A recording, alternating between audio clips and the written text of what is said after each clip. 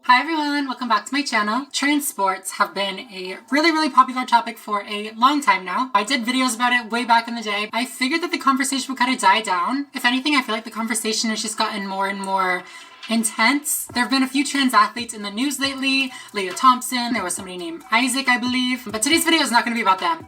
I don't want to get into it. I'm not going to talk about it. I don't want to do it. However, I do want to talk a little bit about the conversation, and I figured a good way to do that would be to react to a Jubilee video in which we have some trans athletes talking to some cisgender athletes, and I figured it'd be a fun video to react to and kind of do the little play along thing where I give my opinions at the same time, you know? Because of course, you know, not all trans people think the same. I don't think that I'm going to necessarily agree with everything that these people are saying, so let's get into it. I post videos twice a week here on my channel, so if you guys are not yet subscribed, go ahead and do that right now. I'll wait for you as I rip my hair out by accident.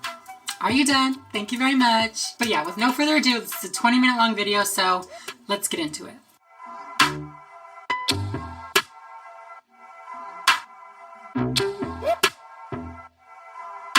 Before we start, I am not an athlete. Just gonna get that out of the way, not me.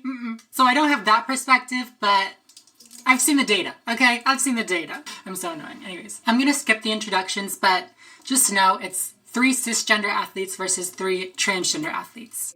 Trans athletes have an unfair advantage. I'm not wasting any time here. Okay. This is kind of a complicated question. You know, there are a lot of factors that go into it. So I'm going to try to, you know, keep it a little brief. This is a reaction video. It's not a dissertation or anything like that. Oh my God, I'm throwing things. I think that trans athletes can definitely have an unfair advantage. However, I feel like when people say, oh, trans women have an obvious advantage, blah, blah, blah, they're not actually considering whether or not it's a substantial advantage. They're just kind of like, well, they're really men, so of course they have an advantage. For the general public, in my opinion, people don't really know exactly what hormone replacement therapy does. It doesn't do like anything crazy. It doesn't like change your skeletal structure or anything, but it does make some pretty substantial changes. The greatest of which being, at least for trans women, the reduction of testosterone. This does a lot of things to your body, you know. For cisgender men, that testosterone is what gives them the ability to build muscle really quickly. It helps them recover faster in sport. It helps them be able to train longer in sport. And when testosterone is suppressed for an extended amount of time, those advantages pretty much disappear. This has been shown in a few studies. There are some, you know, people that disagree with those studies, but the strongest studies that we have right now point at testosterone being the leading factor in athletic performance. Of course, all sports are going to be different, but I think the average between elite males and elite females is about a 10 to 15% performance difference. And there was actually a study where they gave cisgender females testosterone for a period of time, and it showed that their athletic performance improved about 8%, which, you know, doesn't account for the full 15, but we also have to think about, you know, the amount of testosterone that they gave them would not bring them into the natural male range. If they gave them the amount of testosterone that, you know, cisgender men have, I can't say for certain, but I think it would bring it up to that amount if we extrapolate the data, or whatever people like to say. I don't fucking know. At least that's my opinion right now with the data that we currently have. Well, biologically, transition usually happens after puberty, right? So if this biologically male athlete goes through puberty, he gets like better bone structure, he has all these skills that he enhances, all these muscle that he puts on, and then he transitions. Do you hear that? Car beeping outside? Thank you. This is the thing, they're like, well, having a larger skeletal structure obviously is going to make you better at sports. Not necessarily. Like in basketball, yeah, being taller would give you an advantage, but in gymnastics, you want to be small. She mentioned muscle mass, which again, that's true. You know, males have more muscle, but that's an effect of testosterone that goes away when you suppress your testosterone. I mean, yeah, you could argue that people with testosterone should not be able to compete, but once they reduce their testosterone for a certain amount of time, I think that a fair competition is definitely possible. Yes, your testosterone levels go down, but you're always just gonna have that, like, things that you've gone through, like, during puberty that you have after you've transitioned. You have to elaborate. Like, what things? Like, what are you talking about? You mentioned muscle mass and height. Height is not always an advantage. Muscle mass goes away when you stop testosterone. When you stop testosterone, like, my natural testosterone was, like, something I was doing. I think it's dependent on the gender that they are transitioning to. For example, trans women do have somewhat of an advantage. Biological men are naturally born with higher bone density and larger lung capacity and a larger heart, and that's not something that can necessarily be changed with hormones. There is an argument to be made about bone density because when your bone density is lower, you have more of a risk for fracture, so it can affect how long you can train. Same thing with lung size. The amount of oxygen that you can, take in and release is going to affect how efficiently your body is going to perform. So yes, there could be a little bit of a difference, but the studies that we have right now don't really point at those being significant factors. And we have to remember that in sports, it's never a level playing field. Some cisgender women are going to have larger lungs than other cisgender women. Some are going to have denser bones. And you can even extend that to trans women versus cisgender women. Some cisgender women may have larger lungs, a larger heart, denser bones than some transgender women. You can't just make those strict generalizations. Not to mention, like, bone density, you can improve with the right nutrition. Lung size, you can also improve with different exercises, stuff like that. So it's not set in stone. I guess that's what I'm trying to say. For me, it's just on average, guys are typically a little bit stronger, a little bit larger, a little bit taller. So depending on the sport especially, it can give them a large advantage when you're looking at something like that. When it's something like swimming, having that ability to be a little bit larger lung capacity will overall affect that. Give me some data. Give me some studies that show that it's a significant factor. You can't just be like, well, obviously, if you have bigger hands, you're going to be able to swim faster. Not good enough. There's a large group of people that, no matter what I do in a sport, will always automatically assume that I have an advantage. But they're not taking into account hours that I put into practice, hours that I put into weightlifting to become a better athlete. Roller derby is probably 90+% cis women. I get my ass handed to me. Yes, I am tall, and I can see that can be an advantage in some sports, but it doesn't necessarily guarantee that I have an advantage. Oh, yeah. And also, there are cisgender women that could be just as tall. You know what I'm saying? Like, if you're going to rule somebody out based on height, you got to have a height cap for everybody. But yeah, I really, really do agree with what they're saying that, people will just assume that people have an advantage because they were born male. And I understand, I get it. But when we're talking about elite athletes, people that dedicate their whole lives to their sports, it's not good enough to assume. We have to look at the data. We have to look at the science. Right now, the science shows that testosterone is the leading factor. We usually hear in the news and politics and stuff is about trans women just because they're in so much prominence, because they are winning. I can't remember what her name is right now, but she was a power lifter. She is a power lifter. I think she went to Tokyo Olympics, and she's transgender.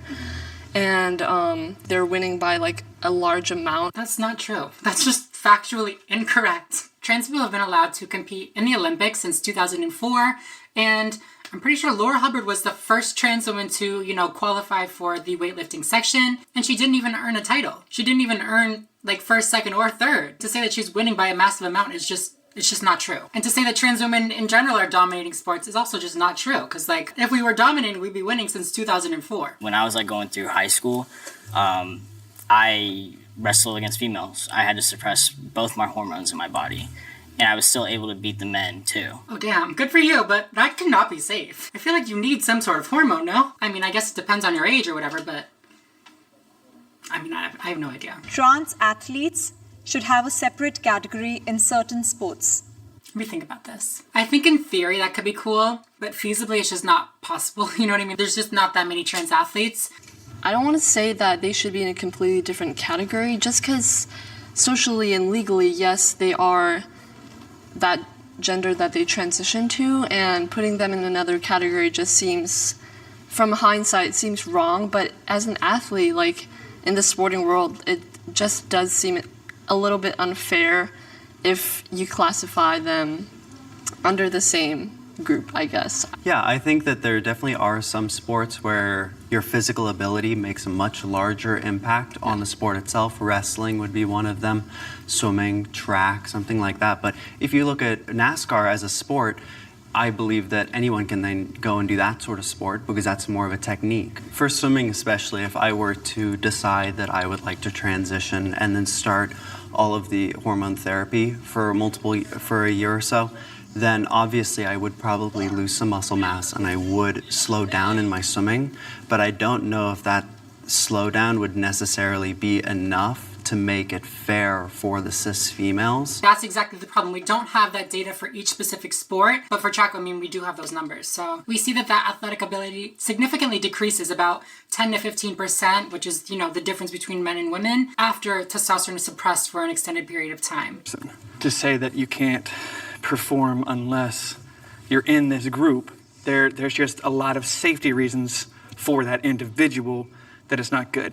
Second thing, where does the line draw? You're saying swimming, and you had mentioned earlier that height was an advantage. Did I go through puberty as a male? Yes. But in order to say that I have an advantage because I was born with testosterone is the equivalent of saying that, oh, I went to this gym one time and I lifted and I had a protein shake, so I should never have to take a protein shake again because it's in my body. And the medicine I'm taking stops that testosterone. I don't have that anymore. That is a good point. I like that point right there, because when cisgender men take performance-enhancing drugs, especially when they take testosterone, are they permanently banned from that sport forever, or do they have to take a certain amount of time to ensure that they are clean from those drugs before they can compete? I feel like it's kind of the same thing, no? Are we going to start making categories for cis athletes? Okay, you're in a category if you're 5'9" and above, 5'7" to 5'9", 5'5" to 5'7", weights, all those things. It's exactly where is the line drawn? I mean, they do have weight categories. Well, yeah, for certain. Yeah, they do have weight categories because that is a significant factor. If somebody is 300 pounds of muscle versus 100 pounds of muscle, they're not on a level playing field. When we look at heart size or lung capacity, I don't really know if it's that significant, to be honest. Every person is different. And like you were saying, the cis women that were getting cut because they're naturally, more athletic to some standard that's set. It's or even the varying levels of testosterone. Exactly. You're in this box, so now you're in this league. Yeah. I wasn't by any chance trying to discriminate against them and try and put them in their own category in that way.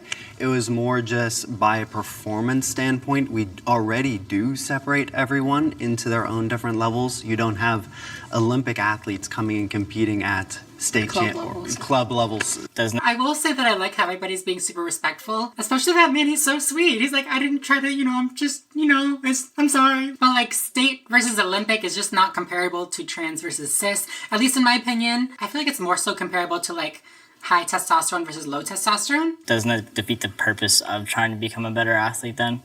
See, I don't necessarily agree with something like that. I don't think that somebody that has, the typical testosterone level for a cisgender female should be competing against somebody that has the typical testosterone level for a cisgender male. I don't really think that would be fair. There's no proof of any trans athlete that is number one in any category right now. Yeah, that's because I think they're being held back so much by just the media and everything that you don't get to see their chance to shine. You can't just be saying things. You're literally just making shit up.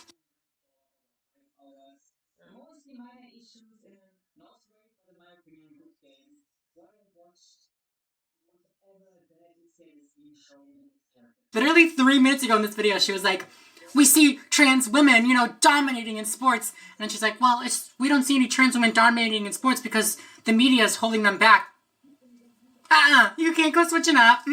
What would you guys say to transgender people who transitioned before puberty?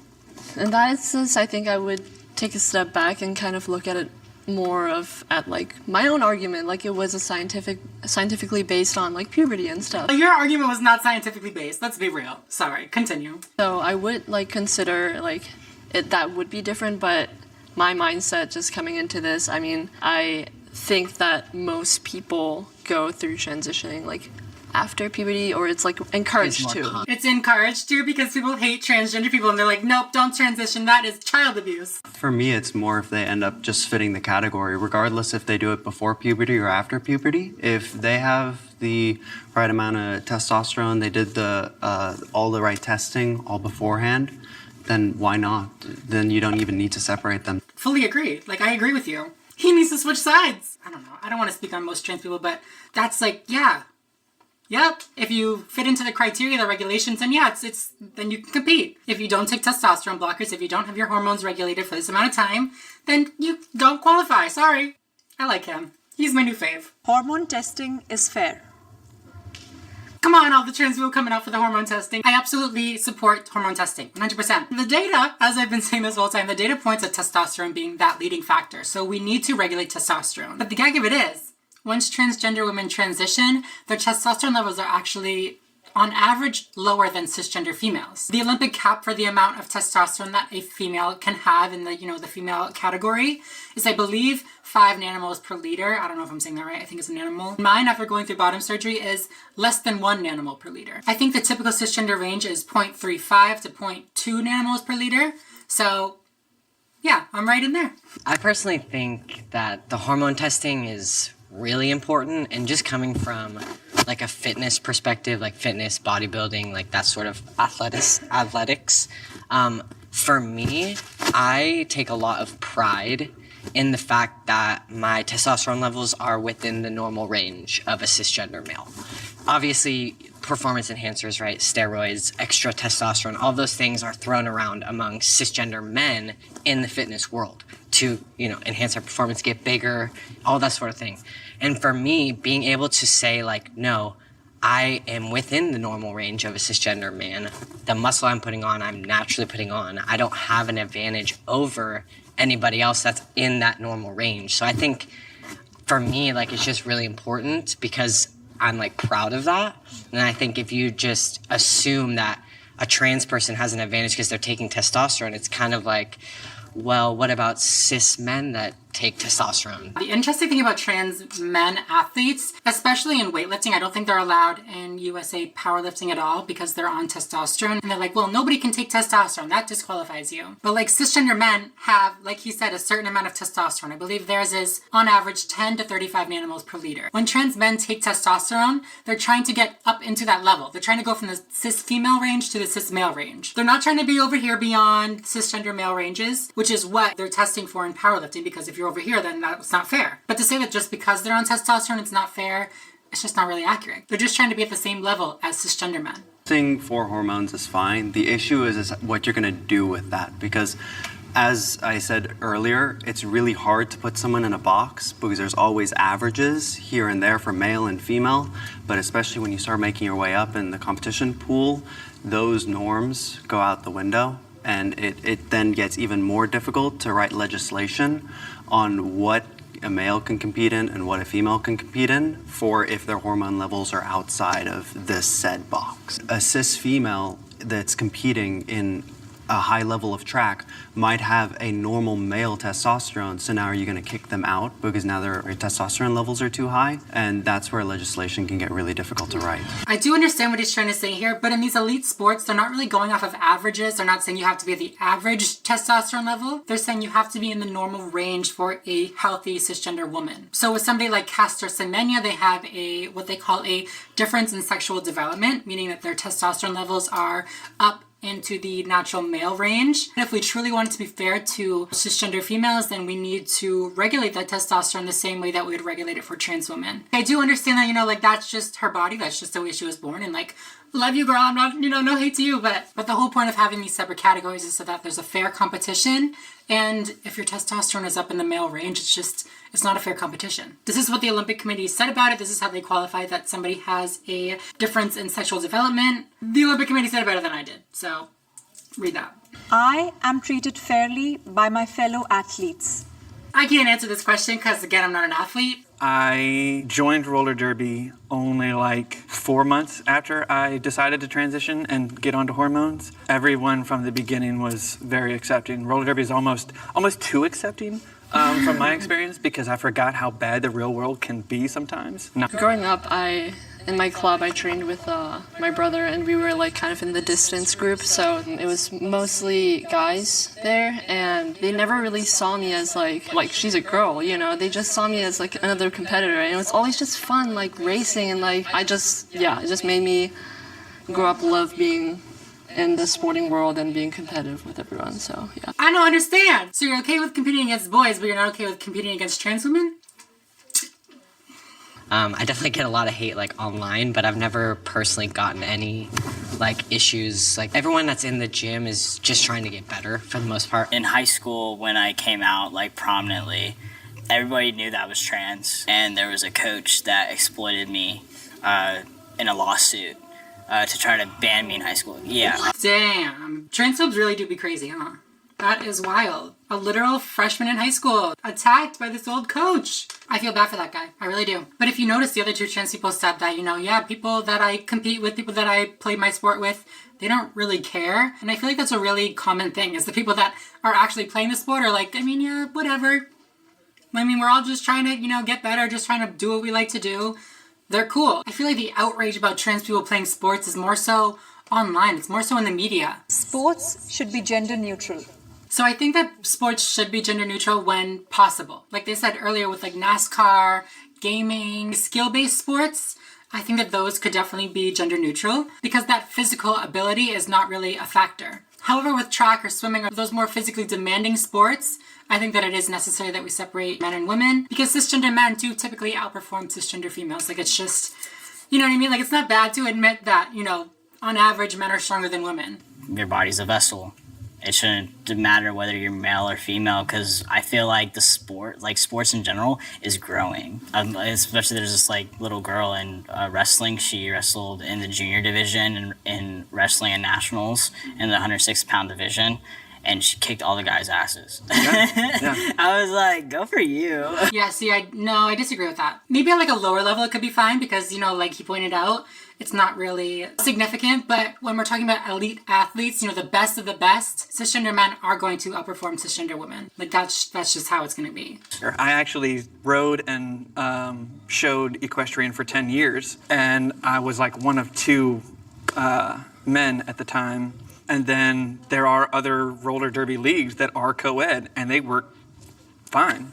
The issue that I would start seeing with this is when we start looking at scholarships. I hate that argument so much. It's literally such an easy fix. You can make a scholarship that's just for women. Even if they're not the top performer, they may be the top female performer. So you give it to them. It's not hard. And for college level, if you start combining the sports by gender, then scholarships are always given to the top athletes. What happens to the females that now need that scholarship necessarily to go to college, but now you've just all thrown them into one category? It all of a sudden breaks that whole opportunity for them to maybe even go to college. I feel as though making all sports gender neutral in that way, there is still some biological benefits to being born a man versus being born a female. I agree with that to the extent that a typical cisgender man versus a typical cisgender woman, but I don't think that extends to, trans women that are on testosterone blockers and estrogen, whatever. The rest of this video is pretty much, just oh, thanks for coming, thanks for being civil. I think it was a really, really good civil conversation, which I love to see. A lot of people like to just freak out at trans people and say, oh, you're just trying to take away women's rights and take away their opportunities, blah, blah, blah, blah, blah. And it's just, I don't know. I don't like that. To wrap this all up, let's get more data. Let's get more data. Let's get on it. Somebody get on it. More data, please. Let me know what you guys think down below. Let me know your opinions. Let me know your thoughts. If you guys like this video, please make sure to give it a thumbs up down below. It really helps out my channel a lot. Make sure to subscribe if you are not already and you would like to be. And yeah, other than that, I think I'm going to go. So thank you all so much for watching, and I will see you in the next video. Bye, everyone.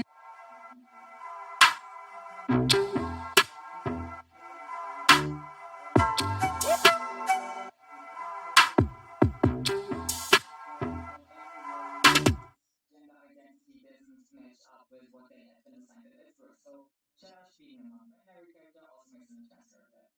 But before I go further into Tosh, again, you cannot disagree or call him out. Wrong. You absolutely can. The other lie, where, to be fair, I have to correct myself, it wasn't fully a lie. I had this different in my memory, but now I rewatched the video for the millionth time. And I would still put it here because it is just not correct. I don't even understand how Mates is upset about this, because, again, this is a nothing burger. But yeah, I love this a lot. It's the scene where Tosh and Nev are kind of arguing over clothes, and there's a sign where Tosh thinks, nobody likes being a woman. Nev responds to this with a simple ah.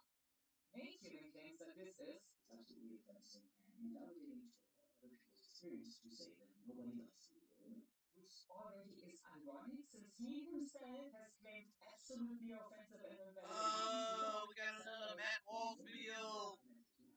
Matt Walsh. Hi everyone, welcome back to my channel. I have a confession to make. I like Dr. Phil. I mean, I don't really necessarily like Dr. Phil, like the man, but watching the show, especially like the clips on YouTube, is kind of like my guilty pleasure. You can't tell me you've never watched Dr. Phil. Come on. Yesterday I was scrolling through YouTube, right? And I saw a video by Dr. Phil titled Both Sides of the Gender Pronoun Debate.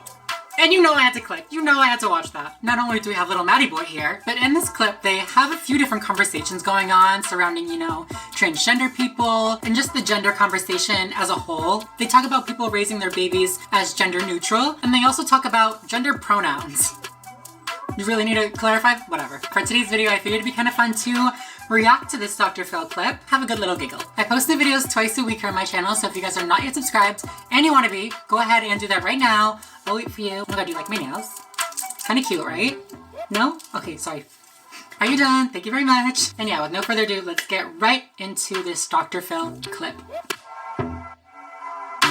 Before we get started, I want to take a quick second to talk about today's sponsor, which is Babbel. Babbel is a really cool customizable language learning app that was kind of a little bit of a tongue twister. A couple years ago when I was still studying in college, I took a couple semesters of Spanish, and I thought it was really cool to learn a different language. And so when I graduated, I was kind of upset that I didn't get to keep learning or keep up with what I had already learned, which is why I'm personally excited to use Babbel because, you know, I don't want to lose what I learned. Duh. Like I said, Babbel is super customizable, so not only do you get to choose, obviously, what language you want to learn, but you can choose how much time you want to spend on it a day, and you can even choose a theme so you can get the most out of your experience with Babbel. You can choose travel education, you can choose education that will help you connect with family and friends. There's tons of different options. It's not just like those boring like lessons you have to sit through and just like, yep, that's okay. You can learn through those traditional lessons on Babbel, but you can also learn through podcasts, videos, and even games, which like, who doesn't love a game? Come on. And Babbel actually goes beyond just teaching you about vocab words and stuff like that. It actually teaches you about the language's culture, so like different holidays, different traditions, and even like slang words so you can get that real world practical application of what you've learned. So I told mine that I don't know a lot of Spanish so I could refresh my memory, and this is kind of what the first lesson looks like. So this one you have to match the items. So hola is hello. Hola.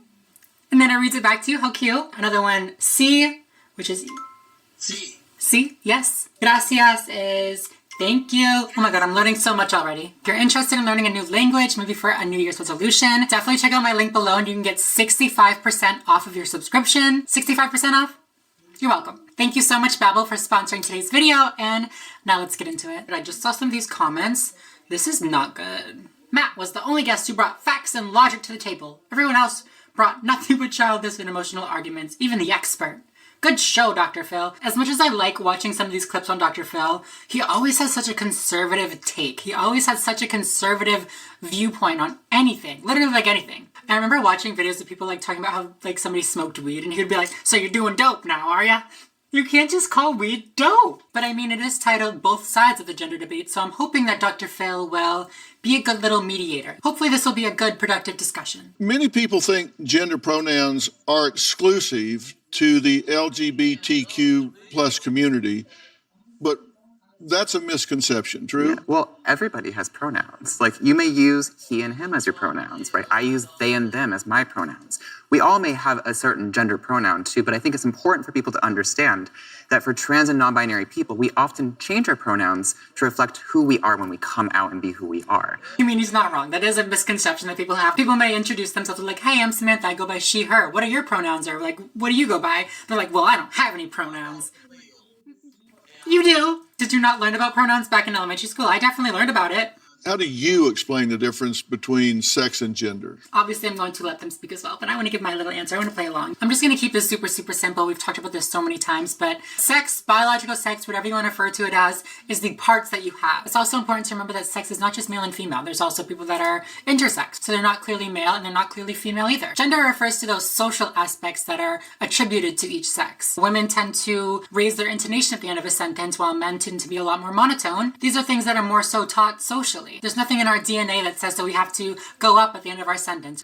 I consider sex to be our biological makeup. Our chromosomes, our hormones, our genitals is a biological makeup. But our gender is more of an internal sense. So think of it like this. Sex is what's between the legs, and gender is what's between the ears, right? It's how we see ourselves on the inside. First of all, these two people seem so sweet. Love them. Shout out to you too. See, I think that this is a little bit confusing for a lot of people.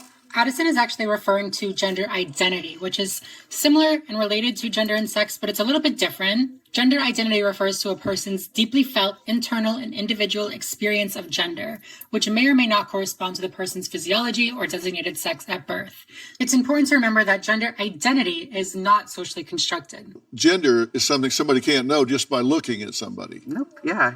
Because everyone is going to present and express themselves in a different way. I know it's very confusing, right? Everyone's like, what is going on? But it's really, about us breaking that assumption that we can tell someone's identity, someone's story, their pronouns, even their name, just based on how they look. For our whole lives, we've been taught that, women look like this, men look like this. And so when we say that a woman could look stereotypically masculine, it kind of shakes up their brain. So while everything they're saying is very, very true and I agree with, it's just kind of a big thing to get over for a lot of people. You know what I mean? That you can't tell somebody's gender by looking at them. That being said, people do tend to express their gender on the outside. For people whose gender identity is a woman, they tend to feel comfortable and they tend to feel most natural doing these stereotypically feminine things. But it's important to make this distinction because if a trans woman was in the beginning of her transition and she looked stereotypically, masculine, we wouldn't want to say that because of the way that she looked, she isn't a woman. And so how does someone ask? How does somebody clarify that? Ethan, what's the best way? What's the most comfortable way? I think for me, to create a safe space for people to share their pronouns, I will say, hi, my name is Ethan. I use he or they pronouns. What about you? I think it's really important for us to recognize other people's pronouns because, again, we can't make that assumption. But for so many people who are cisgender, meaning that you do identify with the gender that you were assigned at birth, you're not transgender or not non-binary, I think a lot of people don't even question their pronouns because we already use them and it's already assumed correctly. Mm-hmm.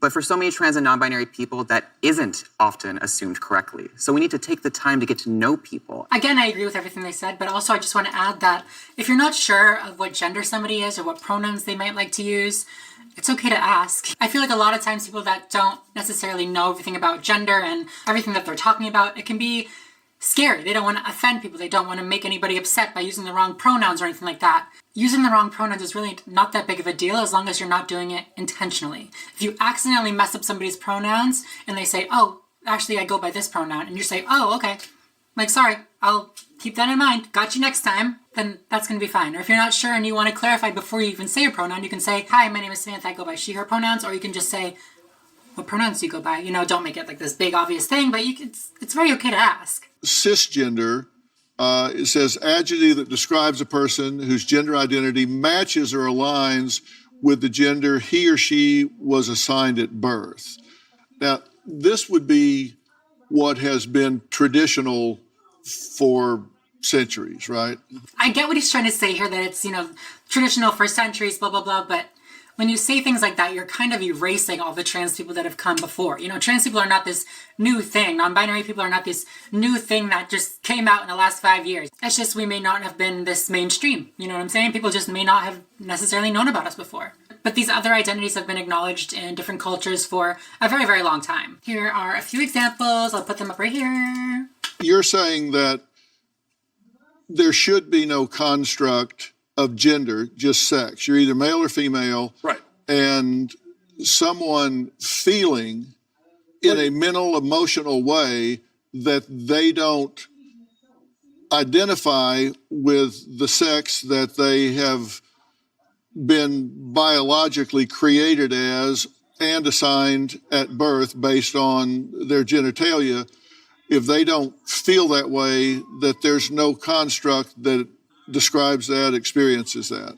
Dr. Phil just struggled so hard. He's like, well, if you identify and then you don't identify and you are born with the penis, and basically to sum up Matt's point of view, he's a biological essentialist. Meaning if you have a penis, you're a man and you can never change that. Or if you have a vagina, you're a woman and you can never change that. Basically, there's no such thing as gender, it's just sex. Which okay, that's definitely a theory that was explored 60 years ago and then retired. I mentioned this in literally all my videos, but it's just not accurate anymore. Many, many different communities, medical, scientific, academic, all these different places recognize the difference between gender and sex. So I just don't get why he's still going on about it, but okay. Well, that's got nothing to do with the reality. So you can feel however you want. I could sit here and say that I feel like a tomato plant, but That doesn't mean that I'm actually in those things. So your self-perception, you can have whatever self-perception you want, but you can't expect me to take part in that self-perception or to take part in this kind of charade, this theatrical production. Literally nobody cares. Nobody cares. If you want to say that I'm a he, good for you. Good luck with that.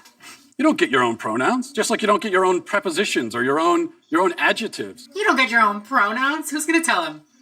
Who's going to tell him that you do get your own pronouns? You don't get special pronouns. I want some of those. You can have some too. There's enough pronouns to go around. You know, it's like if I were to tell you, my adjectives are handsome and brilliant. Whenever you're talking about me, you have to describe me as handsome and brilliant because that's how I identify. Makes no sense. You don't get your own pronouns. That's grammar. That's language. Okay, but adjectives are not pronouns. And also, I won't go there. I'm not going to comment. Let's just think about what pronouns are used for, okay? Nobody uses a pronoun to refer to what your biology is. If you were to go around and try to point me out somewhere and be like, oh, it's him over there, him. Nobody's gonna know you're talking about me. That's why I hate when people are like, well, pronouns refer to, biology. It's a biological pronoun. No, it's not. So you think it's a delusion? Yeah, I think it's delusion. It could be a mental illness. It could be it's a lot of different things. With children, there's also just a basic confusion that all kids have. When a 4-year-old boy comes to you and says, oh, I'm a girl, here's a good follow-up question. What is a girl? He will tell you what he really means is that he wants to do some of the things that girls do, like play with the dollhouse, or he likes the color pink. That's fine, play with the dollhouse, but you're still a boy. My question is where'd you get this information? You're just making this up. You're just assuming that that's what that kid would say. You know what they say about assuming makes an ass out of you, Matt Walsh. Not me. I don't assume. And I guarantee that a boy playing with a dollhouse or dolls is not something that you would approve of. That's a question I would like to throw out to other members of the panel. Actually, because just like the 4-year-old can't answer what is a girl, well, this is one of the problems with this left-wing gender ideology is that no one who espouses it can even tell you what these words mean. It's like, what is a woman? Well, can you tell me what a woman is? What's a woman? Gotcha! He thinks he's so smart. You can't even define a woman. Woman is the gender that is typically associated with the female sex.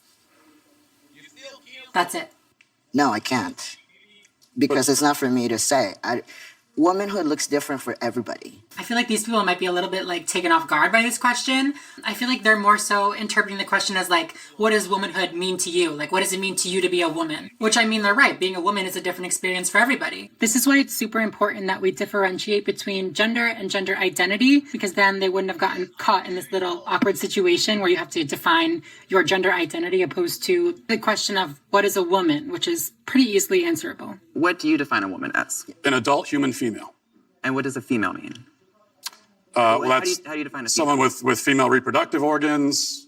Okay. Someone who's, here's the thing. When you're female, it goes right down to your bones, your DNA. So that's why if someone dies, we could dig up their bones 100 years from now. We have no idea what they believed in their head, but we can tell what sex they were because it's ingrained in every fiber of their being. Interesting. So I don't give a fuck. They can dig me up in 25 million years and say I'm a man. I'm dead. I don't care. Call me a man. You call me a man anyways, I'll be fine. You know what I'll do? I'll leave a letter. I'll let them know I am a trans woman. That's what I'll do. Problem solved. What happens if we have maybe someone who is female, maybe doesn't have the ability to reproduce? Maybe doesn't have those organs that you're talking about that are reproductive organs. I have answered the question.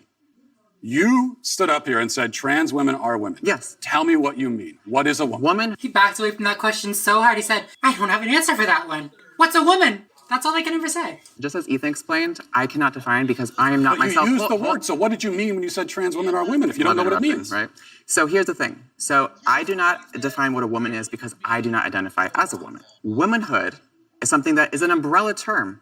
It includes people that describes what? People who identify as a woman.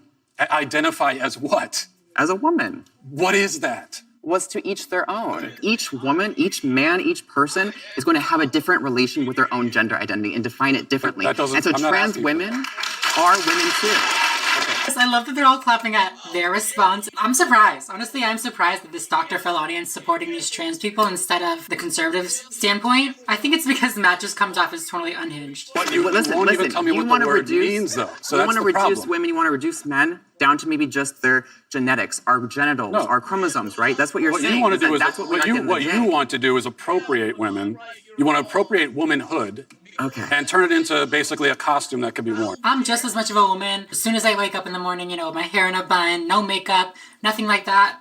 Still a woman. Sorry. I think the problem here might be that Matt doesn't really understand that women, think and have thoughts and are people. He just thinks of them as a physical vessel. There's the extreme approach that you are admittedly taking. And then there's also just ordinary people that might not be comfortable with the language change. And it just is awkward. And so they're afraid of not being courteous or being accepting. So there's these two things. There's actually combating and not being, you don't like transgender, the idea of transgender.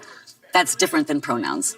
But then just for most people, it's just feeling a little bit awkward and unsure and not wanting to hurt or offend somebody. I fully agree. I think that most people, they don't really care if somebody's trans or if they want to use a they pronoun or something like that.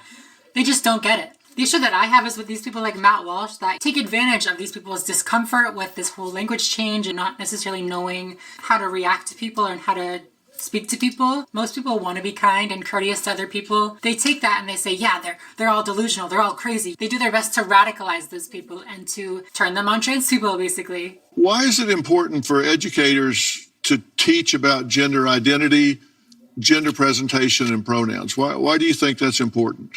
Because there is a difference. There is biological sex, and a lot of times people are conflating sex and gender. So there's biological sex, and then there's gender, and that's a social construct in the sense that just because you're born biologically a female doesn't mean you automatically want to vacuum, for instance, which is usually a feminine activity or conflated that way. And so it's this idea of giving children in age-appropriate ways an understanding that these things aren't set in stone. Gender identity is not tied to biology. That's a perfect way to put it. Dr. Phil was like, so why do you think it's important to teach this stuff? And she's just like, that's just what we recognize nowadays. That's just the academic consensus, is that gender is different than biological sex. Sorry, Matt, your way of thinking is outdated. It's retired. Time to move on. You say that gender's not set in stone. It's not. What do you mean? I mean, that's just factually incorrect, saying that. So you have biology is the chromosomal makeup and reproductive organs and all of that. And so that would be sort of the nature side of things. But the nurture side of things is where we see more of gender identities. She began by saying that my view is extreme. Okay, so the view that every single person on Earth has held up until 15 seconds ago is extreme. This is just not true. You're so concerned about truth. That's not true. Like I said earlier, trans and non-binary people have existed for centuries. They are conflating gender and sex because on one hand they say, well, you got your biological sex, but then your gender is whatever social construct. But then they turn around and say that trans women are women. So a man who identifies with the gender, the social construct of womanhood, actually is a woman. So if you can laugh all you want, but this is a logical problem. You are conflating sex and gender.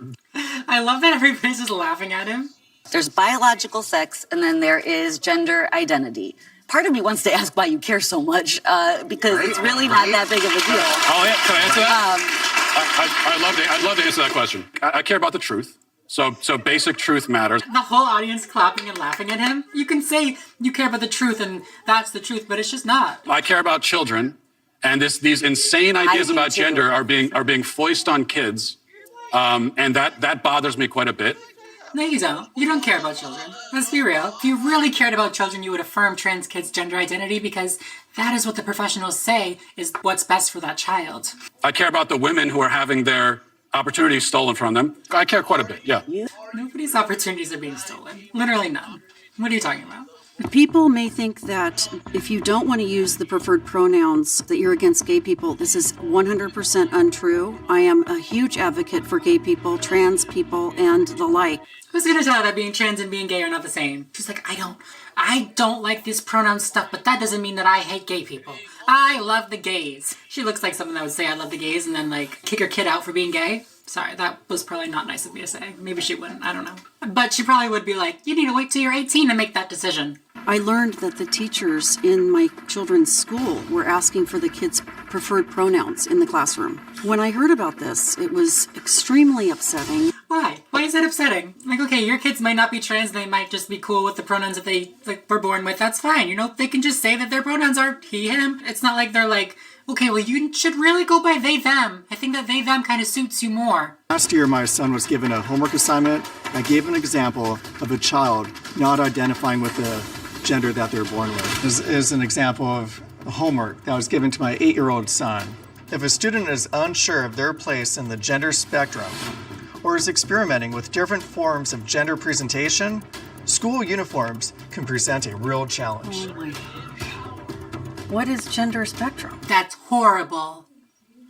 What's that? She's so mad about this and she has no clue what they're even talking about. My son was really confused. I feel like I'm ambushed because now I'm explaining to my son. He asked me, what does sexist mean? As a parent, I felt trapped. I felt I had to explain these concepts to my son. First of all, what does sexism have to do with the whole trans conversation?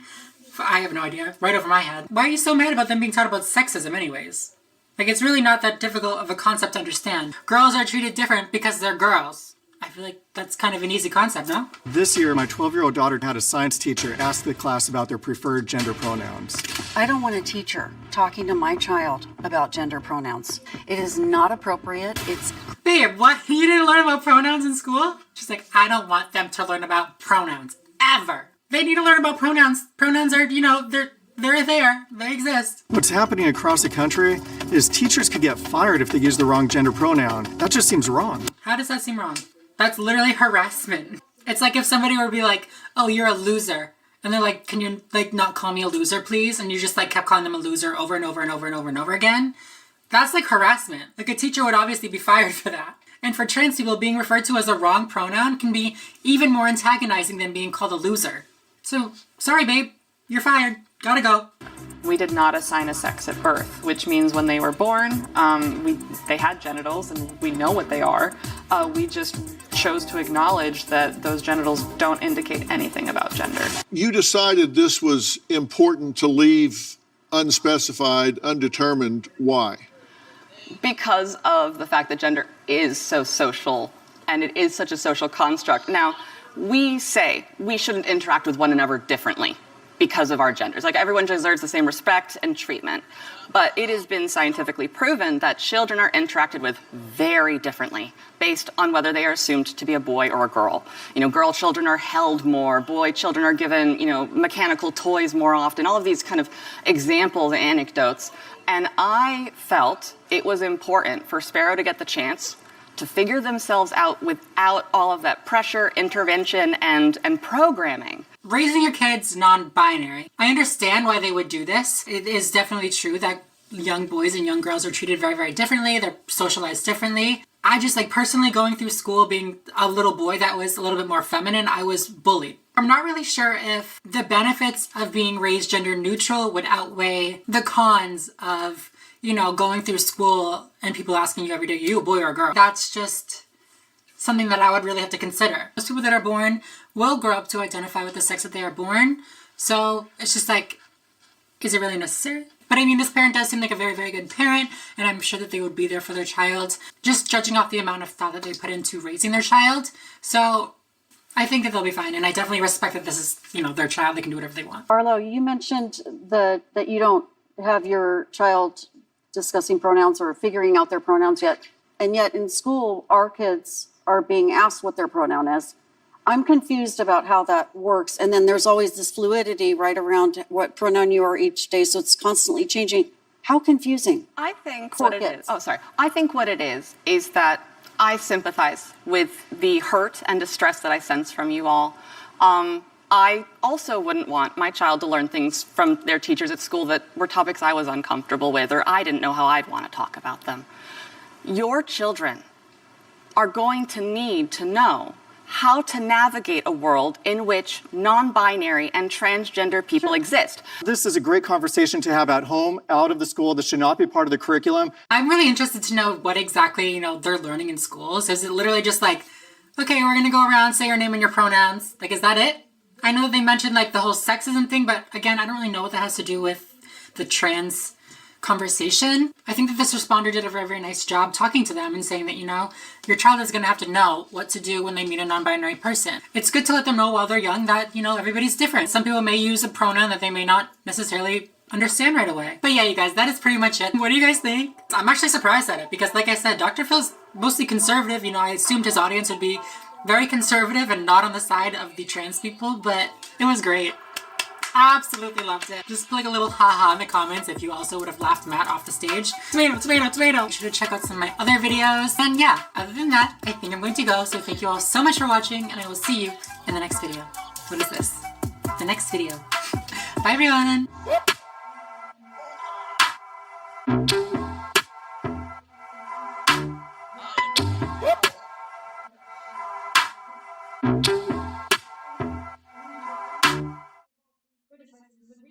My mom is Carol Danvers, and I'm the byproduct of Carol and Sam Wilson.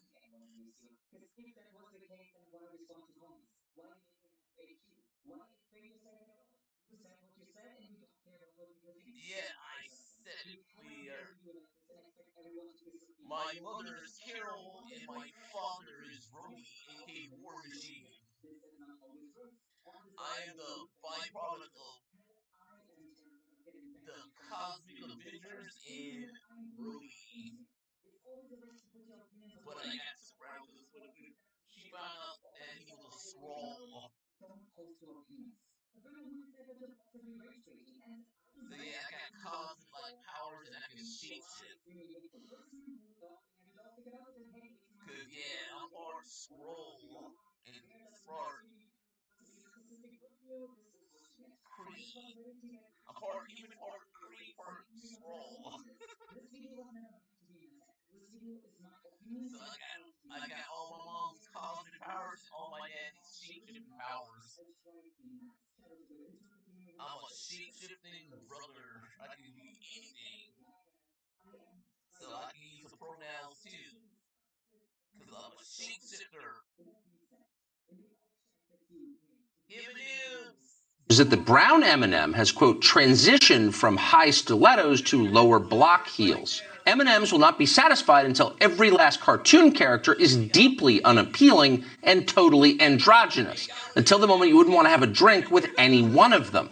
That's the goal. When you're totally turned off, we've achieved equity. Hi everyone, welcome back to my channel. So conservatives are yet again upset about something that literally does not matter at all. I swear, conservatives, especially the anti-woke conservatives, get mad at the weirdest things. Like this time, thankfully it's not a plastic potato, but it's honestly just as bad. This time they're mad about candy. Mars Candy, the company that makes M&Ms, has recently decided to switch over their branding. I guess you could say, I don't really know the best way to put it, but they've gone woke. The M&Ms are transitioning, they're going on hormones, they are doing other woke things. I'm just kidding, they're absolutely not. One of them said that they have anxiety, so apparently that means that they're all woke now. They all are transgenders. If only they were actually transgender. I feel like that'd be kind of cool. I'd eat a transgender M&M. Yep, definitely would. Today's video, we are going to talk about the whole situation a little bit, but you know, it's stupid. I don't want to focus on it too much. I more so just want to laugh at conservatives crying over candy. That just sounds like a good time to me. I post new videos twice a week here on my channel, so if you guys are not yet subscribed, go ahead and do that right now. I'll wait for you. Go ahead, go ahead. Still got my nails. Are you done? Thank you very much. But yeah, with no further ado, let's get right into this M&M candy controversy, shall we?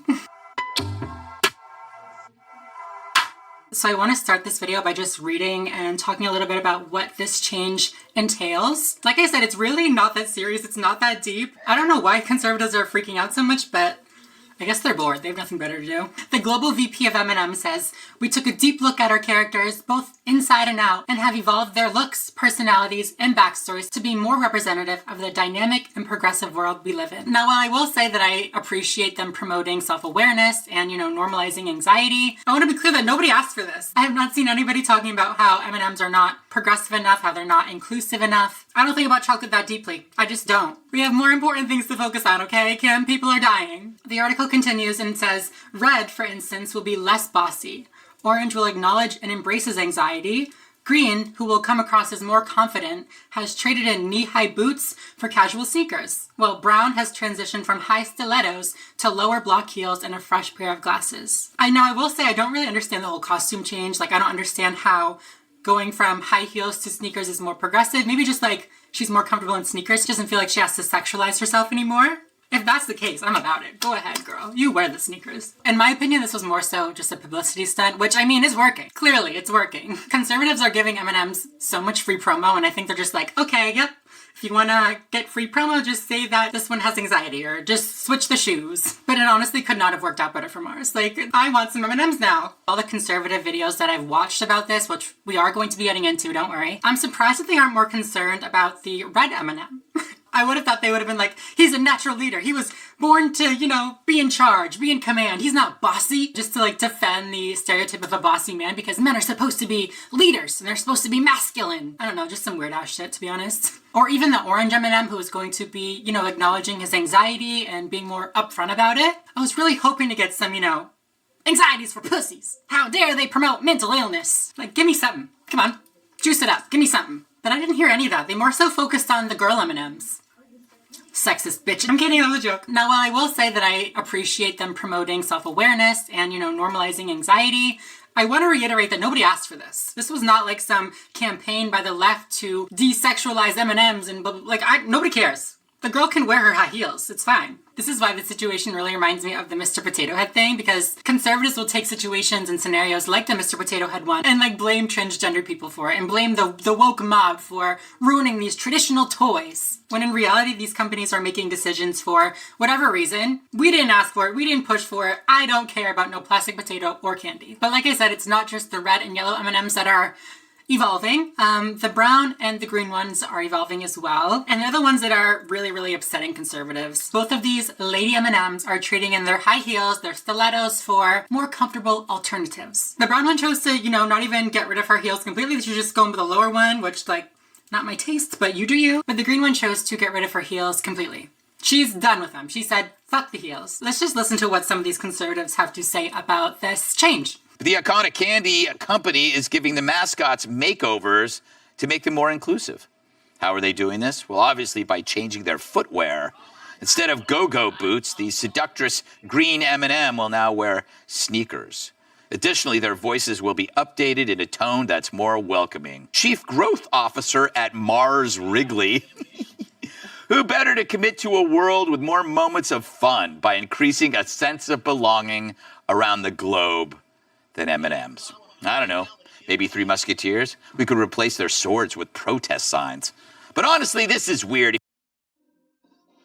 If you really, truly want to make an M&M feel like they belong, you probably shouldn't be eating them. I mean, what kind of message does it send to children when you devour these little non-binary bonbons? They really think they're so funny. He thinks that he got us good. If we really want candy to feel included, we shouldn't eat it. Okay, then I'll eat the M&Ms. Give them here. Give them here. Did you notice how he said non-binary? Like, who said non-binary? Whoever said the M&Ms were non-binary. Nowhere on this article did it say it. Nowhere on the website does it say non-binary. Y'all just hate transgender people that much, huh? They had to bring us into it. That's not even the best one, though. It gets way worse, don't worry. Like, listen to this girl. I have so many thoughts on this. Yes. I do. The green M&M is a snake. Yes. The new one. The new one. Okay, listen. They have little statements, and she says, I think we all win when we see more women in leading roles. So I'm happy to take on the part of supportive friend when they succeed. Okay, like none of you guys are women, but women all know that the women that are like, I'm a woman and I'm pro-woman and look how pro-women I am. You can't trust them. Because real women, they just do it. They don't need to brag about it like they're running some kind of campaign. And she admits she's doing that. She says, the supportive friend when they succeed, right? Like, okay, yeah, I bet you want to be, you know, their friend when they succeed. Like, you conniving, climbing little bitch. I do not trust her. I feel like she's met some very, you know, problematic women in her past, and she's like, she had those same shoes. I know this bitch. I know her. She's like, real women don't brag about being supportive of their friends. Girl, oh my God. Little Miss Green M&M was just being interviewed. She was asked a question. She just answered. I can't take this shit seriously. What would be like a conservative alternative to like M&Ms? Because M&Ms are all rainbow, you know? What's like a very monotone color candy? Maybe like the all red Starburst because they love red because they're like Republicans. You can have the Starburst. Actually, I kind of like Starburst though. Tomato. M&Ms are kind of the progressives' idea of the future of the human being, right? We're all kind of shiny and a different color and we have no genitalia. That's kind of where they want us to go. Yep, that's what we want. Give me your genitalia. You can't have it. No genitalia for anyone. No one gets genitalia. Now, don't get me wrong, I would like to be a different color. I feel like everybody being different colors would be kind of fun. But like the rest of that thing, like shiny, no. I can't. I'm not funny. How you know M&Ms don't have genitalia? Mind your business. But okay, you guys, as ridiculous and funny as these people were, they're not my favorite. Their takes were intense, but not as intense as Mr. Tucker Carlson's. M&M's, the candy company, has just announced that it's redesigning its cartoon characters to be more gender inclusive. Bet you didn't think M&M's were pushing intolerance, but they were. They've been changed. You're seeing the changes right now on your screen. The green M&M, you will notice, is no longer wearing sexy boots. Now she's wearing sensible sneakers. Why the change? Well, according to M&M's, quote, "We all win when we see more women in leading roles." He took the bait. He took the bait. The Mars brain is laughing so hard right now. They're like, haha, got Tucker Carlson. Dumb fucking bitch. Note to future PR teams. Switch the shoes. All it took was them mentioning the word inclusive and conservatives like, no, stop coming for our right to be exclusive. The thing that I find most ironic about this is transphobes and conservatives will tell me all the time that, you know, just because I put on a bunch of makeup and just because I wear high heels doesn't make me a woman, which I agree. That's not what makes me a woman, okay? That's just a little added bonus. I'm such a bitch. We're always like, it's insulting to real women to infer that you dressing up makes you a woman. That's not what being a woman is. When a real woman, as, you know, she's Candy, as real as she gets, she's an M&M. When this real woman wants to wear something more comfortable, more, you know, work appropriate, it's this horrible thing and we're erasing women in the name of wokeness and we're making all the women non-binary. Like, their shoes. Before, wokeness meant that being a woman was just dressing up as one, right? But now they're saying you can't be a woman unless you have high heels. It doesn't add up. They're grasping at everything they can find to try to throw together how M&Ms are going to destroy traditional family values and it's going to be the end of the world, blah, blah, blah. They don't care that all of this was just for publicity either. They just cannot resist the urge. Speaking of urges. The other big change is that the brown M&M has, quote, transitioned from high stilettos to lower block heels. Also less sexy. That's progress. M&M's will not be satisfied until every last cartoon character is deeply unappealing and totally androgynous. Until the moment you wouldn't want to have a drink with any one of them. That's the goal. When you're totally turned off, we've achieved equity. First things first, we need to keep Tucker Carlson away from the M&Ms. Not allowed. I guarantee if the change was reversed, you know, if they went from wearing sneakers to high heels, they would be just as mad. You know, as long as they include that inclusivity thing, they'll find something to be pissed about. They'd say that we're sexualizing Candy and that the left is all perverted and now we just want to fuck Candy. Remember when conservatives were crying over Cardi B and Megan Thee Stallion when they did their WAP performance? They said that these rappers are being too sexual and it's going to teach young children that, you know, they need to be sexual to be valued and whatever bullshit they were trying to say. Now they're saying that Candy, which I would argue is marketed much more towards kids than, you know, WAP was, needs to be more sexually appealing. I can't. I feel like I need to just end this video now. Conservatives are so effing weird. Like, let the Candy live. Let the Candy wear sneakers. Let the orange M&M go to therapy if he wants to. But yeah, you guys, that's a few clips that I wanted to watch for today's video. I hope you guys laughed as hard as I did when I first saw them. What do you guys think? Do we need to re-sexualize the Candy? Honestly, as long as Green is happy with her new shoe choice, which I don't think I would be because they're not that cute, then I'm happy. Now I'm craving M&Ms, so I'm gonna go get some. Thank you all so much for watching, and I will see you in the next video. Bye, everyone!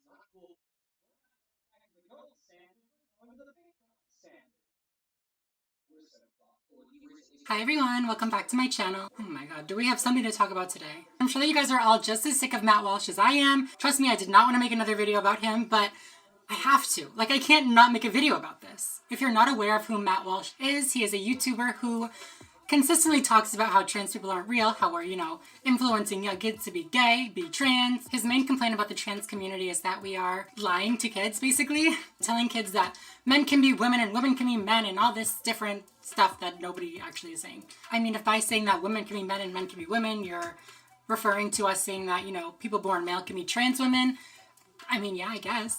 But I mean, that's not lying. That's just a fact. That's just how it works, bro. Allegedly, I feel like I have to say allegedly so I don't get in trouble. Allegedly, Matt Walsh and his crew has been going around under fake names trying to trick trans people into having a conversation or being interviewed for his documentary. He's like the most transphobic person alive. Like, he's as transphobic as it gets. Any documentary on trans people that he is producing or a part of, you can be pretty sure that it is not going to be trans positive or, affirmative of trans people. It's going to be saying that trans people are fake and liars and whatever. We're going to be looking at the thread and all the different information that there is, but allegedly his team has been reaching out to trans people, influencers, models, surgeons, all these different people to be interviewed for his documentary. Looking back into my emails, I actually have an email from them, but there are also claims from other people, such as literal 14-year-olds, that people from Matt Walsh's team has been reaching out to them in order to get an interview. Yes, the man that preaches on his channel consistently how trans people are lying to kids and attacking kids, literally catfished a 14-year-old to have them appear in his anti-trans documentary. This is a lot. It's too much. I post new videos every week on my channel, so if you guys are not yet subscribed, go ahead and do that right now. I'll wait for you. Go ahead. I'm gonna go super quick because we have a lot to talk about. Are you done? Thank you very much. Make sure to follow me on Instagram, Twitter, TikTok, all those different places to be as up to date with me as possible. And yeah, with no further ado, let's get right into this thread. It's crazy. Before we get into today's video, I want to take a quick second to talk about today's sponsor, which is Fabulous. Fabulous is the #1 self-care app to help you build better habits and achieve your goals. It breaks down scientifically proven healthy habits into very small tasks that are much easier to accomplish throughout the day. I've been on quite a self-betterment kick this year. Call it a New Year's resolution if you'd like, but I'm always just trying to better myself, and this is a great way for me to stay on track of that. So you can choose between two approaches, a self-guided one for habit building or tracking, or you can do the guided approach, which will literally guide you through making these habits and getting them to stick. Unlike other self-development apps, Fabulous is gentler, it's more rewarding, it's fun, and it has more of a supportive approach. And if you're anything like me, negative reinforcement just does not work. Like, I just need someone to be like, you're doing great. Like, just do your best. Fabulous allows you to set up a daily routine. They have programs to help you reach your objectives. They provide coaching to help you develop your motivation, which is so helpful, especially for somebody like me that struggles sometimes with getting motivated. So if you're interested in feeling healthier, more fulfilled, more productive, definitely check out my link down below. The first 100 people to click on the link get 25% off. So hurry up, go ahead. Thank you so much, Fabulous, for sponsoring today's video. And now let's get back into it. So this thread, like I said, was originally posted by somebody by the name of Ellie Ehrlich. Okay, wait, I just got a message from Eli. Their name is pronounced Eli. So sorry, it's Eli. Just forget I said Ellie, it's Eli. Their Twitter will be linked down below, so if you guys want to check out the tweets for yourself, feel free to do that. Ellie is a PhD candidate who actually happens to be transgender herself, and allegedly Matt Walsh reached out to her, and well, let's just get into the thread. I don't want to, spoil it. The first tweet of the thread says, so Matt Walsh's crew is trying to trick trans people into joining a fake documentary. His producers set up a whole front organization called the Gender Unity Project and tried to recruit me into his anti-trans documentary. Here's the wild story of how it went down. It started with an email from the Gender Unity Project a couple weeks ago. They claimed they were doing a film on the trans community and gave me names of well-known trans individuals and surgeons they had interviewed. It all seemed normal at first. And then they included the email that they received. The email says, hello, my name is McKenna. I am the associate producer for an upcoming independent documentary on the topic of gender for Gender Unity Project. We're making a film exploring the real lives of people in the LGBTQIA+ communities and to shed some light on the topics of gender identity and gender fluidity in a way that will capture the attention of all Americans and be educational. I'm reaching out to see if you'd be interested in being interviewed for the film. If so, do you have any availability in the next couple weeks to sit down for about a half an hour for the interview? And then, of course, in the bio, it says McKenna Lynn, she, her, hers. And if you know anything about Matt Walsh, he loves the pronoun thing. He loves when bitches put pronouns in their bio. Just kidding, he hates it. If there's one way to piss off Matt Walsh, put some pronouns in your bio and tweet at him. Ellie continues and said, I even talked to the producer McKenna Lynn Waters on the phone beforehand. She sounded like a well-meaning cis film graduate who was just curious about the trans community. She claimed the documentary was self-funded. I was suspicious because she had finished college recently, but I figured she was just rich. Because, you know, who has that kind of money? Later, they told me the person they were interviewing in Chicago suddenly canceled. Then she offered to fly me to Arizona. Again, the surgeon they were interviewing wasn't responded to them. Oh my god, I wonder if it was my surgeon. I had my surgery in Arizona. Oh my god, I should reach out to them and be like, did Matt Walsh try to fucking interview you? Ellie continues, then finally, Nashville, where Matt Walsh lives. They sent me the release form this morning, which strangely didn't have the name of the company on it. So I looked up the Gender Unity Project. It used a registered agent to shield its owners. It's dubious, but sometimes registered agents simply make it easier to incorporate. Wait a second, let's take a look at the Gender Unity Project website. Okay, so this is what the website looks like. It says, we're making a documentary about transgender and LGBTQIA+ communities. This independent documentary will seek the truth. Matt Walsh and his truth. That's the truth. Sorry.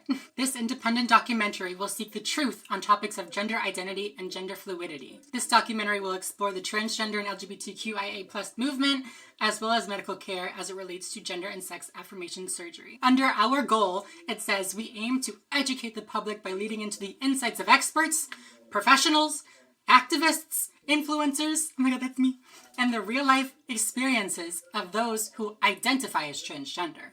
That's just like the key fucking word right there. If you have to say those who identify as transgender, you're not supportive of the trans community, I can already tell. You're just transgender, you're just a trans woman, okay? So when people say, oh, they identify as transgender, that's just them kind of being like, it's a boy that thinks he's a girl. Keep an eye out for people like that. That's pretty much it for the website. There's literally nothing else on here besides a little contact us button. And even when you click on the contact us button, there's no like phone number, no email, no like nothing. Literally nothing. Very just like, let's make a website so that people think that we're real. Eli says, then I looked at McKenna Lynn. Her name didn't show up anywhere. After some heavy searching, I realized she used her middle name in our emails. I found the IMDb page of her real name, McKenna Waters. And when you look at her IMDb, BD, what is it?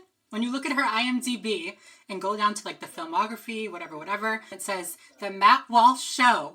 She was a production coordinator for 232 episodes of The Matt Walsh Show. First of all, he has that many episodes? Damn, girl, like get into it. I just want to say bravo to Eli, like bravo. Eli says it turns out she's Matt Walsh's producer.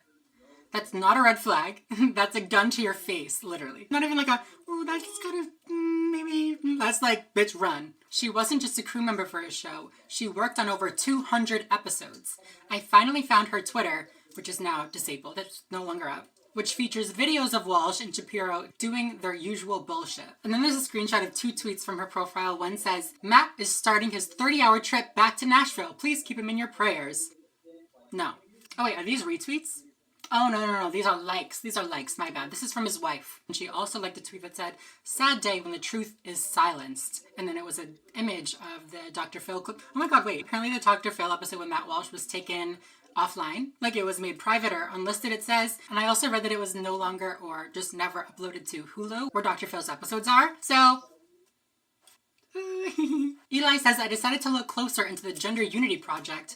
After searching its state registration number, I learned it was registered to Justin Folk, a far-right documentarian who works for Matt Walsh and PragerU. Y'all know PragerU. I've done videos on PragerU before. Oh my god. I also looked up Justin Folk. He worked on a film called No Safe Spaces, which by the title you can already tell what it's about. Basically, when you watch the trailer, it's a documentary that features Dennis Prager, Ben Shapiro, Matt Walsh, just like ridiculous-ass, transphobic-ass people. And it's all about how their freedom of speech is being infringed upon and nobody wants to celebrate diversity of thought, aka they're getting in trouble for spewing the transphobic rhetoric everywhere, but whatever. But yeah, that just goes to show you what kind of documentary Justin Folk would be working on. This year, Matt Walsh declared it as assault on gender ideology.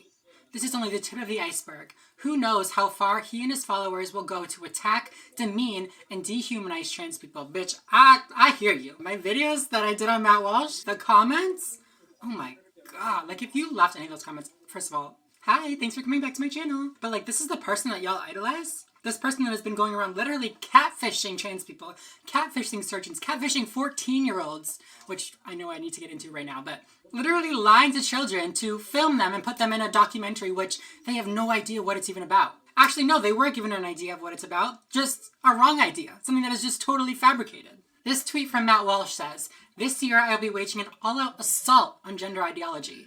We've been working on something that will make the Dr. Phil episode seem tame and boring by comparison. I can't say anything else about it, but it will change the conversation. We can win this battle." Oh my god, this man seems like he literally wants to get his followers up and start a war. Literally just he said it himself. He's waging an all-out assault on gender ideology. Eli finished her tweet by saying, "So if you're contacted by these slimy assholes, don't respond. The last thing we need right now is another gotcha anti-trans documentary. Stay alert and take any media personalities with a grain of salt." And they say, we're the ones tricking people? Mic drop. We are the ones tricking people just by existing, but people that literally make up aliases and email 14-year-olds, that's no big deal. That's not tricking anybody. Fallon Fox, who is a professional MMA fighter and also a trans woman, if you did not know, actually responded to this tweet. They reached out to me also. I even had a short video call with them to feel them out. They just seem sketchy and kind of ignorant of trans issues. Shocking. All of this confirms what I was thinking. Steer clear of McKenna Lynn. And now to get to the most insane part, like I said, his team actually reached out to a 14-year-old as well. Debbie Jackson is the mother of a trans daughter who you may actually know. She was actually the trans girl that was featured on National Geographic back when she was younger. I don't really know exactly how old she was then. She commented and said, "Thank you for the due diligence. I got an email inquiry asking if Avery and I would be interviewed. Because their website was so minimal, I started by asking the most basic questions. Are there any trans people involved in the production? Who are they interviewing? And if they will be including people who oppose trans rights." This is what she emailed me back. "We have an extremely small crew consisting of about 6 people. I must be honest, as I don't want to mislead you, we're a small crew of cisgender folks. We all knew each other from prior projects, so we came together with a mutual passion for this project and topic with a desire to help the community. I have no problem necessarily with, the crew being all cisgender, but it is definitely something that should be noted and taken into consideration." They continued and said, "In regards to the subjects of our previous interviews, we've had a very wide demographic. We're actually international right now in Africa doing interviews, which has been such an incredible experience. So far, we've had interviews with high-profile non-binary and transgender-identifying influencers." Again, that transgender-identifying influencers. You can just say transgender what? You gave yourself away. And everyday people on the street as well. "We are also working on setting up some interviews with high-profile transgender athletes and celebrities. We've also made sure not to include any bigotry in our film. We don't want to contribute to any pain." The irony. "We felt it was necessary to include some people on the other side so we don't get accused of being anything but partisan. The majority of our interviews have been from gender-affirming allies and people within the community." If this was truly a production put on by Matt Walsh, it's not going to be this affirming, supportive documentary that's meant to make the lives of transgender people better. We're not dumb. If you have to lie to people, if you have to lie to 14-year-olds to get them to be in your documentary, doesn't that say something about your goals? Doesn't that say something about who you are as a person? If anything, it definitely discredits you being all upset about how the trans people are lying to children, which we're not, but you are literally lying to kids. You're literally making up a fake name and catfishing. I'd like to remind you, Matt Walsh's team is using multiple producers with false names to recruit for their fake trans org/documentary. Do not respond to messages from Rebecca Therese. And now, when I saw this message, I was like, wait a second. And lo and behold, on October 12th, 2021, Rebecca Therese emailed me. "Dear Samantha, I'm reaching out to see if there is any interest in participating in a documentary about the LGBTQIA+ community. As a leading, thank you, LGBTQIA+ influencer, creator, and model." Oh my, thank you. Thank you, babes. I'm blushing. Oh my god. "We would love to film an interview with you and hear your experience and insights for an independent documentary about transgender and LGBTQIA+ communities. As a leading voice in the community, it would be great to speak with you." This may just be me being nitpicky, but who types out the full acronym? That's just too much. LGBTQ+, that's more than enough in this, casual conversation, especially the second time you say it.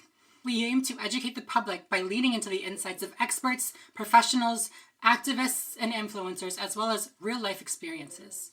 particular attention will be paid to the proper use of language and gender identity terminology. I did not respond to this email. I don't really remember why I didn't respond. Usually when people email me to interview me, they send me like some credentials, not just like Rebecca, she, her, a resume, I don't know, something. So like I said, I'm not exactly sure why I didn't answer, but I'm glad that I didn't. Hopefully I would have figured it out, but I can't say that I would have. So yeah, just to reiterate Eli's point, Eli's message, be careful of who you talk to online. If you're trans or you're an ally, you know, be careful. Be careful who you talk to. Do you guys remember when that Abigail Shrier book came out and she had an interview from a trans guy by the name of Chase? And then it later came out that Chase was like lied to and it was like this big, you know, ploy to like get him in this transphobic book.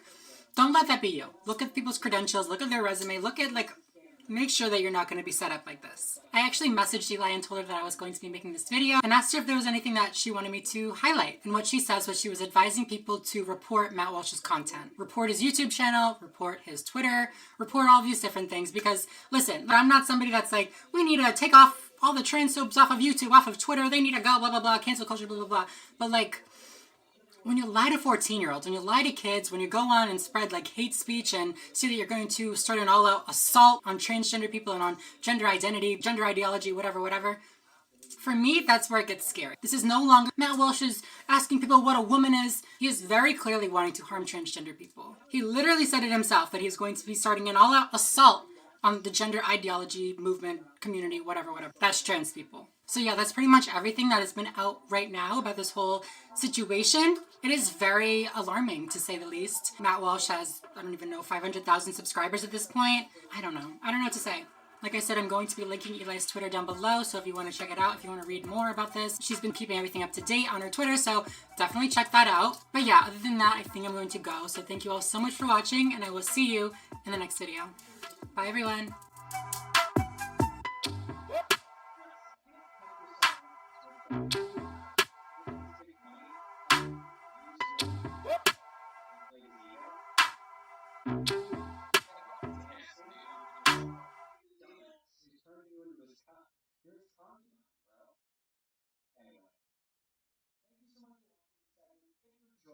Consider leaving a like, the fact every blue thumbs up is like, or sorry, every thumbs up is like casting a blue ballot to push my content, the algorithm, to new and old viewers alike.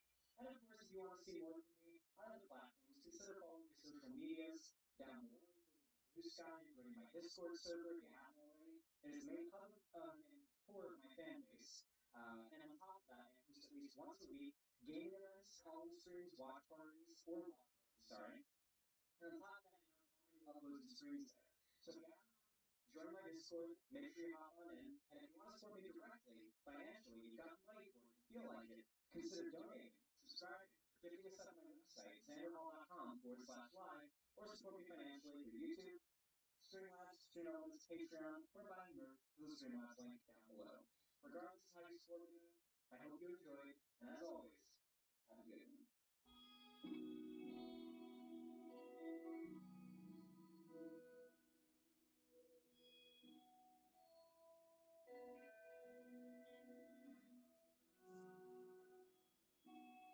Hi everyone, welcome back to my channel. It's a very, very sad day today. It's a sad week, a sad month, a sad year. We lost another great one. Adele has officially gone TERF. She's officially transphobic. She needs to be canceled. Burn your Adele records, delete her from your Spotify playlist. Adele, you're done. This week, Adele won the Gender Neutral Artist of the Year award. It's a new award. This is the first year that they are giving it out. I don't know, it's first year. Happy birthday. And during her acceptance speech, she basically attacked trans. Yeah, no, she didn't. She's fine. I cannot continue with this Adele slander. Leave her alone. Leave Adele alone. Memes aside, there has been this outrage on Twitter and even in like mainstream news that Adele is being canceled for what she said while accepting this Gender Neutral Person of the Year award. I've seen the clip and I'll just say it's shocking. It's not so much shocking what she said, but it's more so shocking that these people are just running wild with this. They are just finding any excuse to make the trans community seem insane. In today's video, we're going to talk a little bit about why Adele is being canceled by the trans community. As a trans woman, I'm going to give my opinion on whether or not I think Adele is transphobic. I post new videos every week here on my channel, so if you guys are not subscribed, go ahead and do that right now. I'll wait for you. Go ahead. It's so weird looking with no nails. Damn. Are you done? Thank you very much. But yeah, with no further ado, let's get into the video. Before we get started, I'm going to take a quick second to talk about today's sponsor, Sundance Now. Do you ever find yourself scrolling through literally every single streaming service you own? Feels like you've seen everything. Feels like you have nothing new to watch and you gotta watch the same old thing over and over and over again. Fear no more. Sundance Now is an ad-free streaming service created by AMC Networks for those of us who appreciate riveting storytelling and a fresh perspective. Sundance Now has original prestige dramas, international thrillers, and bone-chilling crime shows. There's this one show called The Discovery of Witches, which is the perfect mixture of romance, drama, and, you know, thrillingness. It's a thriller. If you're into shows with like magic and fairy tale kind of stuff, I think you're really gonna like that show, and the first 3 seasons are already up. Sundance Now is loaded with thousands of hours of shows that are perfect to binge. They release new content every single week, and there's already hundreds of shows that you won't find literally anywhere else. And at only $4.99 a month, you get unlimited access to streaming on all your different devices, on your iPhone, your iPad, your Android device, your Xbox One. You can have it on literally all of your devices. There's no max amount of screens that you can be watching at one time. Like, it's good to go. So if you're interested in finding your new show to binge, head over to Sundance Now for 30 days for free by going to Sundance.com and using my promo code. You're welcome. 30 days free. What could go wrong? So yeah, be sure to click on my link below to check out Sundance Now. Like I said, there are hundreds and hundreds of things that you could watch over there for free. Literally for free. Thank you so much, Sundance Now, for sponsoring today's video. And now let's get back into it. So transphobic is it's a heavy word to be throwing around to people. And similarly, TERF is also a very heavy word to be throwing around. If you don't know what a TERF is an acronym. It stands for Trans Exclusionary Radical Feminist. A famous example includes J.K. Rowling, who is a feminist who does not believe that trans women are real women. Unlike other transphobes, they do this in the name of feminism. They do this in the name of protecting real biological women. They say that trans women are really just men that are pretending to be women in order to gain access to women's spaces and assault women. Yep, yep. All of that is to say that I was very shocked to hear that Adele, Artist of the Year, was transphobic, was a TERF. Also, personally, offended, a little bit heartbroken. I grew up listening to Adele. I love Adele's music. Her new album, Women Like Me, oh my god. It's such a good album, such good music. And, I mean, doesn't matter, that's irrelevant. So I went to look up what the whole, racket was about, what everybody was talking about, and I found nothing. I did not see a single trans person online complaining that Adele was being transphobic or that she was acting like a TERF. Not one. I did, however, see a lot of tweets from TERFs saying that, now they're calling Adele a TERF because she said that she is proud of being a woman. I saw nothing. Literally, I did not find a single tweet from a trans person that was upset about what Adele said at her award show. So I was like, what's the deal? What's going on? I looked up the video of her accepting her award, and this is what I found. I love being an artist, I really do, and I genuinely can't believe that it's my job. And real artistry, I know I've spoken about it before, but there's so many new artists here. England, the UK, we have so many incredible new young artists coming up, and never lose sight of why you are who you are. The reason people are into you is because of something you have in you. Don't ever let go of that, ever. Yeah, I understand why the name of this award has changed, but I really love being a woman and being a female artist. I do. I'm really proud of us. I really, really am. Thank you so much. Thank you. Thank you very much. Yeah, that was literally it. That's what the whole situation is about. She said, I understand why the name of this award has changed, but I just want to say that I am so proud to be a woman. I'm so proud to be female. Same. Applause for Adele. The award is stupid. You don't need a male artist of the year and a female artist of the year. I mean, I guess if you want to divide it up like that, you can, but there's no real reason to do it. You know what I'm saying? It's not like, well, men have an advantage of being an artist, so they need a separate category that women will not be defeated in. And we're talking about music. It's not, come on. Like I said, she acknowledged that she understood why they changed the name of the award, but that she was still very, very proud of being a woman. I feel so silly just commenting on this, I don't care. And that's not even me being petty, I don't care, you can be proud to be a woman, I'm fine. I just genuinely don't care. You're proud to be a woman, I'm proud to be a trans woman, I'm proud to be a woman, you're proud to be a cisgender woman, whatever you want to say. That's fine. I don't know what to say. And that's when it all started to click into place. No wonder I am not seeing any tweets from trans people being upset about this, because there's nothing to be upset about. The only tweet that I could find that, could explain why some people thought that trans people were attacking Adele for whatever she said, blah, blah, blah, blah, blah, was this tweet that says, please no, Adele can't be a TERF. That last comment, though ambiguous, could be perceived as TERFy. Please no. So there may be other tweets as well, but this is literally the only tweet that I found that, was from the same time. I don't know if this person is trans or cis, but I did read like somewhere that they are not trans. But again, I don't know for serious, so I don't want to make that like claim. But honestly, like, I just disagree with what he's saying. Like, it's not turfy. Saying that you love being a woman, saying that you love being female, you love having the body that you have, you're proud of women for the accomplishments that they have made in the industry or wherever, that's something that should be supported. I say all the time that I'm proud of being a trans woman, I'm proud of the experiences that I've gone through, and I can't imagine it's very different for other people who have gone through things in their lives and are proud of where they've come out. It's no secret that women in the music industry have faced obstacles, so no, she's not transphobic, no. By the way, this tweet did not do like really well, you know what I mean? It didn't get like thousands and thousands of likes or anything. What I think happened is somebody saw this tweet, you know, some TERFs or some transphobes saw that a very small amount of people were tweeting like, you know, maybe she shouldn't have said that. Most, if not all of which were cisgender people, which, shh, you're not helping right now. Just, I know what you're trying to do, like I appreciate it, but just like, shh. But transphobes saw those few tweets and realized that they could make a story out of it. They realized that they could build it up and make trans people look insane again. The same way they do when they freak out about, you know, gingerbread people and snow people and, you know, birthing people and all that stuff that nobody really cares about. We have bigger issues to address.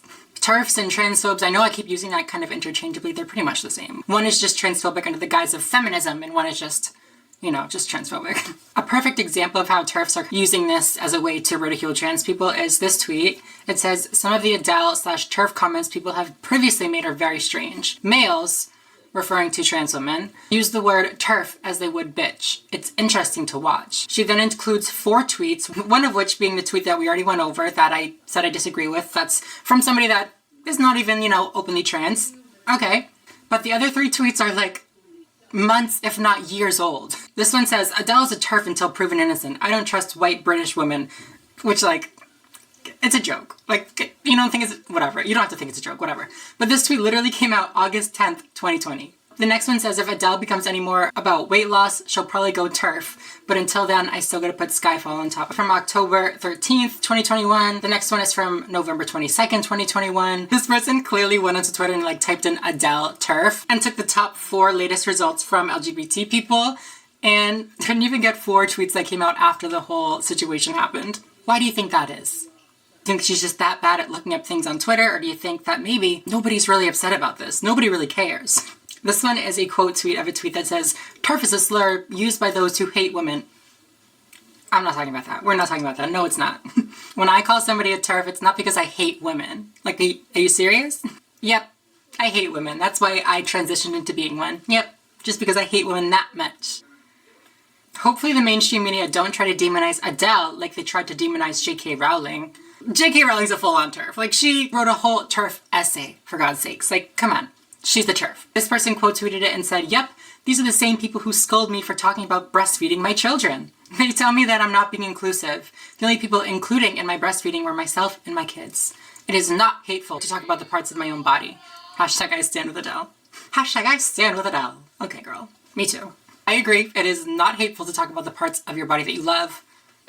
Don't be silly. She says, these are the same people who scold me for talking about breastfeeding my children, and she's got a point. Similarly to the situation where trans people were upset about people saying breastfeeding instead of chest feeding, I say quotes because, you know, it didn't happen. This also just did not happen. There was no grand mass movement by trans people to get rid of the word chest feeding and cancel breastfeeding and cancel breastfeeding. So what, now people don't have freedom of speech? They can't say the words that they want to say? You want to call it breastfeeding, that's fine, and like, honestly, I probably would too, but not everybody thinks the same as us, and we just, you know, we don't even have to respect it, just mind your business. I saw a lot of tweets like this one where they put the hashtag I stand with Adele, but then they also put the hashtags I stand with J.K. Rowling and I stand with Maya, which if you don't know were the hashtags that were really popular when, you know, J.K. Rowling was going through her whole transphobic TERF scandal, whatever you want to call it. Difference is, in that case, Adele, not you girl. Maya was being transphobic. J.K. Rowling was being transphobic, just like outwardly transphobic. I did a whole 30-minute video on the whole J.K. Rowling situation, so if you haven't seen that one and you want to know why she was transphobic or, you know, what she said that was transphobic, you can check out that video. But the reason that tweets like this kind of annoy me is they take away from the serious things that J.K. Rowling and, you know, Maya were doing. They weren't just saying that they were proud of being a woman and proud to be female. They were very clearly saying that trans women are men, that, you know, I mean, we don't have to get into it. I just wanted to point out that they're doing this very intentionally. They're trying to minimize what J.K. Rowling and Maya Forstetter did, what their actions did. They want to say, see, they're calling Adele crazy too, so they must just all be insane because Adele didn't even do anything. Nope, you're right, Adele's not transphobic, she didn't do anything, but J.K. Rowling, we gotta watch her. In conclusion, hashtag I stand with Adele. She's not transphobic. I mean, maybe she is, but what she said was not transphobic. I don't think she is, though. I believe in my heart of hearts that she is trans supportive and accepting. No, I definitely know she is. Look at this video. She was at some like gay porn event or something. 100%. Fucking sexy, fucking beautiful, fucking lovely, fucking... I don't really know what the event was, but like it was clearly a little fruity. Adele is not no transphobe. She ain't no homophobe. You can't tell me anything different. If you guys like this video, please make sure to give it a thumbs up down below. Make sure to subscribe if you are not already and you would like to be. And yeah, other than that, I think I'm going to go. So thank you all so much for watching and I will see you in the next video. Bye everyone.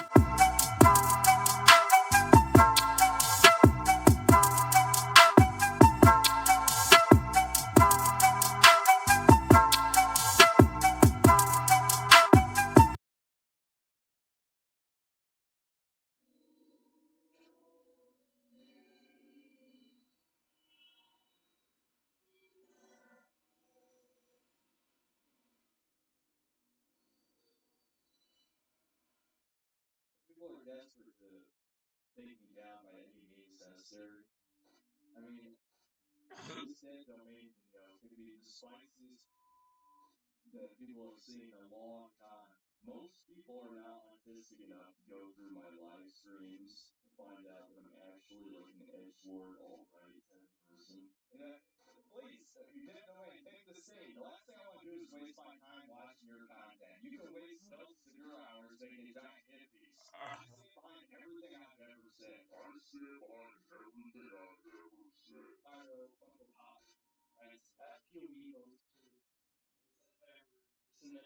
Hi guys, welcome back to my channel. So a few weeks ago you may remember I made a video about a Dr. Phil episode in which a couple trans activists went on stage with a professor, I believe, as well as Matt Walsh.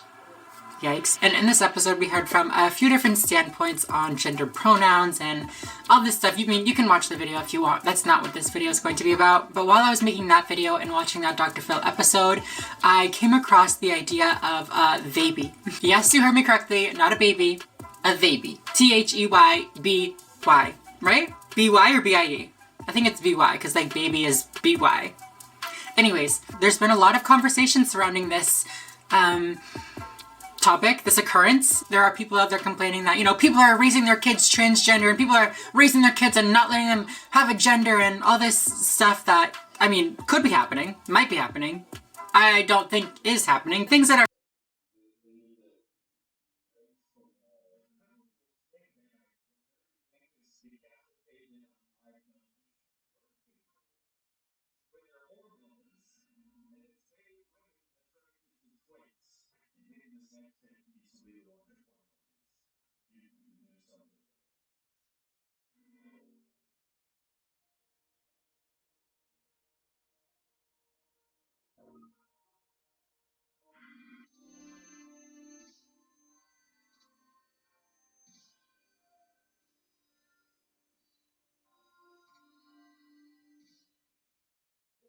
can be a pretty negative place, which might seem like an understatement. The internet is a place where people are frequently targeted. Are very just, you know, misinformed, if you will. So yeah, in today's video I want to talk a little bit about parents who raise their kids without a gender. I post new videos every week here on my channel, so if you guys are not yet subscribed, go ahead and do that right now. Go ahead, I'll wait for you, go ahead, go ahead. My hair's kind of wet right now, sorry. Are you done? Thank you very much. And yeah, with no further ado, let's get right into this video, shall we?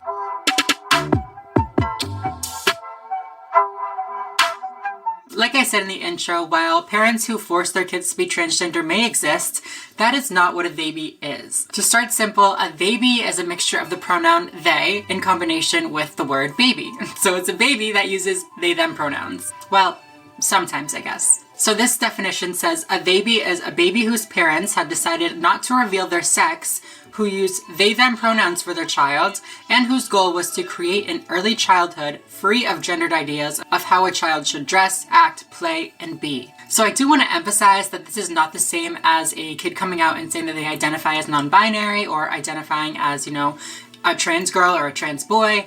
This is not the same thing. In those situations, the kid is coming out and saying, this is who I am, this is how I identify, call me these names, whatever, whatever. But with babies, it's a decision that the parents make for the child. And I also want to emphasize the difference between gender neutral and non-binary, because I feel like those words can get a little bit confusing for some people. Gender neutral means gender is not involved, it is not a factor. Where non-binary is an actual gender identity that just falls outside of the binary of man and woman. So there are a couple different ways that parents may choose to raise their child when they are raising a gender neutral baby. I actually found an online guide to raising your kids gender neutral. It's going to be linked down below if you want to check it out. But they describe two approaches. The first approach that I'm going to talk about is a more lenient approach. I feel like this is actually an approach that most parents kind of implement without even realizing that it's, you know, a strategy that people that are raising babies may be using. So it says that some iterations don't take gender neutral literally, but instead expose their child to toys, clothes, and activities that cross gender lines. So this approach does not utilize they/them pronouns. It goes with, you know, the binary pronouns that follow along with the sex that the child is born. They just allow that child to explore things that are made stereotypically for boys or stereotypically for girls, even if they're not a boy or a girl. You get it?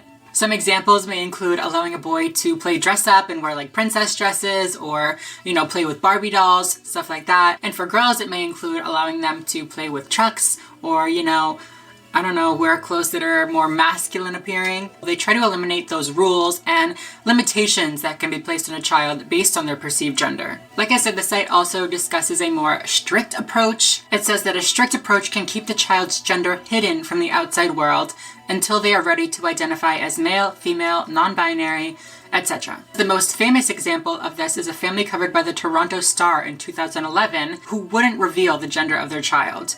As their dad explained at the time, if you really want to get to know someone, you don't ask what's in between their legs. So I feel like this approach is more rare. I feel like it's a lot more work for the parents, you know, a lot more work than people may realize. If you think about it, your gender is kind of attached to everything. This approach is not just allowing your child to choose any toys they want to play with or dress any way that they would like. It is actively hiding the sex and hiding the gender that they were assigned to allow them time to explore their gender and make a decision about their gender for themselves. Raising a child in this manner, the more strict fashion, is also going to give you the benefits of the more lenient fashion, you know? They're still gonna feel like they can play with any toys, they're gonna feel like they can dress anyway, but it adds that little something, you know? My family also does not use binary pronouns for the baby, for Sparrow.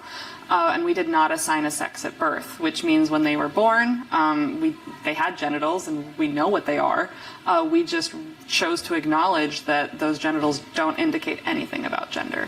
I will say that obviously I agree that a baby's genitalia is not always indicative of what gender they will identify as, but for the most part, it is. The population of people that are going to not identify with the gender that they were, you know, assigned at birth is very low. So I'm not really sure the slight chance of them being transgender or being non-binary is really worth raising them, you know, gender neutral, raising them with they/them pronouns. However, I don't think that's why people do it. I don't think that people who raise their kids gender neutral just do it in case their kid turns out non-binary or turns out transgender. There are other benefits as well. So just to reiterate, gender neutral parenting in either fashion, the more strict fashion or the more lenient fashion, has a common goal: to create a worldview that does not allow societal expectations to dictate who a child can be. When I was going through this, I was thinking probably what a lot of you are thinking right now, like, why can't you just raise your kid and tell them that they can be whoever they want to be? You know, why do you have to raise them without a gender? Now, that's definitely an option, and I think allowing a little boy or a little girl or whoever to use the toys that they want to use and dress the way they want to dress is a great form of parenting, and I think that is, you know, it's plenty. If you want to use binary pronouns, I think that that's totally fine. Honestly, I probably would too if I were to have a kid. That being said, there are benefits that raising a child with they/them pronouns is going to provide that this more lenient approach is not going to provide. There was a psychiatrist or psychologist or something who was not part of our community and was saying how we all have unconscious bias, and how if you know the genitals of that child, there's no way you can't be giving passive programming. because you have all these associations with that child's body. We're very selective about who gets to know about Sparrow's body and when. If there's someone who we don't feel is understanding enough about gender, then we won't utilize them as a caregiver that needs to do diaper changes. We don't take those people out of our lives. We just don't let them see the baby naked because they're going to project assumptions on them. We say we shouldn't interact with one another differently because of our genders. Everyone deserves the same respect and treatment. But it has been scientifically proven that children are interacted with very differently based on whether they are assumed to be a boy or a girl. Girl children are held more, boy children are given, mechanical toys more often, all of these kind of examples and anecdotes.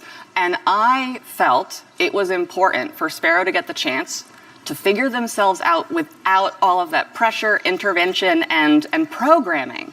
So the thing is with these studies, they're right. There are clear studies that show that little boys are treated much differently than little girls. However, most of these studies talk about how mothers or parents treat their kids differently based on their sex. Not all of them. Some of them do talk about, caregivers, teachers, families, and friends. Even the ones that are about parents can be extended to caregivers and family, friends, babysitters, whoever who may be taking care of that child. A teacher is going to be influencing and teaching that child, and they're not going to know what that child's sex is. This study concluded that mothers of girls underestimated their performance and mothers of boys overestimated their performance. These other studies conclude that parents have differing beliefs about the math abilities of their sons and daughters despite actual performances being similar, and consider advanced maths to be more important for sons as it enables them to enhance their natural talent. This article says that the stereotypical beliefs held by parents influence their child's beliefs about their own abilities more so than their past achievements. This suggests that parental stereotypes may be limiting their daughter's scope for academic achievement,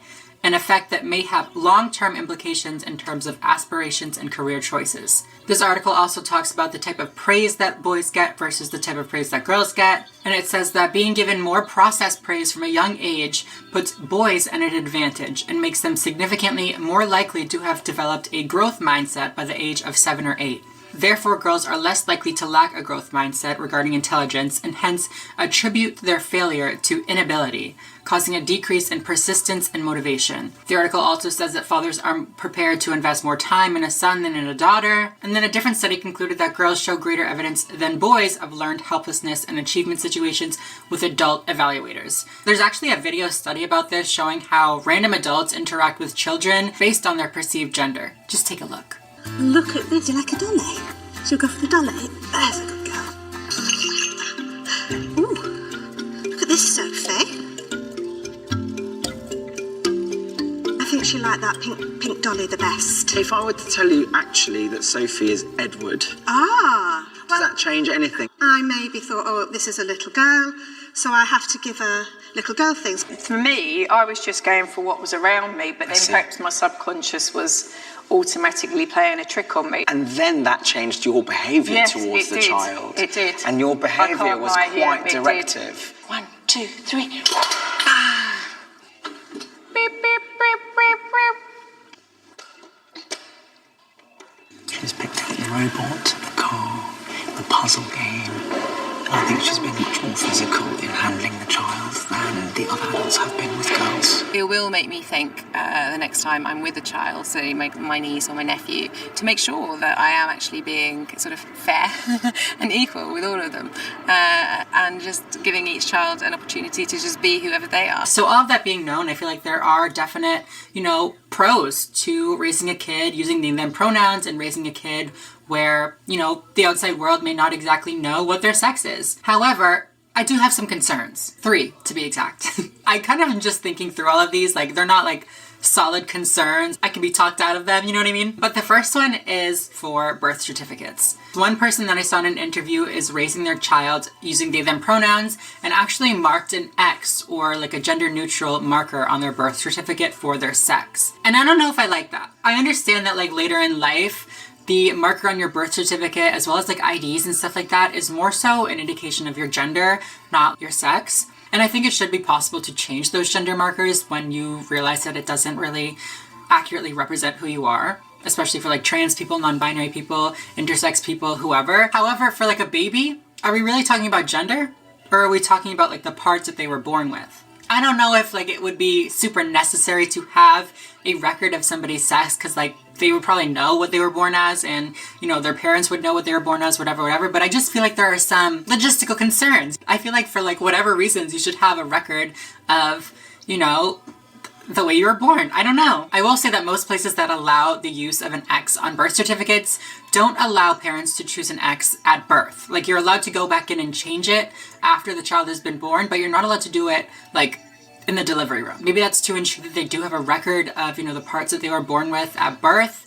But I mean, I don't really know the reasoning, but I mean, I kind of like it. I kind of support it. Because even babies that use they, them pronouns, they have a sex. The parents know that they have a sex. They just choose to keep that secret so that it doesn't impact the way that that child is raised or the way that that child is treated. Whether that sex is going to align with the gender that they identify with later on in life, we don't know. But I don't know, I feel like, for some reason, I just feel like we need to have that record. There also may be some administrative issues with putting an X on a birth certificate. You know, not everywhere allows the use of an X or a gender neutral marker, while at the same time requiring that, you know, your birth certificate or your IDs match the documents that you are providing them. So I could just see some issues there where, like, you know, your X doesn't line up with the M or F that you have to choose on some random form. It's more so a reason to advocate for putting an X on those documents that don't have it so that they are able to line up more nicely. The second concern that I would have with raising a kid gender neutral using they, them pronouns is bullying. This may just be me projecting, but when I was going through school, I was a feminine boy and I got bullied a lot. So I would just be concerned that having a ambiguous gender expression would not invite, but like, you know, it may just bring on some ridicule or harassment from peers. That sucks. While I would be very, very concerned about bullying, I feel like most parents who would be raising their kids non-binary, it's not non-binary, who would be raising their kids gender neutral or with they, them pronouns would be very active in their child's life. So if they were being bullied, they would be doing something about it. You know what I mean? They wouldn't just like let them be getting bullied. Also, we have to remember that this child is not being forced to use they, them pronouns. If they decide they want to identify as a boy, use he, him pronouns and just, you know, not have anything to do with it, that's fine. They can do that. You know, that's supported and encouraged with this parenting style. And the third concern that I more so hear a lot, it's not really one that I would personally have, is don't you think a child should experience a gender so that they know that they don't like that gender? You know what I'm saying? So like, one of the ways that I knew that I was a transgender woman was how uncomfortable living as a boy made me and how relieving living as a girl made me. But I don't think that that would be a necessity. Like, if I had been able to freely explore my gender expression as a young child, I think that I would have found the things that made me comfortable a lot sooner instead of having to live with the things that made me uncomfortable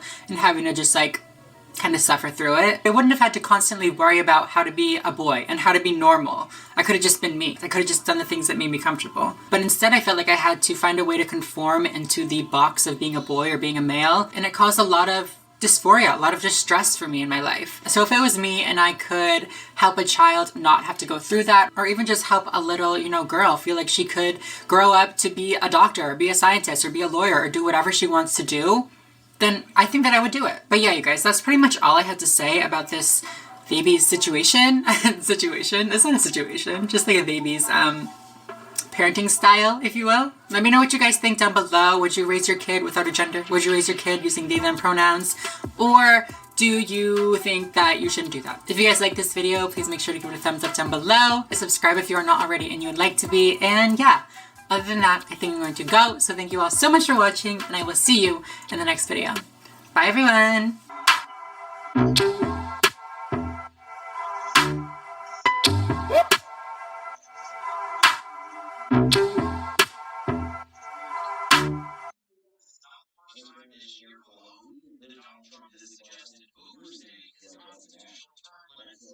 Florida's so-called Don't Say Gay bill is one step closer to becoming law today. This parental rights and education bill is all part of Florida Governor Ron DeSantis pushing forth Republican priorities during this legislative session that appeal to the base of the Republican Party, what he calls anti-woke legislation. We've seen instances of students being told, don't worry, don't pick your gender yet, do all this other stuff. They won't tell the parents about these discussions that are happening.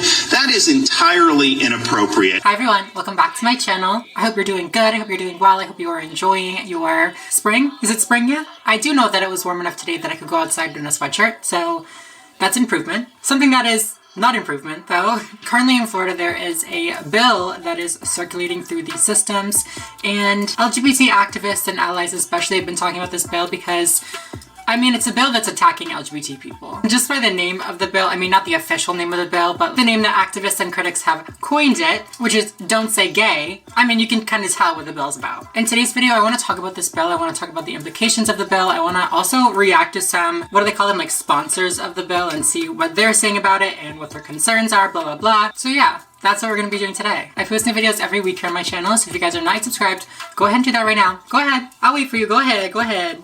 Are you done? Thank you very much. And yeah, with no further ado, let's get right into this video. We have a lot to talk about. So the formal name of this bill is the Parents' Rights in Education Act, or bill, or something. It's Parents' Rights in Education, that's the title. And a lot of supporters of this bill claim that the aim of the bill is to let children be children and not to, you know, confuse them with all this LGBT nonsense. Like I said in the intro, the bill has been referred to as the Don't Say Gay bill, which sponsors of the bill do not like. They're so upset that people are calling it the Don't Say Gay bill, but like, did you read the bill? Like, just listen to what the governor of Florida said about it. 57 parental rights in education, what critics call the Don't Say Gay bill, is on the Senate floor. Does it say that in the bill? I know that you support. Does it say that in the bill? I'm asking you to tell me what's in the bill because you are pushing false narratives. It doesn't matter what critics say. Well, it says it bans classroom instruction on sexual identity and gender orientation. For who?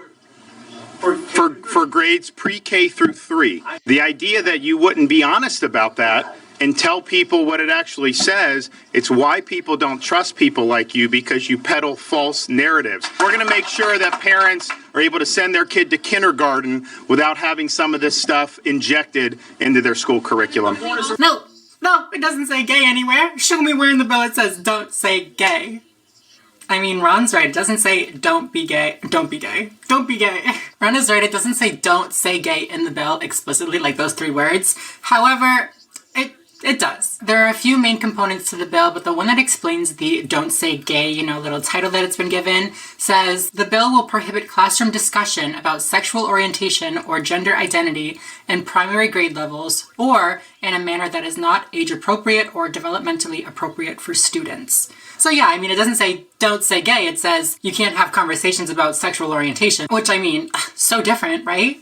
All of this is an attempt to, as the name suggests, protect parents' rights in education. In the bill, it says that it requires such procedures to reinforce fundamental rights of parents to make decisions regarding the upbringing and control of their children. Don't get me wrong, I'm all about parental rights. Okay, like, of course, come on. Parental rights? My favorite kind of rights. I'm kidding. But, I mean, I don't have any problem with parental rights. But this whole thing just leads to the question, how are parental rights being violated in education settings? What is being taught to these children about gender identity and sexual orientation that is so inappropriate for them? You know, there are definitely some conversations relating to sexual orientation and gender identity that aren't necessarily appropriate for kids. I don't necessarily think that there should be sex ed talks in kindergarten or anything like that, but that's not what this bill is talking about. It's referring to all discussions about LGBT people. So the fact that a family might have 2 moms or the fact that a family might have 2 dads, that would be, you know, prohibited under this bill. Republican Joe Harding is actually a sponsor of the bill, and it was in an interview in which he talked about, you know, what the bill aims to protect against. And this is what he said. What are you concerned is happening in kindergarten through 3rd grade classrooms that this bill would stop? Well, what we have seen here in Florida is we've seen school districts that have curriculum. It's part of their instruction that they teach gender theory and the discussion around gender that comes with that curriculum. We have seen that in school districts in Florida. There's also some school districts that actually have questionnaires that they do with children. And so there is a legitimate concern. And there's been even parents that have reached out, told their story in committee as well, kind of telling their story of this occurring in the classroom with their kids. The bill also allows parents to sue schools or teachers who engage in teaching around these topics. What do you say to the critics who say that that creates a chilling effect around having any types of discussions or gender identity or sexual orientation? So, Lindsay, what the bill does is it allows school districts to sue if the school district is making changes, critical, so quote from the bill, making critical decisions that affect the student's mental and physical well-being. One of those changes that you're talking about, an example would be a questionnaire where a child has to fill out their pronoun or their sexuality or how they identify, correct? Yeah, that's a great example. That is one of the examples that we have seen where one of the things, there is a questionnaire where the student has the ability to change their name, to change their pronoun that is used at school. And on that form, they are able to say that they do not want their parents to be engaged. They don't have to say why. The teacher doesn't have to do anything to understand why. They can just simply decide they're going to call the student by a different name at school because that's what the student wants. So let me get this right. He's complaining about curriculum. I shouldn't be mean. He's complaining about curriculum that includes gender identity and whatever that includes. I mean, Joe, gender identity encompasses a lot of ideas. Okay, you can't just say gender identity. They're talking about gender identity. They're talking about gender ideology. Like, okay, they're acknowledging that trans people exist. Okay, you can tell that people like him and the people he's talking to don't know what gender ideology entails. You know, they think that it's literally just teaching kids that they can be whatever gender they want, when that's not exactly how it works. Like I said, I do support teaching these things in a way that is very age appropriate. There are ways to simplify it. There are ways to talk about LGBT people without making it so explicit. If children can understand that some families have a mom and a dad, why can't they understand that some families have two dads or two moms? What is so inappropriate about acknowledging that some families have two dads or acknowledging that some people are trans? Actually, I'll just let you know, there are a couple reasons why conservatives and whoever is supporting this bill would think that conversations about LGBT people are inherently inappropriate for children. There's two options. One, they believe that being trans and being gay is a choice. Therefore, they don't want their kids or kids in general to be exposed to the idea of being gay or being trans, because then they can choose to be gay and they can choose to be trans, and they wouldn't want that. They're literally afraid that this information about LGBT people is going to convince their kid that they are gay or convince their kid that they are trans. You can't convince anybody to be gay. You can't convince somebody to be trans. That's just not how it works. LGBT kids are constantly showed representations of, straight families, families with a mom and a dad. And all of those LGBT kids still turned out LGBT. You know what I'm saying? Like, seeing those straight representations and seeing those representations of cisgender people did not influence those kids to be gay, because that's not how it works. Like, all of these concerns just seem so misinformed to me. Even the governor, even Ron DeSantis, right? I don't fucking know his name. He just doesn't get gender identity. He doesn't get what being transgender is. He clearly is just so uneducated on the topic. Listen to what else he had to say about this bill. We've seen instances of students being told by different folks in school, don't worry, don't pick your gender yet, do all this other stuff. They won't tell the parents about these discussions that are happening. That is entirely inappropriate. To get into situations where you're not having the parent, you're hiding things from the parent, you're injecting these concepts about choosing your gender, that is just inappropriate for our schools. He's literally admitting that he believes that being trans is a choice. He's saying that we should not be teaching kids that they can pick their gender and choose their gender and not to worry about, blah, blah, blah. That's not what's happening. We're not telling kids, you can be whatever gender you want. We're just telling them some people are transgender. Some people are non-binary. Some people are gay. Some people are bi. Nobody's out here saying, you ever tried being gay? You ever tried being trans? It's real good. It's some good stuff. Like, the second reason that people might think that, teaching about LGBT content is inappropriate is they believe that being LGBT is a purely sexual identity. Don't get me wrong, I understand that, being gay or being bi, like, their sexual orientations, they have a lot to do with, those sexual desires, but there's more to it than that. Okay, like, not to be super fucking cheesy, but, like, there's, like, love, romance and relationships. Like, it's not all just about sex. Teachers talk about different kinds of families and different kinds of people all the time at elementary school, so I don't understand why talking about LGBT people and LGBT families would be different in any way. Why are families with LGBT parents somehow inappropriate? Get your mind out of the fucking gutter, you pervs. As for the questionnaires about asking kids, the pronouns that they prefer or, the name that they would prefer, I don't really see the big deal, I'll be honest. Every class that I've ever been in on the first day, the teacher, when they're going to take attendance, they're like, okay, if I call your name and you would rather me call you something else, just let me know and I'll write it in my little fucking book. Nobody needed a permission slip for that. Nobody's parents freaked out when, they wanted to be called Sam instead of Samuel. Like, obviously using different pronouns and using, like, a different gendered name is different than just using a nickname, but honestly, like, what's the danger? What's the harm? It's gonna lead them down a path of transition and they're gonna, be stuck on this route that's gonna... calm down. It's just a name. Y'all be naming your kids some weird ass shit anyway, so, like, who cares? Like, even having it be optional to not inform your parents about this change, like, who cares? You know what? I'll tell you who cares. The people that care are the same people whose kids would be afraid to tell them that they're gay, would be afraid to tell them that they're trans. Can we just imagine the message this is sending to young LGBT students, or even just students with LGBT parents, that they aren't allowed to talk about their two dads or their two moms in class because it's inappropriate and it's like not acceptable for school, that their own identities are inappropriate to talk about with their friends? Like, what if somebody in one of those grades was trans? Like, I know that's very, very young, but it's possible. Kids do come out really young. Are those kids just not allowed to talk about themselves? Granted, I don't know when it would really come up in second grade, but like, kids bring up some pretty random topics. It might come up. It might happen. Like, are those conversations allowed, or are those ones shut down as well? Because this bill is very, very vague around what type of conversations, what type of discussions are allowed and what kinds are not allowed. And it's not just like a little, slap on the wrist if you mess up. This bill makes it possible for parents to sue the school if they are, violating any of the terms of this bill.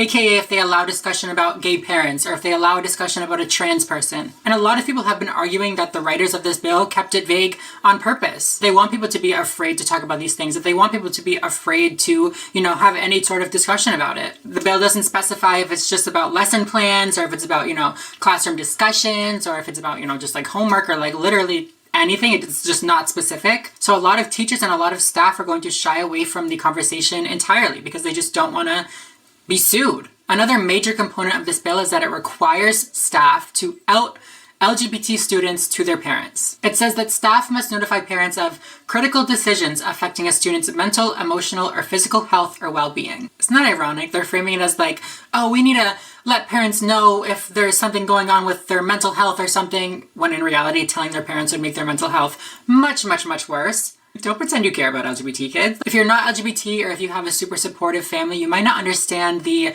weight of this part of the bill. Remember earlier in the video, I mentioned the kids that would be afraid to tell their parents that they are LGBT? It's not for no reason. A lot of parents don't accept LGBT identities and have made it very, very clear that they do not accept those LGBT identities. For a lot of those students who don't have that support at home, they look for it wherever they can find it. In school. Because students or people going through any struggle in life, they need support. And so when LGBT kids can't get support at home, they get support in school from their friends or from teachers or from, guidance counselors or whoever that will offer them support. And if you require staff to out students to their parents, you're not only effectively erasing that safe space for those young students who don't feel safe to tell their parents, it's also going to expose those kids to unaccepting parents and therefore put them in a situation that is mentally exhausting, if not mentally abusive. Studies show that the strongest positive impact on an LGBT student is having supportive adults at school. Students reported having higher IQs, less hostile school environments, less absences from school, and higher self-esteem when they have supportive adult figures at school. The studies also say that these unwelcoming environments affect LGBT people's overall education and employment prospects. They're more likely to feel unsafe at school, avoid school activities, miss classes, skip school, or drop out. Additionally, studies have also shown that inclusive curricula promotes respect and equity for all, which may be helpful considering Florida has no laws protecting LGBT students from discrimination or from bullying. Like, they are really doing everything that they can to make LGBT kids' lives harder. For what? This bill is a direct attack on LGBT students' mental health. It claims to be aiming to eliminate inappropriate content from school curricular.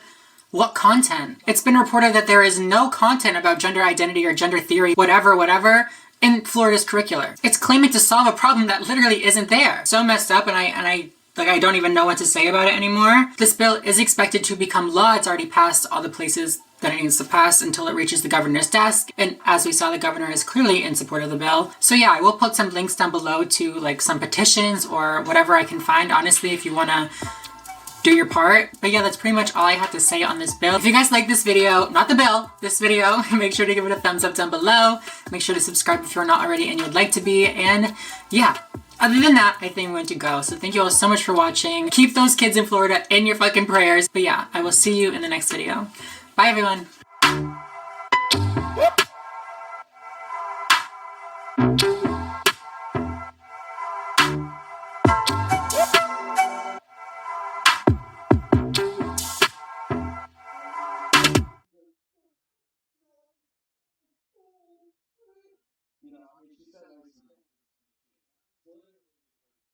Every time you say something, I'm like, yes, you are. You're not. Hi guys, welcome back.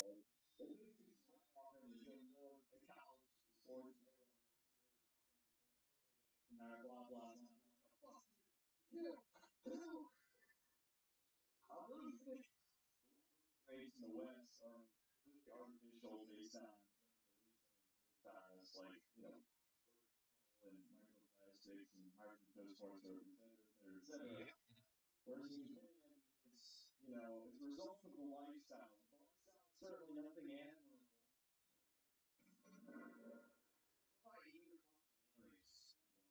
Human. This is, this is an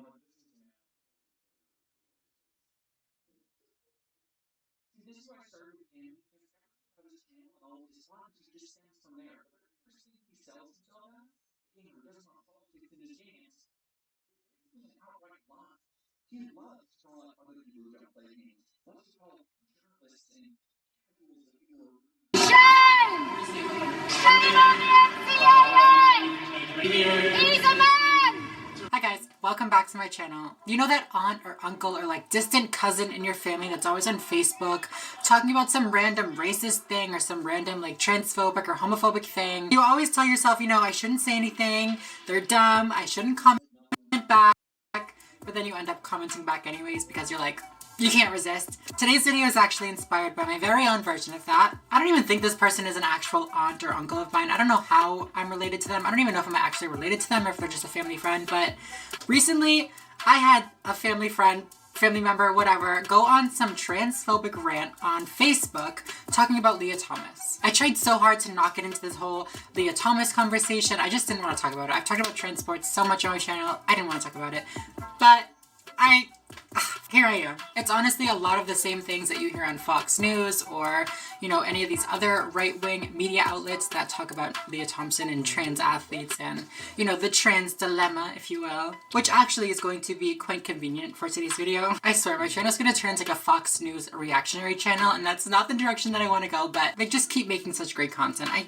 have to share this with you guys. Today's video, we're going to be reacting to a Fox News segment about Leah Thomas. This is from the Gutfeld, I don't know his name. It's from this man's show. I think I've included clips from this show before. I mean, it's just not good. But yeah, they had a lot to say about Leah Thomas, about trans athletes in general. So I figured it'd be a perfect video to react to because they bring up a lot of those points that conservatives and the right wing is just pushing all the time. The same things that my transphobic aunt or uncle or whoever it was posting on Facebook. And I mean, who doesn't love to make fun of Fox News anchors? Like, come on. I post new videos every week here on my channel, so if you guys are not yet subscribed, go ahead and do that right now. Go ahead. I'll wait for you. I will wait for you, and I will do my little nail clacky thing for you. You're welcome. My titties aren't out today. Are you proud? Are you done? Thank you very much. With no further ado, let's get right into today's video because we got a lot to talk about. We got a long video to react to. Yeah, let's do it. Okay everyone, so before we get started, I'm going to take a quick second to talk about today's sponsor, which is Wild. Wild is a brand new, sustainable, natural deodorant brand that is delivered straight to your door. The formula is made from natural ingredients, so there's no aluminum, there's no parabens, it's not sticky or wet or anything gross like that. It also dries instantly, so you don't have to walk. Who wants a wet armpit? Not me. Wild is sustainable, so if you are looking to become a little bit more sustainable in your life, this is a great option to do that. You get to pick a case color that suits you. You can even get it engraved with your little name on it. Mine says Samantha, can you see it? And once you have your case, you pick out the scents you want. My personal favorite being the fresh cotton and sea salt, which I'm going to show you how I put in the little deodorant container in a second. But they also just released a new limited edition scent called Candy Floss, which smells so good. It reminds me of something, but I cannot put my finger on what it is. You get 2 months supplies of deodorant in these cute little sustainable, compostable little packages. These are made of paper. Ooh, it also says it's vegan friendly, so if you're vegan, here's some deodorant. They actually also have an optional subscription service, so if you want to, sign up for that so you don't have to go back in and reorder all the time, that's a possibility as well. So this is what the case that I got looks like. As you can see, it says my name right there. What you do is you press the 2 buttons on the sides, and the bottom will pop out like that. Take your refill, you pop the little top off, plop it right on top, slide it back in here, and you're ready to go. And then you just turn the bottom and it comes right up. Oh my god, that's so cool. How did they do that? If you are interested in being a little bit more sustainable this year, definitely check out Wild. You can actually use my code LUX20 to get 20% off of all Wild products, so definitely check out the link below and get yourself some sustainable deodorant. You're welcome. But yeah, thank you so much Wild for sponsoring today's video, and now let's get into it. But in all seriousness, you got to hand it to Caitlyn.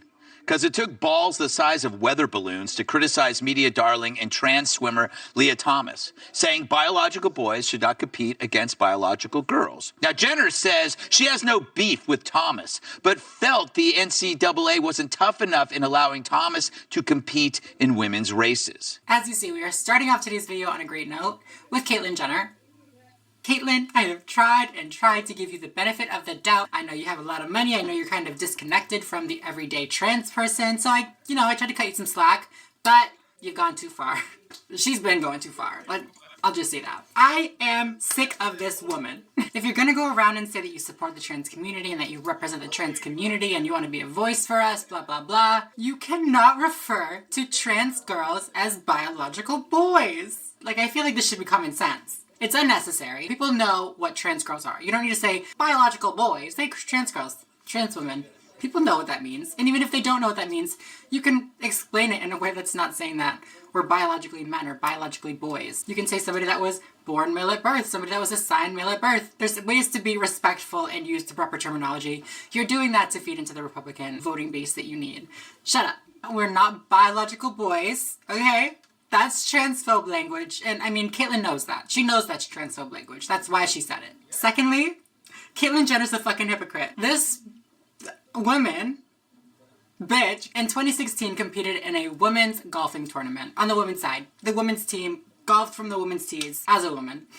Which, by the way, she only started transitioning in 2015, so she may or may not have even met that 1-year requirement for hormone replacement therapy that the Olympics suggests, that the NCAA suggests. We don't know if she even met those guidelines, and yet she was out there competing against women and saying that, quote unquote, Caitlyn has vowed she will attend and wants to represent ladies at the event. This event is a perfect way to make her announcement to the world that she is on the golf course as a woman and wants to be treated that way.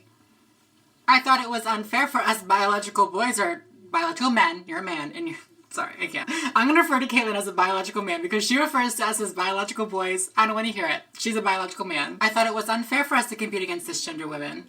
Or biological girls. I can't. I hate this language. Or is that just for the poor trans people? Is that just your opinion now that you need that Republican voter base? Hate that biological man. If you have a problem with trans women competing on the women's team, bring it up with the people that make the rules. Okay? Stop harassing this poor trans girl. The rules for the NCAA say a trans female student athlete being treated with testosterone suppression medication for gender identity disorder or gender dysphoria may continue to compete on a men's team but may not compete on a women's team without changing it to a mixed team status or until completing 1 calendar year of testosterone suppression treatment. Leah did that. Leave her alone. People are being so vicious to her. Literally, horrible.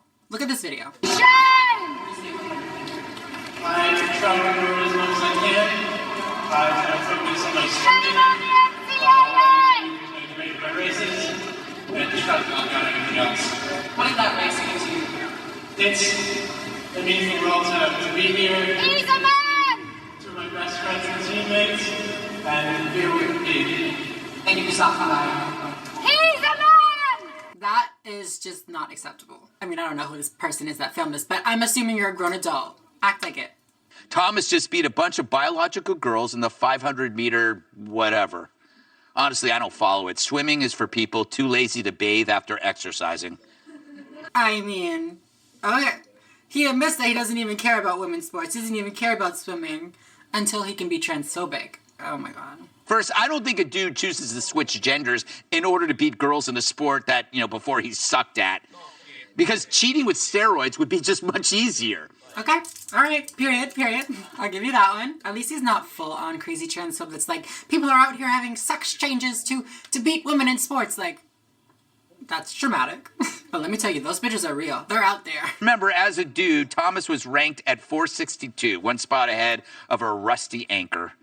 And now as a chick, she's #1. Now this is what we refer to in the trans YouTube sports, I don't fucking know, industry as manipulation, okay? There's a lot going on here. Let me try to break it down for you. I need to stop with this. tape my hands to the fucking ground. First of all, let me just say that I have not been able to verify where this 460-second ranking has come from. I don't know what race this is from. I don't know where this number came from. I mean, I do know where the number is coming from. I'll talk about that in a second, but I haven't been able to verify the actual race that came from. The only reason that people are bringing it up and talking about it and saying that this is a real thing is because of a letter that was written to the school. Allegedly, 16 members of Pennsylvania's women's swimming team, the team that she's on, the team that Leah competes on, anonymously penned a letter to the school and Ivy League officials. It said, "We fully support Leah Thomas in her decision to affirm her gender identity and to transition from a man to a woman. Leah has every right to live her life authentically." I'm going to cut for a second. I'm going to just say one thing. I don't think that everybody that has an issue with, trans women competing against women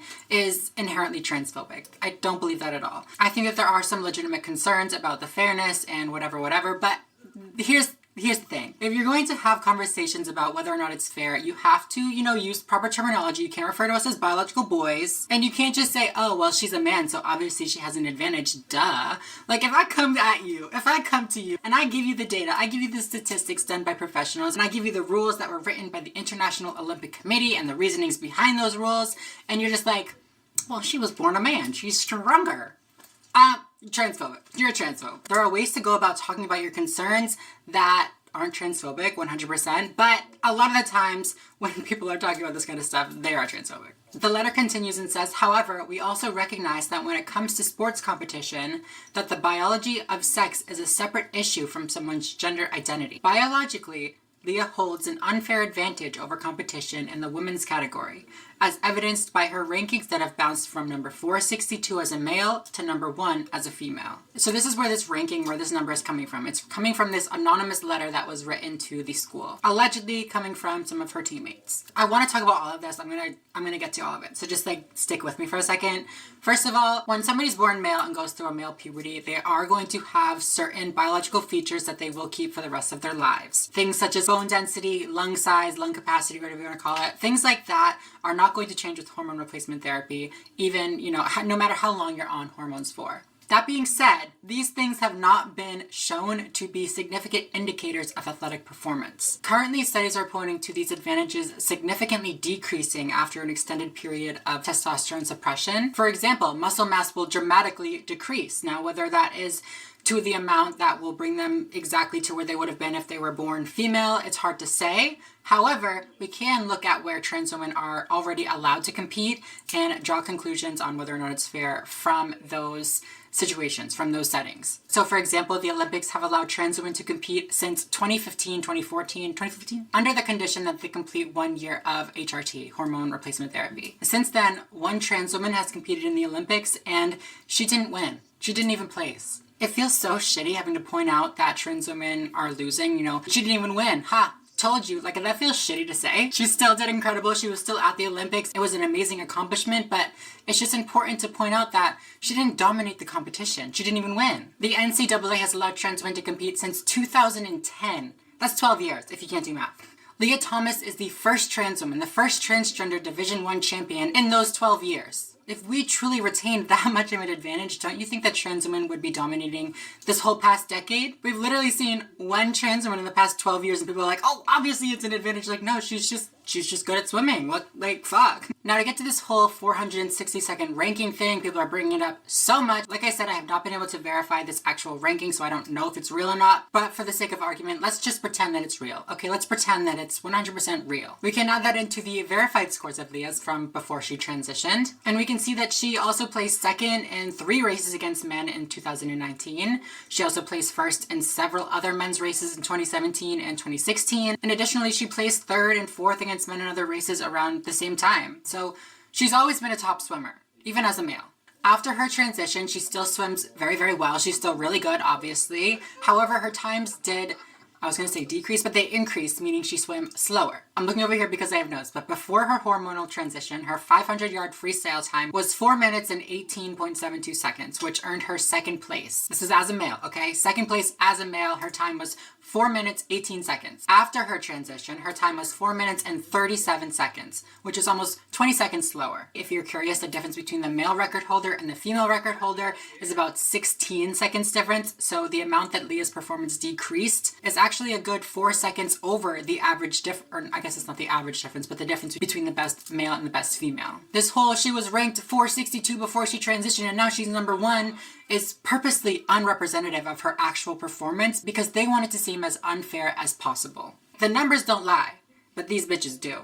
Perhaps what Thomas is doing is a byproduct of masculine selfishness. A dude becomes a man and then kicks the crap out of girls in a sport. It's just piggish. Like I've been saying, it's one thing to disagree. Disagree? Is that the word? It's one thing to disagree or have concerns or whatever, but this language is just not acceptable. Referring to trans women as masculine for no reason other than the fact that we were born male is just not necessary. This is me talking to the decent viewers out there that do have concerns and just want to, talk about the concerns, because I know that most people that have concerns about trans women competing, they support trans people, they want to, be good allies to trans people, they just have legitimate concerns. This is me talking to those people, okay? It's why I'm making this video, I want to help clear up these concerns that people may have. But all of that is to say that if you are one of these people who do support trans people but have legitimate concerns, this language is not appropriate. You cannot call us biological boys or even biological males and expect us to think that you're coming at us in good faith. That is the language of a transphobe, and you will be treated as such.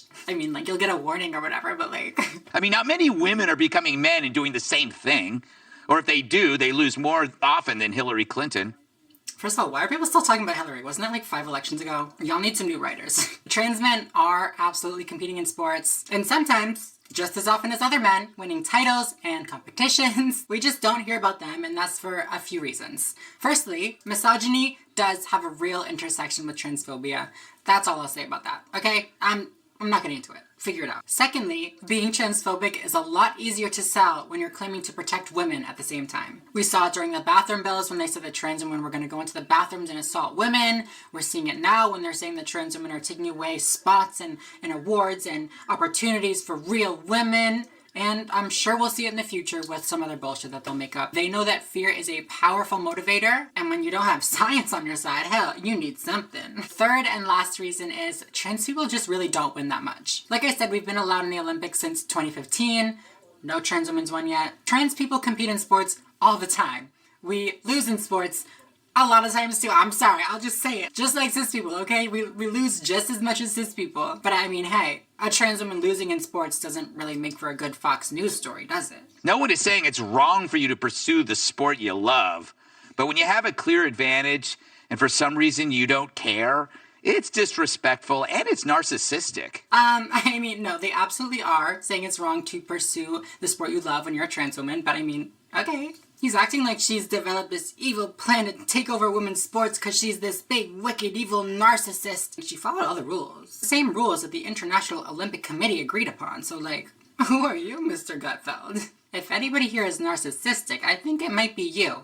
The person that thinks they know better than the International Olympic Committee. Professionals who have been hired to make these rules. But I mean, who am I? Rika Giorgi, not sure if I got that right, a Virginia Tech swimmer, took issue with the NCAA rules allowing transgendered women to compete against biological females. After she missed the cutoff for the consolation final in the 500 freestyle, she blamed Thomas's dominance in the race. In a letter, she claimed their rules are harmful to biological females and that every event transgendered athletes competed in was one spot taken away from biological females, herself included. Respectfully, just be better. That sounds so mean. People are definitely going to cut that out of context, but be better. Like that Kim Kardashian quote, you gotta get off your ass and work. Get your fucking ass up and work. If Leo was really getting scores that were physically impossible for cisgender women to achieve, then yeah, I would say, that's not fair. But the fact of the matter is Leah's scores are not even the fastest women times that are out there. Yes, she won the competition, but by 1.7 seconds. Her time was 4 minutes and 33.24 seconds. The women's record time for the same race is 4 minutes and 24 seconds. 24.06 seconds if you're curious. Which is 9 seconds faster than Leah was. Leah's time would have not earned her first place in 6 out of the 7 prior years' competitions. Meaning in 2014, 2015, 2016, 2017, 2018, 2019, Leah would have lost to cisgender women. In 2020, they didn't have the competition, but in 2021, Leah would have won by 0.4 seconds. Which brings me to the conclusion that she is by no means dominating the competition. She's barely winning most of these races. I mean, she's still doing incredible, but I mean, so no, Rekha Georgi, or whatever this girl's name is, did not place because of Leah. She didn't place because she wasn't fast enough. Sorry, girl. The NCAA seems more interested in appearing woke than protecting its athletes. But to make this ideology work, you have to erase the distinction between trans and biological women. That means it's not only women being erased from the record books of their own sports, they're being erased, period. No pun intended, since men can have periods too. But like, yeah, no, that's interesting. Tell me more. I mean, I guess if it was really impossible for cisgender women to beat these transgender women, like we already saw was possible, then I guess I would understand the line of logic. Because eventually trans women would just beat every single cisgender woman, and eventually there'd be no cisgender women left with titles. But I wonder why that hasn't already happened in the last 12 years that trans women have been allowed to compete. It's almost like the professionals were right. Maybe those advantages do go away after an extended period of testosterone suppression and estrogen treatments. The NCAA needs to accommodate this. They need to come up with either an open category, they need to make the rules fit so that these girls, and I'm a father of 2 daughters, that these girls don't waste their whole lives and have somebody, he's 6'1", right? Mm-hmm. He's got longer arm reach. You have to he's say got bigger she. Shoulders. She's got a longer arm reach. He was reading a Breitbart shoulders. In 2 years, you will see the University of Southern California will have a men's 15th best tennis player, will wait 2 years, identify as a female, play on the women's team, and his serve or her serve will still be 150 miles per hour, where the women's serve is 120 miles per hour. These are astronomical differences that have to be worked out. Why don't they let these dumb fucks on TV? Listen, I am not the misgendering police, but when you misgender someone 3 times in a row, it just tells me that you don't see that person as a woman, you just see them as a man, which I mean, that's fine. You do you see them as a man all you want, but like, you need to understand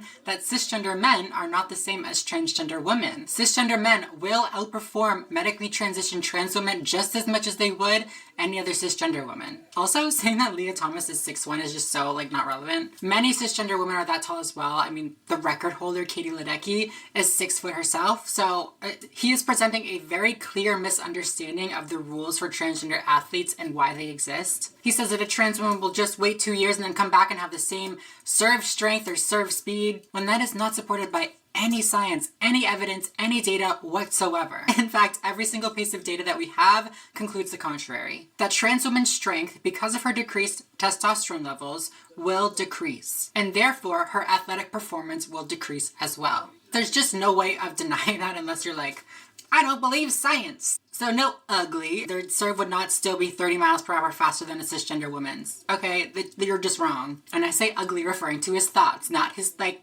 outward appearance, because I'm a decent person, okay? I am a, journalist, so I have some facts here. Oh, God. Before switching, speaking of switching to the women's team, she was ranked 462nd when competing with other men. Right. But listen, can I just say William Thomas was one of the best on the men's team. On the men's team at Penn, William Thomas 2 years ago was among the best. So he was among the best swimmers at Penn, 462 in the nation, but he did really well as a man, which even makes it worse because he was one of the top men, came over. Clearly, he is dominating in the field. Do these bitches have editors?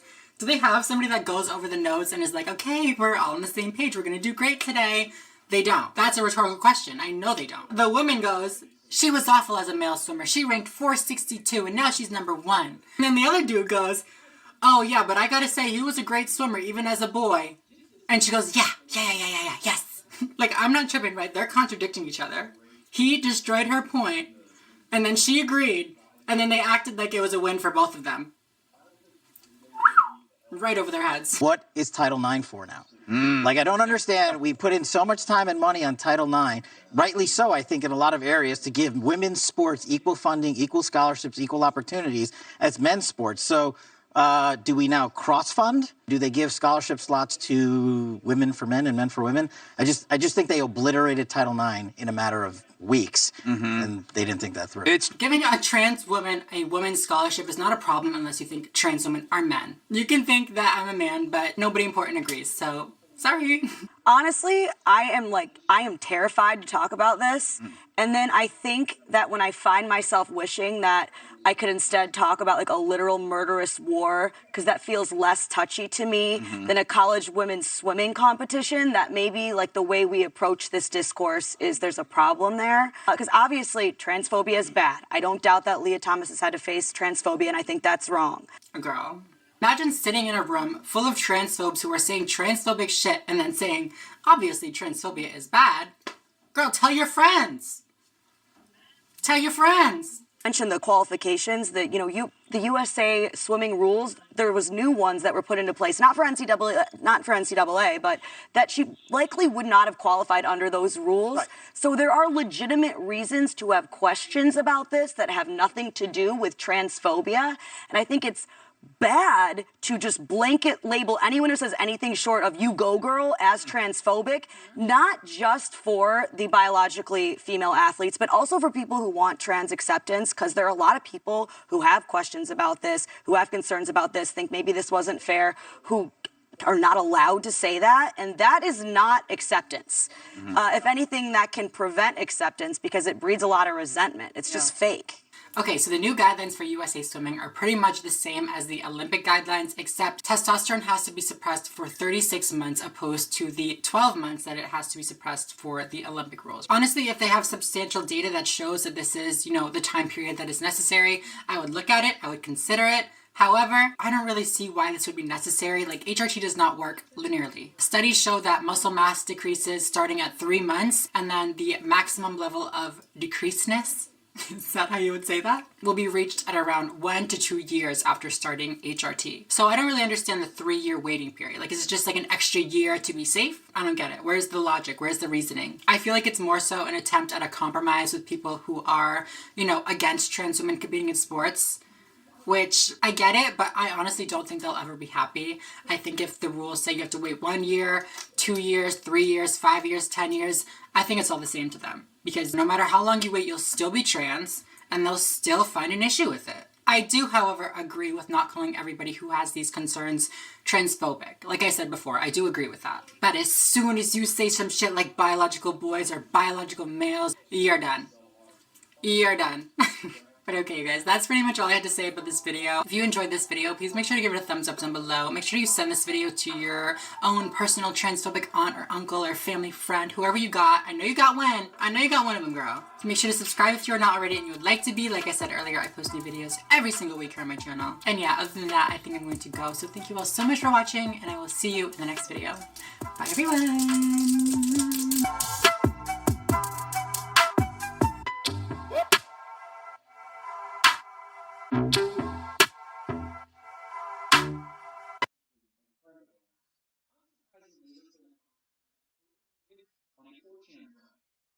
This is nothing but Black people sympathies, which is how it's thrown. Knows that. It's also cannot stress enough. Not how it works. Trying to know this original function as a racist way to say Black Christians basically don't have object terms. There's no proof this experiment ever happened outside of this one post, so at most it should be taken as probably fake. However, that makes it surefire proof of how to tell who's smart and who's not. To ask a hypothetical question, they're unable to grasp that hypothetical for maybe. And then his friend says this. Basically, dumb people can't conceptualize hypotheticals. I just gave the example. You never conceived the idea of mind Democrat. Hi everyone, welcome back to my channel. Now if you follow me on Twitter, you would know that this week I had the flu. It was awful. 0 out of 10, do not recommend. I did get tested for wasn't don't worry. Oh my god, I should knock on wood. Am I even allowed to say that? It was the flu. But because I had the flu this week and I'm just so tired and exhausted and fatigued and flued out, I figured we could do a more fun, a more comical, a more lighthearted video than I usually do. I should really do videos like this more often because the serious topics get a little heavy sometimes. I've been collecting TikToks for a good 3 months. Maybe not actually 3 months, but like a while now, so that I could react to them all for you guys here today. I believe most of them are translated, if not all of them. If they're not all translated, they're all like LGBT related. Who cares? Quick question, would you guys be interested in seeing just like my favorite TikToks, just like watching fun TikToks with me? Like I'll show you like my liked videos. Let me know. But yeah, for today's video, we have some, you know, funny trans content, some positive trans content, some transphobic content, lots of stuff for you here today. So stay tuned. I post new videos every single week here on my channel. So if you guys are not subscribed, go ahead and do that right now. Go ahead. I will wait for you. Go ahead. Go ahead. Are you done? Thank you very much. And yeah, with no further ado, let's get right into this first TikTok. You should not be learning about LGBT in kinder. I'm gonna come to your house and I'm gonna tell your kids about gay people. That bitch is calling the cops. Seen the original of this? She's like going off about trans sports and how blah blah blah. Oh no, she wasn't talking about trans sports. I'm an idiot. She was talking about the Don't Say Gay bill and how kids shouldn't be learning about gay people and sexual orientations in kindergarten through 3rd grade, blah blah blah blah. You should not be learning about LGBT in kindergarten. That should be the parents' job. So it isn't a bill saying they can't go to school and talk about their parents and talk about their family. It's saying the curriculum is not allowed to include LGBT content, which I 100% agree with, because parents should be the ones making the decision on when their children learn about these types of things. I did a whole video on the Don't Say Gay bill, so check it out if you have not. They don't understand that there's more to gay people than just like gay sex. I'm laughing, but it's actually not funny at all. We already teach about families and relationships in primary school.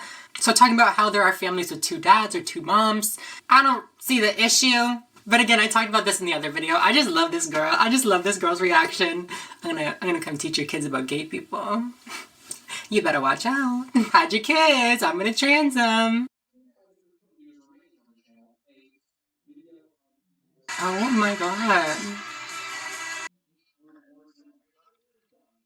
And the fucking coppers. The coppers. The choppers. No, the coppers.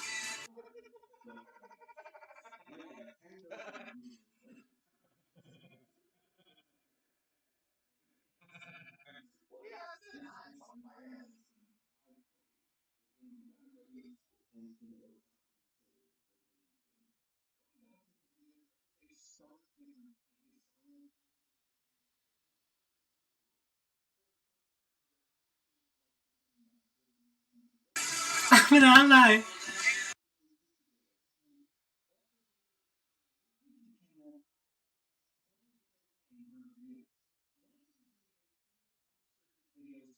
That's the cutest fucking shit I've ever seen in my whole life. Literally cried when I saw that for the first time. Can you just imagine growing up in a school or like a school district or like a town or whatever that is just so open and accepting and supportive of, you know, who you are. Even like before you come out, you don't know who you are, you're figuring out, but you're like, you just know that everybody around you is just like, gay's okay, we love the gays.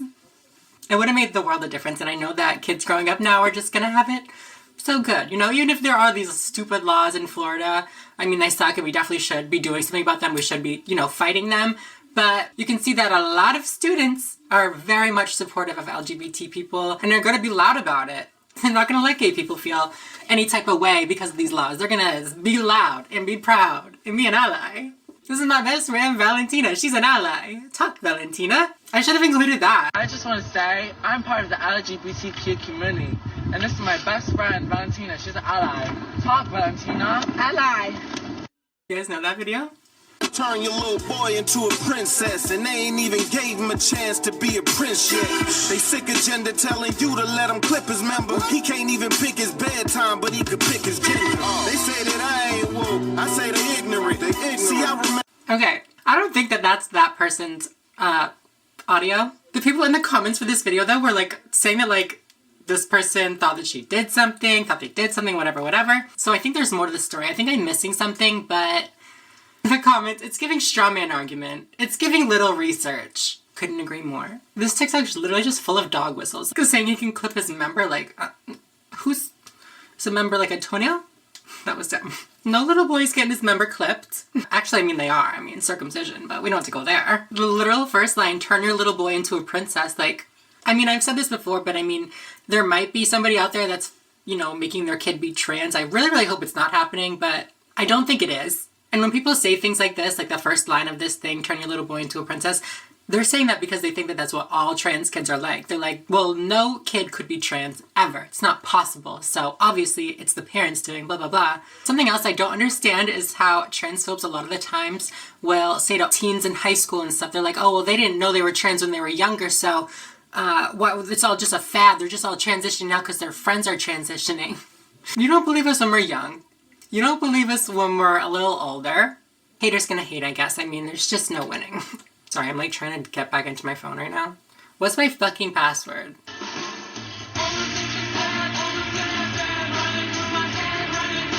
Yep, relatable content right there.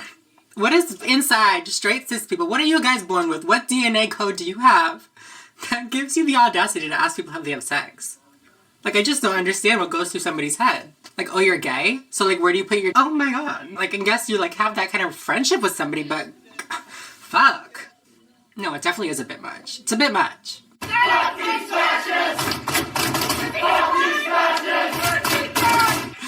I don't know if I can play that one. Okay, this next one is one of my favorites.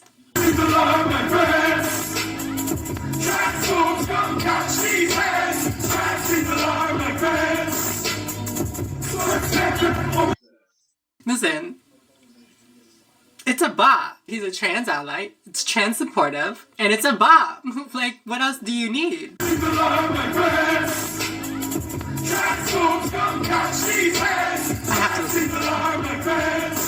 Okay, you guys, this is the last TikTok that we have for today. This one's been going kind of viral, and I mean, I support it. Let's watch. How much money would you take to suck To suck a Damn, is she trans or is it a dude? Man, I'll suck a trans for free, but you can't pay me to suck.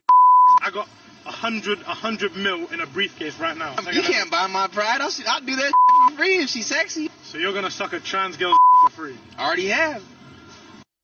I love it. I love how that was his immediate thought too. Just, well, let's be specific here. We love a non-insecure straight man.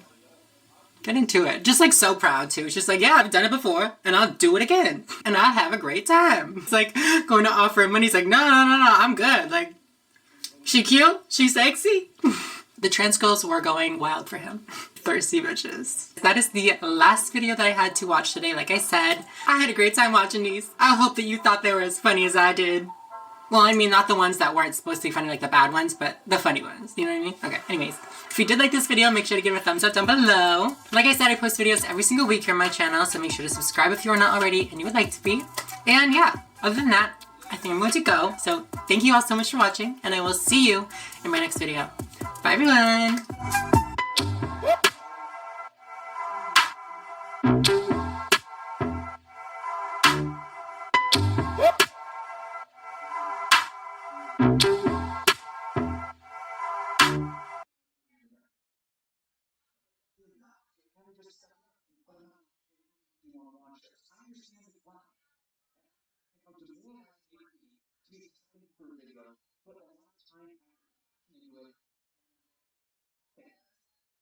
But on YouTube, you get to pick the audience, find you, and you have to choose them or not.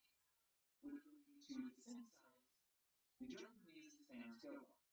Fans come in a few flavors, with some being casual gameplay types, or 20, 30 somethings, so we hear a place to say slurs they could say in middle school, and really about a time when 15 games were all rage.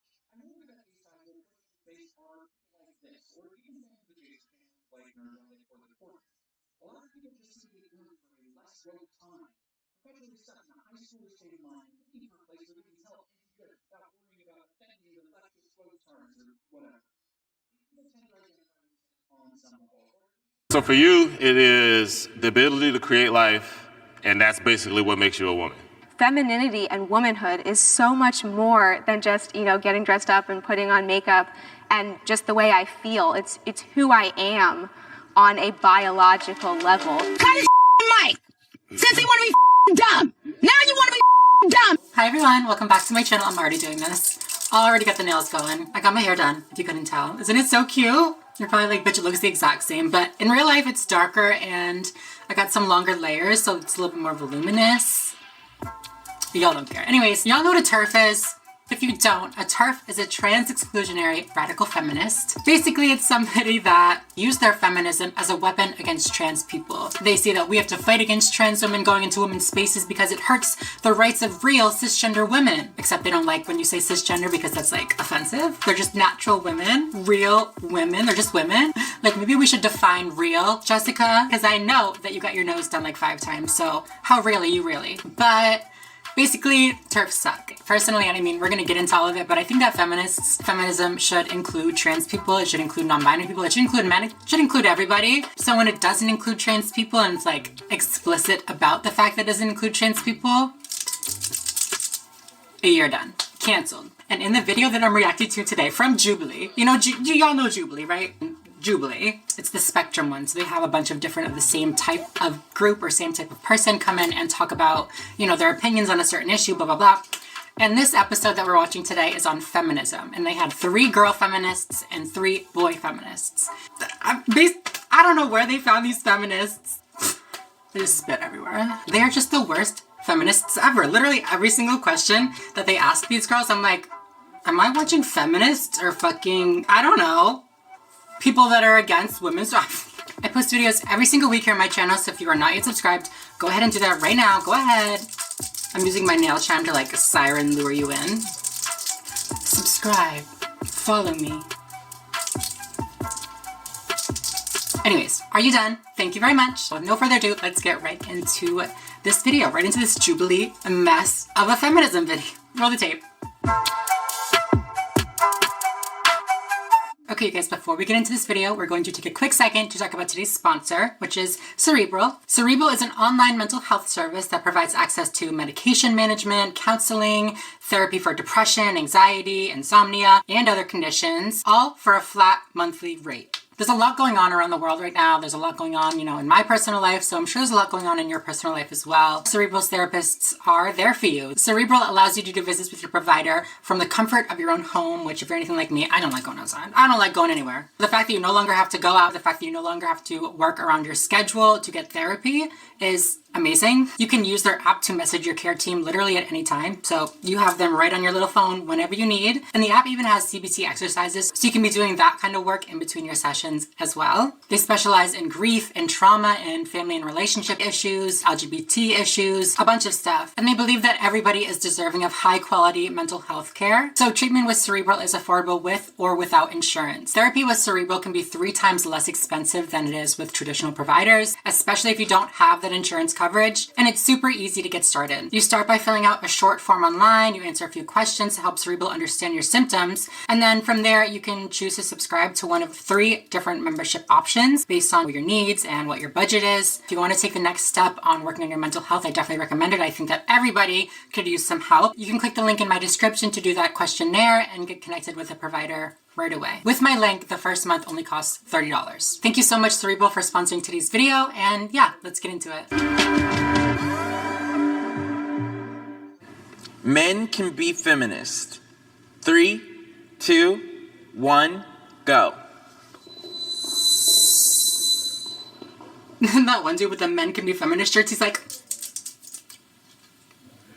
I'm glad they all went to the right side. The right? Not like the correct side, but the right side. You know, the side that's somewhat agree to strongly agree. I'm glad they all at least somewhat agree that men can be feminists, because I think that all men, I think that literally everybody, you know, men, cis women, non-binary people, who else we got there? Furries, shit, I don't know, everybody. I think that everybody is capable and should be a feminist. You know, everybody should believe in equality of all the genders. And that's what my interpretation of feminism is. You know, it's not what feminism has become and what the feminist movement has created, blah, blah, blah. It's just the definition of feminism. Like, I'm a basic bitch, I don't know. We can get into all of that afterwards, but let's just stick to the definition for now. If you guys don't know what feminism is, first of all, open a book. Second of all, it's the belief in and advocacy of the political, economic, and social equality of the sexes, expressed especially through organized activity on behalf of women's rights and interests. So it's anybody and everybody who believes in equal treatment and opportunities for all genders. I know this definition does say sexes, but literally doesn't matter because it comes to the same fucking resolution, so it's fine.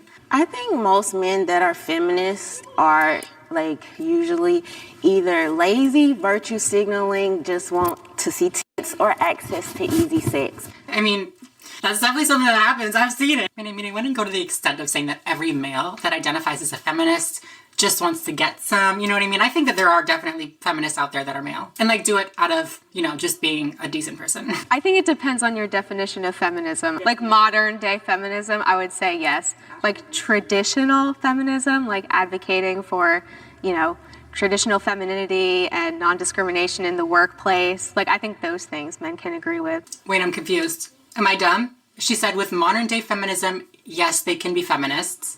But then with traditional feminism, yes, they can be feminists. Or am I interpreting that wrong? Maybe I'm interpreting that wrong. I'll give her the benefit of the doubt. But also, is this Happy Shapiro? Don't play. I know it's you, girl. I see what you're saying when you're like, there's this performative feminism that a lot of guys do. So if a male feminist is like, oh, I only support like women and it's just only about that, but he's not even talking about how like feminism needs to support men or like trans people or whatever, then there is a performativeness to it. White feminist voices are too loud. 3, 2, 1, go. I feel like this isn't a great question for me to answer, like as a white person, but for real, I don't really know who I think of when I think of the feminist movement. Like there isn't one face or like a group of people that comes to mind. I just think of like, I don't know what I think of. I think the fact that I don't really know what I picture kind of says something. So like if they were way too loud, I'd be like, oh my God, all I picture is some white bitch when I think of feminism, but I don't really think of that. Maybe that's just my own bias, but yeah, okay. I just hate like when some of these movements use black women when it's convenient for them. There's not discussion about the Latinas, immigrant, how they get treated on the feminist movement. You know, it's always about either the pro-choice side or something else that it's more interesting to white. When you think of feminism, you usually think of a white lady. And I think that's still perpetuated, even though there'd be like a lot of black women behind the scenes doing a lot of the heavy lifting and often are in a lot of civil rights movements. White women have certain rights they need through feminism as other people, but they're just always taken more seriously by everyone. Well, there you have it. 2 opinions from feminists, female feminists who are not white. You're welcome. I'll read off a list of public figures and you'll go to your left if you believe the person to be a feminist, or the right if you don't think they're a feminist. Amy Coney Barrett. No, not a feminist. Not only has she been vocal about not supporting, you know, the extension of Title IX to support transgender people, which is a literal sex-based non-discrimination law, literally the whole point of feminism, but okay. She also has defended multiple, which like, I mean, think what you want. Like, yeah, it's her job or whatever, but one of the times included a 19-year-old pregnant victim. So, like, in my opinion, no, she's not a feminist. She's literally like a Supreme Court justice in like the highest court of the land. And she totally disproves the narrative that women have to choose between having a career and a family. I don't really agree with her a lot on her political stances, but I think more so as just being a role model for women to be on a level of the Supreme Court where it's primarily dominated by men. Being a woman in a position of power does not make you a feminist, especially when you use that position of power to take away rights from women. Like, do y'all remember, like, the main reason that she was signed in? When Trump was president, he was like, I have a goal to sign in somebody that is going to oppose Roe v. Wade and, you know, move to have it taken away. You ain't a feminist, bitch. Mm-mm. J.K. Rowling. No.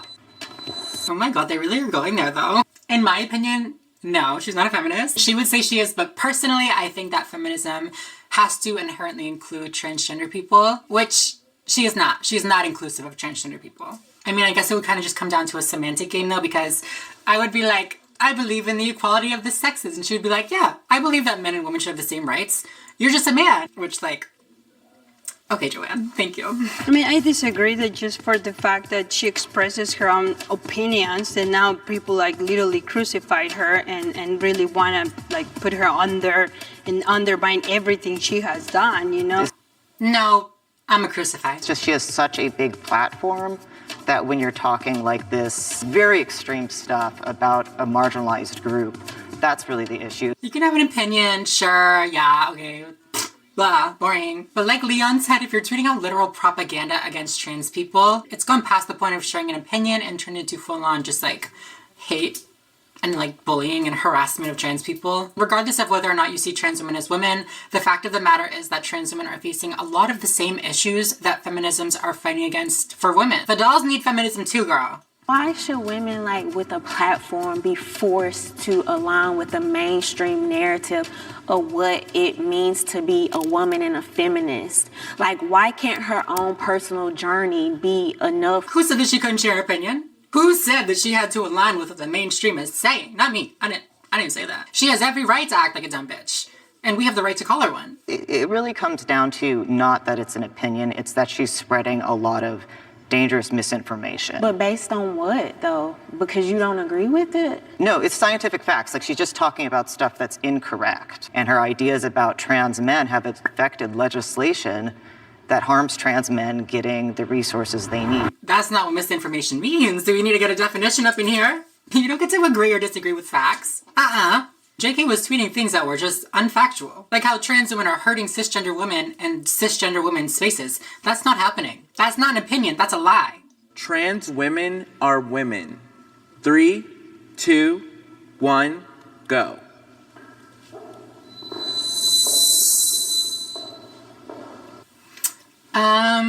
No. Those bitches are men. I'm just kidding. So funny. Yeah, I think that trans women are women. Of course, I think there are differences between, being a biological or a cisgender woman and being a trans woman. Even after we've gone through a medical transition, there are still differences. However, I don't think that makes us not a woman. I think it just makes us a different kind of woman. But again, I think that trans women face a lot more of the same issues as trans women. What am I trying to fucking say?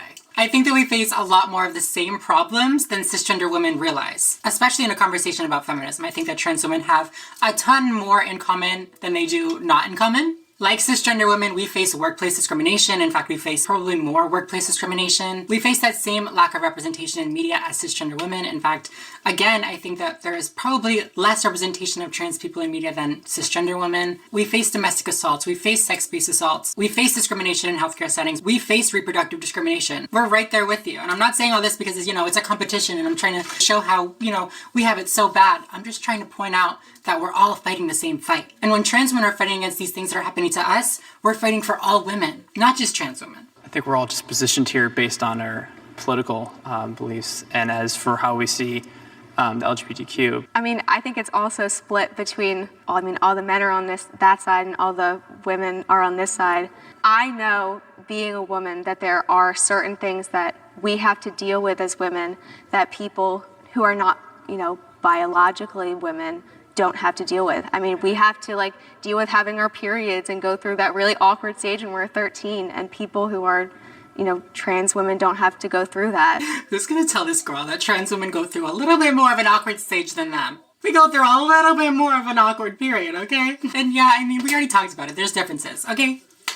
We love differences. If you want to focus on them, you can. Weird. However, I think that it's kind of harmful to reduce women down to their organs that not all cisgender women even have, by the way. Doesn't seem very feminist to me, but I don't know. What do I know? I'm a fucking man. No, I'm not. I'm just kidding. I'm kidding. Trans women live their entire lives as women. They don't turn it off. It's not something that they're turning off. And then to come up to them and say, oh yeah, I see you doing this, but you're not a woman. It's kind of insulting. How do you live your life as a woman? Because every single time somebody says that, they name the most stereotypical things. It's like putting on a dress, putting on makeup. Oh, oops, sorry. Probably not a good time. Girl, what the fuck do you want? How do you live your life as a woman, huh? Is your womanhood truly defined by you bleeding every month? Weird. I don't fucking know how I live my life as a woman. I check female in the little boxes that ask.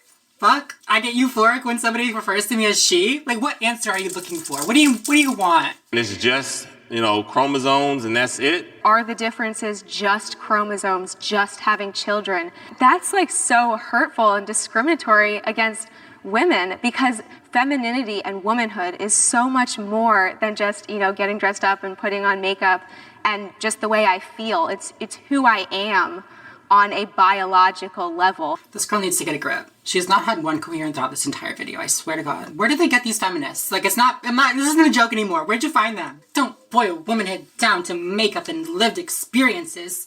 We have to boil it down to having kids and periods. Girls like this are so fucking boring. Yeah, you could be proud of your femaleness and your ability to fucking have a baby. Okay, I sound so salty. I'm not. It's just Come on. Isn't the whole point of the feminist movement to say that women are more than just mothers? To say that women are more than just baby holders or baby ovens or whatever the fuck they say? I don't know. So what would I have to do to be a man like you? I want to be a man now. These girls have never met a trans person in their whole lives. Just wait, it gets good, I swear, it gets good. There isn't a single trans girl out there that will tell you that she's a girl because she likes wearing makeup.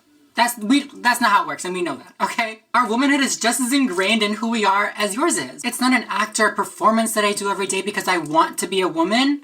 It's me letting go and living my life and just being me. It's me not having to think about every single move that I take in order to fit in. Just that close. Zoom in. That close to understanding that that is exactly how trans people feel about themselves before they transition. Me living my life as a man, me being a man is just something that's not possible for me. I'm a woman.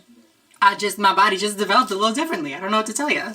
I wish these girls could just use a little bit of empathy. You know, just like a tiniest little bit when thinking about trans people's experiences because I feel like they're right there. They're right there. So this fucking close. I think there's like a lot of conflating of being female versus being a woman. Being female is chromosomal, it's what you're born as. Being a woman is a societal construct. They can align, like yours obviously all align. Like you pointed over here, you're like, all the men over here. The first 30 years of my life, I was a woman. I transitioned. It's a disconnect with what you're born as and what you feel you should be. So gender dysphoria? Yes. Okay, I can believe that. I 100% could believe that, yeah. If it was just like, I just wanted to be a masculine woman, then sure, that's easy to do. But that didn't work. I'm not gonna say I'm male. I wasn't born with XY. That'll never change. And no trans person will ever tell you they're biologically born that way, because if anyone knows anything about biology, it's trans people. That's why they have to get hormones and do all this other stuff. And it doesn't take away your womanhood if someone else is a different type of woman. It's a different experience that shouldn't make you feel less of a woman if they're around or vice versa. I love that so much. TERFs are so defensive when it comes to trans women calling themselves women. Like, you got stock in the word woman? Do you all feel like the feminist movement should be fighting for trans women within that movement? I mean, it should be fighting for everyone's genders, whether they're trans women, trans men, cis women, cis men, or non-binary people. That's just part of feminism. I don't think so. I think it defeats the entire movement. I bet she had some good-ass, dumbass explanation to go with this. Why'd they have to cut it out? I don't see how it could defeat the movement unless your movement is only based on cisgender women's rights. Or if trans women are the people causing the problems that you're trying to fight against, which is some J.K. Rowling shit if I've ever heard it. The rest of this video, they talk about, like, being pro-choice and stuff. You guys can already guess all the rest of the people's positions. The girl in the yellow and the girl in the blue are just, like, not good. They talk about how feminism should give every woman the right to make choices, but then say that abortion is sexist, which, like, my brain fucking hurts. I don't even want to get into it. They're just so, I'm speechless. The first question of this video should have been like, can you define feminism? Because that is not what feminism means. Like, even if you think that we're men, you think that we should just be suffering? The one thing that did restore a bit of my hope, though, was looking at the comments in this video. Not a lot of people agreed with these girls. Watching these videos, I'm always like, I want to be there. Then I'd probably get kicked off for being too mean or something, but I don't know. Just really grinds my gears, you know what I'm saying? But yeah, you guys, what was your favorite part? Or your least favorite part? What was your favorite ridiculous statement that was said? There was a lot. If you like this video, if you like this kind of content, please make sure to give this video a thumbs up down below. Make sure to subscribe if you are not already and you'd like to be. Other than that, I think I'm going to go. So thank you all so much for watching, and I will see you in the next video. Bye, everyone.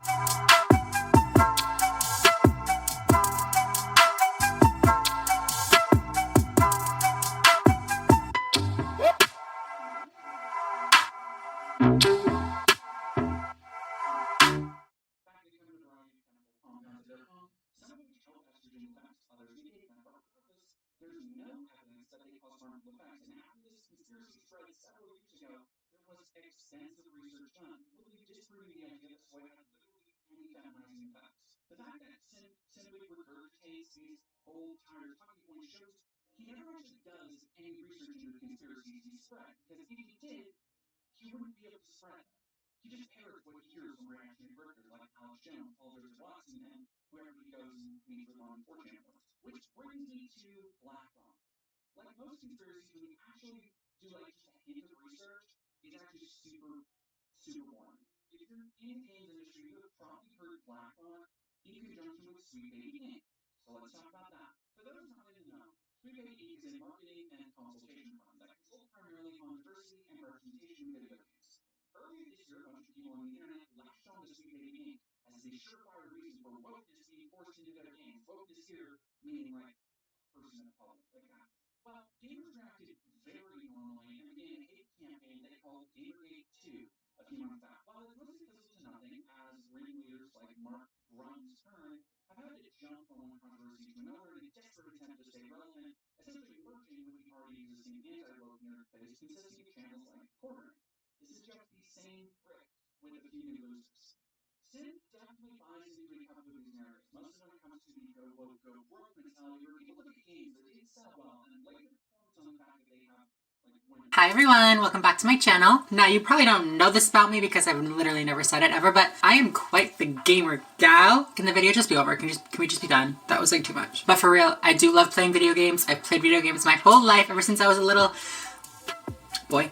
I used to play a lot of Mario games like Super Smash Bros. I used to play The Legend of Zelda, and I played a little bit of Grand Theft Auto. I'm sure most of you are familiar with Grand Theft Auto. If you're not, go look it up. Like, I don't know how to explain it to you other than like, I mean, it's Grand Theft Auto. Like, how do you not know? Just remember thinking like this is a big kid game. There's a lot of guns, a lot of violence. It's always been over the top, just like super over the top. And so when I saw this specific Twitter thread that we're gonna be talking about today, I was surprised. Rockstar Games, which is the creators of, you know, Grand Theft Auto, apparently they got rid of the trans characters in the game. I'll be honest with you, I didn't know there were trans characters in the game. It has been a while since I played, so maybe when I was younger I was aware of them and I just forgot, but before I saw this tweet I was like, what trans characters? What are you talking about? There's some trans characters. They're there. In today's video, we're going to talk about what the changes include, but also a little bit of the criticism surrounding this. Because of course, any trans thing ever, there's going to be critics. There's going to be people saying,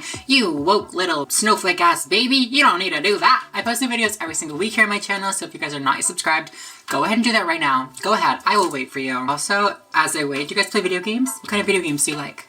Have you been playing Elden Ring? I have, that bitch is hard. Are you done? Thank you very much. With no further ado, let's get right into this video. I was gonna say this game, but it's not a game. We're talking about a game, it's a video. Let's go. So the tweet thread that I'm going to be talking about today is from a Twitter user by the name of Kirsty Cloud. The tweet says, in new generation Grand Theft Auto 5 and Grand Theft Auto Online, Rockstar appears to have disabled the trans caricatures, or quote-unquote drag queens, from spawning outside cockatoos. This could be following a plea from Outmaking Games last year. I hope this provides comfort to anyone who felt these NPCs depicted harmful stereotypes. So I'll link the full letter from Outmaking Games in the description if you're interested in checking it out, but the most important or key parts to me were the following paragraphs. 2020 was one of the most violent years for trans people since recording began. In 2020, over 350 trans and gender diverse people were murdered. Unlike for other random NPCs in GTA 5, the game appears to purposely play into extremely harmful stereotypes of trans and gender diverse people to encourage players to be repulsed by them and even relish hurting and killing them. We reject any argument of equal opportunity violence against all types of characters in GTA 5. That argument is missing the point. Given the cultural impact GTA 5 has around the world, Rockstar has a social responsibility to your players, many of whom may be LGBTQ+, to your staff, and to the world at large to not promote violence against trans and gender diverse people. In this original cited article on Kotaku, we see some of this representation. You guys, does it stink in here? Or is that just you? Definitely you, because it's not me. Thank God for today's sponsor, Scentbird. I've worked with Scentbird many times here on my channel, so I'm sure you all are very familiar with the brand, but if you're not, Scentbird is a luxury fragrance subscription service where every single month you can pay $16 and get a luxury perfume sent to you in one of these little vials to try out. That is how much you get, quite a bit in there. They have over 600 different brands on Scentbird for men, for women, for non-binary people. Whoever you are, there's a scent on there for you. They carry top brands like Prada, Gucci, Versace, which I'm sure you all know are very expensive. And personally, I just feel a little nervous spending that much money on a perfume that I don't even know if I like. So before I buy a perfume, I always see if Scentbird carries it to see if I can try it out for a tiny, tiny percentage of the original cost. They have a really simple quiz on their website that helps you pick out scents that you might like, which is really helpful for me because when I first started using Scentbird, I didn't really wear perfume. So I didn't know what kind of scents I liked. I didn't know what my signature fragrance was gonna be. Being able to try out these scents for, you know, a very affordable cost was really, really helpful. This month I received the Skylar Clean Beauty Fall Cashmere. It smells like cinnamon, it's real nice. I also got the Michael Germain Sexual Noir, the Commodity Gold, as well as the Burberry Brit. If I had to pick a favorite out of these four, I think it would be the Burberry British Edition, Brit EDT, I don't know. Also this case, they're all interchangeable. So if like you like one case in particular, you can just keep it and then, you know, put the new one in. But it's like a matte rubber. I don't know. It's so nice though. So yeah, if you're interested in trying out a new perfume, a new cologne, a new fragrance, whatever you want to call it, make sure to use my coupon code for 55% off, meaning one of these little vials is literally just $7 for your first month. Versace for $7? Are you kidding? Thank you so much, Scentbird, for sponsoring today's video. And now let's get into it. Carolyn Petit, the author of the article, says, the way Rockstar designed GTA 5's trans people actively plays into the hateful stereotypes harbored by many transphobic players. The trans sex workers you can encounter with their garish makeup and prominent penis bulges seem calculated to be ridiculous and repulsive to players who bring their pre-existing transphobia to the game with them. It's as if they're designed specifically so that some players could relish hurting and killing them because they are trans. There's no getting around it. These are definitely supposed to be stereotypical caricatures of a trans person, or what people, you know, perceived trans people to be back in 2013 when the game came out. Not that there's anything wrong with looking like this. You know, there are masculine trans women. I'm not saying there's a problem with it. It's giving very much transgender social experiment like the ones from Steven Crowder. However, it is worth mentioning that these NPCs are apparently called drag queens. I don't know where exactly they're called drag queens. Like it says that they're labeled them. I don't know what that means. Like maybe in the files, or like if you go up to them, maybe it says drag queen or something like that. I don't know. And if you don't know, drag queens are different than trans people. Drag queens are typically cisgender men that put on makeup and dress up like a woman, or dress up like the stereotype of a woman for performance and for art's sake. Trans people, they don't do it for art's sake. That's just who they are. You know what I'm saying? I saw another tweet from somebody named Yangi Young, and it says, as a non-binary person, these models never really caused any upset with me, as I just saw them as drag queens rather than a representation of trans women. I mean, that's literally what their model is named as. I think it was transphobic people themselves who labeled these characters as trans women, which created the overall idea that these were heavily stereotyped NPCs. Rockstar's intentions aside, I think the adjusted viewpoint from players and the change in representation of the NPCs due to such makes removal of them spawning in GTA Online make sense at the minute. Now, don't get me wrong, I'm definitely glad that some people did not view these characters as harmful depictions of trans women. Like I'm all about not viewing something as a harmful depiction of a trans person. I'm all about it. But I really don't think that that was the norm. Obviously, I don't know what Rockstar's intentions were back in 2013. You know, maybe they were super woke. Maybe they did know the difference between trans women and drag queens and were legitimately trying to portray a drag queen. Or, like, probably 90+% of the people in 2013, they didn't know the difference. They thought they were all the same. Like I said, I don't know. I don't know which of the two it was. Maybe they didn't know, maybe they did know. Who knows? Who knows? I mean, I will say that the models in the game did have some very questionable dialogue lines. Like some of them talked about being pre-op or, you know, going on hormones or how their transition is going. None of which are very common for drag queens. Like drag queens don't typically transition or go on hormones or have surgeries. If they were supposed to be drag queens, they shouldn't be saying that kind of stuff, right? Also, as Kirsty Cloud pointed out in her Twitter thread, in the PC files of the game, these characters are labeled transvestites. Yeah.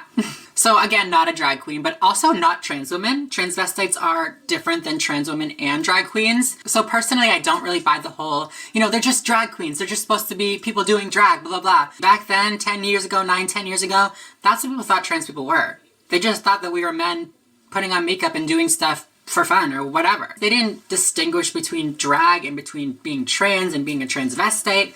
It was just all lumped together in one. I mean, if you watch videos from back in 2013, 2014, 2015, right around when the game came out, if you watch people playing the game and interacting with these models, they don't call them drag queens. They call them transgenders. They call them trans. They call them the T-slur. These are like some gay guys, and this is just so disturbing, but... If that's a chick, oh my goodness, that is one ugly chick. Let's check it out. Whoa. Yeah, She's got more 5 o'clock shadow than I do, got a hairier chest than I do. But that's where you can find the transgender community here in GATA. I don't think anybody at that time would have picked up on the differences between drag queens and trans people unless, you know, they were in the community themselves or if they had a lot of knowledge on the terminology for whatever reason. But I don't think that, you know, a typical player was going to understand those differences. I've even seen people making videos about this whole situation this week where they talk about these characters, they talk about these NPCs and refer to them as trans. They refer to them as trans women. I highly doubt there was more of an understanding 10 years ago about the difference between trans and drag than there is this week. I haven't played the game, but according to this Twitter thread, these NPCs have been removed. I think these NPCs are still in some versions of the game, like the director's version of the game. I don't even know what that means, but in some versions they are still there, but their dialogue lines about hormones and about being pre-op have been removed. Maybe that's to make them so that people don't confuse them as much, you know what I mean? So if they're wanting to play as a drag queen or, you know, whatever the director's cut version is for, I don't know if that like lets you play as them or something, but maybe they kept them in there without the lines so that they could just actually be a real drag queen instead of being this confusing mixed match of like, is it drag? Is it a trans person? Drag queens do exist. They could have kept those NPCs in and just made it more clear that they're not trans. Made it more clear that they're drag queens. Revised their dialogue lines about, you know, going on hormones and being pre-op. Maybe make them say something about their performance that night or doing their drag makeup or something. I don't know. I mean, I'm not a game comedian, so I'm sure there's a joke in there somewhere. And to be honest, I feel like it would have been kind of cool to have drag queens in the game. Now I'm missing out. When you label a character drag queen and then say that they're taking hormones and they're gonna have surgery and their transition's going so well, not only are you equating the two, which is harmful in itself, but you're confusing people. You're creating the perception that trans women are all just people doing drag. There have been concerns, however, that even if they were just drag queens, that there is still a considerable lack of knowledge around the differences between trans people and drag queens, so the effect would still be the same. Right now, I mean, for a while, but especially right now, the world is just not a nice, friendly place to trans people. We're targeted by everybody from lawmakers making laws to make our lives harder, if not impossible, to abusive lovers or abusive men targeting us because we're trans. Like, trans women are already mocked and harassed and attacked constantly. I know there's gonna be people out there that are like, well, I just want to beat up a drag queen. I'm not transphobic, blah, blah, blah. Same girl, same. I don't think that somebody's going to come across a drag queen in the game and feel the need to go out and take it out on real life trans people or real life drag queens. I don't think that's necessarily what's going to happen. The way that we perceive people in media is powerful, especially marginalized groups and people that we may not have a lot of contact with in real life. But again, like, there's no way of getting around it. These characters, these NPCs are the archetype of what parody about trans people back in the day was. If that's a chick, oh my goodness, that is one ugly chick. Movies, TV shows, games, literally everything all had these horrible representations and this horrible stereotype of trans people that looked exactly like this. And collectively, in combination with the no exposure that people had to real life trans people, it created a perception of what trans people looked like, of who trans people were. And it's not like people are like, oh yeah, okay, that's a trans person. I see them, there they are. That's what all trans people are. Duh, got it. No, that's not how it works. That's not what I'm trying to say. That's the thing with media. It influences us in very subtle but extremely powerful ways. Most of the time, we don't even realize that it's influencing us. In addition to the NPCs being removed though, somebody on Reddit by the name of J. Prospero noticed another difference in the new version. They found that a toy on the wall of an arcade, I think it's an arcade, but they found that this toy has been removed. The toy on the wall is an action figure. It's called Captain Space Toy and it's named Interstellar Transgender. I think that's kind of funny, honestly. I mean, that part's funny. Interstellar Transgender, kind of cute. I'm gonna change my Twitter name to that.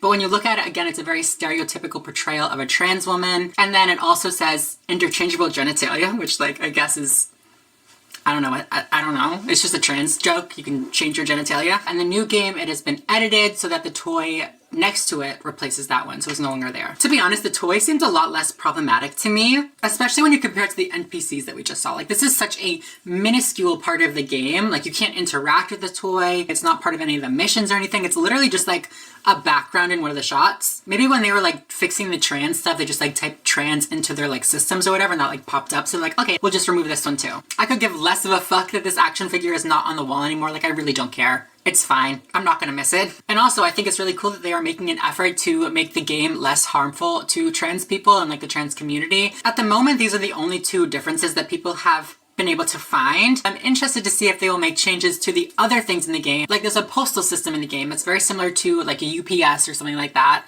And it's called post-op in reference to like a post-operation trans person or whatever. And like their motto and their logo and all this stuff is references to a trans person. Like their motto is no longer just mail and your package is safe in our hands. Honestly, I think that's so funny. I think that's great.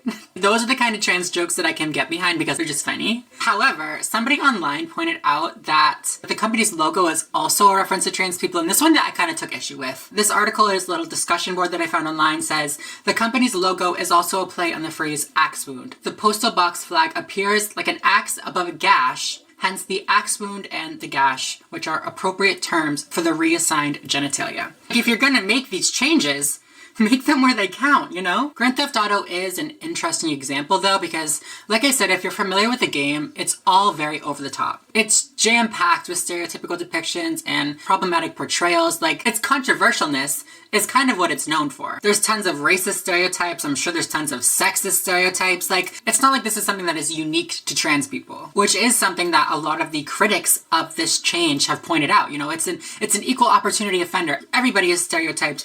Everybody can be beat up. Rockstar Games should not have had to take this out. This woke mob is going crazy. They're out of control. Well, let me just say, Rockstar Games made this decision on their own. They were not forced to do this. This was just them like, okay, we're gonna revise the game for the 50th time. Let's just make these little changes and sneak them in there. They didn't even make a statement about it. It's not like they were like, we want to be woke. We want to conform to what the woke mob wants. And they have every right to do that. Duh. Now, all that being said, I do somewhat understand the perspective of like, the whole game is a stereotype. Like, even if they were stereotyping trans people or drag queens or whoever, they stereotype everybody. So like, it's kind of on theme. To be honest, I don't have a firm, like, this is how I feel about it. I think they should have removed them and this is why, blah, blah, blah, blah, blah.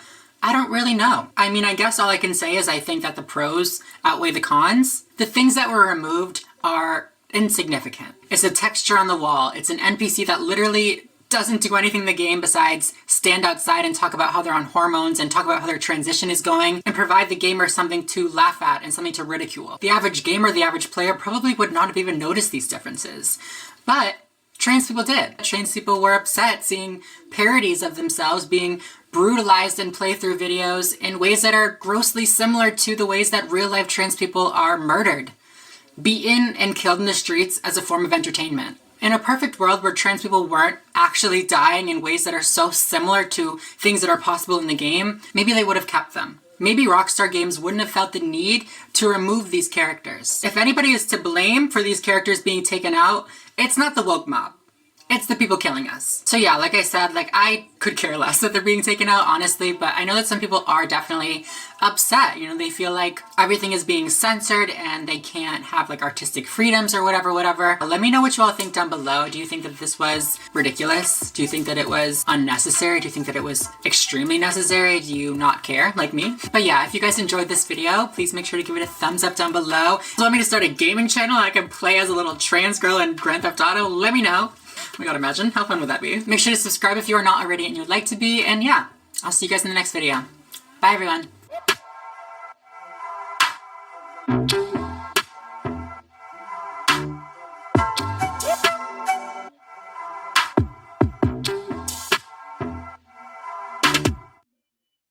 to mention the quote-unquote subtle homosexual imagery from Breath of the Wild, and it's been expanded even further in this one. And I already know people are going to say I'm reading into it, and no kid's going to see this shit, but that's exactly how you desensitize people and how you groom them, right? You expose them to things.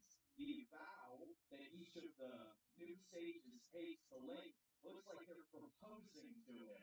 And Sidon, the giant shark guy, people already made a bunch of gay lewd images between him and Link when Breath of the Wild came out. And now, him quite literally putting a ring on his finger, and man, their relationship is too fucking weird.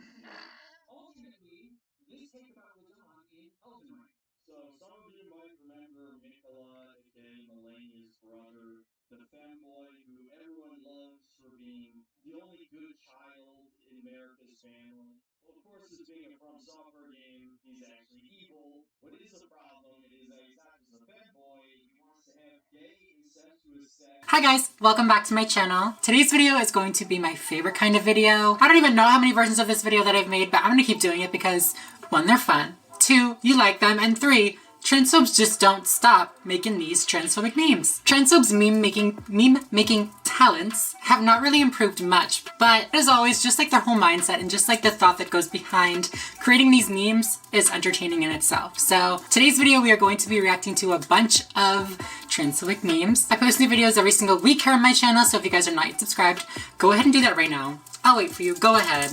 Go ahead, go ahead, go ahead. Are you done? Thank you very much. With no further ado, let's get right into these memes. Also, I'm missing a nail. Don't look. If you can't tell the difference between delivery and DiGiorno, you have probably been fooled by a transvestite once or twice. First of all, I don't really understand DiGiorno's hate. I mean, it's a frozen pizza, you get what you get. Granted, the only times I've ever really eaten DiGiorno's pizza was when I was blackout drunk. So I mean, I guess I don't really have the best recollection of it, but you leave DiGiorno's alone. But I'm including this one because I just don't understand the correlation. I'm truly confused. Maybe just the fact that, like, you're not observant.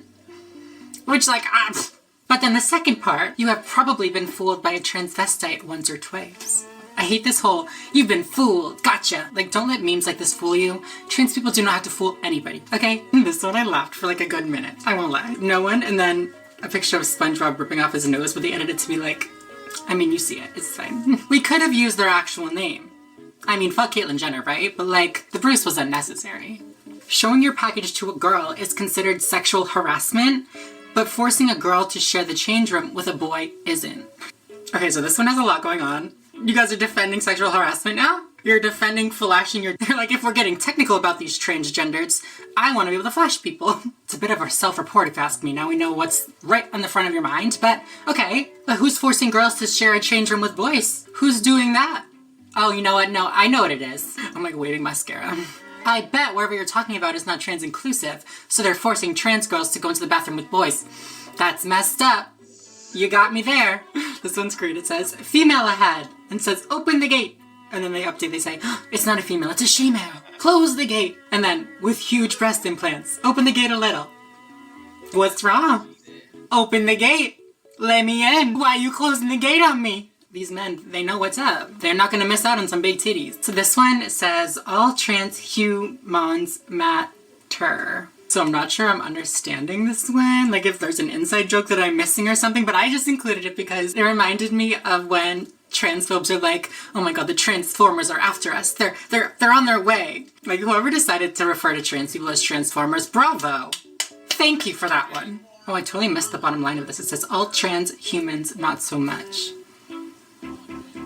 Yeah, I don't get it. Okay, so this one I found, and there was some like controversy surrounding this one because allegedly it was posted onto Cardi B's Facebook page and like she got in some trouble about it because, you know, obviously it's a transphobic meme and like, bitch, you can't be posting transphobic memes on your Facebook page. But she said that she doesn't like own the rights to the page or like somebody else posted it. I don't fucking know, whatever. But the meme says, I hope nobody sees this tranny leaving my house. This is a clip from maybe like Ed, Edd and Eddy. Isn't that like an Ed, Edd and Eddy type animation? I don't fucking know.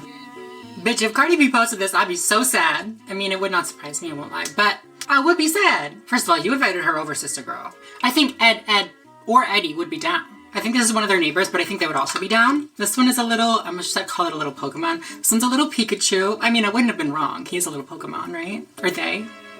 I'm gonna say Pikachu's non-binary. And in the first part of it's when she saw my dick and it's like, oh. And then the second part is when I saw her dick and it's all scared. Oh my god.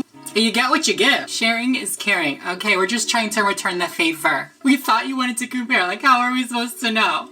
They're just mad because it's bigger. I'm sorry, gotta go. Okay, so this one I guess isn't really transphobic, but it's something that fucking bothers me. So it's transphobic. It goes, trans people venting about something that makes them dysphoric.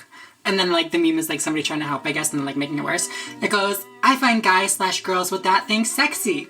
I'm sorry, did I ask you?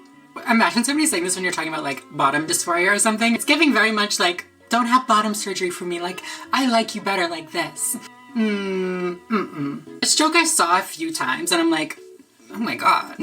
Y'all are just reusing jokes. Also, is this like something that guys are into. It says, what's the best part of sex with a transvestite? Can we stop using the word transvestite for trans women? Like, they're not the same. I sound like such a trans med, like, I am not a non-binary, don't call me that. Like, no, that's not what I'm saying, but they are different. It says, what's the best part of sex with a transvestite? And then it says, reaching around and pretending it went all the way through. And the crowd's dead. He's like, laugh, please. That's literally me reading this meme, like, that's what you guys are into now? You wanna impale me? I don't even want to say, you wanna stab all the way through my body? Y'all are fucking weird. This one is some replies to a picture that says, my genitals do not define my gender. And the Facebook replies, of course it's on Facebook. It says, my IQ does not define my intelligence. My physique doesn't define my fitness, and my semen doesn't define my child. And at first I was like, wow, wait for them to just be like invalidating this person, that's so rude. But then I was like, wait, they're not invalidating them, they're agreeing. Duh! They're pointing out that an IQ score is not necessarily the best way to determine someone's intelligence. They're highlighting that having a thin physique or a thin frame does not always mean that you are necessarily healthy. And same with being fat. Being fat doesn't mean that you are necessarily not healthy. And lastly, the one that really got me good was, my semen doesn't define my child, which, like, we love adoptive parents. We love adoptive children, family, units. Bravo. Bravo. Also, again, with the damn transvestites on the bottom, like, y'all, learn your terminology. This one honestly triggered me, I won't lie. When the people that knew her before you did refer to her as a him or a he too many times, and you're just, like, having, like, a deep internal thought, you know what I mean? Honestly triggered. I'm like, I can't bring my boyfriend around people that get my pronouns wrong sometimes because then he's gonna get all weird. Like, that's a real life thing. Like, shut up. Too far. The meme went too far. If you're also having these thoughts, don't. I mean, it's stupid. You're definitely thinking about it way more than your partner would be thinking about it, so it's not a big deal. Don't worry. This one's so good. It says, when you're trans and the club says $6 for women and $8 for men, but you gotta pay $14 since you're both. It's funny. Like, I know, I know it's like not supposed to be nice, but I think it's funny. I think it's good. They're like, well, if you're non-binary, you're not a man and you're not a woman. So, I mean, like, you're both, you're neither, whatever it is, you gotta pay double the fee. That's discrimination. That's transphobic. The meme is not transphobic, but making them pay both is transphobic. So similar to the other one a couple times ago, this one I guess isn't really transphobic, but it's something that makes me mad, so it's transphobic. It says, me having a normal relationship with someone, and then a big fucking giant ass train comes and ruins the day and says, my dysphoria ruining the relationship and making me be constantly negative. Me as fuck. Like, this isn't funny. It's not a joke anymore. Literally the slightest inconvenience happens, or like the slightest little like miscommunication happens, and I'm like, it's because I'm a tran. They want a cisgender girl, like they're done, they hate me, it's over, whatever. Like, all they want is a school bus and like to just like, not get hit by a giant fucking train. Anyways. This one has a lot going on in it, very, very busy. The first one is age 10, I hate girls, which you may not realize if you're just like looking at it, but to me, I kind of interpreted this as pointing to the whole narrative that trans women are just misogynistic men. Sounds crazy, right? It's a TERF thing. And then it says age 20, like living as a girl, whatever, whatever. And then age 30, it says RIP, suicide victim. The fuck is wrong with you? Ever get over transphobes making jokes about people committing suicide or like the suicide rate? I'll get in my DM sometimes like 41% or something like y'all are fucking sick. Straight to fucking jail. And then age 300, the bone structure tells that this was a male. First of all, don't touch my bones. Second of all, I'm getting cremated. Third of all, I just don't care. I'm dead. I don't care. And also, as I've said before, is it that hard to just like write a little letter? Like keep a little name tag with your little pronouns on it? Not hard. So once again, not transphobic, but transphobic because of like what I realized myself. Can't find a gender label that fits, so you panic. You realize that you're just a masked trans girl, calm. But then, and this is the kicker, you realize you're straight. You panic again. One of my friends called me straight the other day and I was like, how dare you? How fucking dare you? Me currently in a relationship with a man. I'm not straight. How dare you? I mean, I know I am, of course. Transphobes don't fucking, but it's just like, ew, Whatever. But okay, you guys, that is the last meme for today's video. I hope you guys laughed. I hope you thought it was funny. Not the memes, the transphobes. If you laughed at any of those memes, I swear to God, you are so canceled. If you guys did like this video, if you liked any of the no, not the memes, my commentary, duh. Make sure to give this video a giant thumbs up down below. A giant thumbs up, who am I? Make sure to subscribe if you are not already and you would like to be. And yeah, other than that, I think I'm gonna go. So thank you all so much for watching and I will see you in the next video. Bye everyone, I'm gonna go fix my nail.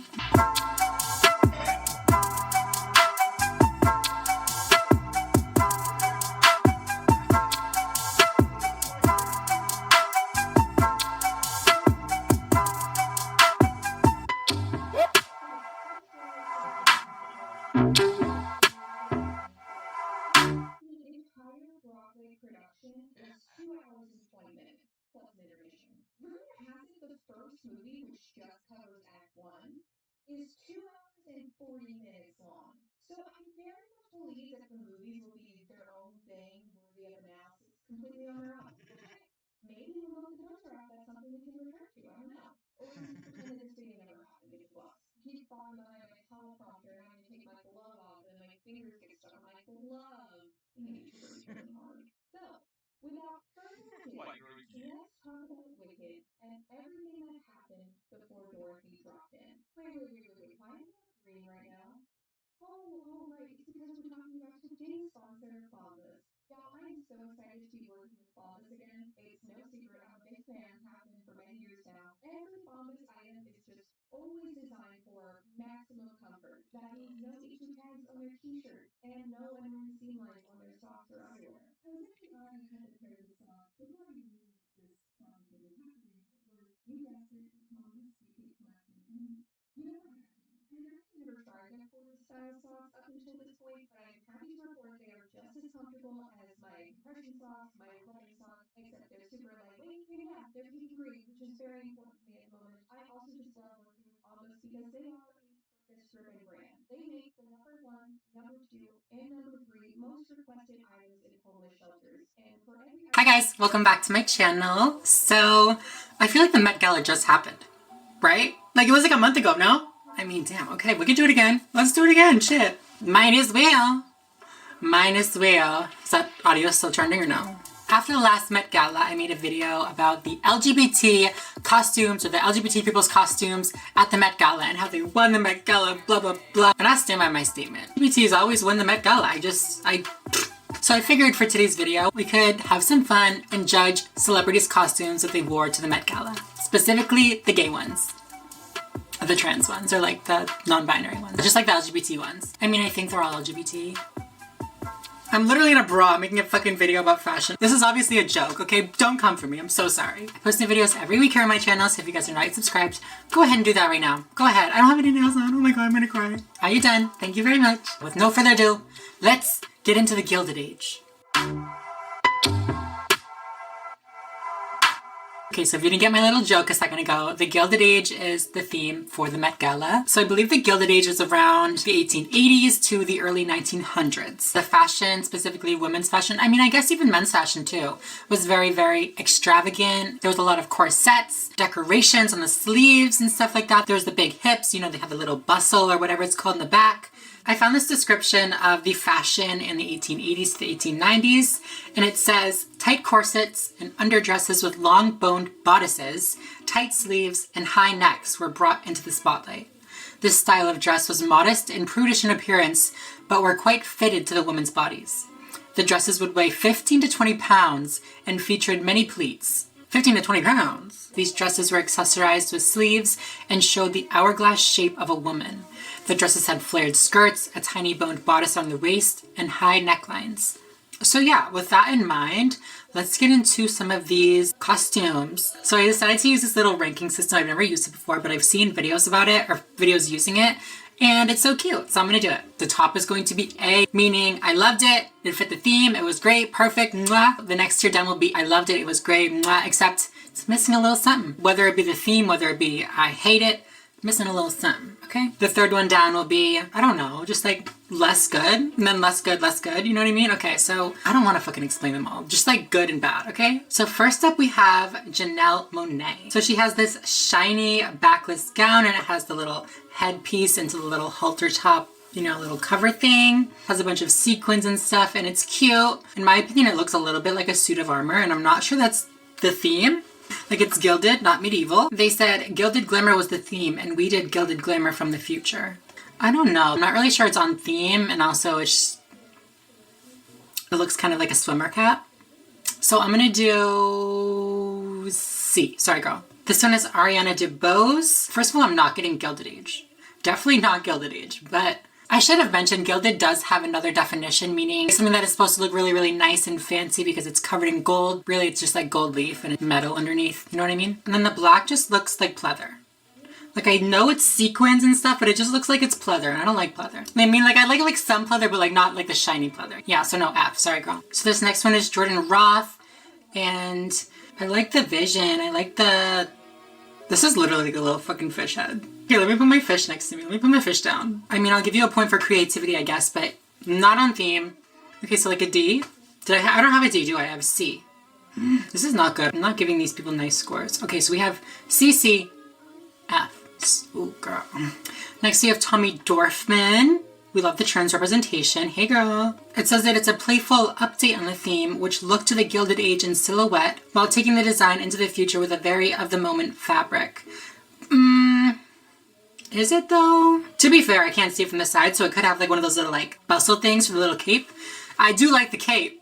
I do like the cape. And the little purse, are you kidding? I mean, to be fair, I guess it does have, like, a rib type thing around the waist. There are sleeves. I don't know. I don't think it's on theme. I can't make it on theme. I'm sorry. I tried. I'm gonna go with C. Yeah. So this is Lena Waithe. I've seen what I need to see. It's a no. Immediately no. Immediately no. Not on theme. Not a fan. F. So this is Phoebe Bridgers' dress, and I saw a few people that I feel like did the same type of vibe. Like very much Great Gatsby. It's cute, but like, when was Gatsby? Like the 20s? It's a little late, no? It's like, that's like, no. It's pretty and all, it's just very much not the theme, at least in my opinion. But I mean, it's cute. Maybe C? Okay, so this is Cara Delevingne. Finally, we're getting a better costume. Here we go. So as you can see, Cara has this very cool red suit on. It has the high waist and the low back on the coat. I feel like that's very Baroque. I said Baroque. Baroque is not the theme, girl. Very gilded. I feel like it's very much around that time, you know? The rich, like, railroad man would, like, have the little cane thing. I just think of, like, Monopoly. I don't know. I liked it, though. And then I also liked the gold all over her body because gilded is, like, covered in a thin layer of gold, you know? So, quite literally, gilded. She said, I'm gilded. I'm gonna give her a B. Yep. Sure am. So this next one is Conan Gray. Oh, wait, I kind of like the shoes, though. And the little sparkles in the hair. Cute. I don't see gilded though. Where's the gild? Yeah, I'm gonna see like maybe like a C. There's gonna be so many in C. I mean, listen, if you got a C, you got a C. I don't know what to tell you, girl. So next we have LGBT icon Kim Kardashian. So if you didn't know, this is actually Marilyn Monroe's dress from, what is it, like 72? I just made that up. I fully just made that up. It's the dress that she wore when she sang Happy Birthday, Mr. President. And bitches are mad. I didn't think about this dress before. I'm not thinking about it now. I don't really care. But people are like, it's an antique. It's a vintage. It's a delicate. You can't do that. I mean, sure. Okay. Again, missed the era. Next is Miss Emma Stone. And again, this is giving very much romper. Canceled. It's giving very much like flapper. You know what I mean? Like, that's a flapper dress. They should have just changed the theme and everybody started showing up in, like, Gatsby attire. Next up, we have Jack Harlow. He was in that Lil Nas X music video, right? That makes him LGBT, right? Jack, what the fuck is this? Not on theme. No. I forgot to fucking rank them. Kim Kardashian gets an F because everybody's mad at her. Emma Stone will get a C. Yeah. Jack Harlow also gets an F. Next, probably one of my favorites, Miss Queerbait Eyelash herself,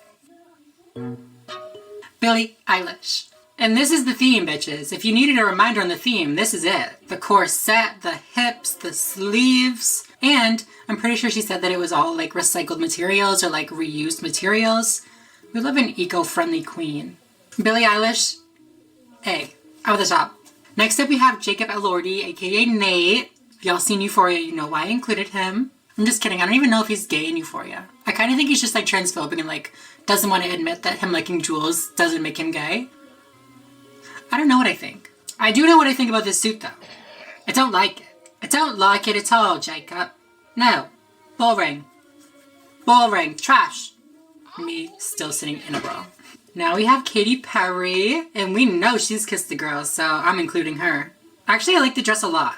I'm not sure it's on theme, but I mean, literally nobody's been on theme. At least she has more of the gilded silhouette. Like, she has the big hips, you know? And some sleeves. Sleeves for something. I'm so bad at grading things. Katy Perry can get a B. A B. Yep. And now we have Shawn Mendes. I'm including him because I think that he was one of the best dressed. At least, like, for the theme, you know? I will say it's giving very much the Beast from Beauty and the Beast. Like, you know, when the Beast is all dressed up and he's like looking all nice? That's what he looks like. But granted, like, the Beast looks good in that scene. But like, yeah, he looks so good. And I love the painted nails. What's on this nail? There's like a little figure on his nail. I don't know what it is. A, period. Oh my god, is that it? I think that's it. Okay guys, this is our final lineup. What do you think? I'm pretty sure we have Billy and Sean at the top, neither of which are LGBT. Do better, LGBTs. But yeah, you guys, like I said before, this was just for fun. I am not trained in any sort of fashion or anything like that. Like, I look at it, I'm like, okay. I will say that it is really, really cool to have so many LGBT people out, open LGBT people on the Met, or at the Met Gala. I never really watched the Met Gala a lot growing up, but if I did, seeing all those LGBT people there would be really cool. What do you guys think? Who did I get right? Who did I get wrong? Let me know. If you guys like this video, please make sure to give it a thumbs up down below. Make sure to subscribe if you are not already and you would like to be. And yeah, other than that, I think I'm going to go. So thank you all so much for watching, and I will see you in the next video. Bye, everyone.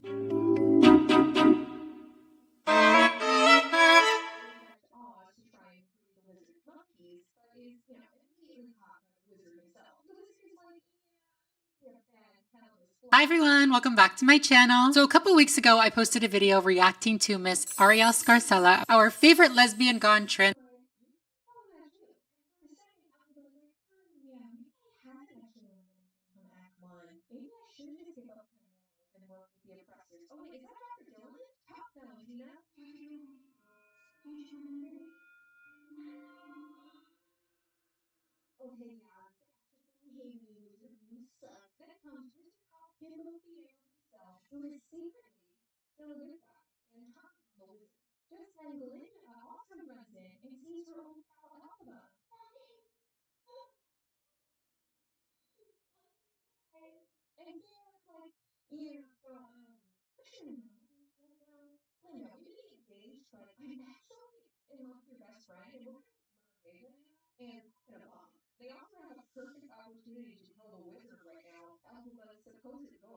Hi guys, welcome back to my channel. So we've seen TERFs write books, we've seen them do films. Well, I mean, personally, I haven't seen those films, but I mean, anyways, we've seen TERFs do quite a few things here on this channel, but I never in a million years expected a TERF comic. And yet there I was scrolling away, and the biggest jump scare of, I think this year, maybe the last 2 years, hit me. I saw this beautiful tweet, this beautiful cover, this beautiful first page of a TERF comic.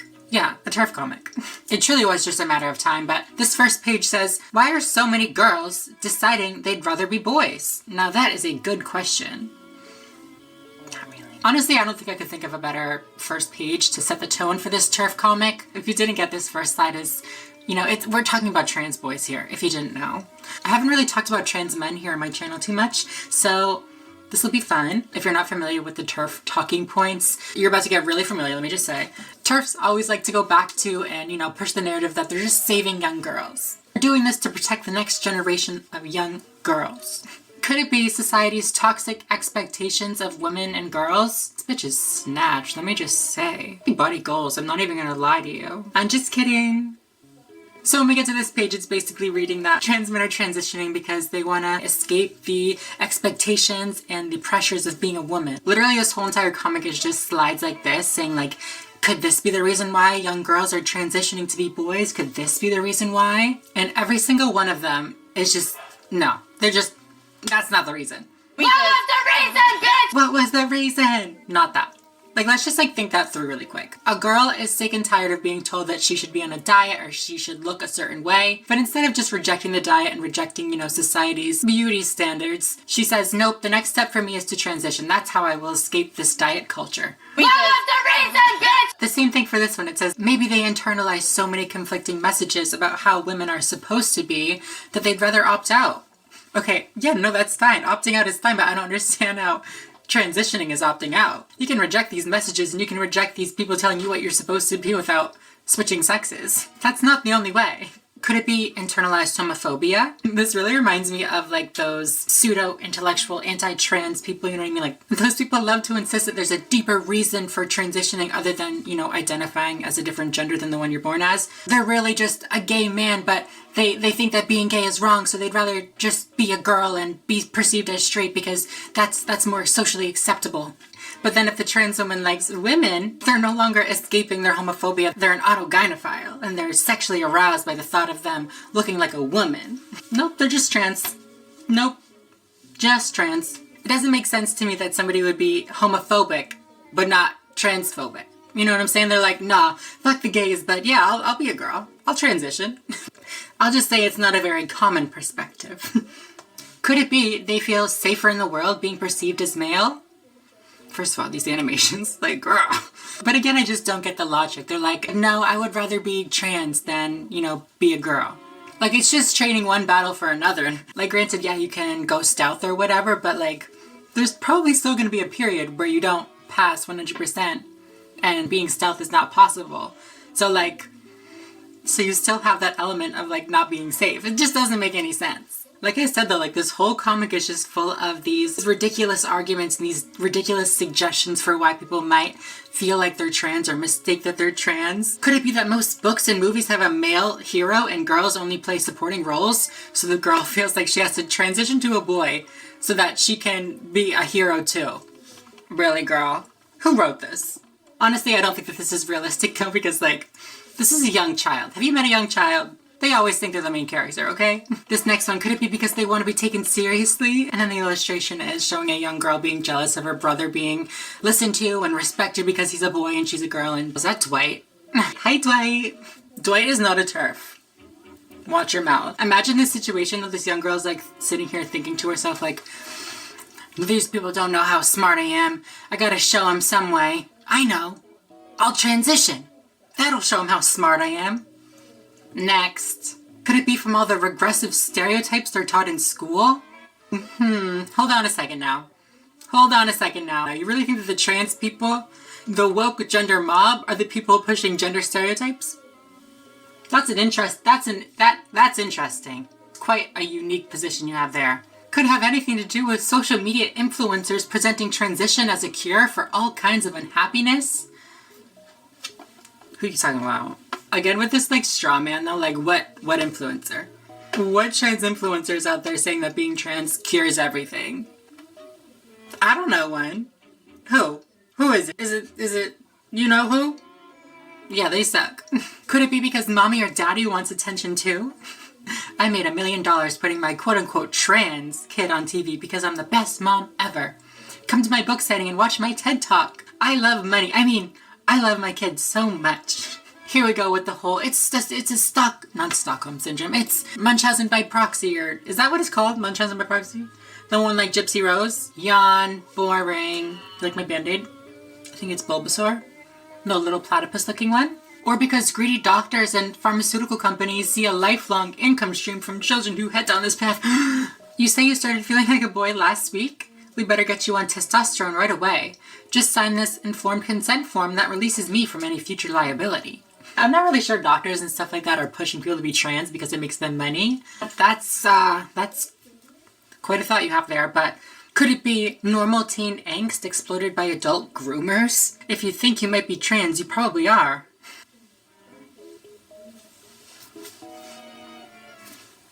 Swipe. Next. Could it be a form of magical thinking, escapism, intense curiosity? I wonder what it would be like to live as a boy. How can I not want to find out, now that it's an option? I feel like this is really not like a normal thing. Imagine people said this about like being gay. Like, are you sure you're not just like really curious?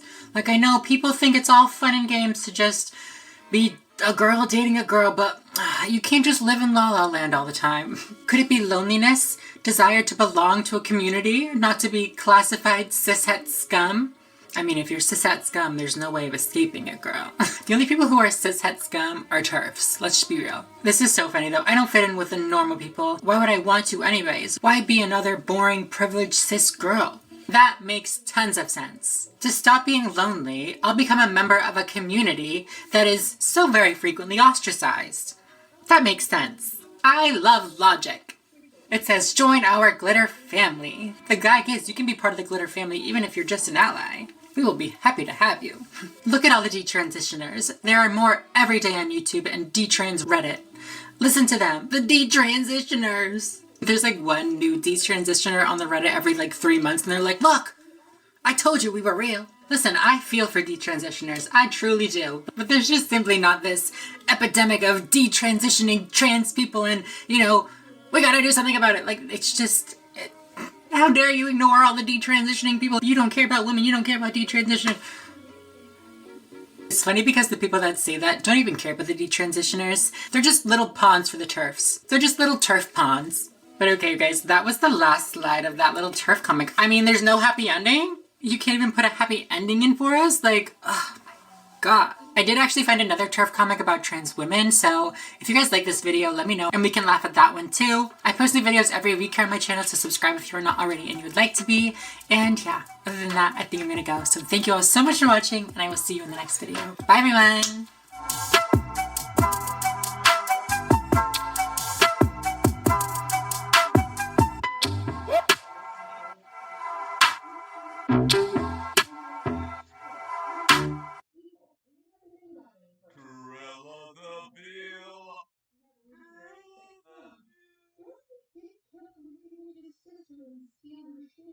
Yeah, Alpha did that. Yeah, Dorothy killed her best friend.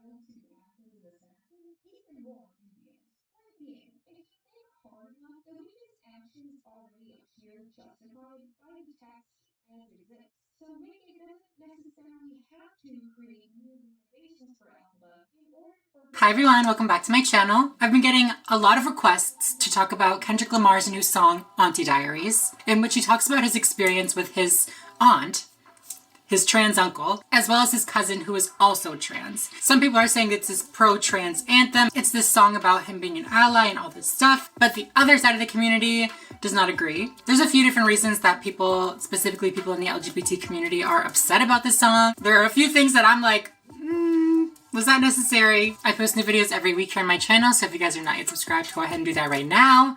I'll wait for you, go ahead. Are you done? Thank you very much. And yeah, with no further ado, let's get right into the video.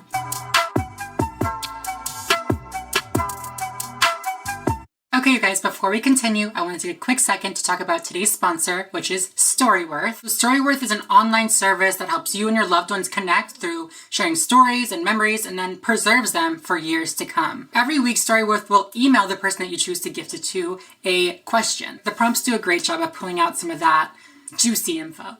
It's hardcover. It has this nice, like, matte, I always forget what this is called, but it's like a nice, like, matte rubbery feel. On the inside, you can see there's tons of pictures and stuff. If you're interested in creating a really, really special gift for a loved one, for Mother's Day, Father's Day, your birthday, Christmas, Hanukkah, whatever it is, Storyworth is a really, really great option, and they will likely cherish it forever. Because look how cute, like, to have all your stories and pictures and everything about your life in here from, like, a loved one.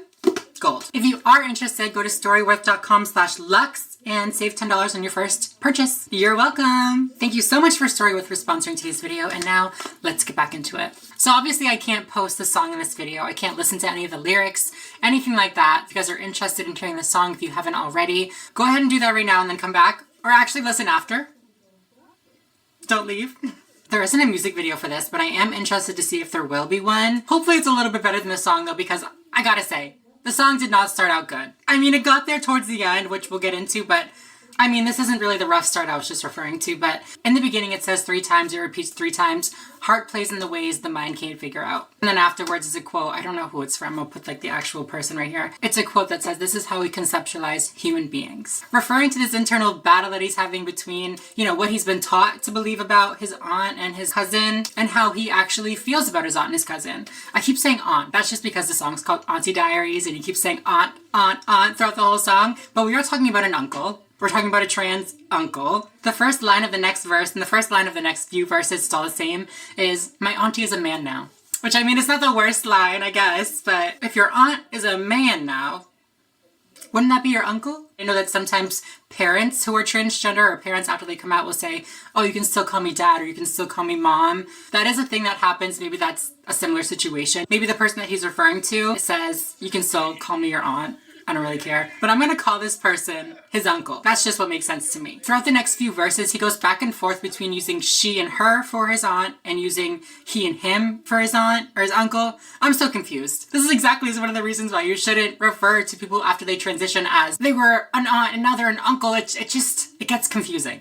Okay, it's too much. It seems kind of like he's using she and her to clarify that he's talking about before his aunt transitioned. His uncle, fuck. You know what? You guys know what I mean. I say aunt, I say uncle. It's gonna be interchangeable. I just can't. I think that he's attempting to use these pronouns to clarify when he's talking about. So when he uses she and her, he's talking about her in the past. When he uses he and him, he's talking about her or him now, which honestly is just, in my opinion, it's just unnecessary. Like, I get he's an artist and it's for art and it's for impact's sake and, you know, he's just trying to do something. I don't care. It's unnecessary. You don't need to stop. If you're gonna make this attempt at being a trans ally and make this trans anthem, which it does seem like he's trying to do, it does seem like he's trying to make this song to be like, this is how I overcame my prejudice and overcame my transphobia and learned to accept my family members. Like, if you're gonna make a song with that as your goal, you should probably get the people's pronouns right. You should probably get their article, like aunt or uncle, right. He's like chanting for trans acceptance while doing things that hurt trans people. It's like posting 1 million paper flyers around the world saying save the trees. Also in this verse, there's possible dead naming. I don't know if Jackie is aunt's dead name, but he brings up the name Jackie, which like unnecessary again. Something that I did like though was at the end of this second verse, he makes a statement saying that he wishes that,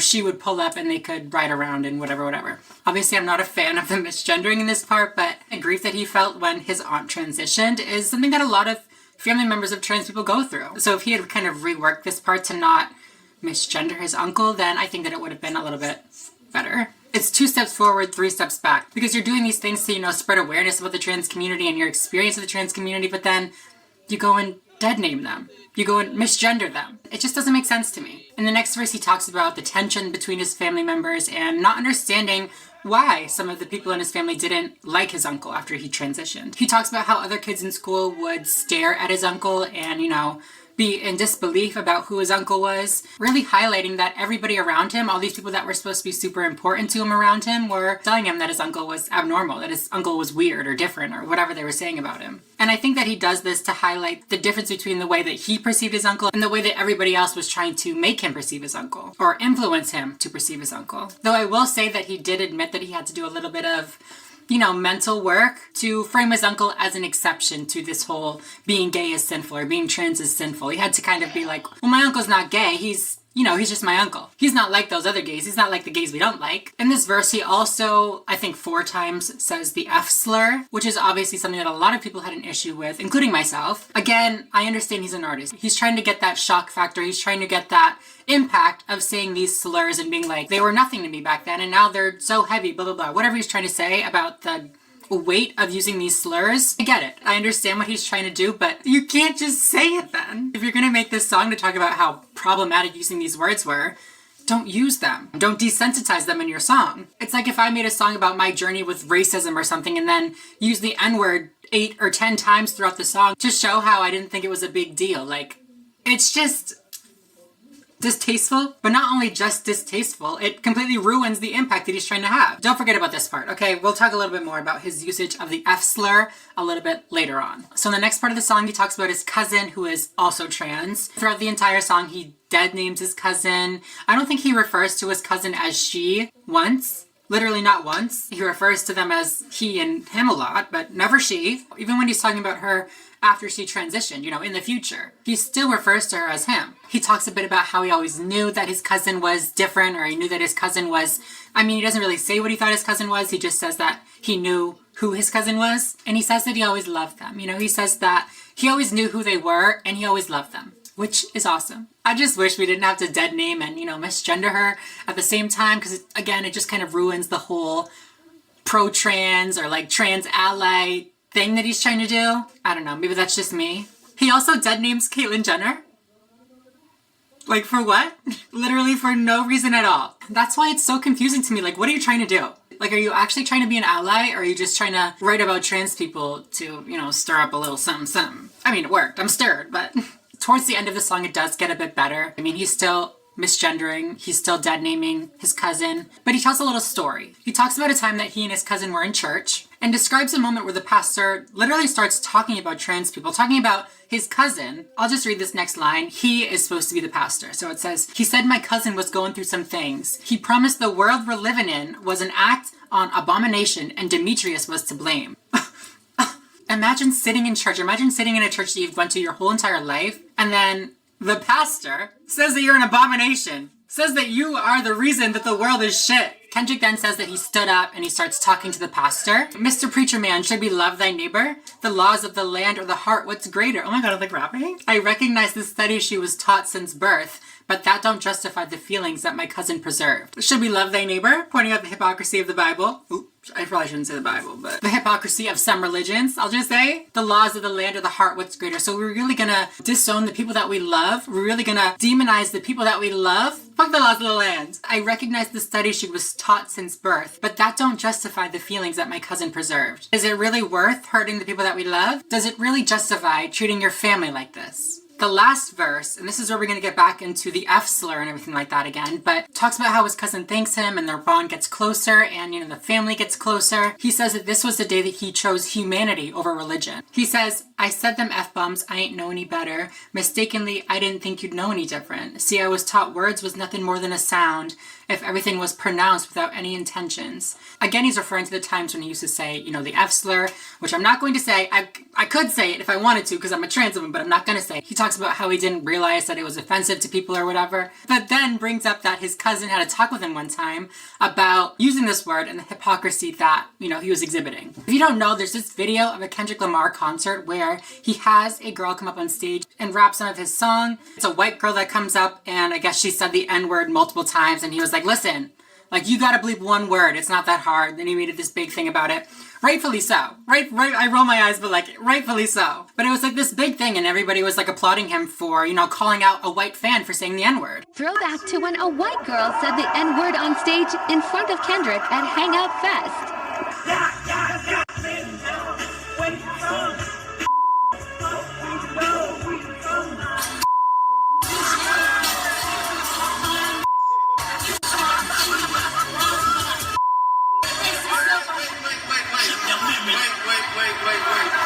You gotta bleep one single word though. Oh, I'm sorry. He brings up this conversation that he had with his cousin and says, you said, Kendrick, ain't no room for contradiction. To truly understand love, switch position. And then again, he says the F slur multiple times and says, we can say it together, but only if you let a white girl say the N-word. Like he's very clearly pointing out the hypocrisy of him saying the F slur while also condemning white people for saying the N-word. So like, are you okay with white people saying the N-word in song if it's for, you know, artistic freedom or whatever? Is that what you're trying to say? Because this is art. I could say it right here, right now. I would never. But if you're gonna be this person who makes this whole big show about white people saying the N-word, maybe don't say the F slur. Practice what you preach. That's the end of the song, and I think we've talked about all the concerns that people have had with the lyrics and with, you know, the messaging or whatever. I hate to be the person to be like, you know, your allyism or whatever isn't good enough. You need to do more. You need to do this. You need to do this. This is going to start a lot of conversations. It's likely going to make a lot of people more open to think about their experiences with trans people, and that's a great thing. I'm not a fan of the misgendering. I'm not a fan of the dead naming. I'm not a fan of using the F slur. Like, I think he missed the mark on a few things. And it's just unfortunate, you know? It's just really, really unfortunate. It would have been such easy things to fix. Switch some of the pronouns. Change Bruce to Caitlyn. Don't say the F slur. Like, I mean, so I don't know. It is cool that he made the song, and I'm glad that he made the song, and I'm not like, oh my God, cancel Kendrick Lamar, but I don't know. I feel like he could have just done a little bit more. Like, getting people's pronouns right is so elementary. It's so basic. Make sure to leave your opinions, your comments, everything like that down below. I want to know your thoughts on this. If you like this video, make sure to give it a thumbs up down below. Make sure to subscribe. Thank you all so much for watching, and I'll see you in the next video. Bye, everyone.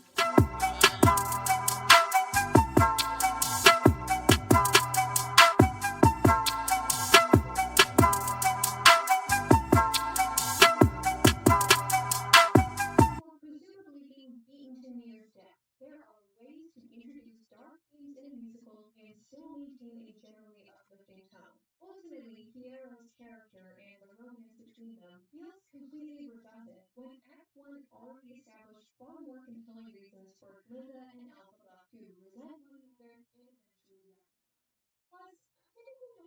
You're my friend.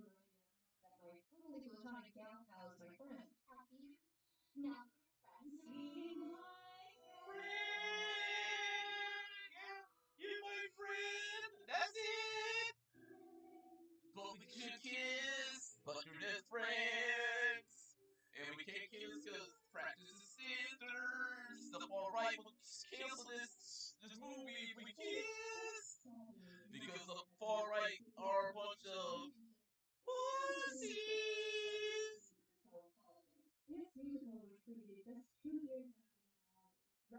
Hi guys, welcome back to my channel. So I know it's been a minute since I've posted a video, and I am very, very sorry about that. I've been going through quite a lot in my personal life. I was sick for a period of time, and then a bunch of stuff happened that I just needed some time off. I might make a video talking a little bit more about what I've been going through. I think it could help some people, maybe not. But even if it doesn't, I feel like it might help me, and I'm selfish like that. But yeah, I've just had a bit of a hard time coming out and being on camera. I'm here. I feel like I'm about to cry, but I mean, I'm here. Also, I have a new setup, obviously, if you can't tell. I do think I'm going to put some shelving and stuff on the wall, put some stuff in the background, and I might tilt the camera a little bit just so you can't see this curtain, but I don't really know. This is what we were working with today. Also, I'm not sure I like this chair being in the picture, but I mean, hey. I also have a new setup like over there where I can do my makeup and stuff now. If you didn't know, this is like so not relevant at all, but I mean, I'm going to talk about it anyways because I have nobody else to talk about it with. I used to have my camera and like all my lighting and stuff on a desk. Not like on a desk, but like I used to have a desk and then have my camera and stuff, everything behind it. And I would use the same desk to do my makeup. And eventually doing my makeup started to feel like work, and that's just not, that's never a fun time. So I separated the two. I have a vanity over there to do my makeup, and then I have like a little desk over here for like filming and everything. It's a big ass desk, bitch. Starts way over here. It's like an L shape. Starts over here, goes over here, and then it comes back over here. I have this fucking light above hand. I can change the color, but I'm not going to. And then I also have my microphone right here, so hopefully the audio is a little bit better than it used to be, because my microphone used to be so far away, but now it's up close and personal. Oh my god, I just realized I don't have earrings in. Damn. Anyways, so enough about random things that are going on in my life. For today's video, if you haven't heard, me typing, sorry. Oh, I think I changed something with my camera. Hopefully it's still recording. If you haven't heard, there's a new special on Netflix from Ricky Gervais. I've never watched Ricky Gervais. Like, at least with the Dave Chappelle one, I'm like, okay, yeah, I know Dave Chappelle. It's Ricky Gervais. Who's she? Don't know her. I'm just kidding. I kind of know her, whatever. But yeah, there's been a bit of an uproar. People have been talking about this Ricky Gervais special, saying that he said some inappropriate jokes about trans people. He made some inappropriate comments about trans people. I figured, let's watch it. Obviously not the whole special. The whole special's like an hour. I did watch the whole special, I will say. Wasn't that funny. Whatever. There's like a 1 or 2 minute clip of a joke that he tells about trans people, which is like the main joke that people are commenting on, saying that it's transphobic, blah, blah, blah. I also wrote down a few other trans jokes or like LGBT jokes that I want to mention, but I don't want to make this video like my Dave Chappelle video where I'm like analyzing the jokes and saying how they're problematic and saying how they're hurting trans people, blah, blah, blah, because it's just, it's tired. The girls that get it, and the girls that don't. Like, if you don't understand it at this point, you're not going to get it. And I don't have the effort or the energy to try to persuade you into understanding it. Like, I just don't care. I say as I'm making a video talking about it. I post new videos every week here on my channel. At least I usually do when I'm not going through some shit. I post videos pretty frequently here on my channel. So if you guys are not yet subscribed, go ahead and do that right now. Go ahead. I'll wait for you. I'll wait for you in my new little setup. Are you done? Thank you very much. No further ado. Let's get into this special a little bit. Okay, you guys, before we get started, I want to take a quick second to talk about today's sponsor, which is Warby Parker. Warby Parker is a brand that offers everything that you need for happier eyes. They got eyeglasses, they have sunglasses, they have contact lenses, they have eye exams, and you can shop with them in-store or online or on their app. We got a great app. Their glasses start at only $95, including with prescription lenses. And they have an awesome program that allows you to try 5 glasses frames at home for free, to see which frames you like the best on you, to see which size fits you the best. And then once you figure out which ones you like, which ones you don't like, you put the little included packing slip on the little box and you send it right on back. Here's my little try home kit. On the inside, you can see I have all 5 of these lens frames. I'm gonna try a few on for you right now. These are the Chamberlain glasses. I feel like a little gamer girl. Should I be a gamer girl? Oh my god, these are kind of cute. So yeah, you guys, if you need some new sunglasses, reading glasses, contacts, definitely check out Warby Parker. Thank you so much, Warby Parker, for sponsoring today's video. Thank you guys for checking out that link down below and helping to support my channel. And yeah, let's get back into the video. So, okay, so if you're not aware, it's Pride Month. Happy Pride Month, everyone. And Netflix posted like a Pride comedy special where they had people from all the different parts of the LGBT community come on the show and do like a little comedy sketch. Not like a comedy sketch, like a little comedy, I don't know, bit. Like a little stand-up segment. And it was all LGBT people, all great stuff, all very, very, you know, good stuff. 10 out of 10. Which just made it extra weird to me watching this special. I'm like, how are you gonna have transphobic specials and supportive specials? And the same, whatever. I mean, what transphobes love their Netflix too. Not all women. I mean the old-fashioned ones. You know, the old-fashioned women. Oh, no. You know, the ones with wombs. Oh. Those fucking dinosaurs. Oh.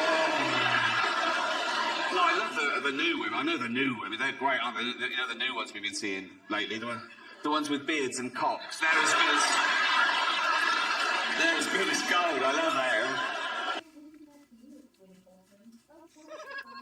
I mean, like, I'm not gonna cry. Like, I really don't care. It's giving lazy. It's giving low effort. What is my audience gonna be like for this show? What are they gonna think is funny? Women with penises. Like, it's not even a funny joke. They're like, you know, women with penises and beards. What's the funny part? Where's the joke? Oh, yeah, just that trans people are, you know, trans. But I mean, hey, at least he said he loves us.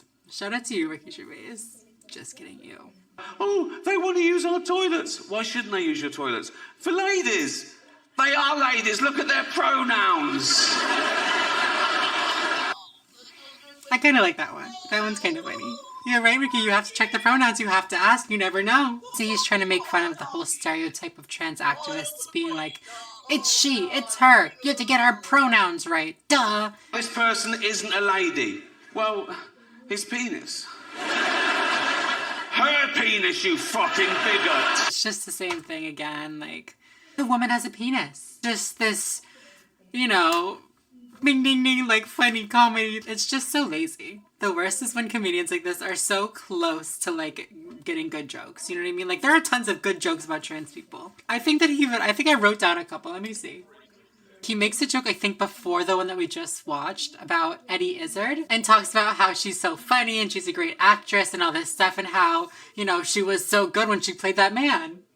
You get it? Because she's like a trans woman and she like played a role before she transitioned and like you get it? It's funny. You're a professional comedian. They're paying you a lot of money. You can find a joke that isn't like, haha, they have a penis. What if he me? What if she you? You fucking turf whore! I like the fucking turf whore. That's a good one. I don't know. I mean, obviously the jokes could be worse. They could always be worse, I guess. Just very heavy. Seeing all of these jokes and like comedy stand-up specials where a certain percentage of their jokes are just like about the fact that you exist. He does say in the beginning of the special that, you know, he's gonna say some things that he doesn't really mean for comedic value, blah, blah, blah. He even later on in the special, after making some of those trans jokes, says, in real life, of course, I support trans people. Use your preferred pronoun, live the gender you feel. Trans rights are human rights, blah, blah, blah. And yeah, it's cool that he said that. It's cool that he made those clarifications that, you know, like, I'm not being 100% serious. This is just a joke. Of course, I support trans people in real life, all that kind of stuff. But I don't know. Another one of the jokes that he tells later on that I've seen people commenting on is one about HIV. I don't remember the exact joke, but he jokes about how God sent AIDS to kill all the homosexuals because he didn't like watching them or something. And like, I don't know. It's just weird. During this joke, he makes comments that insinuate that gay men are like promiscuous, you know, which is a very common stereotype for gay men. It really seems like he was just going down a list to try to make as many problematic jokes as he could. He even said in the special, like, oh, I'm not gonna have any stuff for my special, like all this stuff's gonna be taken out, and just laughs. It's like a game to these comedians to see how problematic they can be and see how many people they can piss off. It's like, okay, cool, fun. He jokes about how if this whole self-ID thing, which is, you know, when people can say that they're trans and then be prescribed medicine or just be treated as being trans without that medical diagnosis. He says if self-ID was the thing when I was a kid, I'd use it to get whatever I wanted, blah, blah, blah. Just very much going along with all these narratives that, you know, TERFs push all the time. That self-ID is going to become a tool for manipulative teens, or that trans activists won't care if people are being assaulted in bathrooms if you're not using their correct pronouns. So he complains this whole time about how this new form of comedy is taking over and you have to, you know, appeal to this type of comedy or whatever. He's doing the same thing. He's just appealing to the other side. He's literally doing anti-woke comedy. There's comedy, which is just like normal. Then there's woke comedy, which is all politically correct or whatever, what these people are referring to. And then there's what he's doing and what Dave Chappelle are doing, which is this anti-woke comedy. Don't get me wrong, there could be some anti-woke comedy out there that's actually funny, but most of the time it's just these same jokes over and over again. This attack helicopter joke repackaged over and over again. These comedians are just going to keep doing this stuff. They're just going to keep trying to piss people off and then just say, it's just a joke. It's just to be funny, just to get their numbers up. So I mean, like, whatever, you do you. Just maybe come up with a better joke. Like, be a little creative. But yeah, if you guys like this video, please make sure to give it a thumbs up down below. Make sure to subscribe if you are not already and you would like to be. And yeah, other than that, I think I'm going to go. So thank you all so much for watching, and I will see you in the next video. Bye, everyone.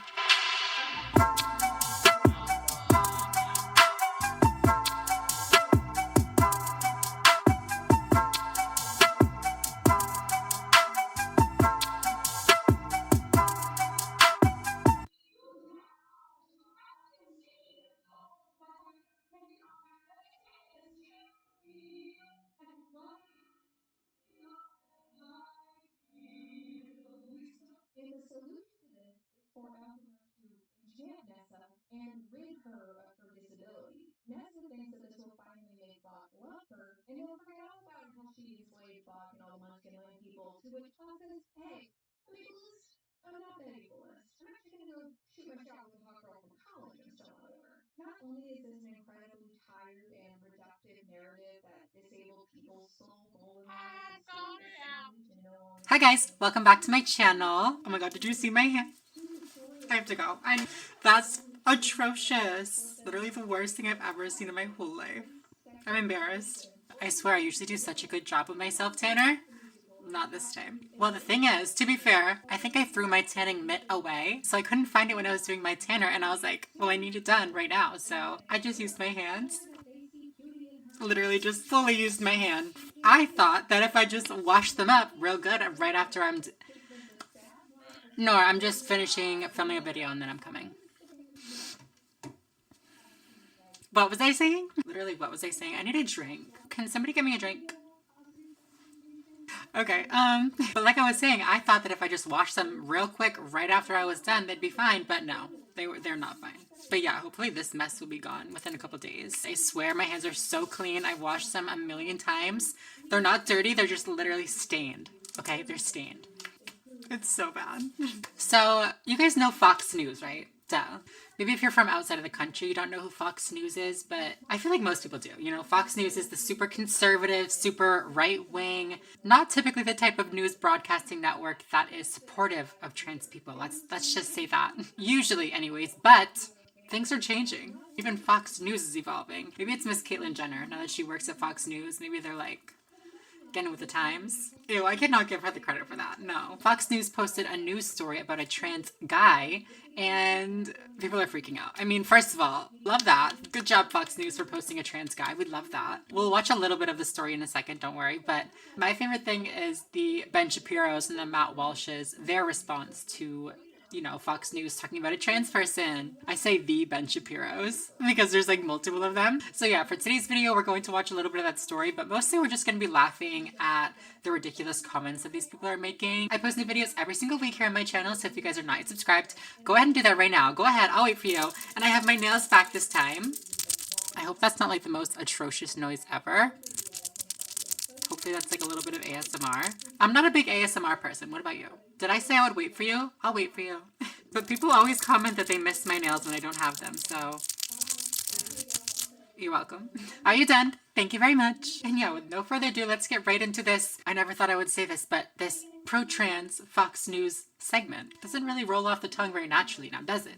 Before we get started, I want to take a quick second to talk about today's sponsor, which is Blue Land. Here on the Samantha Lux channel, we are always trying to be as eco-friendly as possible. Blue Land is a company that has actually created super easy to use, eco-friendly cleaning products. Blue Land uses no single-use plastics in any component, from bottles to the tablets to the wrappers to even the shipping materials. It's all single-use plastic free. So here's what the bottles that they send look like. This one says glass and mirror on it. This one says multi-surface. I also have this nice heavy glass foaming hand soap one. I'm very excited about this one, as well as this one for the bathroom, which I have already mixed up. You can see it's all diluted and, you know, absorbed. What's the word? But something that I found really, really cool about Blue Land is the way that their products work. With Blue Land, you actually keep these bottles and you just get these little refill tablet things that you put in some water in the little thing, and it just makes the cleanser for you. You just fill whatever bottle you're going to use with warm to hot water, you drop in one of the tablets, and then a few minutes later, no stirring, no shaking, none of that, it's ready to go. By doing this, not only is it more eco-friendly, you know, you're not wasting plastic bottles every time you need to get new soap or new cleanser, but it's also a lot more affordable. You know, each of these little refills are only like $2. All their products are also made with clean ingredients, free from chlorine bleach, free from ammonia, and they're also, of course, vegan and cruelty-free. Love that. So yeah, if you need some new cleaning products, if you want to be more eco-friendly, and if you want to support my channel, definitely click on my link down below. You can save 20% on your first order. Thank you so much, Blue Land, for sponsoring today's video, and now let's get right back into it. Okay, so this is the tweet that has inspired this video. It's from Ben Shapiro, and it says, "This would be absolute despicable insane." I thought it was going to be a typo, but it's not. It's just like several adjectives all together. It says, "This would be absolute, despicable, insane lunacy if I saw it on CNN or MSNBC. To see it on Fox News is a complete betrayal of anything remotely resembling conservatism or decency, crying." And it's actually like a quote tweet of a tweet from Matt Walsh, and it says, "I've appeared on Fox News many times. I appreciate the platform they've given me. If what I'm about to say ruins that relationship, so be it. We have to call this evil lunacy out wherever we see it, especially on our own side." This insane lunacy. Oh, I'm excited. I'm excited. I love me some insane lunacy. What about you guys? You guys like insane lunacy? Clap if you like insane lunacy. Clap if you think she should suffer. Okay, let's watch a little bit of this clip. 14-year-old Ryland Whittington is a typical Southern California teenager. And the Whittingtons, along with Mom Hillary, Dad Jeff, and Sister Brinley, are a typical family. The only difference, though, in Ryland's eyes, is what this family can mean to the tens of thousands of kids under 18 who identify as transgender.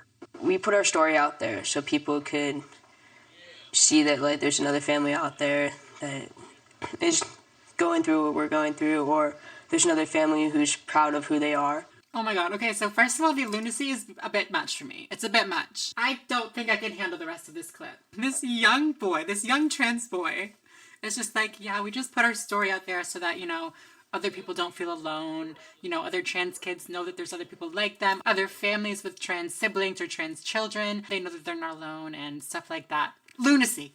Absolute despicable lunacy. My eyes are burning. That might just be because I'm a trans, though, so you never know. Before Ryland could even speak, he managed to tell his parents that he is a boy. I could just see that it wasn't him trying to be a brat. It was like painful. It was truly painful for him to have to wear feminine clothing and for us constantly telling him that you're a girl. And unlike some trans kids, when Ryland came out at age 5 a few years later, he had the full support of his parents. So there's always been kids that have known that they're transgender immediately. You know, as soon as they have the words to vocalize how they're feeling, they've said that they're trans. Maybe not trans, but they've said that, you know, I feel like a boy. I feel like I'm a girl. That's always happened. There's always been kids like that. It's not this new thing. It's not something that we're seeing just because, you know, being trans is more widely accepted. It's literally just something that has always happened. But now that trans rights is kind of the conversation to conservatives, they latch onto anything that will make people feel, you know, disgust basically with the trans community. This community wants to hurt women, they want to hurt children, they're out to get you, etc. Those are all very, very common, very, very powerful messages that the right, that people like Matt Walsh and Ben Shapiro love to push. So it's just not a surprise to me, and I mean, you'll see the tweets from Ben Shapiro in a second, that these people are going after this young child and saying that, you know, this person is evil, this person is lunacy, or whatever they're saying, because that's all they can do. That's all they have to latch onto, is we have to make people afraid of the trans community. We have to make people think that the trans community is out to get their children. They're out to, you know, make all their children transgender and transition. When in reality, the trans community is not out to get anybody. We don't have a quota that we have to meet every year, like a number of new trans people that we have to, you know, meet a deadline or whatever. It doesn't matter. There could be 0 new trans people. That'd be fine with me. I'm good. The kid viewing this is either trans or they're not. Okay, this is not going to sway them one way or another. We were confused like most people are.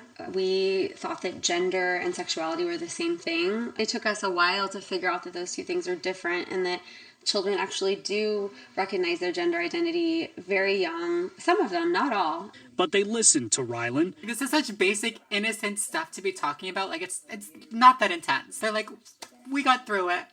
We discovered that, you know, we could love our kid no matter who our kid was, and this is a very normal thing. That's it. And Ben Shapiro and Matt Walsh or whatever are like, oh, we have to call this out. We have to put an end to this madness. We have to put an end to this insanity, blah, blah, blah, blah, blah. Like, maybe y'all should just focus on figuring out what a woman is before you go crazy on Fox News. But they listened to Rylan and to Hillary's conservative faith. For me, it's just a deep spiritual belief that you believe in God and he, you know, created us the way he wanted us. Well, then yes, he created Rylan just the way he is. You know, I'm not a very religious person, but she called y'all bitches out. God made Rylan who Rylan is. How are you going to say that God made God made God wrong? How are you going to say that God made Rylan wrong? Maybe you should trust that, you know, he knew what he was doing when he made us transgenders, okay? Don't say transgenders. That was a joke. Only I can say transgenders. There was a father who was sitting across the table. He says, you have no idea how lucky you are to be here, which kind of took me back. I didn't at that point consider myself lucky to be there. And he said, you know, our child had displayed this gender dysphoria or this gender misalignment at the same age that Rylan has. And we didn't listen, and we pushed back. That pushback led that child to turn to self-harm as a teenager, which 60% of trans and non-binary kids engage in, according to the Trevor Project. More than 50% consider suicide. That, for me, was the turning point. I didn't want to see Rylan to go through that. I'd rather have a living son than a dead daughter. That is what these people are fighting against. That is right. There's nothing else to say. These Ben Shapiro-ass bitches are fighting against what these people are doing, which is trying to lower the amount of kids that are self-harming. That's what they're fighting against. Play the clip.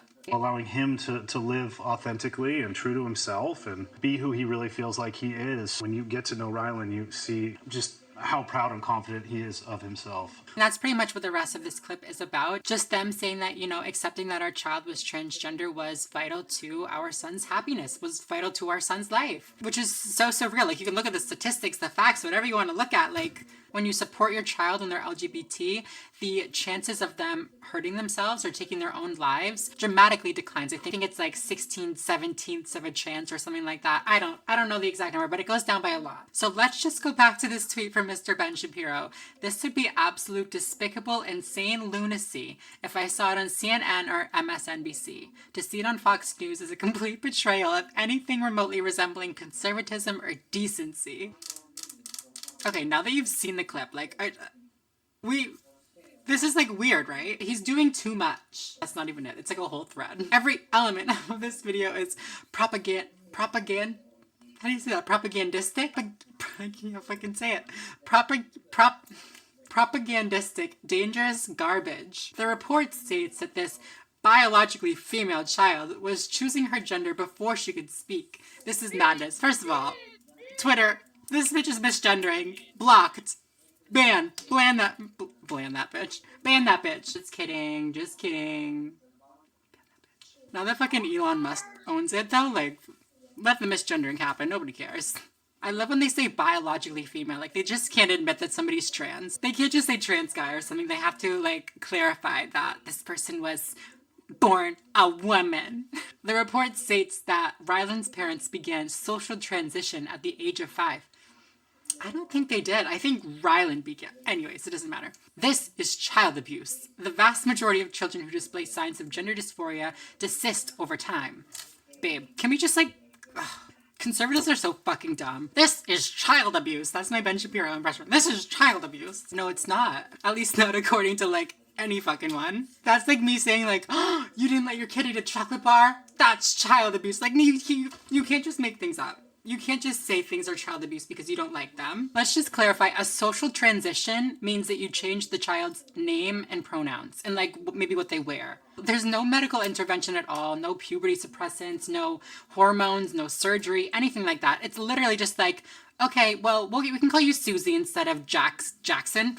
Jackson. Literally, it's nothing. It's not, I mean, it's something. I don't want to be like, it's nothing, but it's not that big of a deal. And so if this gender dysphoria did desist over time, like he's insisting happens to a lot of children, they could just, you know, no longer go by a different name and different pronouns. It's not like they have to reverse medical interventions. Okay, you want to go by Jackson again? Okay, period. The report is absolute horrifying propaganda. Okay, we got it. We got the propaganda. You don't have to keep saying it. We've got mom citing her Christian faith to justify the perversion of biological identity. We've got the radical gender theory activist Trevor Project Stats claiming that childhood transition is the only way to prevent suicide. You can't just say these stats aren't good and then not provide any that like counter it. You're like, yeah, all the stats out there are fucking bullshit. But that's all we got, so. I'd rather have a living son than a dead daughter is, again, propagandistic sloganeering. There is no credible evidence that transition alleviates suicidal ideation among children who identify as LGBTQ+. That's not right. That's literally just wrong. That's not correct. Here. We've got dad talking about living authentically by hormonally transitioning a biologically female child, transition that if continued will result in biological sterilization and or breast and genital mutilating surgery. Girl, too much. Like, it's just so strange. You're all up in this person's medical business for like your own weird reasons. Like, imagine being like, oh, you inject them with insulin. Oh, just live authentically, just suffer. I want to know if Ben Shapiro's on any medications. And if he is, cut that bitch off. Cut him off. He rambles a bit more in some more tweets and then concludes the thread by saying, Fox News is too important to conservatives to be weaponized on behalf of the most radical leftist propaganda imaginable. Propaganda that aims directly at the mental and physical health of children. They should terminate whomever is responsible for this agitprop abomination. Aren't these the people that are always like, cancel culture is bullshit. They shouldn't lose their job because they think that all the gays should die. They shouldn't lose their job for that. And now he's like, fire that bitch. Cancel him. He says this propaganda aims at the physical and mental health of children, which in reality, I mean, he's not wrong. This was an attempt to make a difference in the mental and physical well-being of trans children, but not in the way that Ben thinks. He thinks this was put out there to like convince children to be transgender or like convince parents to transition their child or whatever weird things he thinks are happening. All this was made to do, I mean, I don't really know what it was made to do, but all I can imagine it was made to do and all that it's going to do is help those families with trans kids feel like they're not so alone. From my own personal experience, being trans is a very, very scary thing. It can feel very, very isolating, and knowing that there are people out there like you that have success stories is incredibly impactful and incredibly helpful with coming to terms and really accepting and loving who you are as a person. To be honest, I don't really think Ben Shapiro has the mental and physical well-being of transgender kids at the top of his mind, in the front of his mind, whatever you want to say. I don't think he really cares, but I mean, hey, that's just speculation, am I right? Okay, guys, I think that's pretty much it for this video. Shout out to you, Fox News. I did not expect that from you, but I'm proud. I am. I'll give you this one. The more you piss off Ben Shapiro, the more I'm gonna like you, so keep it going. If you guys like this video, please make sure to give it a thumbs up down below. Subscribe if you are not already and you would like to be. Like I said, I post videos every single week here on my channel. And yeah, other than that, I think I'm going to go. So thank you all so much for watching, and I will see you in the next video. Bye, everyone.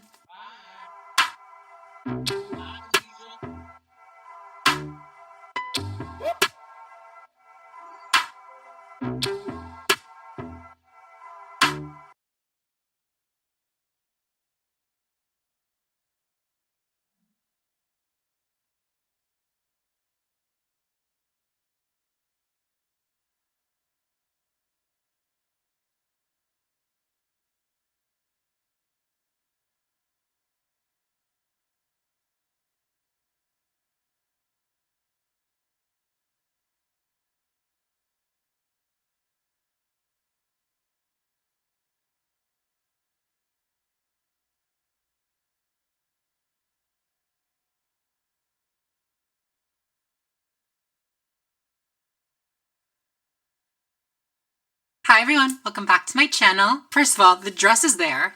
I'm clothed. The second of all, the makeup. Can we talk about it? Bring it in, zoom it in, please. Oops. Can we just... Okay, I'm done, sorry. So here in my channel, I talk about a lot of different trans-related things, which I love and I'm going to continue doing. However, for a moment there, I feel like it got a little serious. Like, I don't know, I always try to prioritize connecting with you guys. You guys are important to me and like our bond is important. So I want to chit-chat a little. More story times, more vlogs even, or maybe just like some fun, random content. I want you guys to get to know me. You know what I mean? I want to like break down that little barrier that I've put up and be myself. I hope you know what I mean. I look like I'm naked. I swear I'm not naked. But yeah, all of that is to say that for today's video, I asked you guys over on Instagram to ask me questions, ask me what you want to know about me. And for today's video, I'm going to be answering those questions. I'm going to be going through all of them. We're going to chat. I post new videos every week here on my channel. So if you guys are not yet subscribed, go ahead and do that right now. Go ahead. I'll wait for you. I'm missing one. Are you done? Thank you very much. Let's get into it. Before we get started, I want to take a quick second to talk about today's sponsor, which is Little Miss Scentbird. I've worked with Scentbird many times here in my channel. I love them so much. Scentbird is a fragrance subscription service that allows you to pick from over 600 different brands and have them sent to you every single month for just $16. Each month you'll receive a 30-day supply of the fragrance that you choose. And the best part is they carry designer brands like Versace, Gucci, Prada, which I'm sure you all know are very expensive perfumes. Scentbird is truly perfect for making sure that you really enjoy your fragrance before you commit to that full bottle. The little package looks like this. You take it out and look how much product you have in there. A full 30-day vial of this perfume. Scentbird also has a super simple, easy, quick quiz. You answer a few questions about your preferences and the quiz will give you the scents that are best for you. These were the scents that I got this month. My favorite was this Versace one though. So yeah, if you guys are interested in finding a new fragrance, if you're interested in supporting my channel, make sure to check out the link below. Make sure to use my code for 55% off. 55% off, that is just $7 for your first vial, so definitely use my code. So yeah, thank you all so much for checking out the link down below and supporting my channel. Thank you so much, Scentbird, for sponsoring this video, and now let's get right back into it. So the first question, and I got a lot of questions that were similar to this question, why were you off YouTube for so long? I mentioned 2 videos back that I had been going through something a lot. It was heavy. I needed some time to gather myself. And I do want to talk about that situation. I don't think I want to talk about it today. I went through a pretty difficult breakup. Honestly, like low-key traumatic. Just like wasn't good. It triggered a lot of very deep feelings within myself. It was just really overwhelming because these emotions and these feelings weren't feelings that I had even necessarily known that I had deep down inside of me. This like fucking ripped him out. Reached down in there, grabbed him, pulled him out. But me being like the fucking everything happens for a reason, like spiritual ass bitch, I feel like this really did need to happen. I just got super attached to my ex, and it was just like that classic anxious avoidance cycle that just is toxic for everybody, honestly. More so me, the anxious one, but it, you know. So yeah, it just wasn't a healthy situation for me, and like I didn't even realize it.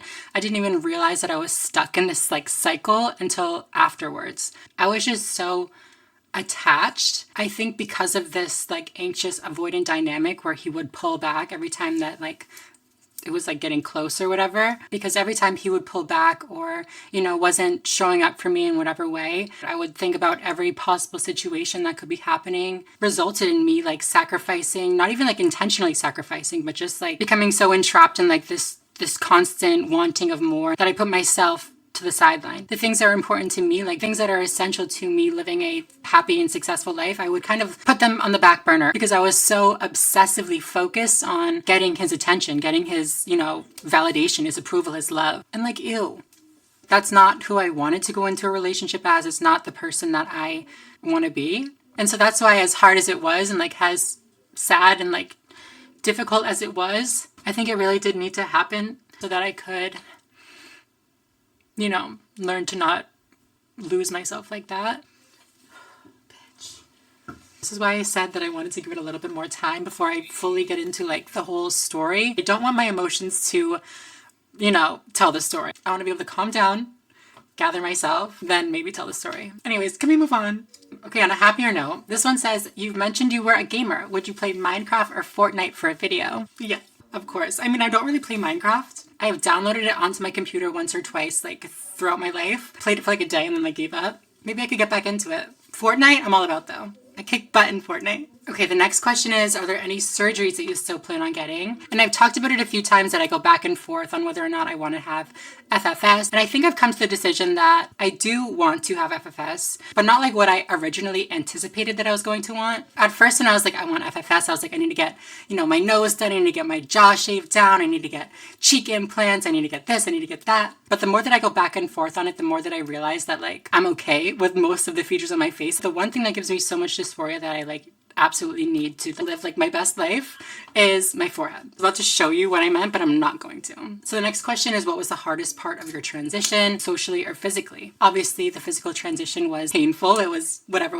But I think the hardest part for me is the social aspect. Sometimes I really struggle with comparing myself to cisgender women. In the beginning, I used to compare myself a lot more. I used to have a lot more anxieties and stuff about living as a trans person. The longer I've lived as myself, the more comfortable it has gotten, but those anxieties are always in the back of my head. This one says, how do you feel about the rising cases of detransitioners? They're treated poorly in the community.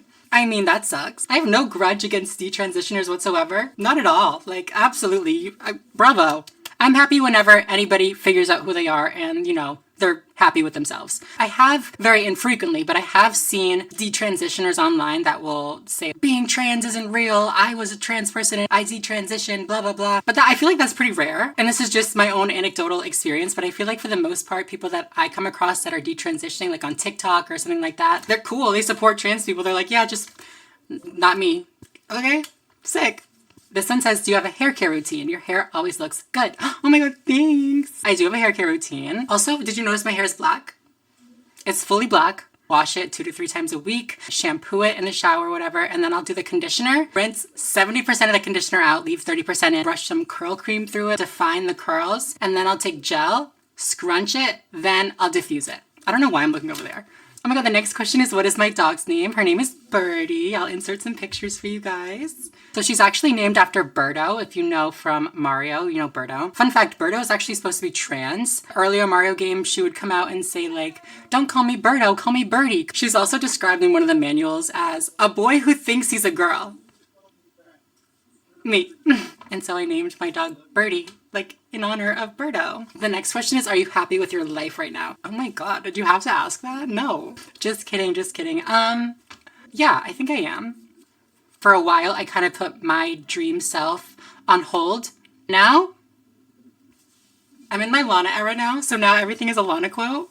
I've loved Lana for so long though. It's not like I'm, oh my god, Lana era. As Miss Lana says, happiness is a butterfly. Gotta chase it like every night or something like that. What'd she say?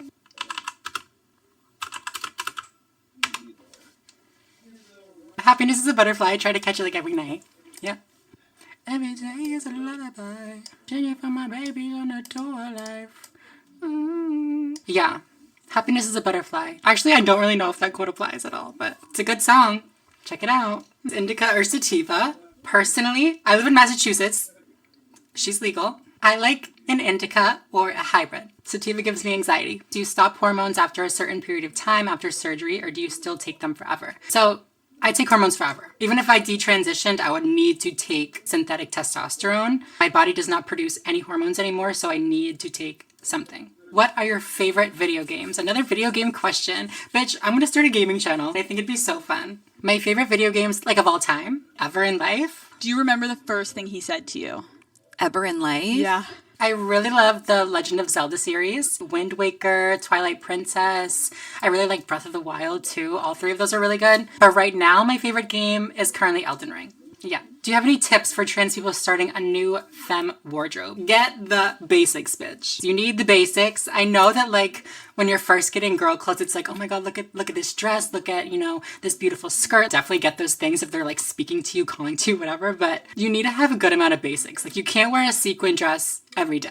I mean, you could, but me literally wearing a dress every single day, it's fine. How do you know if transitional surgeries are for you and your transition? What's the process? The way that I looked at surgery was, what do I need to be happy? What do I need to live my best life? Things that were causing me daily pain, daily dysphoria, were things that I definitely wanted to have surgery to, correct. What do I think about abortions? I love me an abortion. I am very, very pro-choice. I wouldn't say that I'm like pro-abortion. I feel like that's a weird thing to say, but I feel like everybody should be able to do whatever they want with their body.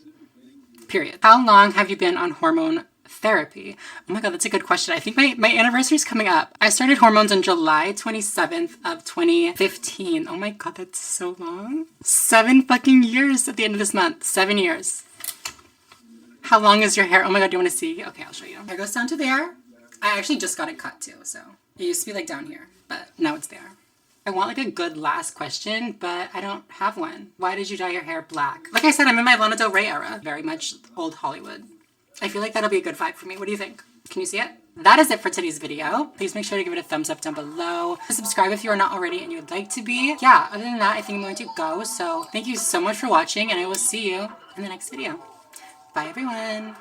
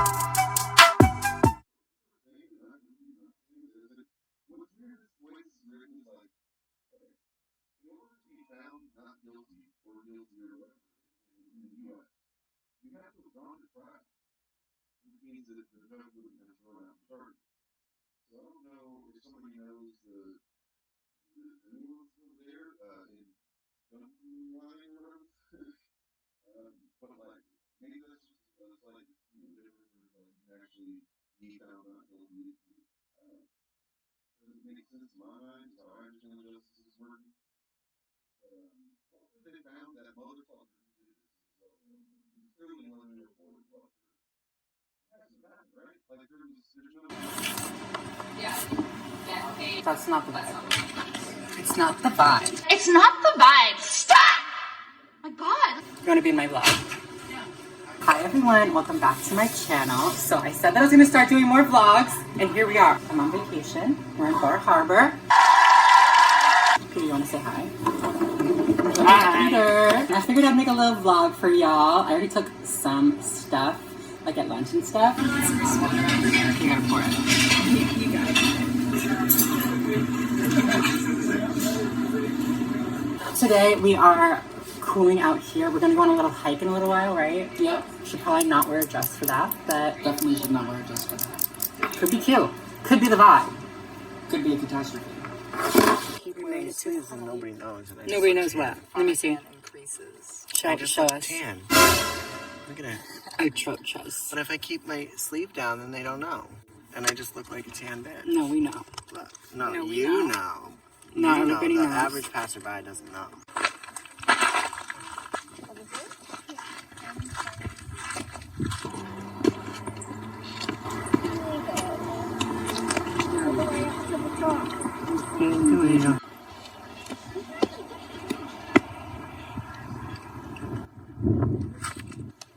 See something kind of cute.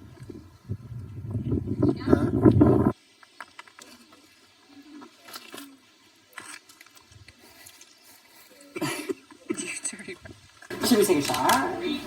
Like, do you want vodka or tequila? Vodka. You're sick. I have to introduce the rest of the cast. The rest of the gang. The rest of the crew. Well, they're outside right now, so maybe you'll see them in a little while. I'm not so sad. It's okay. You need a woman. Right, there's like, there's like a little tab. Okay, cringy. Bitch, open it. Ooh, that pop was so satisfying. You ready? My nails? Easy tequila. My nails? My nails? I'm not doing vodka. Why not? Disgusting, mate. I can't do vodka. We're gonna be taking shots before we're going out in like 90-degree weather. Yeah, on a hike. On a hike? On a little hike. Right? ASMR. Oh my god. Jesus. Oh. I should play Austin if I know. Yeah. Do any of you little sluts want a shot? Okay, well, I'm gonna keep that in so everyone's gonna know that you're a fake. Brooke's a fake. You wanna say hi? Brooke is here. Come say hi. There's Brooke. She's the one that's gonna take a fake ass shot because she's a hoe. Just kidding, we don't peer pressure. Never peer pressure your friends.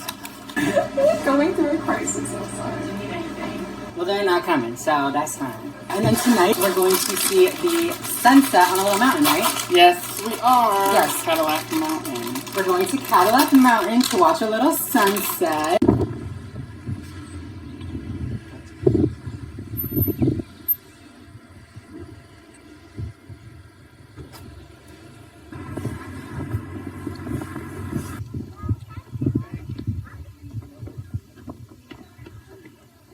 Cadillac Mountain.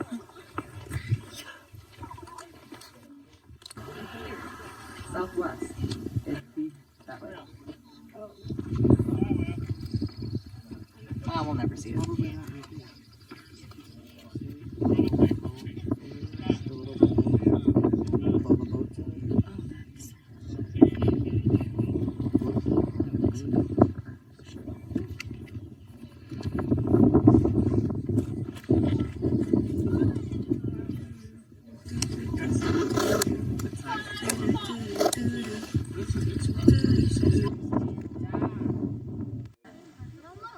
No, she just like dry scratches it and cuts it. He has bad.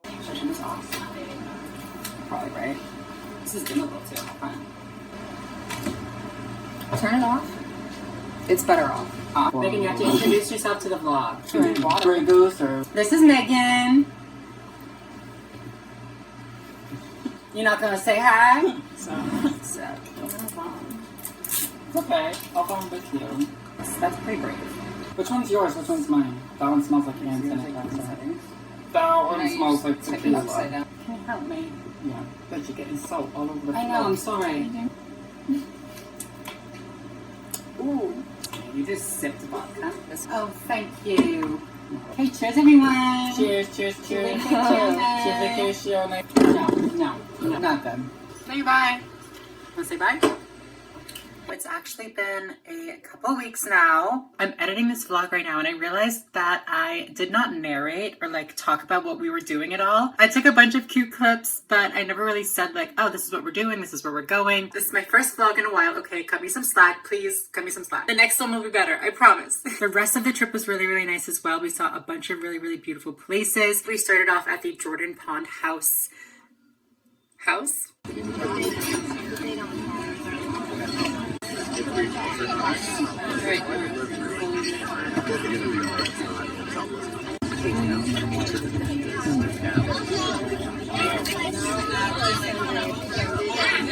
We went to this one place called Thunder Rock, but I think we missed the thunderous moments because she wasn't very loud. She wasn't very thunderous.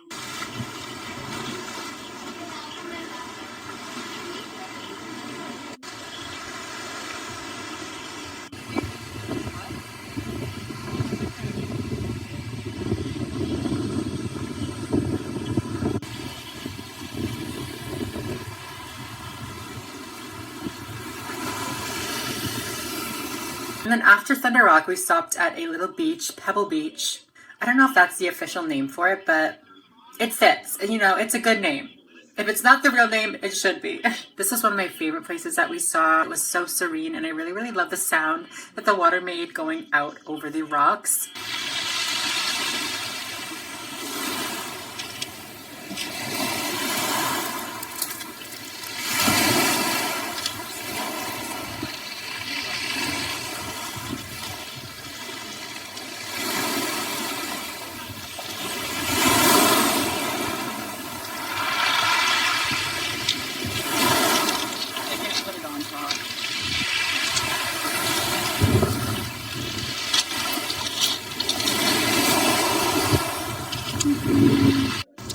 They had to like wait weeks for that apartment.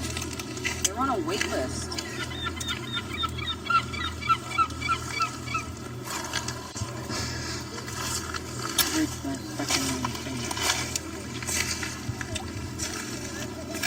It's really appealing. What's it called? No. What is that? No.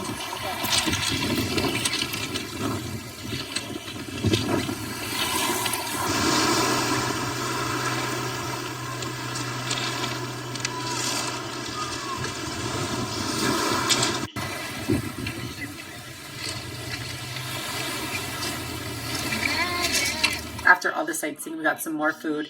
Duh.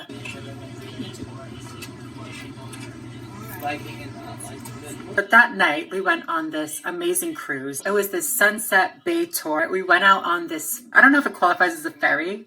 It was just like a big boat. And they drove us around the harbor. Bar Harbor, you get it? We got to watch the sun go down and see a bunch of different wildlife. And yeah, it was just really, really nice. They're in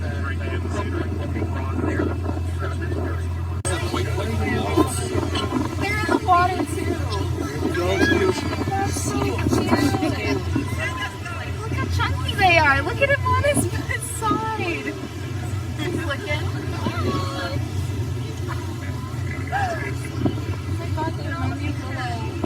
Look at the puppy. Wait, not puppy. No, this is how she lays. When their shoulders come out of the water, they look like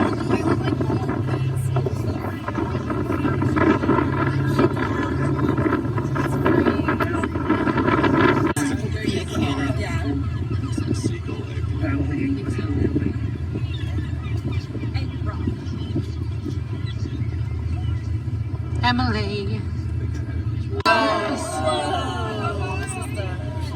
Another show. I know. Good one that's normal and breaks rules. A large seaweed. If we get a really high tide, it tends to float a lot of the seaweed on the shore, the logs, and the debris. So usually after what's called a king tide, or what's known as a spring tide. Spring tide or king tide. It's a high runners, and there's all kinds of places to hide booze around here. And they would put them in lobster traps. They would drop them on islands, a small little island just to the left of the bow of the boat. It's called Rum Key Island. That was a landing for rum runners as well. There's plenty of alcohol in this area during the Prohibition. There's so much wealth, I think probably the force business is probably in on it as well. These cliffs just keep on going down below the water line. We're probably about 80 feet away. This whole trip was just very healing for me. With the stuff that I talked about, I think it was just my last video. I don't think I've posted a video since then, but I'm going to be, don't worry. 2 videos a week coming up now. Just being in such a beautiful place and being with people who love you and really, really care about you and, you know, make that clear. It's just so good for the soul. It's moments like these in life and situations like this in life where you really, really appreciate the people around you. It was just a really, really nice trip, and I'm glad that I got to vlog it and immortalize it for us, and also, you know, kind of bring you guys along the ride with us. I hope you guys did enjoy this video. I definitely have more vlogs coming out soon. I already have 1 more vlog filmed, and then I'm going away again, so I'm going to be filming another vlog, and there's just going to be so many vlogs. So I hope you like them, and if not, watch them anyways. But yeah, like I said, I'm going to start posting videos twice a week here on my channel, so if you guys are not yet subscribed, go ahead and do that right now. I usually am not filming on my phone, I swear. I should really start doing my vlogs on my actual camera and get like one of those things that like makes it so it's not all shaky. I need me one of those too. If you like this video, make sure to give it a thumbs up down below. And yeah, other than that, I think I'm gonna go. That's the end of this vlog. Thank you guys so much for watching again, and I will see you in the next one. Bye everyone.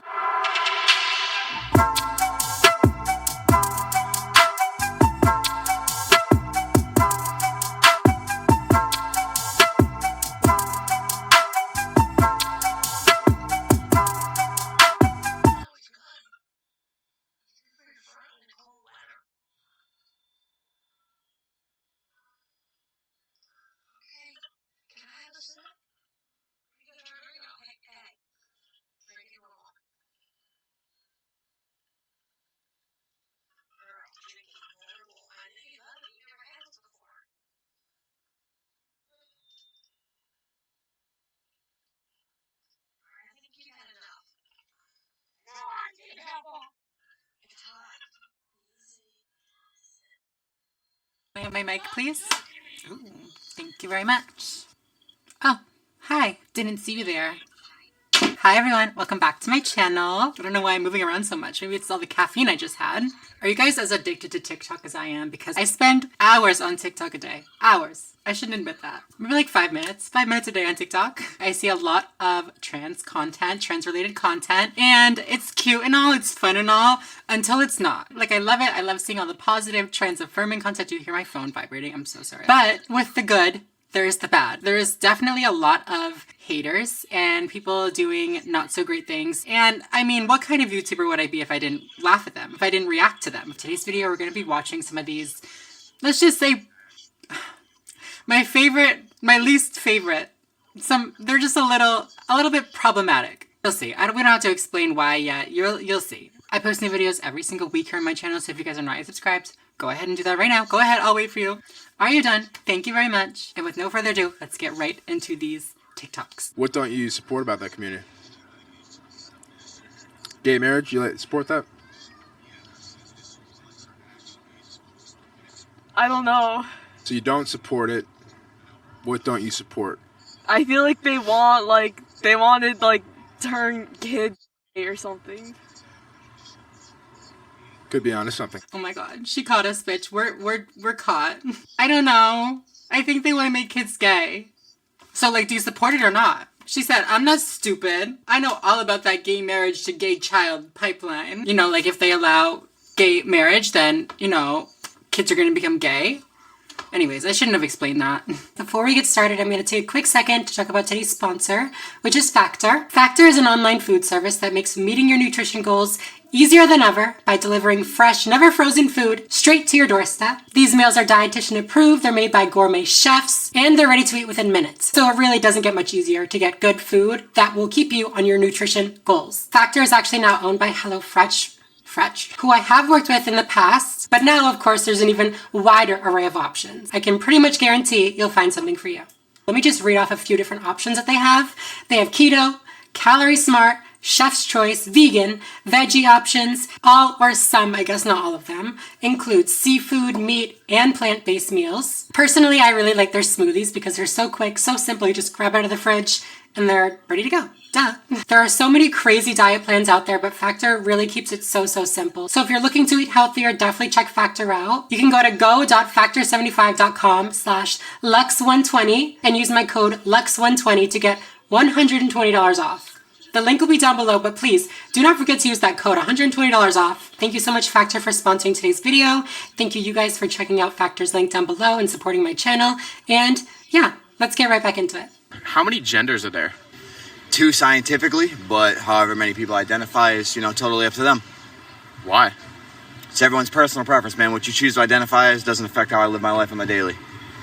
Okay, I mean, scientifically there's not 2 genders, but I mean, that's fine. We don't have to get into it. I'm not here to teach a science class. At the end of the day, you call me a woman, you refer to me as she, her, like, I don't care. You're not gonna be in my life for more than like half a second. We can just interact like this and it'll be done. As long as you're respectful, then like, I don't care. His response is actually perfect because the people going around and asking people these questions are looking for some reactive response. They either want people to be like, fuck all the trans people, like there's only 2 genders, blah, blah, blah, or they want people to be like, there are 76.53 genders. That stereotype of the trans activist. I may not agree with everything that he said, but it is a good response in this situation because you're not giving him either one of those responses that he's looking for. And we love to screw over interviewers, especially when it comes to trans topics. Like, keep my name out your motherfucking mouth, bitch. If I were to say that I'm a black man, would you accept that or would you be skeptical? The first sentence, oh my god, already off to a great start. We're gonna watch the rest of this TikTok, but it's a clip from Matt Walsh's, this is Matt Walsh, this man. He did a documentary. I actually made a video about him, putting this documentary together a little while ago. The documentary came out, and this is a clip from it. Are you black? Are you African American? Are you biracial? The eyes, like, wait a second, hold on, hold on. What's going on here? I don't think so. Well, you don't look that, and I don't think it doesn't sound like that's a genuine statement of who you are. He just thinks that we're lying, or that we're making it up, or that we're mistaken about our identity. It's the same thing as when people identify as an attack helicopter. Like, do you? Do you identify as an attack helicopter? Or are you just lying? Okay, so that's my point. I could make a statement about who I am that's incorrect. Of course, I think it's well established that human beings can lie, yes. Yeah, that is possible. Mm-hmm. Or not even lie. I mean, I could just be mistaken. Yeah. He does realize that gender dysphoria is not the only medical condition that you have to say that you're experiencing something in order to be treated for it. For example, when you're getting treated for depression, you say, this is how I've been feeling, and they don't go, yeah, but you could just be making that up. They could just, like, not actually be sad. Like, they could just be mistaken. If you're having, like, a panic attack, they're like, are you? Could be lying. I guess this all comes down to really one question.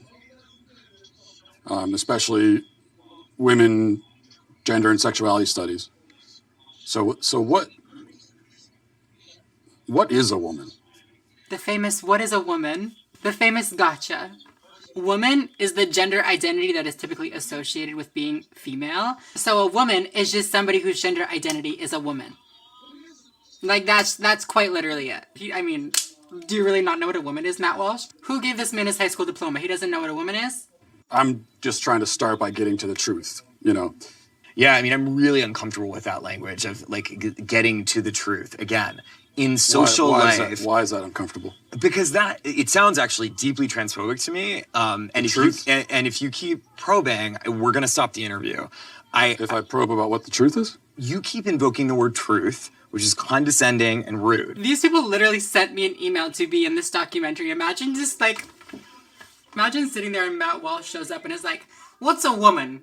Honestly, this person displayed a lot more patience than I would have. I would have been gone quite quickly. I mean, I know who Matt Walsh is, though, so, like... Fuck it. Trans rats? Human rats? My horse is the first post-op trans horse. No way. Yep. He's doing real good. Can't believe what I did to her. Not a sport. Monster. You're a monster. I like Twitter. I like what people say on Twitter. I like what we do to celebrities. I think that we should find all the dirt that we can find on all the people that are most important to us and just cancel it. It needs to be easier to get into this country and get citizenship, you know what I mean? Black lives do matter. Everyone has the right to health care. Obama wasn't that bad. Set the banks on fire. I wouldn't mind if my wife was the breadwinner. Girl boss. You know, I met a fella down at the bar the other night named Thomas, and he's actually a real nice guy. Kind of eye-opening experience I had with him. I might even go as far to say as I'm bi-curious. You don't even need to put a label on it. That's the thing about gender and sexual orientation. It's fluid. It's fluid. You know? It's fluid. Wide spectrum. Oh my god, literally, see? Perfect trans joke. Trans rats are human rats. I like that. It's gonna be my new saying. Fuck it. Trans rats are human rats. And you need the accent. The accent makes the saying, you know?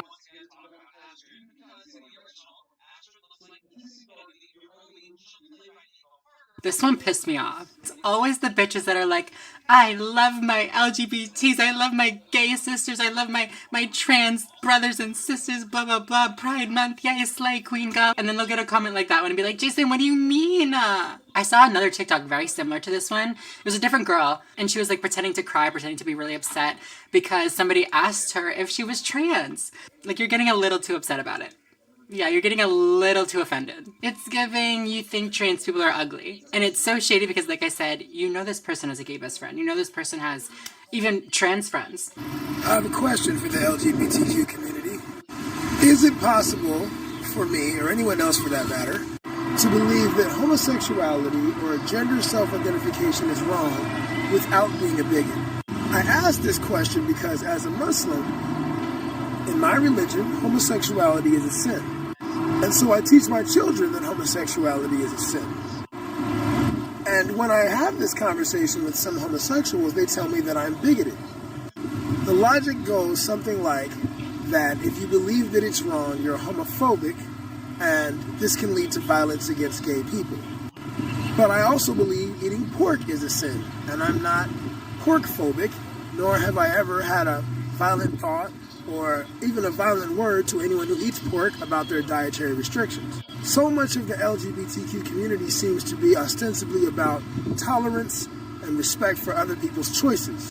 Yet, you become branded a bigot if you think differently or teach your family something other than what is promoted in the LGBTQ mainstream. Is tolerance not acceptance of that with which you do not agree or understand, or is tolerance only acceptance of that which you already accept?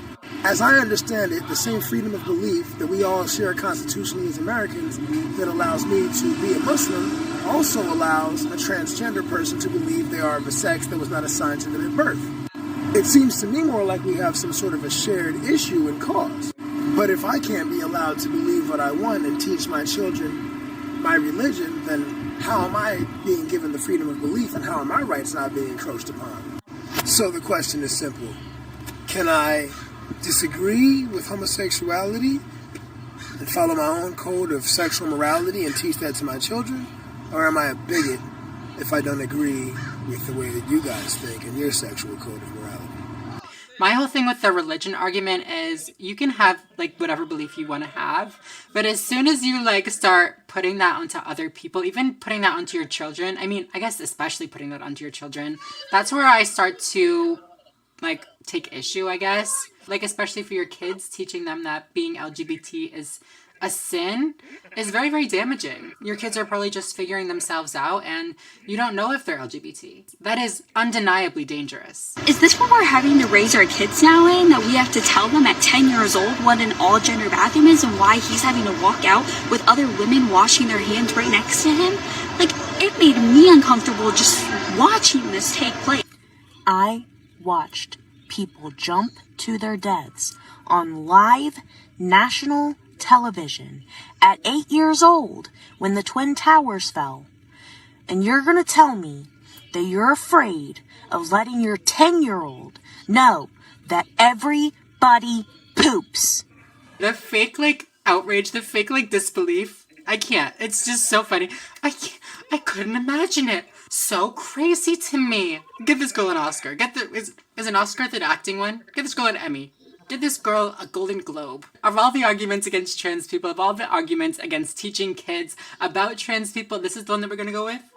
The all-gender bathroom is the one we're gonna go with? What are you teaching your child happens in bathrooms? That's the last one, though. That's the last TikTok for today.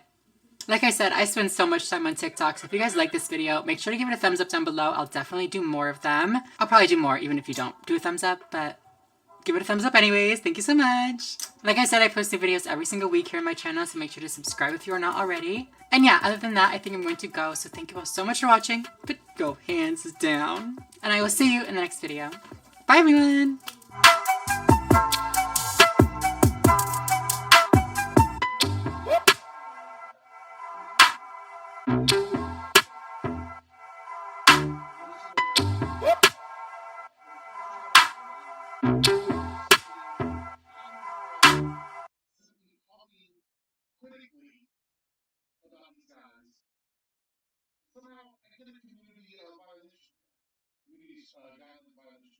That's really weird to me.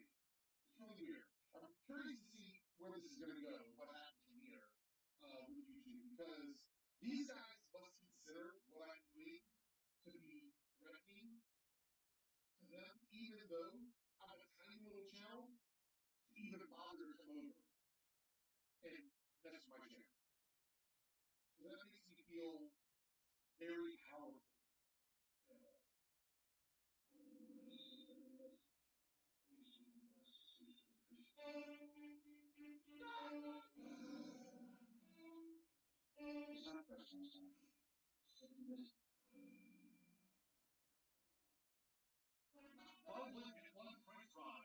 Hello everybody. Oh wait, I forgot my light, hold on. So today's video is gonna be very fun. Am I too far zoomed in? Am I even recording? What's that? Looks like it's like flat against my head and I'm not about it. I'm like, could you even hear me that whole time? Last night I was with my friend Peter. You met him in my vlog a couple videos back. We watched this new movie. It was super cute and I really want to talk about it with you guys. Although I'm not really sure how much of the movie I will be able to include, if any of it. I'm gonna do my best. I think I'll be able to get at least a few clips. Hopefully. I post videos twice a week here on my channel, so if you guys are not subscribed, go ahead and do that right now. I'll wait for you. Go ahead. Are you done? Thank you very much. And yeah, with no further ado, let's get right into this video. The movie that we watched last night is called Anything's Possible. I should probably look up their actual names. Hold on, let me look that up real quick. So the movie stars Eva Rain and Abu Bakr Ali. Let's just look up the description of this movie really quick because I don't want to try to explain it when they've already, explained it so well. So on the IMDb, the movie's described as a romance and it says a delightfully modern Gen Z coming-of-age story that follows Kelsa, a confident high school girl who is trans as she navigates their senior year. And let me just say, I heard about this movie and I knew I wanted to watch it. So when I was telling my friend about this movie, I was like, let me just read you a little description. When I Googled it, this is the description that came up. A high school student with a crush summons the courage to ask a transsexual teen out on a date, knowing the drama it could cause. And for some reason that just like rubbed me the wrong way. If you know, you know. I don't get into that. Actually, no, I feel like I should get into that. Transsexual, in my opinion, is kind of an outdated term. I feel like unless somebody specifically asks you to use the term for them, you should stick with transgender. First of all, that is not the person that played. Let me screenshot this shit. That's not the person that played this boy. Is that Ryan? Who is that? Is that Ryan Reynolds? But yeah, I just wanted to point out that that description was kind of weird, but I will say that the IMDb description, as well as the description on like Amazon, where the movie came out, is a lot better. Now, I've seen a couple trans romance movies, rom-coms, if you will, with a trans lead. I've seen like one or two. Not that many. I remember watching one a long, long time ago called Girl Meets Boy or Boy Meets Girl, something like that. Is that the real name? Girl Meets World? Something? No, that was the show Boy Meets World. That's not what that was. If you guys know what the movie I'm talking about is, leave it down below. But that was a good movie too. But there are a few differences in this movie that I really, really appreciated. I'm gonna do my best to not give big spoilers. I mean, obviously I'm going to be talking about some key scenes and like my favorite scenes, so there are going to be some spoilers, but I'm going to do my best to not ruin too much of the movie. The biggest thing that made it different from the other movies that I've watched that had like that trans lead is they didn't really talk about Kelsa's body. A lot of the times with dating with trans people, that's like the question. That's like the thing that people focus on all the time. It's like, well, how are you going to be like intimate? How are you going to like, you know, be together if this girl's trans and you're a straight boy? That's like the big plot in a lot of these movies, is the guy has to like come to terms with the fact that the girl that he likes is trans or whatever. That's not what this movie was. This movie also kind of focused on the boy's journey to getting the confidence to asking this girl out and being with the trans girl, but it was a little bit different. Instead of having to battle this like, no, she's trans, blah, blah, he goes through a different battle. The battle that he goes through is one of, you know, not being socially accepted. So the main character, his name is Khalid. I don't know if I'm saying his name right, but he has a best friend throughout the whole movie that is a big like hurdle for him. We see his friend in scenes where he's like calling things gay and he's like making jokes about gay people or whatever. And we even see him talking directly about Kelsa, directly about this girl that his friend has a crush on, saying, she's a dude, you know she's a dude, right? He also has a similar battle, or it's not really a battle, a similar situation with his parents. This scene was actually really funny. He like, I'm gonna say what happens. If you don't want to hear this scene, you can like skip this much forward, but in this scene he like comes home to his house, his parents, and they're like standing there and they're like talking whatever, and they're like, so we searched your browser history. You're gonna live a life of sadness, all this stuff, like going off saying that he's gonna, you know, be so sad if he transitions and all this stuff. And he's like, girl, I'm not trans. My girlfriend's trans. And they're like, oh, Theo, thank God, at least it wasn't you. Which I mean, like, still kind of cringe, but. And the mom did talk to him afterwards and was like, it's okay, like, I understand. You're a nice guy. You see her for who. Oh my God, I cried during that scene. I forgot that I cried. I cried like 4 times throughout this movie. Quick word of advice. Maybe don't watch the movie if you're a trans girl that's like going through a breakup. Actually, maybe do watch it if you're going through a breakup like me, because I say going through a breakup. It was like a year ago, girl. Like, get over it. But watching this movie and having this lead, this boy in this movie pick this trans girl over and over and over and over and over again, it was just really, really like heartwarming. She also has a really, really nice relationship with her mom, which I think is awesome that they put in the movie and made it so, you know, apparent that she has a very good relationship with her mom, especially when they contrast it to her relationship with her dad, which we won't get too much into, you know, to maintain a level of surprise for you when you watch this movie. But I just wanted to point out that this movie did a really good job of showing how powerful a good mother-daughter or a good parent-child relationship can be. I don't really know what it was about this movie, but it was just very, very like relatable. I mean, obviously the fact that I'm trans and the fact that she was trans. There was one line that really stood out to me that is something that I could never really articulate in the past, but I think it's something that I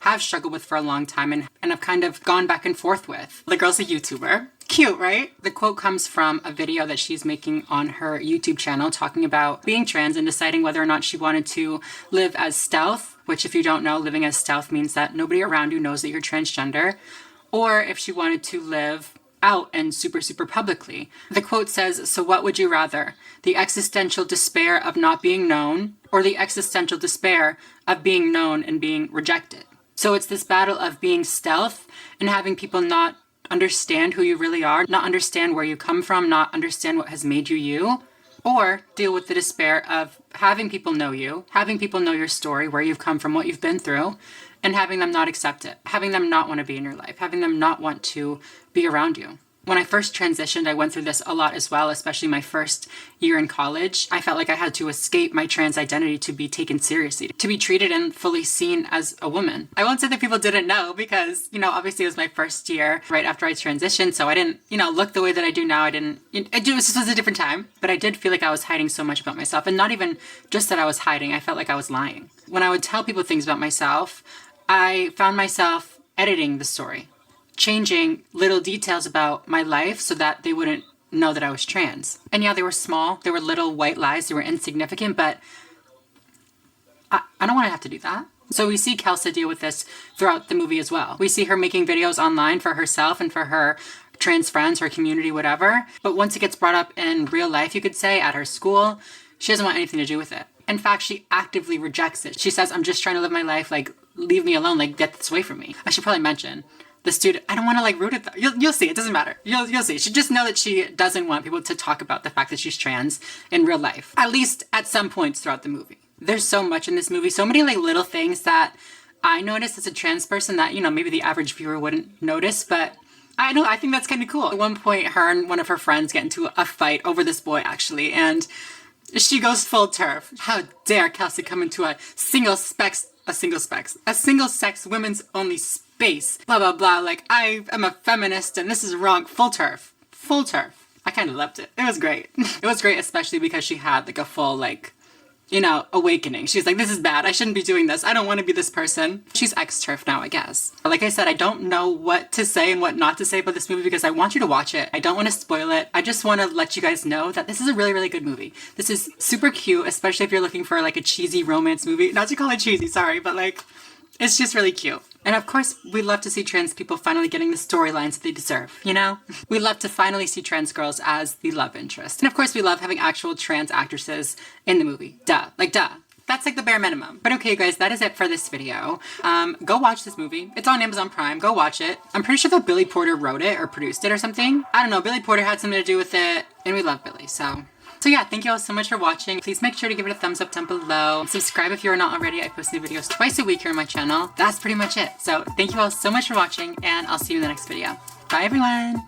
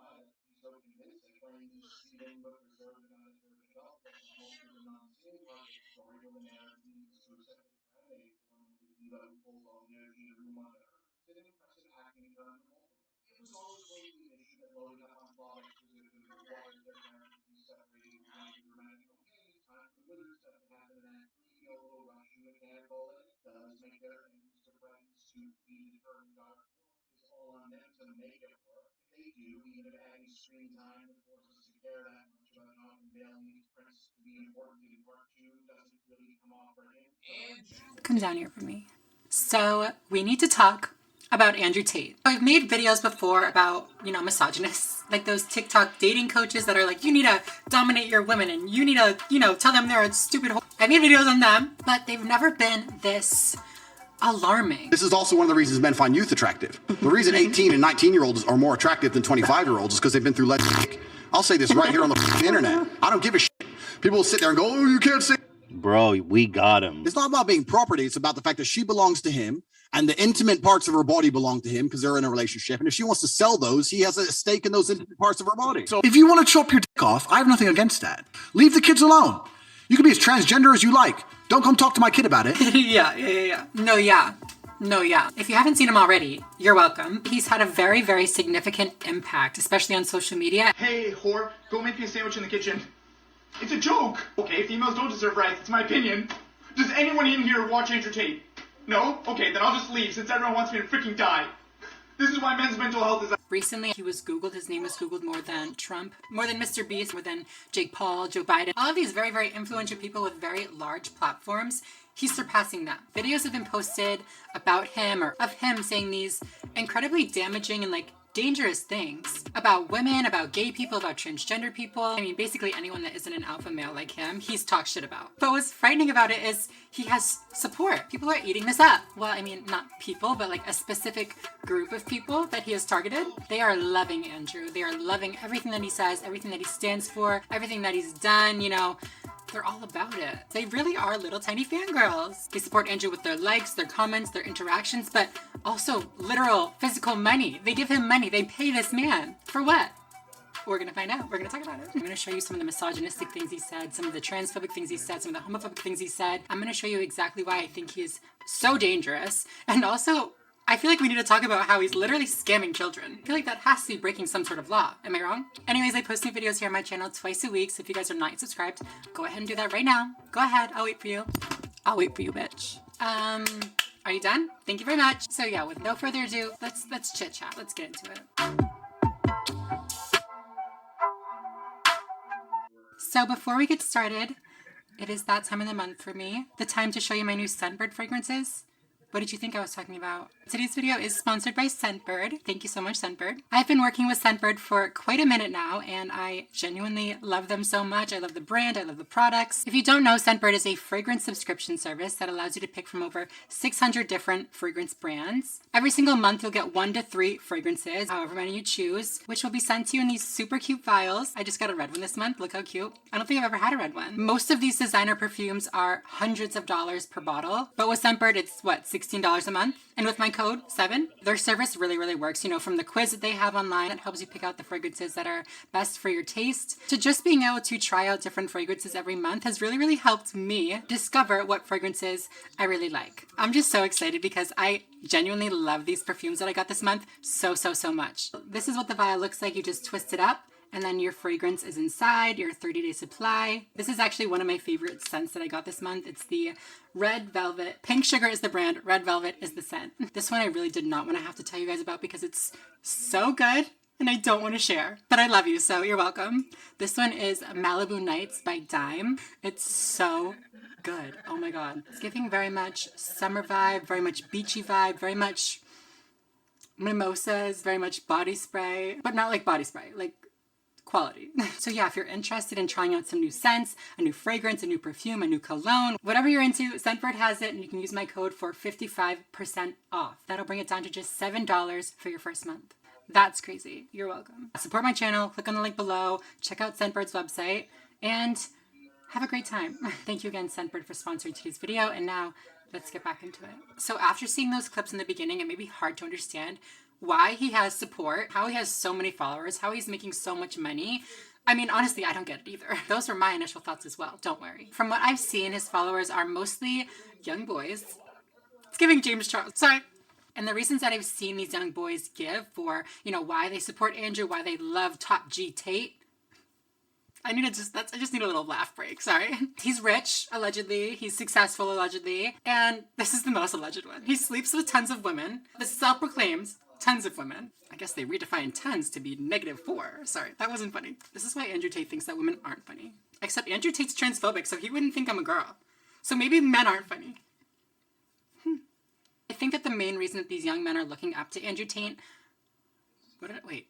I'm so funny. The main reason that people are looking up to him is because these young boys want a role model. They see somebody that is super rich, super successful, has tons of girls, has tons of cars. He's got a Bugatti. I don't know what kind of accent he has. Romanian? No, Bugatti. And these young boys want, 1, somebody strong and successful that they can look up to, but 2, they want somebody to defend them against this new wave of, I don't want to call it feminism because I don't think that this is a result of feminism, but I feel like a lot of the reason that these young boys support Andrew is a result of this wave of like men ain't shit, man hating vibes. You know what I'm saying? I'll just start out by saying that men ain't shit. I'm just kidding. But it is a big thing that's going on right now, especially I think after the Me Too movement. A lot of these men were like, now you can't talk to a woman, you can't approach them, you can't, you know, have sex with them or they'll regret it and they'll ruin your life, blah, blah, blah. It's those type of people that are very much pro Andrew Tate. They want to support somebody that's going to enable them to do those shitty things that they used to do and now get in trouble for. We hear it all the time on my channel that there is this widespread attack on masculinity and a widespread attempt to, you know, rewrite what it means to be a masculine man and rewrite what it means to even just be a man. And so Tate's supporters latch onto him because he is the person that is kind of like putting his foot down saying, no, this is what a strong masculine man is. You know what these men do, you know. And if you don't know, he's going to tell you. It is kind of ironic though, because Andrew has become such a well-known name, and it's not in a good way. The definition of infamous. If you ask a girl if they know who Andrew Tate is, they'll either say no or yes, I hate that motherfucker. Like, they'll either say no or yes, I hate that motherfucker. He's out here trying to teach men, or boys, sorry, how to get women and how to be an alpha top G male like him, when in reality he's just teaching them how to be a fucking monster and be single for the rest of their lives. Like, if you're pursuing a girl and you tell her that you're an Andrew Tate fan, it's done. They're gonna not like you, they're gonna be turned off, and honestly, probably a little scared. To start off simple, I think that Andrew just doesn't like women. There's a joke going around on TikTok about Andrew that uses that audio. I think this man is gay. I really do. That boy is gay, and I really believe that. I don't like that trend. I don't like that audio. I don't think that it's cute or funny or like whatever to try to emasculate a man by calling him gay. Didn't you ever see those commercials, don't call something gay? So gay. You know, you really shouldn't say that. Knock it off. He says the dumb stuff like, oh, women are horrible drivers and men on average are much smarter and have higher IQs. Both of these claims were debunked literally in front of his face. It was so funny. Put those clips in. Those are funny. Do you think women are as smart as men? Well, it's been proven that the smartest people in the world are men. Proven how? Dude, read the study. What study, bro? Google it. I'm going to Google it. Every single study says there's no difference. If you were to look up the highest IQs in the world, the first 10, first 20, look them up. Are they men or women? I haven't done this. Look it up. I did highest IQ in the world. Literally what comes up. Marilyn von Savant has one of the world's highest IQs. She is known as the smartest person in the world. Cool. Then, all right, cool. Then I'm totally wrong. I never even said people are listening to me and they're either agreeing I know, with me but or you're not. still wrong, and that's the problem. I disagree with you. Do you want to be right, or do you want to keep speaking into a hug box where people agree with you, and Prove to then me I'm wrong.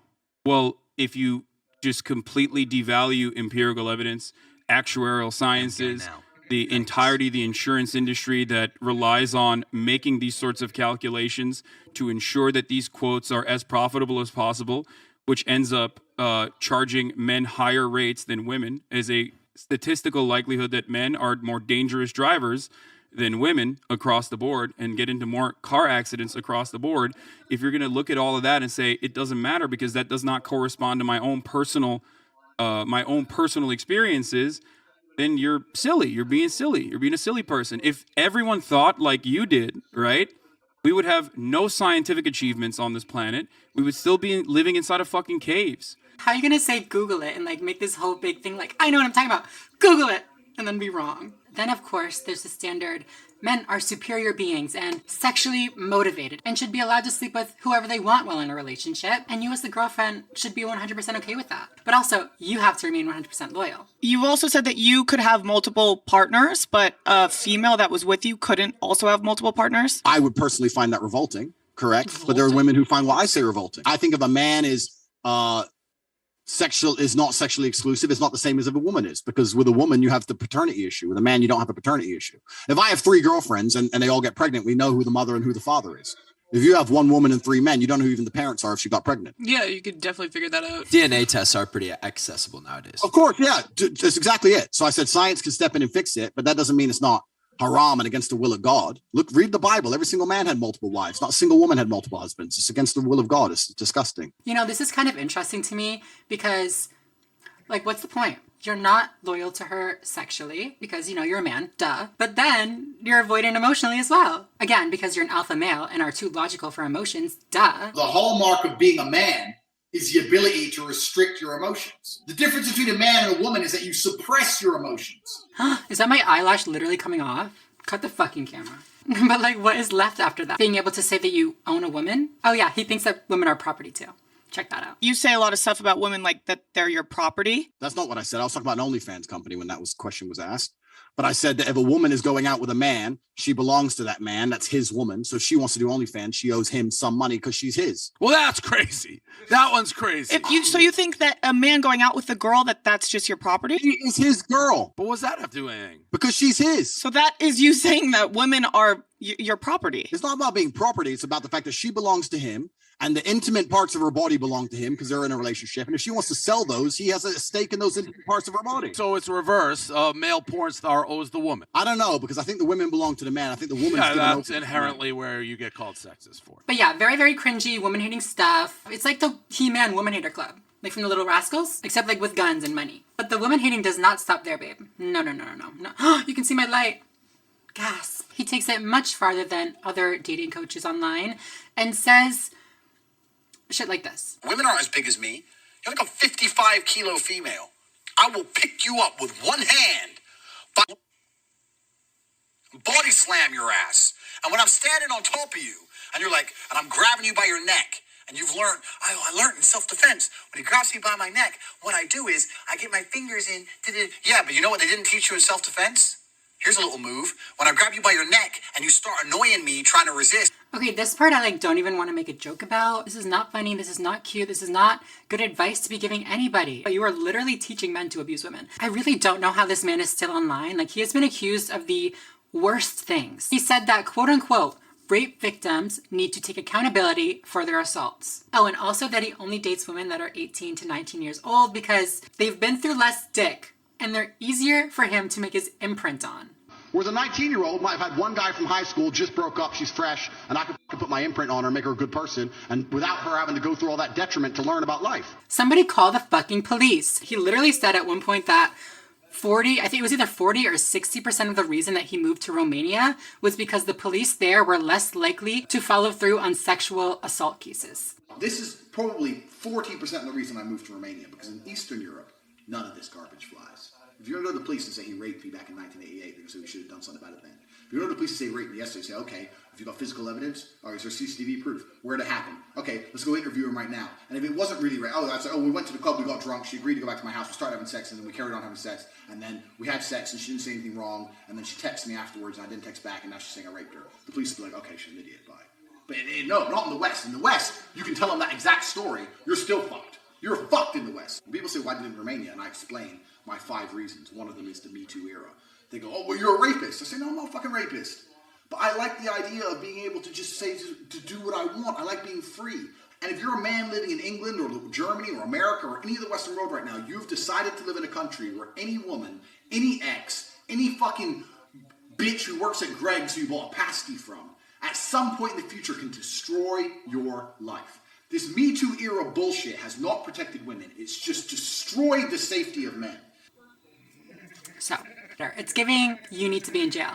Andrew, tell us the real reason you don't date women your own age. Maybe women your own age are more experienced and less likely to deal with your abuse. Oh, maybe you're insecure about women your own age maybe noticing something lackluster. Oh, Andrew. Now, obviously, Andrew has made many comments about women online, which we have seen, but he's also made comments about gay people and about transgender people. And what kind of trans content creator would I be if I didn't respond to these claims? Leave the kids alone. If you want to chop your dick off, I have nothing against that. I'm not anti-gay. I'm not anti-transgender. I'm not anti any of these things. What I am anti is propagating your worldview on other people's children. If you're gay and you can't have kids, why do you now believe it's your right to go to other people's kids and tell them how to think? If you've decided that the type of sex you want to have will prevent you from procreating, that's your decision, right? You've decided that having sex with women isn't worth it for you. You don't want to have children. You want to have sex with men. Fine, your decision and you're entitled to it. That does not give you the entitlement to go to other people's families who did decide to have children and raise them and try and program their children. Leave the kids alone. You can be as transgender as you like. Don't come talk to my kid about it. That's my child. I will program my child with my worldviews. I raise them. I pay for them. They're my kid. They're not your kid. And they're not the government's kid. This whole propaganda thing, it's like, it reminds me of that audio on TikTok. That is literally all that goes through my head all the time. It's just TikTok audios. But it reminds me of that audio that's like, they're teaching kids to suck cock in school. Play a TikTok that says that, please. Giant cult-like brainwashing. They're teaching 5-year-olds how to suck cock in public school. What school is that? Let me write it down. Now let's hear what he had to say about trans people. I'm so excited. In England, we have this whole Muslim debate. Someone was saying to me, their countries are crazy. And I say, okay, their countries are crazy, but they're not chopping their sons' dicks off. We're getting to a point where almost you can view some parts of our culture and we're more crazy than anybody. Chopping their sons' dicks off. Somebody bring me some tequila. Goddamn. Imagine your father. Actually, don't imagine it because it sounds traumatic. But imagine your father just coming into your bedroom with a cleaver like, time to get surged up. This framing and this phrasing of it is also very, very misleading though. To describe a trans individual as somebody's son, you're infantilizing them purposely to construe a narrative that, trans people are coming for your children and they're coming to chop your kid's dick off. Sir, what motive would I have for this? To even have more people be trans, what would the motivation be? Do you know that we're in a hormone shortage? Okay, but now, besides all of the horrible, horrible things that Andrew Tate says consistently, there is another major reason that I feel like he is especially damaging. Hustlers University. Hustlers University is Tate's university, or his online course, or whatever you want to call it, that helps you, the student at home, become a top G like him. It shows you the path from brokey. Is this the left or the right? It shows you the path from brokey to top G alpha male daddy Tate. No, but basically it's a pyramid scheme. Anybody who buys into Hustlers University is given the opportunity to become an affiliate for the course. As an affiliate, you make 50% of anybody else you refer to the program. So Tate is at the top. People below paid full price. They make 50% from the people they refer. They make 50% from the people they refer. You see what I'm saying? And the course is all about making money online. And one of the primary methods that they teach is cutting up clips of Tate to use across social media to drive traffic as an affiliate marketer to the course. So through doing this, Tate has created an army of people who are pushing his content because they're financially motivated to do so. He is recruiting young boys purposely. Is it purposely or purposefully? Are those both words? Purposely means on purpose or not by accident, while purposefully means indicating the existence of a purpose. That is deep. I think that he did it both purposely and purposefully. Like I was saying, he is purposefully recruiting these young, vulnerable boys to be in his online course, to then continue to spread his message for him, bring in new followers for him, new students for him, and make money for him. I mean, yeah, they get like a cut or whatever, but like, it's a pyramid scheme. Aren't pyramid schemes illegal? Pyramid schemes are illegal. Oh, it's state by state though? Pyramid schemes prosecutions are charged as felonies in federal court and can be charged as both a misdemeanor or a felony in California. Yeah, shit's illegal. Maybe I shouldn't say that it's a pyramid scheme then, because that will get me in trouble. It's allegedly a pyramid. In all of the interviews or little podcasts that he's on, he's always like, no, anybody can join. I don't, market it towards any specific person, whatever. What's this, Andrew? The only people who genuinely adore you when you have a Lamborghini and they see it drive past and their eyes light up and they start waving their hands and they'll do anything to get in your car are 10-year-old boys. So unless you're a pedophile, there's no point buying a Lamborghini purely to get pussy. Buy it because you enjoy yourself. He talks about how the only people that care that you have Bugattis and shit like that are young boys. While filming this, literally right now, I can look at his Instagram and the last post is of his Bugatti. You literally just told on yourself. From this Hustlers University, this pyramid scheme, whatever, he has created a swarm. I almost said like army, but I feel like swarm is more appropriate, like little bugs, He's created a swarm of little Tates that go around and bully and attack anybody that stands up and stands out against, things that Andrew has said. They also perpetuate these negative attitudes, these negative stereotypes, and these negative actions towards women. So yeah, if you see this Andrew Tate guy online on TikTok, I'm sure you will. I'm sure you already have. Just be aware if you're talking to a guy, ask him if he supports Andrew Tate. I feel like that would be a good red flag test. That's pretty much everything that I had to say about the situation. Maybe there'll be a part 2. Probably not, but maybe. If you like this video, make sure to give it a thumbs up down below. I post new videos twice a week here on my channel, so subscribe if you're not already. And yeah, other than that, I think I'm going to go. So thank you all so much for watching, and I will see you in the next one. Bye, everyone.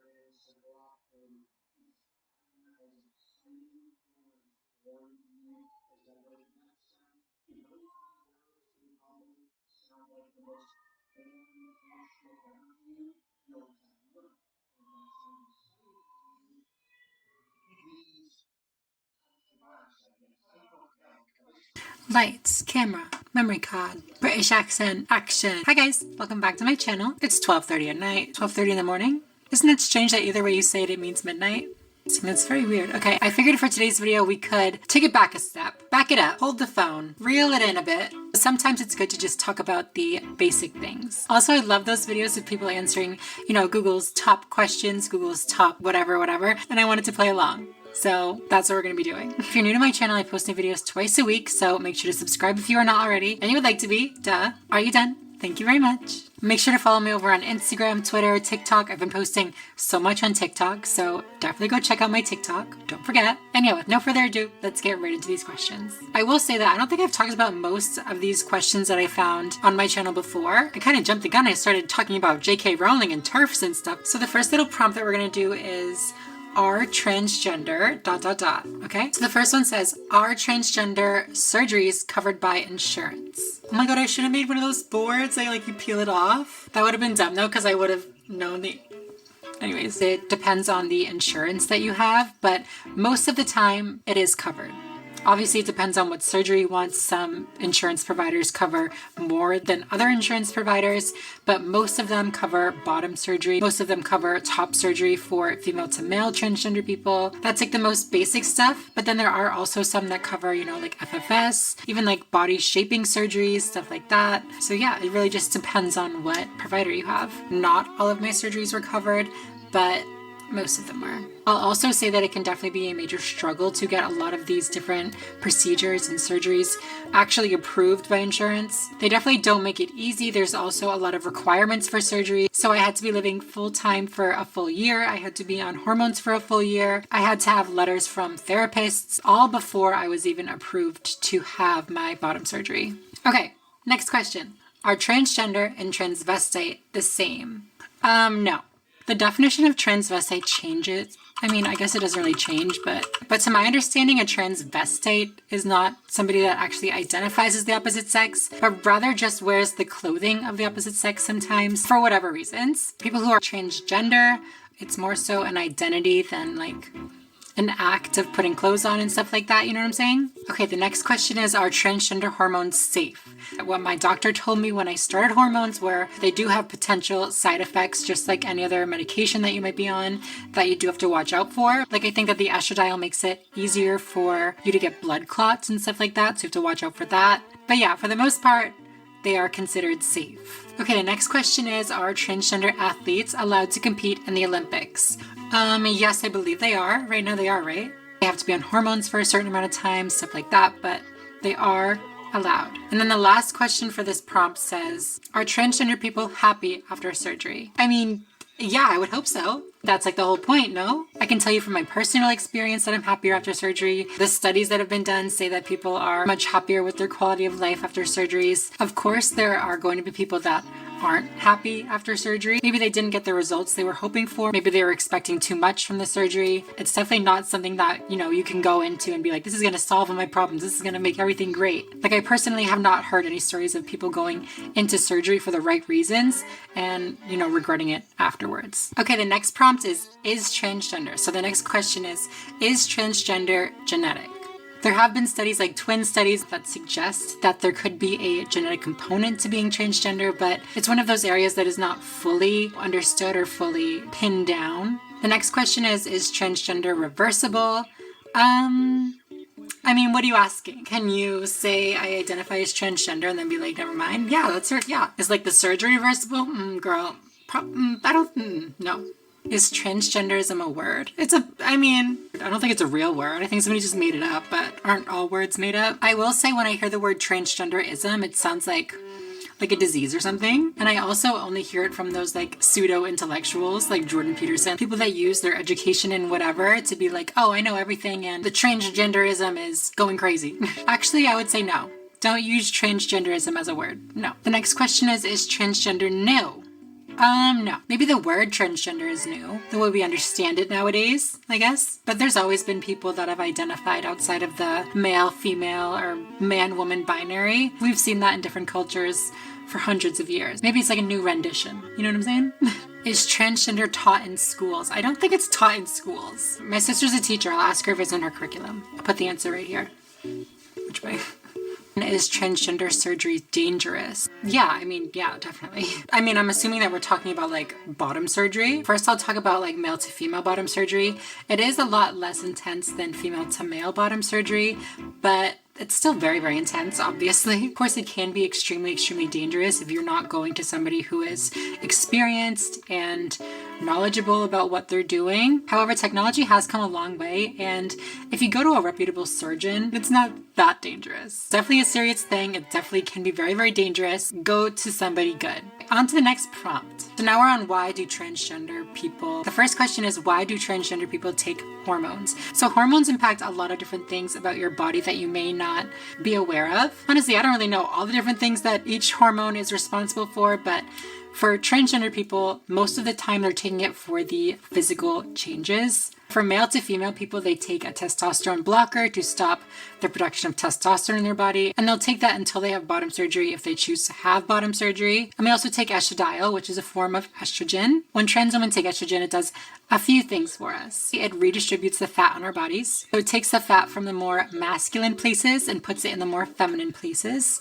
It can slightly change the way our faces look. It also makes our skin softer. It changes things down there a little bit. For trans men, testosterone actually does a little bit more, in my opinion. I don't think that's an opinion. Testosterone will give trans men body hair, it'll give them facial hair, it'll make their voices drop. It'll also move the fat from the feminine places to the more masculine places. It'll make it easier for them to build muscle. Oh, also for trans women, estrogen makes it harder for us to build muscle, and we also lose muscle mass. There's a lot of different things. There's a lot of different effects. There's a lot of different reasons. It's to feminize or masculinize our bodies. Duh.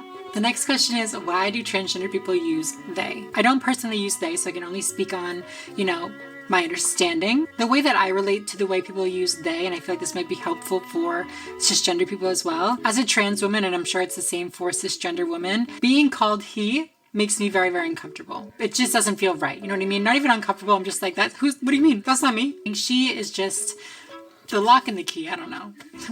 Put your hands down. For non-binary people and people that use they pronouns, they feel the discomfort that I feel about he, him, and she, her. It's a matter of being seen. It's a matter of being, addressed properly. When somebody's talking to you, you want them to speak to you. You know what I'm saying? Okay, the next question is, why do transgender people take spironolactone? So I touched on this a second ago. Spironolactone is a testosterone blocker, so that will stop a male body from producing testosterone. And the last question is, why do transgender people clap their hands? What do you mean? Is that a thing? Do we clap? I don't know what this bitch is talking about. I hope you guys enjoyed my little Trans 101. Thank you for letting me bring it back to the basics for a minute. If you enjoyed this video, if you learned something, if you didn't learn something, if you think my fucking necklace is cute or something, give this video a thumbs up. Make sure to subscribe if you're not already and you would like to be. And yeah, other than that, I think I'm going to go. So thank you all so much for watching, and I'll see you in the next video. Bye everyone!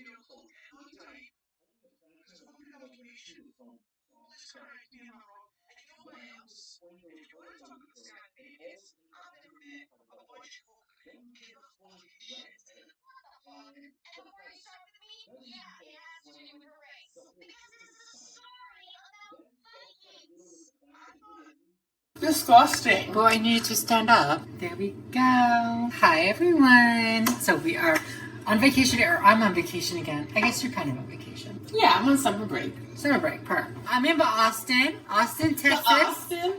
Miss Momo should be in the vlog. I want to show Miss Momo. Miss Momo. Pretty girl. Wait, come here. Oh. She's thirsty.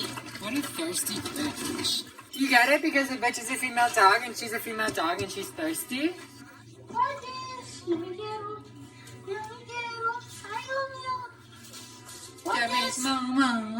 Little Miss Momo. Thank you. That's so nice of you. What day did I get here? Monday? I got here Monday, and then we went out to that little restaurant at the...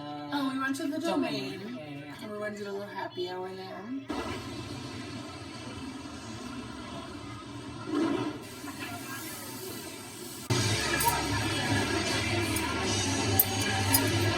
And then next day, what do we do? We went to Oasis, which locals are gonna be like, you went to Oasis, that's disgusting. Which, like, why? Because the food is not great. Well, but the view is worth it. Yeah, go for the view and for the drinks. That's why we got fucking heartburn. The drinks were very good until that happened. Just bring some Tums with you and you'll be fine. Yeah, just bring some Tums. Make sure you bring Tums. I just want one of those. Like, look at that house over there. Do you see that house? Sure do.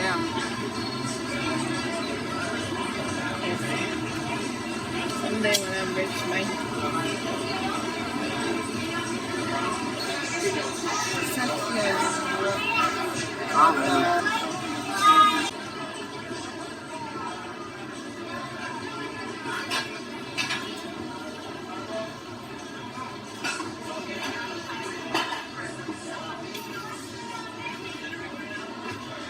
And then Wednesday we went tubing. We went to San Marcos, which was really fun. That was super fun. I got low summer, but I mean, around here. Just so relaxing. It was. I wish we could have gone down it like 20 more times. What's that one spot? Are you peeing? No, but I feel it too. We're on the San Marcos River.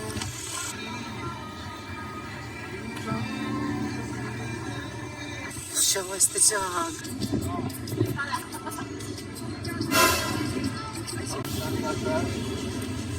No. I think there's some trash in the thing. I don't know if you can hoist all that in here on the float. You might take over. Look at the little bridge. Literally perfect. The cooler. Oh my god, literally, you're gonna hit me in the wall. Are you kidding? Ow. And then today, I think today was one of my favorite days. Yeah, we saw, what was the restaurant we started out at? What was it We went to Mozart's, which is like a Mozart's. coffee shop on Lake Austin. Yes, we got some delicious cinnamon rolls and pastries, some coffee.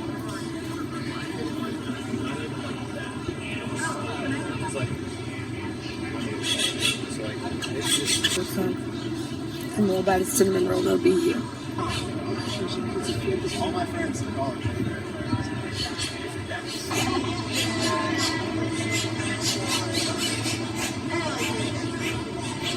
And then we went to Mayfield Park, which is where they have the peacocks. Yes! I've never heard a peacock squeal. I think I got a little bit of that on camera. Yeah, they scream. So. When I was with Emma, she was saying that they remind her of Kevin from Up. I'm dead, yeah, Because, well, they have the things, and literally Kevin sounds like that. I love Kevin. My mom wanted to I be love my Up dog. in general. Yeah. Except for the beginning. Well, we don't have to talk about stuff, right? You just ignore that. Yeah, for sure.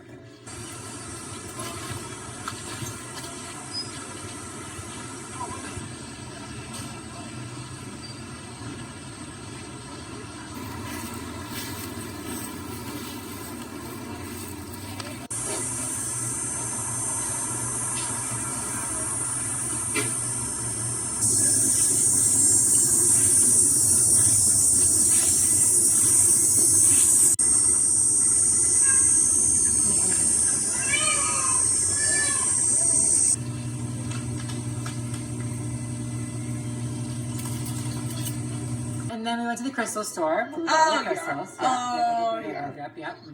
We actually saw one of my subscribers and one of my followers. They were so sweet. They were so excited to see you. It was so cute. It was so cute. What did I say their name was? Crystal?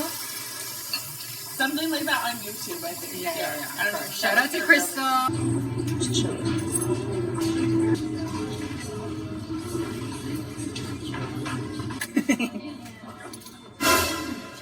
This place. Look there, a raptor tooth. Let me see. Shit.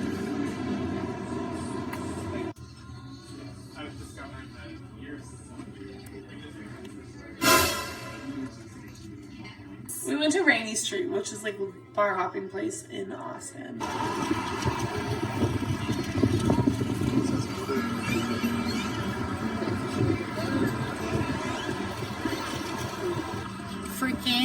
I love Halloween.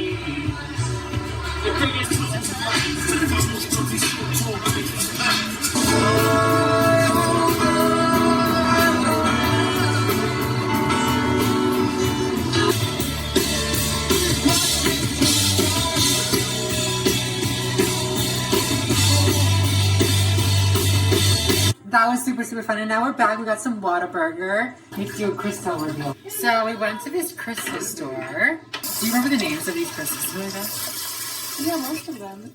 I don't know how to pronounce them all, I'm going to be honest with you. Septarian or Septarian, something like that.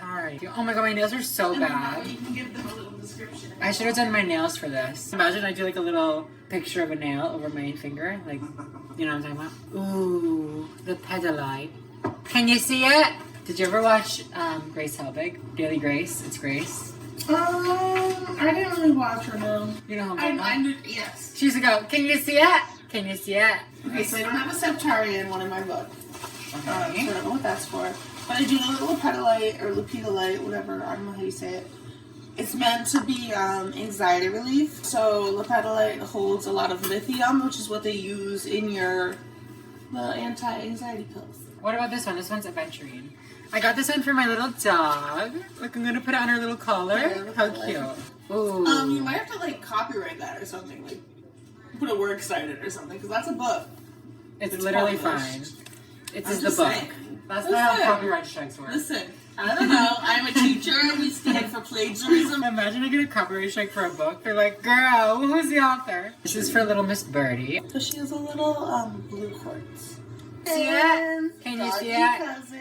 Oh my god, I gotta show them a little penis. Do you think I'll get in trouble for showing them a little penis? NSFW. I'm gonna show you all the penis in a sec, but I got these 3 little rose quartz. Like I got a moon and a star. Quartz have to do with love. Love. Self-love, love for others. Adventuring's not in this book either. They have a part 2 to this book that I really need. What is it? Crystals, the modern guide to crystal healing. Goldie Rocks. And my little rose mushroom quartz, rose quartz mushroom. And I have this lapis lazuli. Lapis lazuli has to do with like speaking the truth. It's related to your throat chakra. It has to do with speaking the truth. Yeah. So what? I won't be able to lie after this. This one's a spotted dick. It's a Dalmatian jasper. Ew. And it's got little balls. You should get your koala. Yeah, show the koala. I love my koala. What else do we have? I need to grab the other one. This is the most exciting one that I got. This is the little stand that I got for it. Kind of exciting. It's petrified wood. But then this is a pyrite egg. She's like, you know, Dragon Tales. Dragon Tales. Dragon Tales. Dragon Tales. Come along and take. But they have a dragon scale that they like pet to get there, right? Really? This is a new lapis tayo. I don't have a lapis tower. Ooh, a lapis tower. She is literally so beautiful. This is Cassie's koala.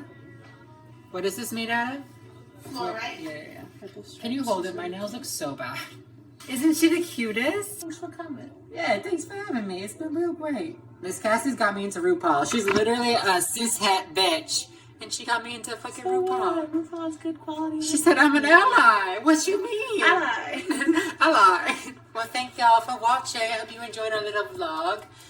And we'll see you in the next one, right? Yeah. Love you. Bye.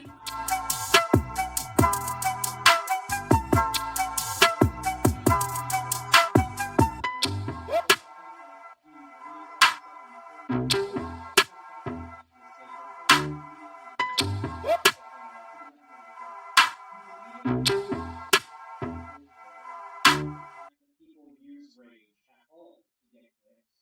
You're not supposed to that your entire community and ilk profit from. You're supposed to be silently and unspokenly unwrong. 1. 2. You've ruined your ability now for, if this video gets dumped on, to in response say, oh, well, I never really cared, and then just post like the ad on the video made, and to say, jokes on you. Hi everyone, welcome back to my channel. It's been quite a minute since I've talked about the infamous Joanne. J.K. Rowling. If you didn't know, J.K. Rowling actually released a new book, I think it was last week, the week before, I don't know. It's recent, called The Ink Black Heart. It is the 6th installment of the Comorman? I just said Comorman, like Mormons. It's the 6th installment of the Comoran Strike series, and yet again, the content of this book is strangely similar to the events that have transpired on J.K. Rowling's Twitter. Sorry, Joanne's Twitter. Her Twitter. What a place. In recent years, Joanne has really contaminated her image on Twitter, specifically through her relentless comments on transgender people. Relentless. Non-stop. You look at her Twitter and there's like tweets to little kids, and then there's like, F all the transgenders. She has mocked inclusive language, like the phrase, people who menstruate. I know, it's so bad. I can't handle it either, Joanne. She's tweeted defending the most transphobic of people like Maya Forstater, who literally just believes that transgender women are men. Like, this is from one of the court cases that Maya was in. It literally says, this person just thinks that transgender people are men. Or transgender women are men. Trans men are men. Oh yeah, and then she also wrote that entire essay called Turf Wars about how if we let transgender women into women-only spaces, real women are gonna get hurt. I made a whole video about the essay and everything leading up to the essay a while back, so if you guys don't know about that, feel free to check out that video. But back to this new book. Let's read some of the description, shall we? It says, when frantic, disheveled Eddie Ledwell appears in the office begging to speak to her, Robin Ellicott doesn't know quite what to make of the situation. The co-creator of a popular cartoon, The Ink Black Heart, Eddie is being persecuted by a mysterious online figure who goes by the pseudonym of Anime. By the way, if you don't know the word anime, I don't know if I'm pronouncing it right. Yeah, anime, okay. The word anime translates to the lack of the usual social or ethical standards in an individual or group. She literally named this character after a word that means unethical, unmoral, lacking moral standards. Okay. It says, Robin decides that the agency can't help with this and thinks nothing more of it until a few days later when she reads the shocking news that Eddie has been tasered and then murdered in Highgate Cemetery, the location of the Ink Black Heart. Robin and her business partner, Comoran Strike, become drawn to the quest to uncover Anime's true identity. But with a complex web of online aliases, business interests, and family conflicts to navigate, Strike and Robin find themselves embroiled in a case that stretches their powers of deduction to the limits. So the book is a murder mystery type, if you couldn't tell, where they're hunting for the person who murdered the creator of this online series called The Ink Black Heart. Why were they murdered, you may ask? This is where we really start to see the similarities between Eddie Ledwell, the person who was murdered, and Joanne. J.K. Rowling. Let me just start off by admitting that I did not read this entire book. It's like 1,100 pages. Can you blame me? That's a long book. But truth be told, I don't really think it was necessary. Like, I saw what I had to see. I'm telling you right now, I seen what I needed to see. There are a few reasons given throughout the book as to why the person may have murdered this creator, Eddie. Okay, first of all, obviously the elephant in the room. My hair is blonde. I mean, not really. It's a wig. Duh. I literally threw it on, so if it doesn't look the best, get over it. Before we continue, I want to take a quick second to talk about today's sponsor, which is Scentbird. You know all about Scentbird at this point. I work with them all the time. I love them so much. But if you don't know, Scentbird is a fragrance subscription service that allows you to pick from over 600, I almost said 500, 600 different brands of designer and non-designer perfumes. They do have some of my favorite designer perfumes, but honestly, I love all the indie products that they carry. For example, I have the Dime Malibu Nights and I have the Dime 7 Summers. And I'm not really sure if Dime qualifies as an indie brand or a designer brand or whatever, but I love them. They're great. Every month you'll pick out a fragrance or 2 or 3, however many you decide, and Scentbird will send you a case like this with a vial inside containing a 30-day supply of the fragrance of your choice. These perfumes and these vials go for hundreds and hundreds of dollars per bottle, but with Scentbird and by using my code, you can get your first month for only $7. A full 30-day supply of a real, authentic designer perfume for $7. That's a steal.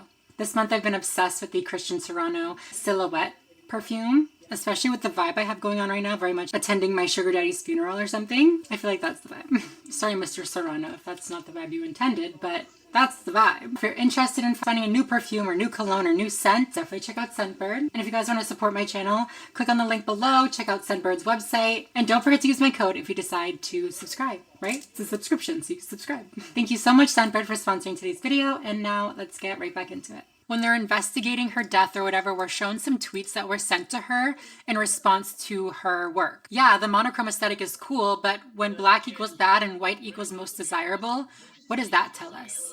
My take on the problematic palette of Hardy and Paperwhite. It also says, sickens me to my fucking core. That bitch twisted my ideas into this racist BS. We see another tweet that says, ableist shit like hashtag the ink black heart, heightened suicidal ideation in the disabled. Another tweet says, innocent jokes about the lumbricus terrestris. I don't fucking know. It's the worm. I should probably mention, in her cartoon, there's a worm, I guess. And apparently they made jokes about how the worm is a hermaphrodite, or the worm doesn't know if it's a boy or a girl. Some weird things. So this person said, innocent jokes about the worm or mocking gender fluidity. My take on the transphobic overtones of the worm. So Rowling included these 3 tweets to show that, people were calling these creators ableist, racist, and transphobic, which is not something that Rowling is unfamiliar with, we'll just say. Here are some real tweets that I found about J.K. Rowling. J.K. Rowling saying that autistic people are being tricked into becoming trans is so ableist and disgusting. How familiar are you with the old slurs calling Jewish people money grubbing or hook-nosed goblins? Talking about the way that she portrayed some of these characters in Harry Potter. Again, this tweet says, J.K. Rowling literally made the bankers in the book anti-Semitic caricatures. And I mean, we've all seen the tweets calling her transphobic. I don't need to pull any of those up. Already we're seeing a few similarities. The creator of the Ink Black Heart, Eddie Ledwell, is this public character who's being attacked online by these trolls, or whatever you want to call them, these critics, in a very similar way to the way that critics are tweeting at Rowling. In the book, they interview some of Eddie's friends to try to get information about why she might have been murdered. And one character admits that Eddie and her co-writer, Josh, had a very problematic sense of humor. Josh and Eddie's sense of humor was, it could be problematic, kind of dark and sometimes a bit. I told her I didn't want to read any more lines about the worm being confused about being a boy or girl because we'd had complaints from non-binary kids. That caused another row. A worm is a hermaphrodite, though. This character really could have been problematic for any reason. She could have said literally anything and Joanne could have made it into this problematic thing. Are we really gonna believe that this was just a random coincidence that she happened to also be transphobic? She happened to also write about a trans character and get in trouble for it. It's just a coincidence. It has nothing to do with what happened to J.K. Rowling in real life. Joanne does actually claim it was a coincidence, though. I've never created a book, and this book certainly isn't created from my own experience. I'd been planning this book for so long, and then a couple of the things that happen in this book have since happened to me. And so I would like to be very clear that I haven't written this book as an answer to anything that happened to me. Whatever you say, Joanne. Whatever you say. And that's not even it. There are more other things that lead me to believe that, this wasn't just a coincidence. In the book, the Twitter mob, or, this group of people that is targeting and criticizing the author, is referred to as a group modeled on paramilitaries and religious terror organizations. It says they have planned and carried out direct attacks on elected politicians and are now using social media to recruit members, spread disinformation, and ramp up hostility. So that was them in the book, talking about the group of people who were attacking Eddie on Twitter. And now here's an excerpt from Joanne's essay where she talks about the Twitter mob that was attacking her. Activists who clearly believe themselves to be good, kind, and progressive people swamped back onto my timeline, assuming a right to police my speech, accusing me of hatred, calling me misogynistic slurs, and, above all, as every woman involved in this debate will know, TERF. In the book, this Twitter mob, as we would probably identify it as, is referred to as the halvening, which I believe is like a financial term or like a term for like Bitcoin or something, which means dividing it in half. So the reason that this group is called the halvening, I don't know how to pronounce it, halvening, is because they want to reduce the number of people that they do not agree with. They want to reduce the number of these problematic, transphobic, ableist, racist people online. This part really, really gets me. The book mentions some of the other victims of the halvening, one of which includes a woman named, get this, a woman named Maya, who was targeted due to having misgendered a trans woman. Maya. Where have we heard the name Maya before? Literally the woman whose tweets sparked this whole entire thing. Just a coincidence. It's just a coincidence.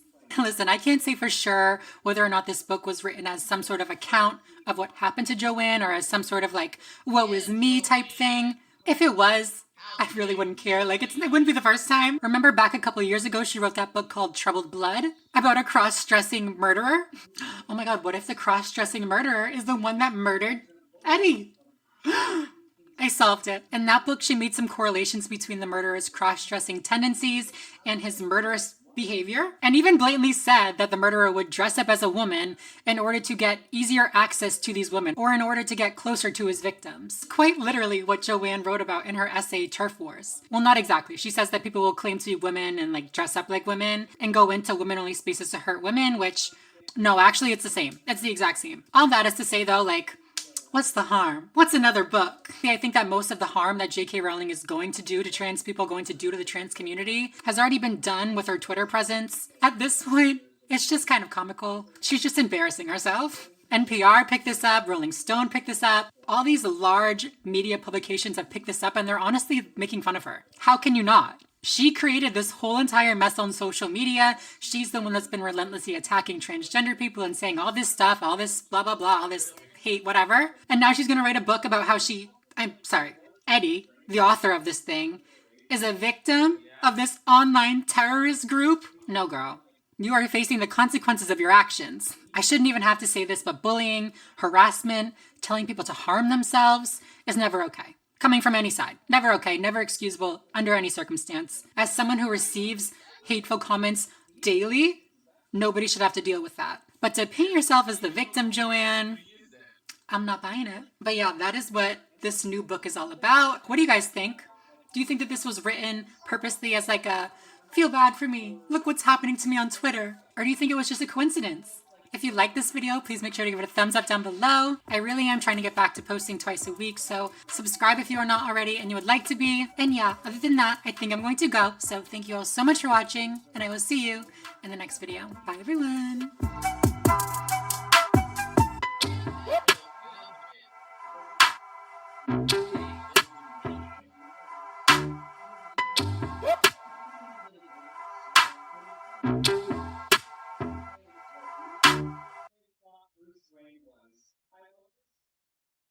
Conservative implication that these are real people and not characters, and that it is sinful and even historical revisionism to have a different take on a character. Good God, could you imagine if like any classic media that's an adaptation of anything released today? These people would not accept it. You got one on the Little Mermaid. Hi guys, welcome back to my channel. The are at it again. Oh, maybe I shouldn't say. You know what? I'll give them the benefit of the doubt. Maybe they're just really into The Little Mermaid. The Little Mermaid stans are back. A couple years ago, Disney announced that they were going to be starting the creation of a live-action The Little Mermaid movie. This was a while ago, like I said, so I'm sure you've all already heard about it, but the trailer has finally come out, and people are upset all over again. The first time around, people were upset for mainly one reason, and that's the fact that Ariel was being played by a black girl, a black woman, named Halle Bailey, if you didn't know, not Halle Berry. There was like a thing on Twitter where like somebody tweeted, isn't Halle Berry a little old to play The Little Mermaid? It's Halle Bailey. But now since this first trailer has come out, there's been even more critiques of the movie, of the cast members, of the way that it was, you know, created, whatever. And a lot of people are writing all of these concerns off as racism. Some of these claims are just purely racism. I mean, but I think there is a bit of a conversation to be had about the other concerns that people are having. I actually have a very, very serious concern. Was that a bug? Did anybody see that? I actually have a very, very serious concern of my own that I'm going to be getting into. Disney, we have beef. For today's video, we are going to be talking about this new Little Mermaid movie. I know, how cute. I'm going to talk about The Little Mermaid. I post new videos twice a week here on my channel, so if you guys are not yet subscribed, go ahead and do that right now. Go ahead. I'll wait for you. Go ahead. Are you done? Thank you very much. Make sure to follow me over on Instagram, Twitter, TikTok, all those different places. And yeah, with no further ado, let's get right into the Little Mermaid discourse.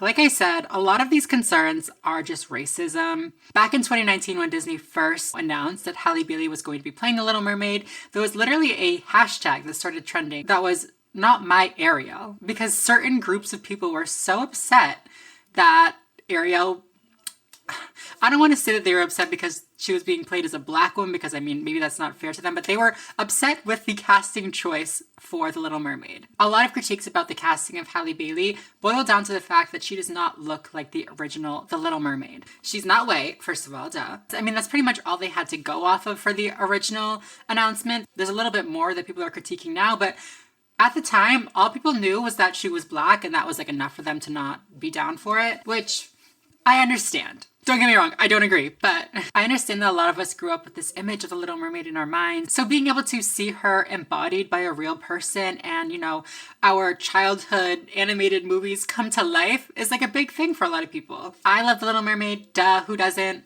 I actually have a little bit of a theory that a lot of trans girls really, really like The Little Mermaid because it's kind of symbolic of us wanting to escape our bodies and live out our fantasies and wanting to be a part of like a different world and stuff like that. We don't have to get into it. I don't have to get into my wild trans theory, but that's just to say that I love the movie. And so I understand the desire for that. This bug needs to go. I hope you're not seeing it just fly around. It's so, ugh. I understand the desire for that nostalgia. I really, really do, but it's not that serious. I mean, yeah, definitely be bummed that your casting choice wasn't picked, whatever, that's cool. But the people out here literally trying to cancel Disney, creating hashtags, not my Ariel, you're doing too much. It's weird. You're upset about a Disney movie. It reminds me of when the Beauty and the Beast live action came out. Do you hear my dog barking? And there was a scene at the end where the two men were dancing or the two men kissed or something like that. And everybody freaked out. It was literally like a 3-second frame and everybody was just so mad. Like, you're okay with bestiality, just not the gays? Okay, all right. This whole Ariel situation is giving very much that. Like, why do people care that much, you know? I feel like so many people are just so primed to be upset about anything. Not just the right, not just the left. I'm definitely guilty of it myself. But when it comes to evolving representation in movies and stuff like that, I mean, there's a few things. First of all, Disney can do whatever they want. Just like from like a factual standpoint, they can do whatever they want. They made a decision, they're doing it, get over it. But secondly,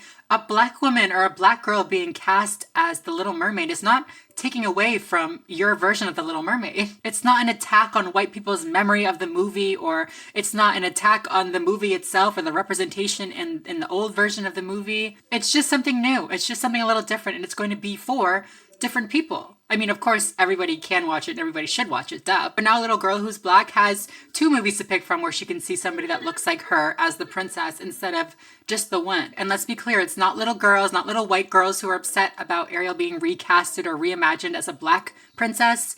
They don't care. They're not out here upset that, you know, the movie isn't about them anymore, or, you know, their Little Mermaid doesn't look the way that they want her to look. Like, it's not the little kids. We don't have to worry about them, okay? But it does make a difference to the little kids who are black, who are now finally able to see their favorite princess movie or their favorite princess now look like them. But so grateful that I kind of get to reinvent Ariel and show other young, beautiful black and brown children that, hey, you can be this too. You are magical and mythical and all of the wonderful things in between as well. One of the main critiques that I saw that really stood out to me was somebody said that people are being hypocritical. They're saying that the same people who are applauding Disney for having the Little Mermaid be reimagined as a black woman would be outraged if Disney decided to reimagine Princess Tiana as a white woman. This is stupid. I mean, if you want to erase Disney's history of problematic representation of black people, the fact that Tiana is the first and only black princess, and most importantly, the setting of the movie The Princess and the Frog, which is 1920s New Orleans, maybe it would be similar. I'm going to include a link down below if you guys are interested in learning some of the history of 1920s New Orleans, specifically black history of 1920s New Orleans. If you're interested as to why it's important to Tiana's story, definitely check that out. People then go on to say, oh, well, Ariel is Danish, and, you know, the author of Ariel is Danish, so she's white and she is Danish. Firstly, Danish people can be black.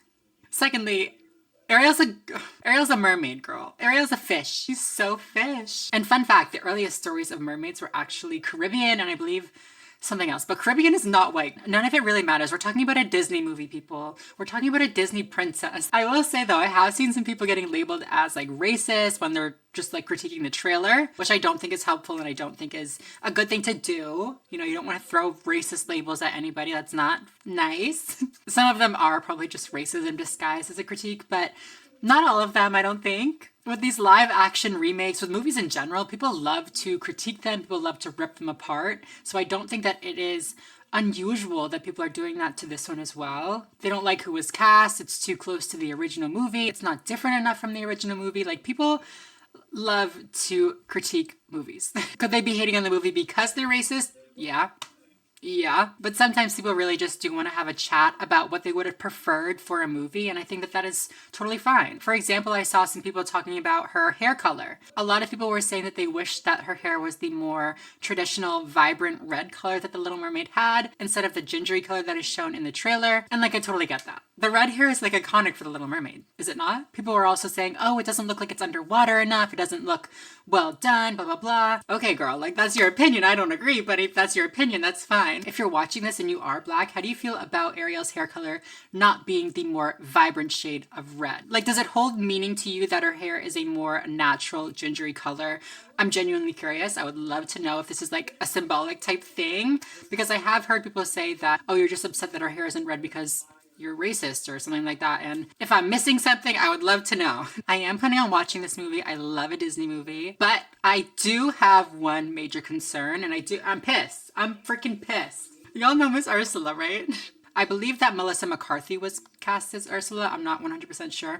I love Melissa McCarthy. No hate to her. But Ursula was actually very, very heavily inspired by a drag queen, if you didn't know. I'll include some more links about it down below, of course. But Howard Ashman, who was actually a producer on The Little Mermaid and ended up writing some of the dialogue as well as some of the music for the movie, actually said that Ursula was actually very, very heavily inspired by the drag queen Divine. Reports say that her eye makeup, her jewelry, her body type, her glamour, her mannerisms, all of these things were influenced by Divine. And so my thing is, couldn't we get some drag queen representation?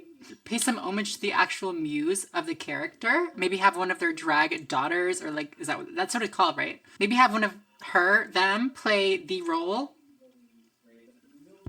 I don't know. I think that would have been cute, you know? But I'm not gonna get upset because my casting choice wasn't approved, so take notes. But okay, guys, yeah, that's pretty much all I had to say about this. I don't really think I have like a moral of the story for this video. Actually, you know what? Yes, I do. The Little Mermaid is not yours to claim. Mermaids can be black. Tiana can't be white. Ursula should be a drag queen. Those are the morals for today's video. Oh my god, also my makeup is kind of... No, it isn't. I was gonna say it's kind of Ursula inspired, but it's literally not. It's just like extra dramatic. I'll say it's drag queen inspired. So Ursula. But yeah, you guys, if you like this video, please make sure to give it a thumbs up down below. I post new videos twice a week, so make sure to subscribe if you are not already and you would like to be. And yeah, other than that, I think I'm going to go. So thank you all so much for watching, and I will see you in the next video. Bye, everyone.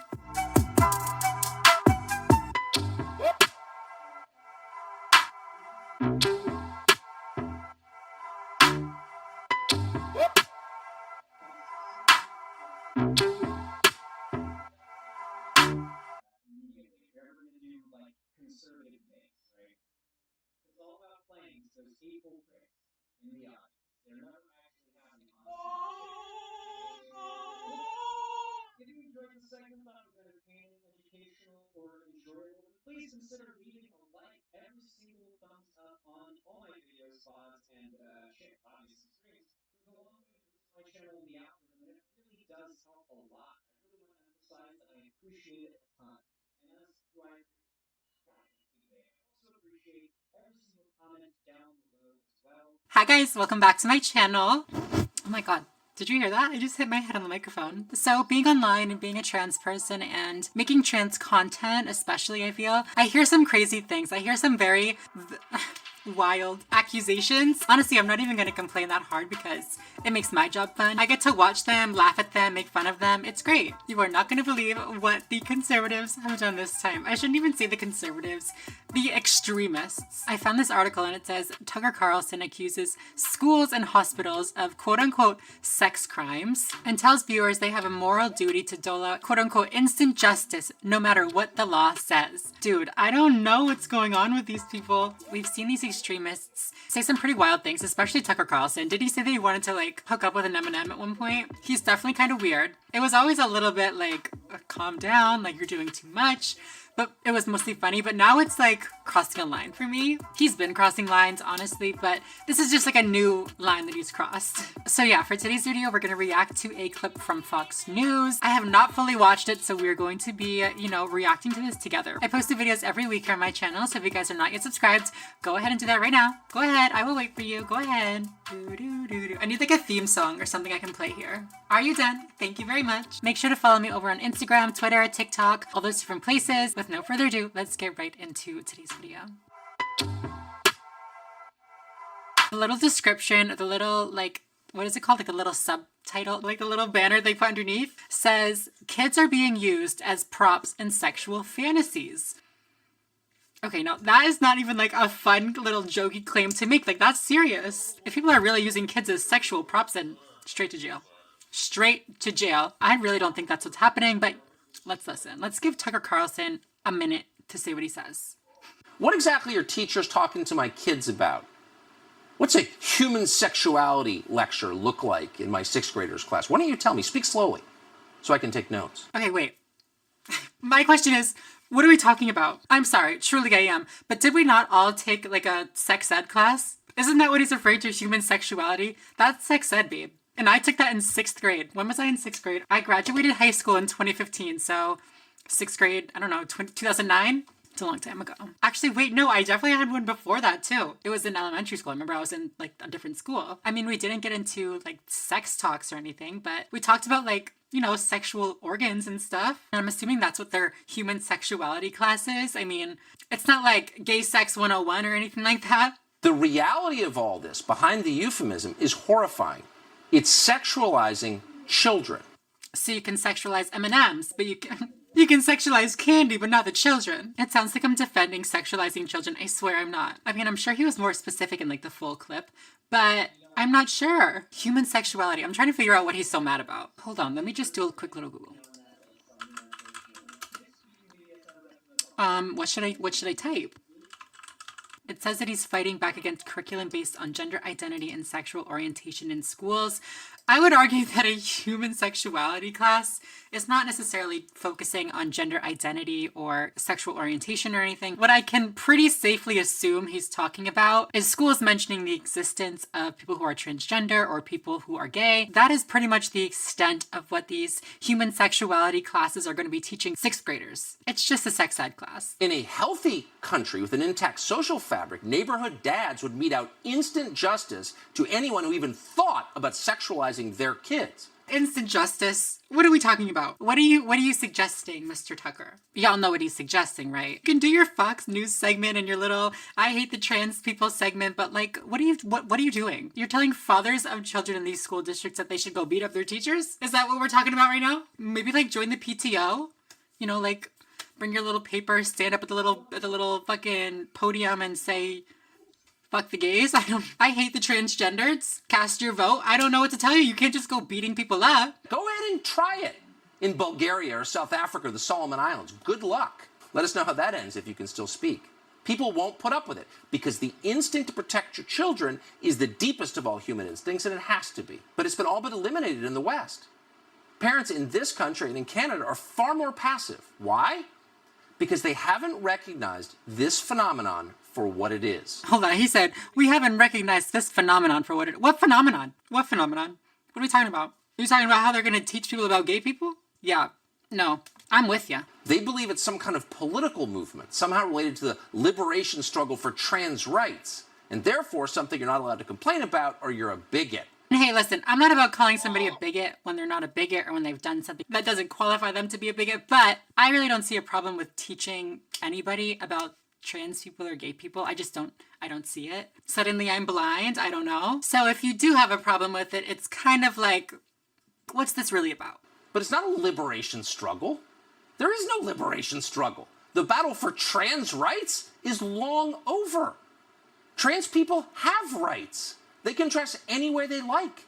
And not only is that entirely legal, most Americans have no interest whatsoever in interfering with it at all. This is a fundamentally live and let live country, and it always has. Even if trans people's rights were not being attacked on the daily, literally on the daily, teaching kids that there are gay people in the world and teaching kids that there are trans people in the world would still be important. They're nowhere near full acceptance for LGBT people. Like, that's not, we're just not. Even if we were fully accepted, even if we weren't fighting for our rights every single day, why do you care? Why do you care if they teach about gay people or they teach about trans people? Oh, because it's sexualizing children? You mean like this? A lap dance in front of the entire class. Alicia Smith, pictured on the screen, accused of grinding on the 15-year-old, putting her head between his legs and fondling him. Smith reportedly admits to doing all this, but only after the rest of the class, she says, convinced her to. I think legitimate opinion divides whether this was appropriate for the classroom or not. But there are people out, hold on, let me finish. There are people out there who believe that there ought to be criminal sanctions brought against this woman. And I think that's deranged. So if the class had because tried there's no victim here. If the 13-year-old who was, I guess, molested, they're saying, by his teacher, who had sex with him 28 times in 1 week. 13-year-old boys have one goal, obviously, in life. To get laid. Of course. And they take that out on 13-year-old girls. Now, 13-year-old boys getting laid, not a bad thing. When a 13-year-old boy is 35, he can barely remember the girls he slept with when he was 13. But that's not what this is at all. These are not people who want to leave you alone or your kids alone. These are weirdos getting creepy with other people's children. That's exactly what it is. Say it. Say it. That's what it is. Now, naturally, Joe Biden, who showered with his own daughter... Can we just take a step back? Give me like fucking 5 minutes. I'll be back. This shit is too much for me. It's too much. All of this coming from the man who literally sexualized the fucking Eminem. They're sexualizing your kids. They're doing pervy things with your kids. Okay, you're doing it with M&Ms. I don't say, okay, like, yes, we are doing it. That was a joke. Is now the lead spokesman for this lunacy. And we're committed to advancing transgender equality in the classroom, on the playing field, at work, in our military, in our housing and healthcare systems, everywhere, simply everywhere. Today, we're announcing even more steps, but there's always more work to do to end the epidemic of violence against transgender women of color and girls of color, to ensure transgender seniors can age with dignity, to parents of transgender children. Affirming your child's identity is one of the most powerful things you can do to keep them safe and healthy. Oh, yeah. Tell us more about how to keep your children safe and healthy, Joe Biden, Mr. Shower with his daughter guy. Are you joking? He got him. He got him good. There's nothing I can say to that. Listen, I'm not here to defend Joe Biden at all. I don't see any problem with what he was just saying, talking about, keeping people safe. That sounds like good stuff to me. These are sex crimes, and the people committing them should be punished. This isn't a crime. That's the point I'm making. A crime suggests a victim, and What do you no mean one there's here no victim, is though? a victim. If you really think that these teachers are out here committing sex crimes, shouldn't you, I mean, I don't know. This man just is trying to cause trauma. I really, I don't know what to say at this point. It's just not sexualizing children. It's just not. If teaching kids that gay people exist is a sex crime, girl, that stuff's actually weird, though. You can't say the true things. You can claim the earth is flat and no one gets exercise. But when you start saying things like, all lives matter, or sexualizing my children is a crime, and if you keep it up, I'm going to hurt you because I'm the dad, say that, ooh, you're done. We're still talking about all lives matter? You're not over it yet? The only reason people don't like when other people say all lives matter is because it's a reactionary movement that was created just to be fuck you to the Black Lives Matter movement. Obviously, all lives matter. You don't need to come back and argue with the fact that Black Lives Matter. It's weird. Some people describe what was happening as grooming. We're not exactly sure what that means, but if it's sexually abusing children, yeah, that is what's happening. But the term groomer is now hate speech, says NBC News. Yeah. No, I agree. No, it is. Listen, the word groomer wasn't hate speech until all of you took it and applied it to literally all trans people just for existing. Post a picture with my nephew or some shit, and people will call me a groomer. That is hate speech. A couple of months ago, these people, one is Libs of TikTok, another is Matt Walsh, you have Chris Rufo, who you just mentioned. They've been villainizing and literally demonizing these doctors who treat these people for months now. And so in that time, you can just see it in their mentions. This sicko language, I've seen it a million times over, because every time they tweet about these doctors, using these doctors' faces sometimes, and all of the comments are like sickos, demonic, satanic, pedophile, groomer. Yeah, they're being mean to doctors who castrate children, who cut the breasts off girls. Yeah. This shit like actually gets me mad. Like I'm actually like fucking pissed. How is this man literally just allowed to lie to all these people? Nobody is castrating children. Nobody is cutting any little girls. Chat, like it's just not happening. It's clear to me when people are fans of Tucker Carlson, Ben Shapiro, Matt Walsh, because they all use the same language. Predator, groomer, literally all of these very accusatory, like not good words are being thrown at trans people for just existing, or being thrown at doctors for providing life-saving care, all because these Tucker Carlsons and these Ben Shapiros made a business off of riling you bitches up. They purposely push people who have these concerns and questions about trans people. They push them to this extreme point of hating trans people, because then every time Ben Shapiro or Matt Walsh posts a video about how trans people are coming after your children, it gets their fans all riled up again. It gets them all, you know, very engaged, because to them these are very, very real threats. They're convinced that the medical professionals that are out here saving people's lives are the demonic ones. They say that teachers talking about the fact that gay people or trans people exist is sexualizing your children. Don't get me wrong, they definitely know what to say to incite that fear. I'll give them that.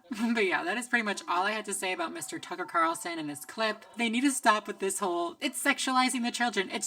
I'm done. I'm over it. Let's move on. But yeah, what do you guys think? Comment down below. Let me know. If you guys like this video, make sure to give it a thumbs up down below. Subscribe if you are not already. And yeah, other than that, I think I'm going to go. So thank you all so much for watching, and I will see you in the next video.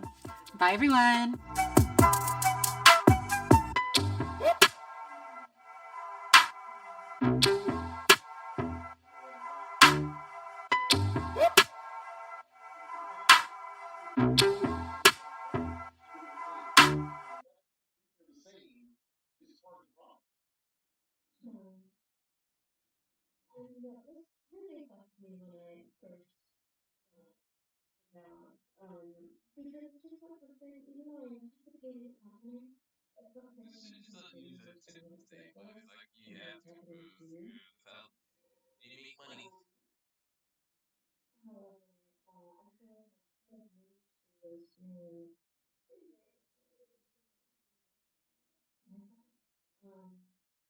Hi guys, welcome back to my channel. So I know what you're thinking. I just clicked on a makeup/Q&A video and this girl doesn't even have the same makeup on.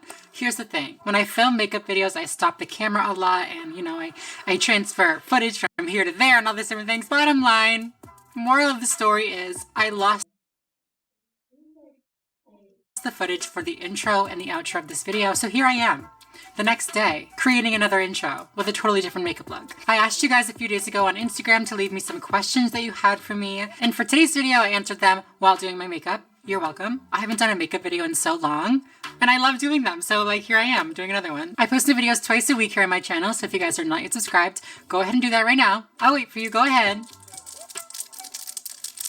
Are you done? Thank you very much. And yeah, with no further ado, let's rewind a couple days, answer some questions, chit chat, and do our makeup together. Shall we? Oh my god, this is so weird. I hate it. My skin is so dry right now. It's not even funny. I swear I'm not like doing drugs. Okay, so if you've watched my makeup videos before, you know that I always start with my eyebrows. So if you can't tell, I shaved off this part so I can make it a little bit higher up. My eyebrow kind of naturally grows down like that, and I want it to go straight out. You'll see, lately what I've been doing with my eyebrows is just kind of extending the tail a little bit. I like to keep them as thin as possible and as straight as possible. I got a lot of different questions, but I think a good one to start with, since we are just about in October. I don't know, maybe this video is going up in October. If it is, happy October. And if not, happy October in like a day. But this question says, what is your favorite horror movie? And listen, I do not like horror movies. I am a little scaredy cat ass bitch. One of my cousins or like my brother or something got me to watch Scream when I was maybe like 10, and I was scarred for like years. I didn't want to sleep in my room by myself. I didn't want to be like home alone. It just wasn't good. And ever since then, I don't like horror movies. I just don't want to be scared. Like, that doesn't seem like a fun time to me. I do want to watch some. There's a TikTok going around of this new horror movie. It's a good clip from it. I'm sure you guys know what it is. I just don't know what it's called. It's the one with Pearl in it. You know Pearl? If you know, you know. I want to see that one. That one looks fun. I think the last time I watched a horror movie, I was in high school. It was one of the paranormal movies. And I believe in ghosts. I'm a believer. I'm a full believer. So that shit got to me. But yeah, if you've seen that movie with Pearl in it, let me know what you think. The next question, kind of also going into the horror theme, is, are you religious? I'm just kidding. Not horror theme. This looks like green. Why does it look green on camera? If applicable, do you lean more towards agnosticism or atheism? I think that there's probably something out there. I do believe in like a energy or like a greater power. I don't know what it is though. So I think that's agnosticism, right? The next question, and it's perfect timing because I haven't done my base routine yet, but what is your skincare routine? I've recently added a couple things to my skincare routine, so I'm excited to tell you guys about it. First of all, I started using a sunscreen every day, which is, you know, I feel like I should have done that a long time ago, so we don't even have to talk about that. But the other thing that I've recently introduced is retinol. I don't know if you can tell, but my skin looks really good. The one thing about it is my skin be dry as hell. Like, it's just like flaking off. I think I used it too much last week. I think I used it like 3 or 4 times, and I'm still just a beginner, so maybe I should just take it easy. But also I forgot to moisturize afterwards one time, so yeah, that's bad. Other than that, my skincare routine is pretty basic. Okay, so my eyebrows are done. I'm just gonna clip this part of my hair back a little bit. I do not want to get foundation in this black hair, girl. I look like a man. So the primer that I use kind of depends on what I'm doing that day. If I'm working out or I have like a longer day that I have to wear makeup, I will put this primer on. It's the e.l.f. Power Grip Primer, and it just really helps keep my makeup on for a long time. And then I'll also use the e.l.f. Poreless Putty Primer. I use this one pretty much every day. It just helps make my skin look extra smooth. And I just like to look like a little porcelain doll, you know? Or I do my best. I never actually look like one, but this person said, so you're like 5'2", yeah? Girl, come on now, it's 5'2". I'm 5'8".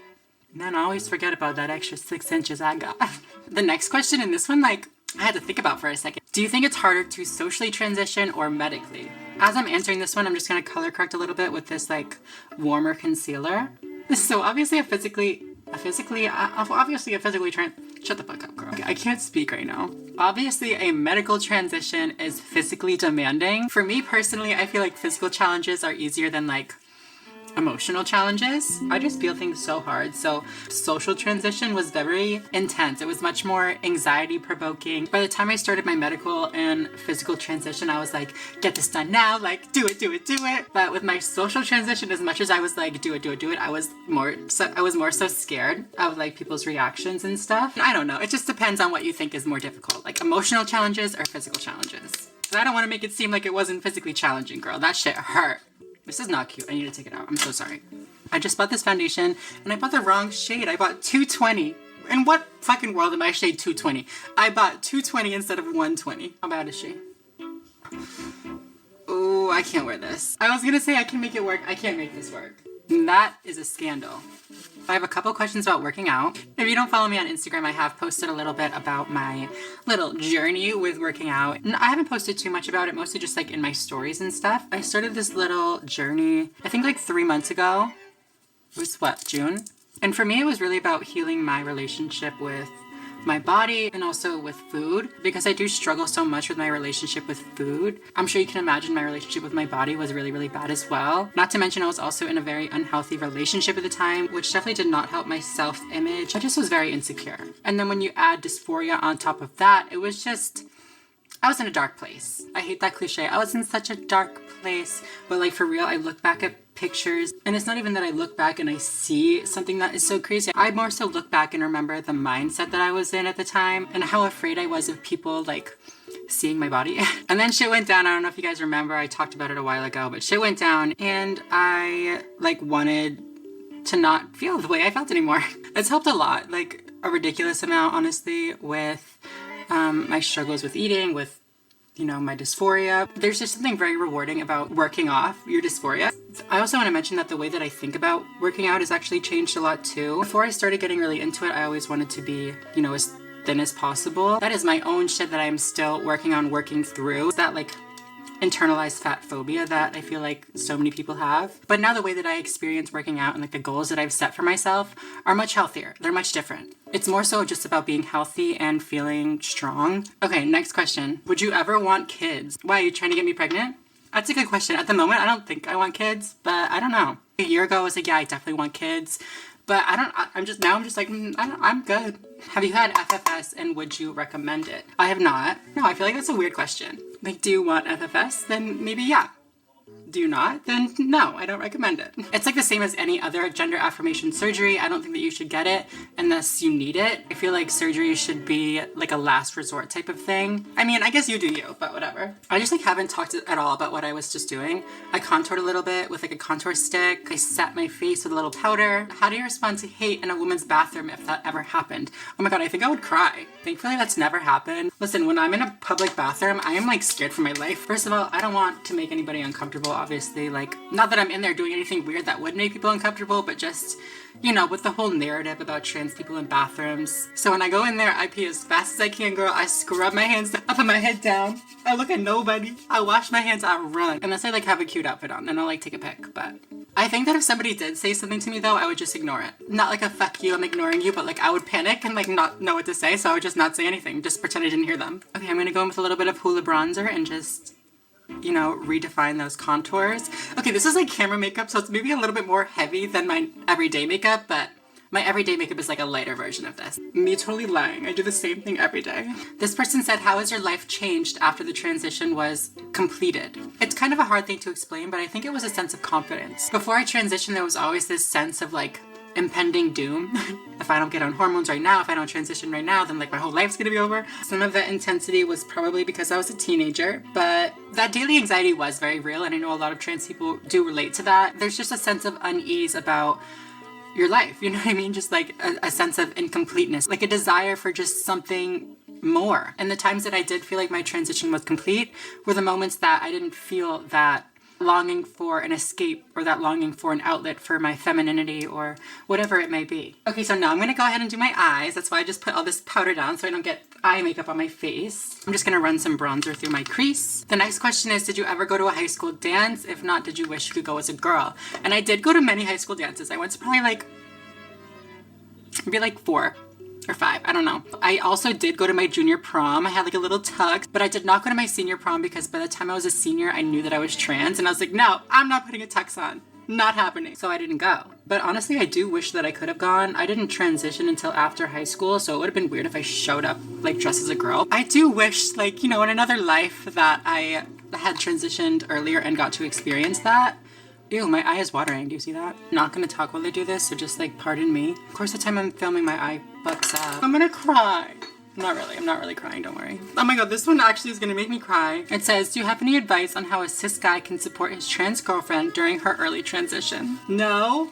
The fuck? Do I look like I have any tips for you, bitch? I'm gonna go ahead and put some black eyeshadow over this so it's not as shiny. For real though, tips, let me think. Personally, when I'm in a relationship, I just don't want to be treated any differently.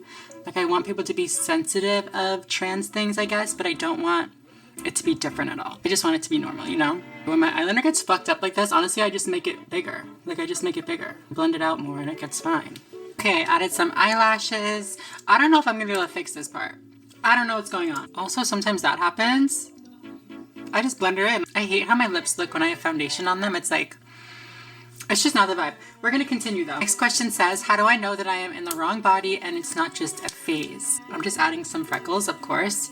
I think that doubt is a very natural thing to go through when you're, you know, questioning your gender, especially with all the people online nowadays, like, being trans isn't real, you're not really trans, blah, blah, blah, blah, blah. I feel like it's very normal to have some doubts in your mind. My best advice would be just take your time, you know, like, there's no rush.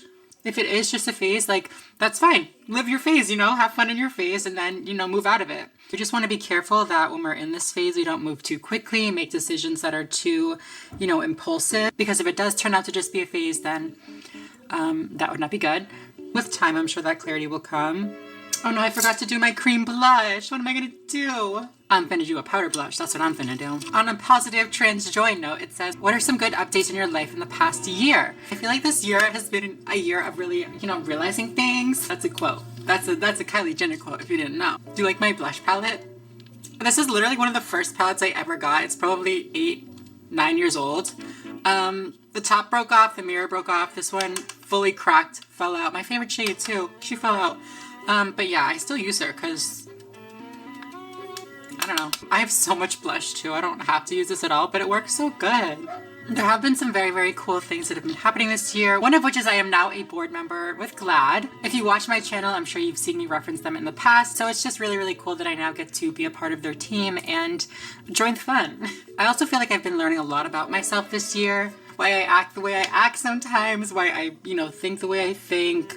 Just all that kind of stuff, I guess. I've been spending a lot of time really, getting to know myself, getting to know the things that have made me who I am. Crazy because they always say, your brain doesn't finish developing until you're 25, and I'm 25 now. I turned 25 in May, and I feel like things are they're just starting to make sense now. Things are starting to click in my brain, and I don't know, I feel like I'm just evolving, Next up, I have to do my lip liner. This is my holy grail lip liner, and I'm not telling any of you bitches what it is. It's the LA Girl one. The next and maybe final question, what single item has relieved the most dysphoria from your life? That's a really good question, but it's hard. Honestly, this lip liner has done a great job. Maybe like my antidepressants or something, my estrogen prescription. Honestly though, this lip liner is up there because I'm feeling some way about this. Okay, you guys, like I said, unfortunately, I lost the outro footage for this video, so I don't have the little, this is the final look thing, but you guys saw the makeup look, right? If not, I took a couple Instagram pictures, so go check out my Instagram to see the final look. And yeah, thank you guys so much for watching. This was a more chill video, not my typical type of content, but I really enjoyed making it. And I hope you guys enjoyed watching it. If you did, please make sure to give it a thumbs up down below. Let me know in the comments that you like these types of videos. Subscribe if you're not already and you'd like to be. And yeah, other than that, I think I'm gonna go. So thank you all so much for watching, and I will see you in the next video. Bye everyone.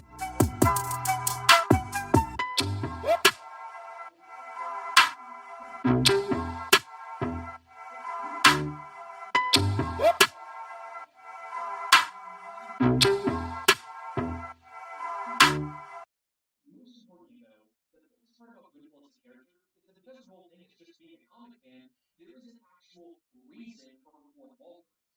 And as a result, she has limits. I mean, you can find what she actually knew before we transported into the Marvel Universe. I mean, this is somehow my full-time job, and I am constantly learning new stuff about comic history every single day. That said, Pool is by no means casual, and she still knows a fuck ton of stuff. There is now no official minimum age recommendation for any gender transition procedure. They want to open the door for any procedure at any age. We heard from a gender... They want to start giving SRS to the infants, girl. Hi everyone, welcome back to my channel. You guys want to hear something really, really sad? I mean, it's not really that sad, but it's sad to me. I filmed this video once before I even got halfway done with editing it, and then I realized that I'd lost a good chunk of the footage. Enough of the footage that I had to just, sit down and film the video again. And I know it's like such a first world problem, so I'm just gonna stop talking about it now. I just thought I'd share. Anyways, WPATH, the World Professional Association for Transgender Health, me reading off my notes, don't mind me, recently released their Standards of Care 8th edition. If you aren't familiar with WPATH and their standards of care, they're very frequently used by healthcare providers when it comes to transgender patients. Not to mention a lot of the insurance providers, at least in the United States, follow these standards of care. So when they are updated and revised, it's important. It's going to impact the way a lot of trans people access healthcare. I've looked through the standards of care and there's some very, very exciting changes happening. They've already happened. They're done. There's some very exciting changes that have already happened that I would like to, share with you. And then after we do that, of course, we have to laugh at some crazy transphobes. Duh. This week on the Crazy Transphobes, we have Matt Walsh. In his video, the government, what is it called? The government makes transing the kids easier. You better work. If there's one thing about me, I love transing some kids. I'm kidding. That was a joke. I post new videos every week here on my channel, so if you guys are not yet subscribed, go ahead and do that right now. Go ahead. I'll wait for you. Are you done? Thank you very much. Make sure to follow me over on Instagram, Twitter, TikTok, all those different places. And yeah, with no further ado, let's get into it. I figured I would give you guys a little bit of background on WPATH if you are not familiar with, who they are or their mission. Their mission, if you're wondering, to promote evidence-based care, education, research, public policy, and respect in transgender health. Keywords here are evidence-based. Keep those in mind for when we're watching the Matt Walsh video later. As an international interdisciplinary, that is too many syllables for me right now. As an international interdisciplinary professional organization, the World Professional Association for Transgender Health, will work to further the understanding and treatment of gender dysphoria by professionals in medicine, psychology, law, social work, counseling, psychotherapy, family studies, sociology, anthropology, sexology, speech and voice therapy, and other related fields. They've got it all covered, it seems. Like I said, what WPATH is most known for is their standards of care. WPATH has established internationally accepted standards of care for the treatment of individuals with gender dysphoria. Like I said, a lot of different healthcare providers and therapists, etc., will follow these WPATH guidelines or these standards of care. When I transitioned a while ago, my gender therapist actually followed these standards of care. I'm pretty sure the health insurance that I have also follows these guidelines, so they're used in a lot of different places. And while I think that SOC 7 was great, loved it, I'm all for updating things when new information is available, especially when it can make healthcare for anybody, not just trans people, more accessible. On that note, I have a few things written down that I want to talk to you guys about that have changed on SOC 8 that I think are really, really exciting. Firstly, there's now a whole chapter on non-binary care. Having its own chapter, I think, is impactful because being non-binary is a different experience than being a binary transgender person. So the treatment plans, the care, all that kind of stuff is going to look a little bit different. And also when it comes to writing guidelines and writing recommendations and stuff like that, we don't want to oversimplify things. So then making that distinction is, I mean, firstly validating to non-binary people, but also in my mind, just a step forward in terms of representation, I guess. Another change is facial feminization surgery, or the acronym FFS, has been changed to FGAS, which stands for facial gender affirmation surgery. And this is so that it can include facial masculinization surgeries, I just need to take a breath. I need a fucking glass of water or something. Facial masculinization surgeries aren't as popular as, facial feminization surgeries, but they do exist. So having them be explicitly in those guidelines or in those recommendations is good. It's a good thing.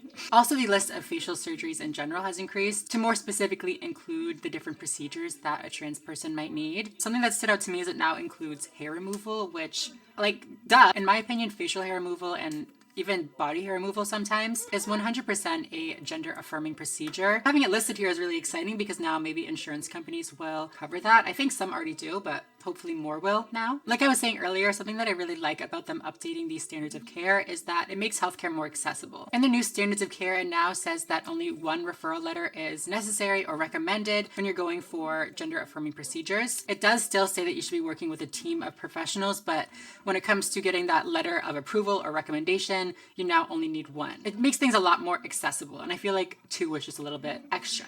No? Okay, and the final change that I want to talk about before we get into the little Matt Walsh video is that dysphoria is now no longer required before any procedure, any treatment, any surgery, anything like that. They said, sorry, trans meds. They clarify and say that an incongruence is necessary. In my opinion, this is kind of just like a semantic thing, but I do think it is an important distinction when it comes to, destigmatizing being transgender. Gender dysphoria is that mental distress that trans people can feel when they recognize that their gender identity does not match their body. A lot of trans people do experience this because it is a very distressing thing, but not everybody does. So WPATH says that if you have this incongruence, whether you discover it through dysphoria, euphoria, whatever way you discover it, it counts. It's valid. Now I want to get into this video. I mean, we knew this was going to happen. Let's be real. The Ben Shapiros and the Matt Walshes will find any reason to say that, trans people are attacking children. I'm not surprised. You're not surprised, but we're still going to laugh. This video is called "The Government Makes Transing the Kids Easier." First of all, I don't know if WPATH is a government organization, is it? I just made that up. I don't know if it is, but I don't think it is. Anyways, in the beginning of this video, he talks about the founders of WPATH and the presidents now, and how they're either transgender themselves, so ideologically motivated to be a part of this, or their job is to take care of transgender people, like they're healthcare specialists that work with trans people, or they're surgeons, etc. And he highlights all that to come to the conclusion that these people that are running WPATH are going to make the rules as relaxed as they can because it makes them more money. Not because they want to help young trans kids, no, never. Because they want to make more money. Which, I mean, could make sense if they didn't cite studies and sources for every different change that they made and every different recommendation that they make. Remember a little while ago when I said to remember that WPATH is all about evidence-based recommendations? They make that very clear in their standards of care if you look at it, because there's citations all throughout that bit. There's studies all throughout it that show why they're making the recommendations that they are. So to just ignore those studies and be like, no, it's just for the money, it's just typical Matt Walsh. Typical transphobe, But okay, let's start watching. The leading transgender health association has released its much anticipated new guidelines. One aspect noticeably different from previous editions is that the explicitly stated minimal age recommendations for minors to obtain puberty blockers, cross-sex hormones, and surgeries have been removed. That means that there is now no official minimum age recommendation for any gender transition procedure. He's right in the sense that the way that they talk about age is a little bit different than it has been in the past. But again, they explain why. In the Standards of Care, it says age is a strong, albeit imperfect, correlation with cognitive and psychosocial development and may be a useful objective marker for determining the potential timing of intervention. Higher ages may be required for treatments with greater irreversibility, complexity, or both. This approach allows for continued cognitive emotional maturation that may be required for the adolescent to fully consider and consent to increasingly complex treatments. Then goes on to talk a little bit about that adolescence range that is what Matt Walsh is concerned about, when they're going to be put on hormone blockers, when they're going to be put on actual hormones. During adolescence, multiple developmental processes occur simultaneously, including pubertal signal changes. Cognitive, emotional, and social systems mature and physical changes associated with puberty progress. Now, this is the key part. These processes do not all begin and end at the same time for a given individual, nor do they occur at the same age for all persons. Therefore, the lower and upper borders of adolescence are imprecise and cannot be defined exclusively by age. AKA, when it comes to introducing different treatments like HRT or puberty blockers or, whatever it is, every individual is going to be at a different age. They might all be around 12 to 14, whatever the age range is. But when it comes to treating these patients, you don't just want to look at their birthday and say, okay, you're ready to start. You look at the patient's anatomy and give them, personalized care. If their body, if their, mental state is in a place to start treatments, then you start it. If it's not, then you don't. They're now recommending that you give your patients more individualized care. Is that a bad thing? The new guidance also suggests that if parents do not affirm their child's newly chosen identity, the state may be enabled to intervene in order to assist with the child's transition. Now, this statement from WPATH will be and has been reported as WPATH recommending parental consent. Oh, they're being responsible. They're saying that there should be parental consent. But they're actually doing the opposite, which is quite obvious when you read it. What they're saying is that parental consent matters if the parent says yes. The statement 6.11 says, we recommend when gender-affirming medical or surgical treatments are indicated for adolescents, healthcare professionals working with transgender and gender-diverse adolescents involve parents and guardians in the assessment and treatment process, unless their involvement is determined to be harmful to the adolescent or not feasible. It says that parents or guardians should always be involved unless it's not possible, and then gives examples for why it would not be possible. It says exceptions to this might include situations in which an adolescent is in foster care, child protective services, or both, and custody and parental involvement would be impossible, inappropriate, or harmful. In some cases, parents or caregivers may be too rejecting of their adolescent child and their child's gender needs to be part of the clinical evaluation process. In these situations, youth may require the engagement of larger systems of advocacy and support to move forward with the necessary support and care. So to me, this is just harm reduction. I feel like for most people, they would understand the foster care protective services example. But the other example of, the parent not being accepting of the child's gender, I know that's going to stir some stuff up. For some trans individuals, it gets to the point where they know that they need to transition. They're willing to go to unsafe places and get unsafe procedures and treatments to transition if that's what it takes. And so for me, this guideline and this recommendation protects those people. It gives the medical professionals some space to say, this person is going to get on hormones, whether it's black market or not, and I would prefer them not. If you're going to go out and go the black market route, I might as well step in and provide a safe way to do this so that, you don't fucking die. And personally, I support that. Sorry.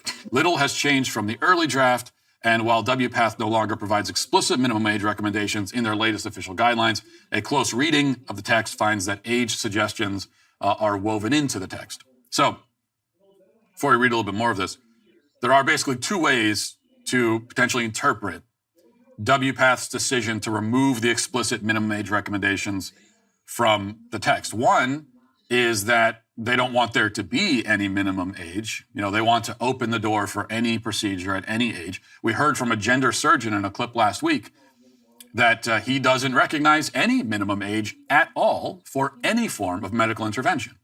We heard that explicitly. Or you might theorize that WPATH removed some of these minimum age guidelines, or at least made them harder to find in the text, made them a little bit less clear, because they don't want people to know that these things are being done to kids as young as 14. So he's going back and forth, like they don't have any minimum age recommendations. They want to allow any procedure, any treatment, any surgery for any age. They want to start giving SRS to the infants, girl. This man is so silly. And people that believe him, even sillier. It just does not take a skilled eye to see that this is just not true. Here in the text it says hormone therapy is not recommended for children who have not begun endogenous puberty. And so remember when we were talking about how, age is not this perfect determining factor? That's why they may not say, hormones are not recommended for people under this age. They say hormones are not recommended for people who have not started this biological process. The drama, Matt. The drama. He reaches so hard to make these all into these giant problems. Like, they're giving people hormones when they're around 14. Do you think he just really doesn't believe that there are people under 18 that are transgender? Like, do you think he really just believes that they don't exist? For those prepubertal transgender children who have been persistent in their gender identity, any amount of permanent development of secondary sex characteristics could result in significant distress. Matt Walsh has significant distress. He's like, they'll be fine. That's fine. The new guidelines suggest that cross-sex hormones may be administered to children as young as 14. In the same chapter, guidance is issued for chest masculinization surgery, otherwise known as a double mastectomy, which is the removal of healthy breasts. Quoting again from the document, it says, chest masculinization surgery can be considered in minors when clinically and developmentally appropriate, as determined by a multidisciplinary team experienced in adolescent and gender development. I mean, again, this is just harm reduction. Studies carried out with transmasculine youth have demonstrated chest dysphoria is associated with higher rates of anxiety, higher rates of depression, higher rates of distress, and can lead to functional limitations such as avoiding exercising or bathing. And then multiple studies backing that up. For some trans individuals, waiting years is just not in their best interest. Oh, but they don't know what's good for them. They're going to end up regretting it, blah, blah, blah. Firstly, WPATH has already cited studies that show minimal regret for these procedures, but WPATH is also recommending a team, a multidisciplinary team of professionals to work with each person, each individual. Professionals that are trained to help them understand the ways that they've been feeling, why they're feeling those different ways, what they're feeling may mean. They help them understand their options, the risks, complications, and what they can expect from each different option. And they help them come to a solution that is best for them. And I swear they think that every single person that is going to see these professionals is going to be pushed into hormones, going to be pushed into surgeries, whatever. That's not the case. A lot of times when individuals go through this therapy and they really break down what they've been feeling, why they're feeling this way, they realize that maybe transitioning isn't what's best for them. It's just foolish to assume that this random man on the internet knows better than the healthcare professionals that work with trans kids and work with trans people every single day about what's good for trans people. We're really going to assume that Matt Walsh, Mr. Johnny the Walrus, Mr. What is a Woman, Matt Walsh, knows what's good for trans individuals more than medical professionals that have been trained in this, that have degrees in this, that have dedicated their lives to helping people instead of, whatever Matt Walsh is doing. But yeah, you guys, I mean, the rest of his video is pretty much the same kind of stuff. So yeah, we're going to call it a day. We're going to call it a video. What do you guys think? Let me know down below. Are you excited about the new guidelines? If you guys like this video, make sure to give it a thumbs up down below. Make sure to subscribe if you're not already and you would like to be. And yeah, other than that, I think I'm going to go. So thank you all so much for watching, and I'll see you in the next video. Bye, everyone.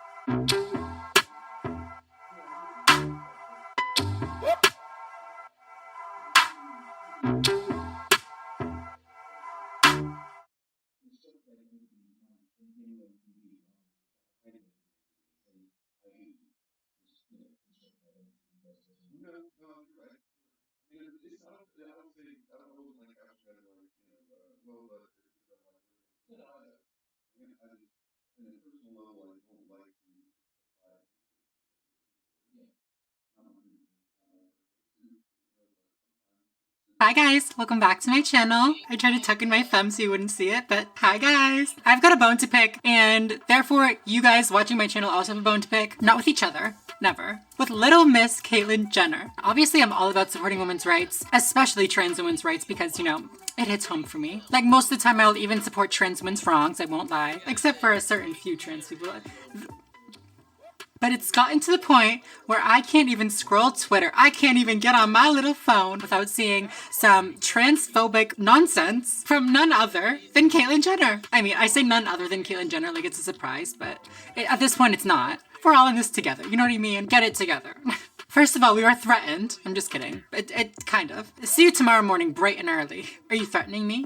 I do feel threatened. She tweeted out a link to a Fox and Friends news segment that's, ew. Fox and Friends. It sounds like a children's show, and Fox is the last person I would want to host a children's show. She tweeted that out, but then shortly after started tweeting a few different things, but the one that caught my attention and, you know, sparked my interest in creating this video was this one. We cannot have biological boys with penises changing next to our daughters in locker rooms and then have our daughters scolded by the school. This is so backwards. Shame on Vermont. Like, I would expect this from like a Tucker Carlson or like a Ben Shapiro. Caitlin, you're a trans woman. Huh? This is literally friendly fire. Are you okay? Anyways, for today's video, we're gonna watch this Fox and Friends segment because, I mean, there's no because. We're gonna watch it. I post new videos twice a week here on my channel, so if you guys are not yet subscribed, go ahead and do that right now. Go ahead, I'll wait for you. This one doesn't clack at all because I'm missing the thumb, the most important nail. Are you done? Thank you very much. Make sure to follow me over on Instagram, Twitter, TikTok, all those different places to keep as up to date with me as possible, of course. But yeah, other than that, let's get into this video. Really quickly before I continue, the midterm elections are coming up. Abortion is on the ballot, climate change is on the ballot, gun reform is on the ballot. Now is the time to make a plan to vote, especially if you're in one of these key states. Make sure to make a plan to vote. It may not be a presidential election, but this election is just as important, if not more important, than elections have been in the past. We need to vote. You can follow the link in my description to register to vote, sign up, make a plan, all that kind of stuff. This is where we can make a difference. Go vote. So I didn't prepare any notes for this video. I mean, it's Caitlyn Jenner, girl. It's not that serious. I'm sorry, was that mean? Honestly, I don't care if it was mean, she's mean enough. Let's see what's going on. Caitlyn Jenner rips left for politicizing trans community, quote unquote, driving this country apart. Start the video. You got a Vermont high school that's banned its girls volleyball team from using their own locker room, all because they did not want to change next to a transgender teammate. One female player saying, quote, I feel like, for stating my opinion, that I don't want a biological man changing with me, that I should not have harassment charges or bullying charges. They want all the girls who feel uncomfortable to get changed in a single stall bathroom. Pause real quick. Okay, wait. I am not familiar with this story, but they just said like 3 contradictory things. They said they banned the entire volleyball team for whatever reason, that if they're uncomfortable changing in the locker room, that they have to use the single stall. That's not banned, girl. Banned from the locker room is what you're trying to do to the trans girl. It's not what they did to these volleyball players. But the part that gets me is the student saying, I don't want a harassment or bullying charge after I bullied and harassed this trans girl. After I called this trans girl a man. Like, I feel you, sister. I didn't want to serve my detention when I was, you know, caught with my phone in school either, but sometimes you gotta pay the price. What's that TikTok audio? Oh no, it's the consequences of my own actions. This brings me back to being in high school and having to use the men's locker room or the men's, you know, like bathrooms or whatever. I hadn't even transitioned in high school. My senior year, I was like wearing makeup and I was like very feminine presenting, but just imagine me. Imagine freshman, closeted little Samantha Lux as a boy in this locker room full of, you know, sophomore, junior, senior boys, like getting a little flustered. Oh my God, literally so scared. I would walk in there and just like stare at the wall and change and like not make eye contact with anybody, not talk to anybody, just, you know, do what I had to do and get out as fast as possible. But first, let's take a step back. The left has hijacked and politicized yet another minority group in our wonderful country, the good old US of A. And this time again, it's trans people. As a result of their radical left and their use of identity politics agenda, they're really driving this country apart. Imagine saying seriously, like legitimately, like thinking the left is the one politicizing the trans community. That's a thought right there. That's interesting. Let's just do a quick little search. Fox has aired 126 discussions about trans athletes. Fox has aired 86 segments about trans people since President Biden took office. There were 15 segments that mentioned healthcare for trans youth. Many of these segments spread medical misinformation. Fox and Friends, the show that we are currently watching, actually had the most segments on trans people out of all of Fox News's, you know, different shows. No, yeah, you guys are not politicizing the issue at all. Does this trans girl have the right under Vermont law to be on the team and to use the locker room? Yes, she does. Do these girls have the right to comment and tell the school board how uncomfortable they are being in a locker room with basically a biological boy with a penis. Absolutely they do. They do have the right to complain. They do have the right to tell the school board that they're uncomfortable, all that kind of stuff. Can you shut the fuck up? They do not have the right to bully and harass this trans girl, which is what it sounds like Caitlyn is defending. I mean, we'll let it go because maybe that's not what she's saying, but she's like, they have the right to say it makes them uncomfortable. Nobody's taking these girls' rights to complain or say that they're uncomfortable away. They did that. They complained to the school board. It sounds like they complained a little bit on Twitter too, girl, but just because it didn't go in their favor and this trans person wasn't banned from the locker room doesn't mean that their rights were infringed upon or some shit. Like, come on, don't do that. What is the school's solution to this? Well, let's ban the 10 girls who complain, the complainers, put them off in the corner in their own little part of the locker room. What do you want them to do? Yeah, if you're uncomfortable, maybe like change on the other side of the locker room. You can like use the single stall room so that you can be like more private or whatever. We want them in jail. Send them to jail. It's just too much. So, Caitlin, what is the solution? If you have a if the school district has a trans student playing on a team, should there be a separate locker room for them or what? First of all, yes. I mean, if the girls are uncomfortable, and I don't blame them. If I had a daughter, I would want my daughter would be uncomfortable there.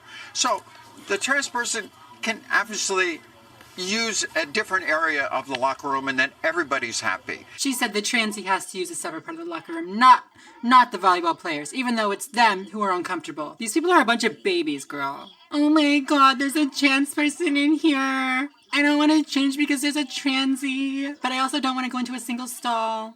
I just want all the trans people to die. But then also Caitlyn saying, oh, if I had a daughter, first of all, you do have many daughters. If I had a daughter, they would be uncomfortable. What? Are your daughters uncomfortable with you now? Is that why you're saying this? Let me just say, the reason that somebody might be uncomfortable with you, Miss Caitlyn Jenner, is not because you're trans. I mean, they might also be uncomfortable with that, but how are you going to be out here calling young trans people, young girls, high school students, who are in the same community as you, have the same struggles that you may have had growing up, biological boys, say they have penises, and complain about how they're the problem in this country right now, and they're dividing the great old US of A. Girl.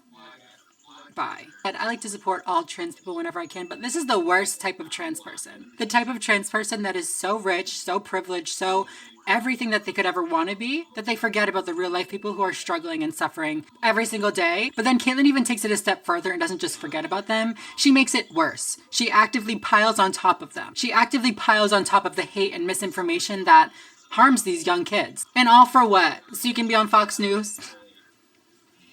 We're going to be done with that video because I cannot handle the misinformation. To my understanding, nobody was banned from any locker rooms. If you read some of the statements that have come out from the students or from, people that are just involved, you can tell that there's a lot of transphobia, whether it's internalized and they don't even realize that they're necessarily being transphobic, or if it's explicit and they just, don't care. He was born a boy. An anonymous member of the volleyball team told the Daily Signal, I don't care if he's on my team. He can join any team. I don't care. But when I'm undressing and there's a male in the girls' locker room or in the bathroom with me, I feel very uncomfortable. The trans student's mom has even come out and said, I'm the mother of the trans student in question and my daughter did not make any comments at all. The entire team can back this up other than the girl that made up the story for attention. Well, I don't know everything about this situation. I would never want to put anybody in a situation where somebody is doing things that would, make them uncomfortable. However, that does not include existing in the same locker room as you. Unfortunately, I'm so sorry. The law literally says that if a person is trans, they should be allowed into the facility that matches their gender identity. So banning this trans person from the girls' locker room is literally illegal. So the school didn't do anything wrong. I mean, they're definitely not the ones that made this into a giant story. Ergo, not the ones politicizing the trans community, but hey. But yeah, you guys, that is all I had to say for today's video. Caitlyn Jenner needs to be stopped. She needs to be stopped. I can't take it anymore. If you guys like this video, please make sure to give it a thumbs up down below. Make sure to subscribe if you are not already and you would like to be. Other than that, I think I'm going to go. So thank you all so much for watching and I will see you in the next video. Bye everyone.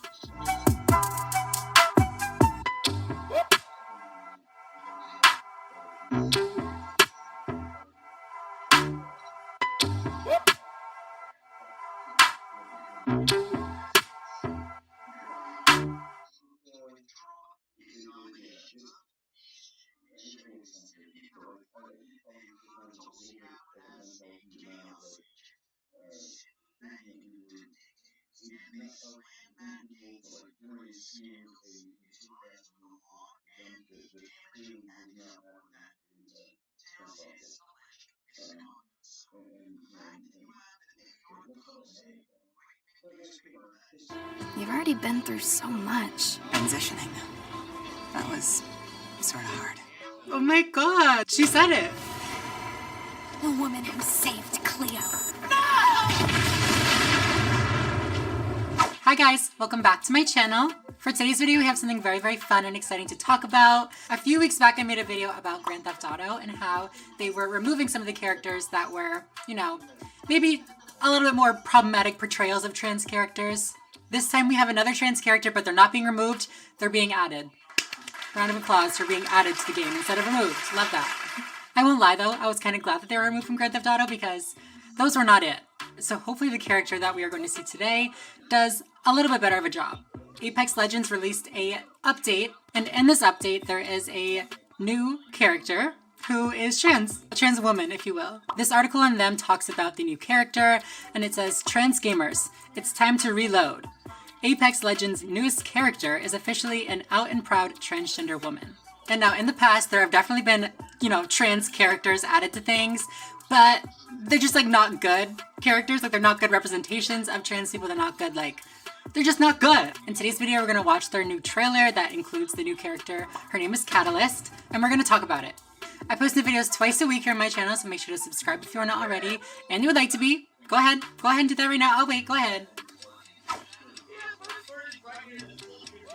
Are you done? Thank you very much. Make sure to follow me over on Instagram, Twitter, TikTok, all those different places to keep us up to date with me as possible. And yeah, with no further ado, let's get right into this video.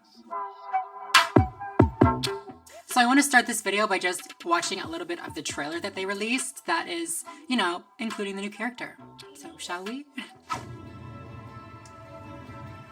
And that's supposed to tell you something? This crystal represents courage. This represents beauty. Okay, spot on so far.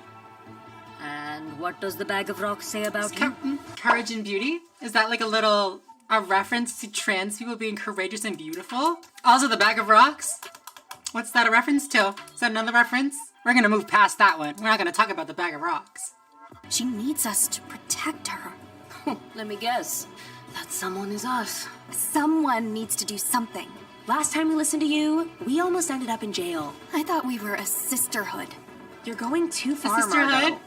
So I want to get through the whole little trailer before we talk about how, you know, Miss Catalyst is being portrayed, of course. But I do quickly want to say that the voice actor that is playing Catalyst is actually a trans woman herself. She actually tweeted this out when the trailer came out, and she said, "I am the grim trans legend your parents warned you about. I am Catalyst. There are no words to express my gratitude that capture how much this character, this story, this family means to me. Thank you, Respawn, and play Apex." Like, so cute. That's 1 point. You got 1 point so far. I mean, that's the only point that I've given out. You didn't miss any points yet, but 1 point so far for having an actual trans person, you know, voicing the character. Not only does it allow a trans person an opportunity to be a voice actor, which is amazing, duh, but it also just helps play into that accurate representation. You can't mess up representing a trans woman's voice when it's a trans woman's voice. You know what I'm saying? And there are definitely ways that it could be messed up. I mean, in the past, we might have heard a man's voice, like literally just a man's voice playing this person. But nope, it's Catalyst. It's Miss Melly Grant. Anyways, continue. I feel like the whole world is opened up now that I'm myself. I'm glad. Funny, isn't it?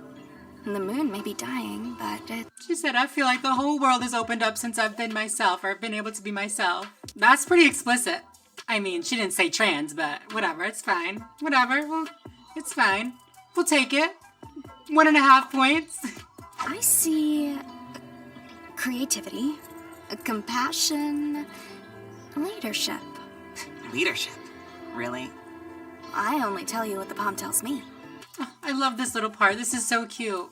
This part, it's giving Catalyst a personality. It's giving her, you know, something more than just being trans. I feel like a lot of times, whether it be in movies or video games or whatever it is, the character is focused on the transness and they never really talk about anything else. So them already building up a personality for Catalyst, giving her these, you know, traits that are just normal traits that are great to have, it really helps humanize that character and in turn trans people. You're much stronger than you realize. You've already been through so much. Transitioning. That was sort of hard. Oh my god, that was like, she said it. I'm like, that's so cute. Also, is this a little LGBT romance? What's going on here? Okay, that was explicit. That was great. I love it. I love it. They've made it substantially clear now that Catalyst is a trans person. She's transitioned. You know, she's finally herself now. They're not just nudging at it. They're pretty strongly, you know, being like she's trans. Which is so, so important. So many companies are so afraid of being like explicitly trans. Just do it, girl. Just do it.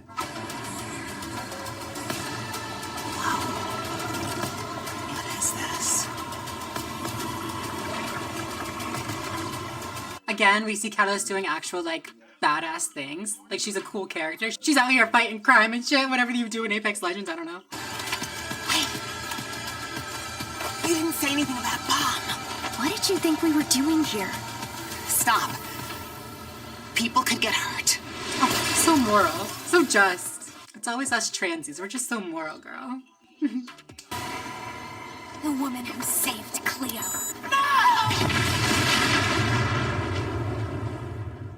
Okay, that was really sad, first of all.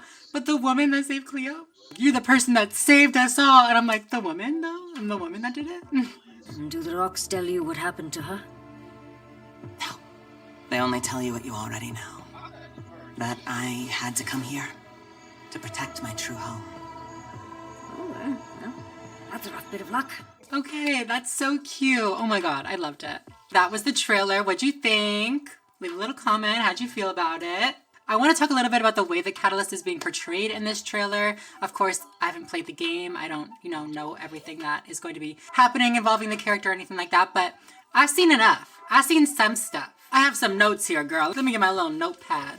Some of the things that I really, really liked about this portrayal of a trans woman is she was badass, she was a hero, she wasn't this like overly feminine, petite, like little, I don't want to say the wrong word, but like character that I feel like sometimes people can envision a trans woman to be. Sometimes people feel like, oh, you're a trans woman, so you have to like only girly things. You have to like only the most feminine, girly, pink little things that are available. And that's just not the case. So the fact that they represented her as, somebody that was just, them, they just were badass and cool and whatever. That's really cool to me. But in terms of the way that they made Catalyst look, her build isn't super masculine looking. She just looks like any of the other girl characters. She's not out here like extra tall or extra, broad shouldered or anything like that, which I think is really good and honestly important. You don't want to play into any stereotypes. Of course, I just have to say really tall trans women, they're a thing. They're beautiful. They're hot as hell. Like I'm just saying, going with stereotypes is just not the route that you want to do.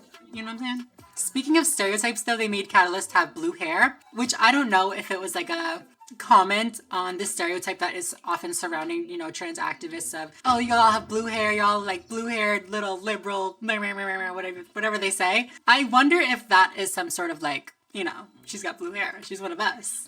All around, I just think that they did a really, really great job with this character. She is the first trans woman character in Apex Legends. However, I do think that there is a non-binary character. Nobody's ever talked about the non-binary character. Myself included. I did not know that there was a character that was non-binary. I will not lie. But yes, apparently Bloodhound, I'll put a little picture, or my editor will put a little picture of Bloodhound here. Thanks, editor. Oh my god, you guys, I got an editor now. So profesh. Bloodhound is the non-binary character. Here's the picture for you. And they're actually voiced by a cis queer person. So not a non-binary person, unfortunately, but somebody still in the community. Kind of good.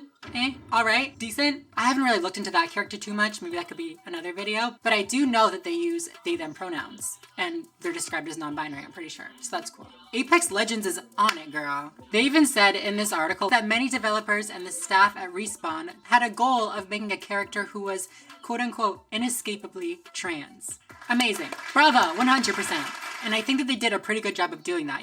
The update hasn't even come out yet, and in the trailer, she's already saying, my transition, she's talking about how life got so much easier for her after she came out, blah, blah, blah. So I'm just very hopeful that, the conversation will go even deeper and be even more explicit in the actual gameplay.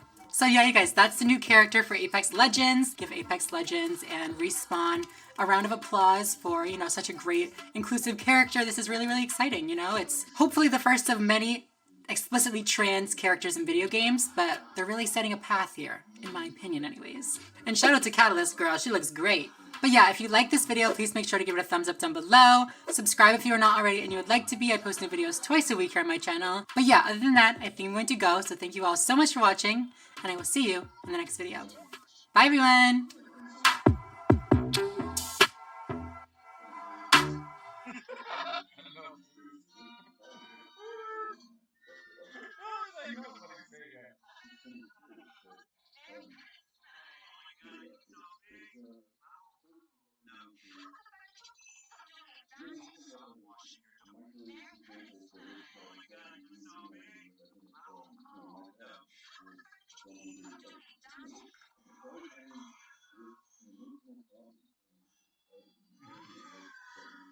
He blamed all of the problems of society on Jewish people. I'm sounding so intense right now, but this pisses me off. They can't drop you? Then let's see who's dropped you. Oh my god. And people are gonna be like, oh, you support deplatforming people when they say things you don't agree with? Yes, I do. When it's stuff like this, yeah. Hi guys, welcome back to my channel. So for today's video, we are going to be talking about Yay.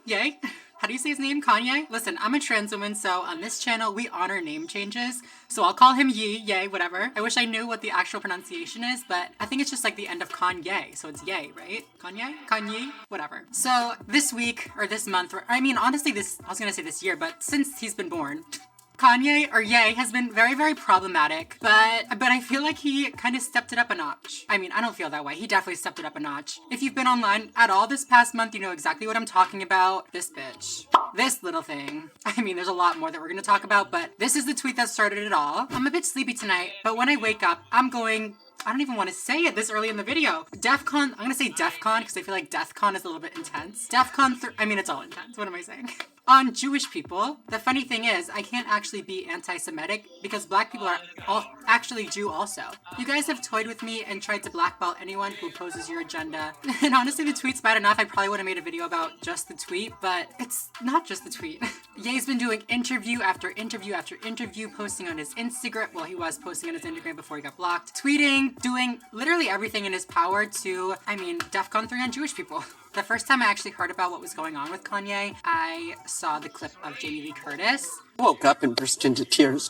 DEFCON 3 on Jewish people? What are you doing? And I almost cried. Like, I'm not even the biggest fan of Jamie Lee Curtis, but I don't know. This is one Freaky Friday, girl. So for today's video, I want to talk about everything that Kanye has done. No, maybe not everything. There's a lot, but everything that he's done lately. And honestly, even what has been leading up to this moment, because I feel like this is a really important conversation to be having. And I do not feel comfortable not speaking about this. I post new videos twice a week here on my channel, so if you guys are not yet subscribed and you would like to be, go ahead and do that right now. I'll wait for you. Go ahead. Are you done? Thank you very much. Make sure to follow me over on Instagram, Twitter, TikTok, all these different places to keep as up to date with me as possible. And yeah, with no further ado, let's chat about Mr. Ye. Also, before we get started, the midterm elections are here. They are right now. If you live in the United States, make sure that you vote. Abortion is on the ballot. Gun control is on the ballot. Climate change is on the ballot. We need to vote. This is where you can make a difference. This is where your voice really, really matters. So make sure that you get out to the booths this week, right now. Make a plan, especially if you're in these key states, Georgia or Nevada. Make sure that you vote. Please, please vote. It's in all of our best interests. I love you. Also, I need to say a few videos back, I did something in the beginning of my video that had some of you concerned, and I just want to kind of clear that up. So when I started my video, I went like this, which I did not know at the time, but apparently that is a signal for if you are in a domestic violence situation. It's like a signal for help. That was not my intention. I want to let you guys know that I'm okay. Thank you for looking out for me. And yeah, maybe this can be a nice moment to spread awareness. That is what that symbol means. So if you know, God forbid, are in a situation like that, there's a little symbol that could maybe help you, but I'm okay. Thank you all for, your concerns and stuff like that, but I'm okay. So thank you.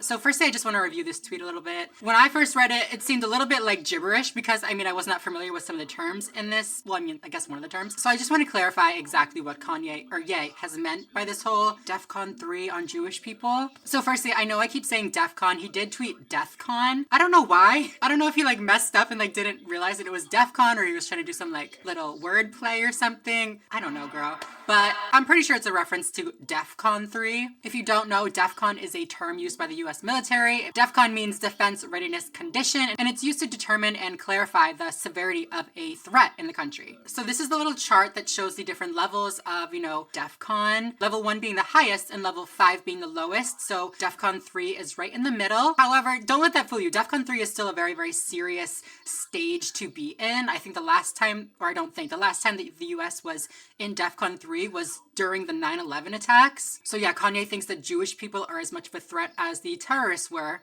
during 9/11.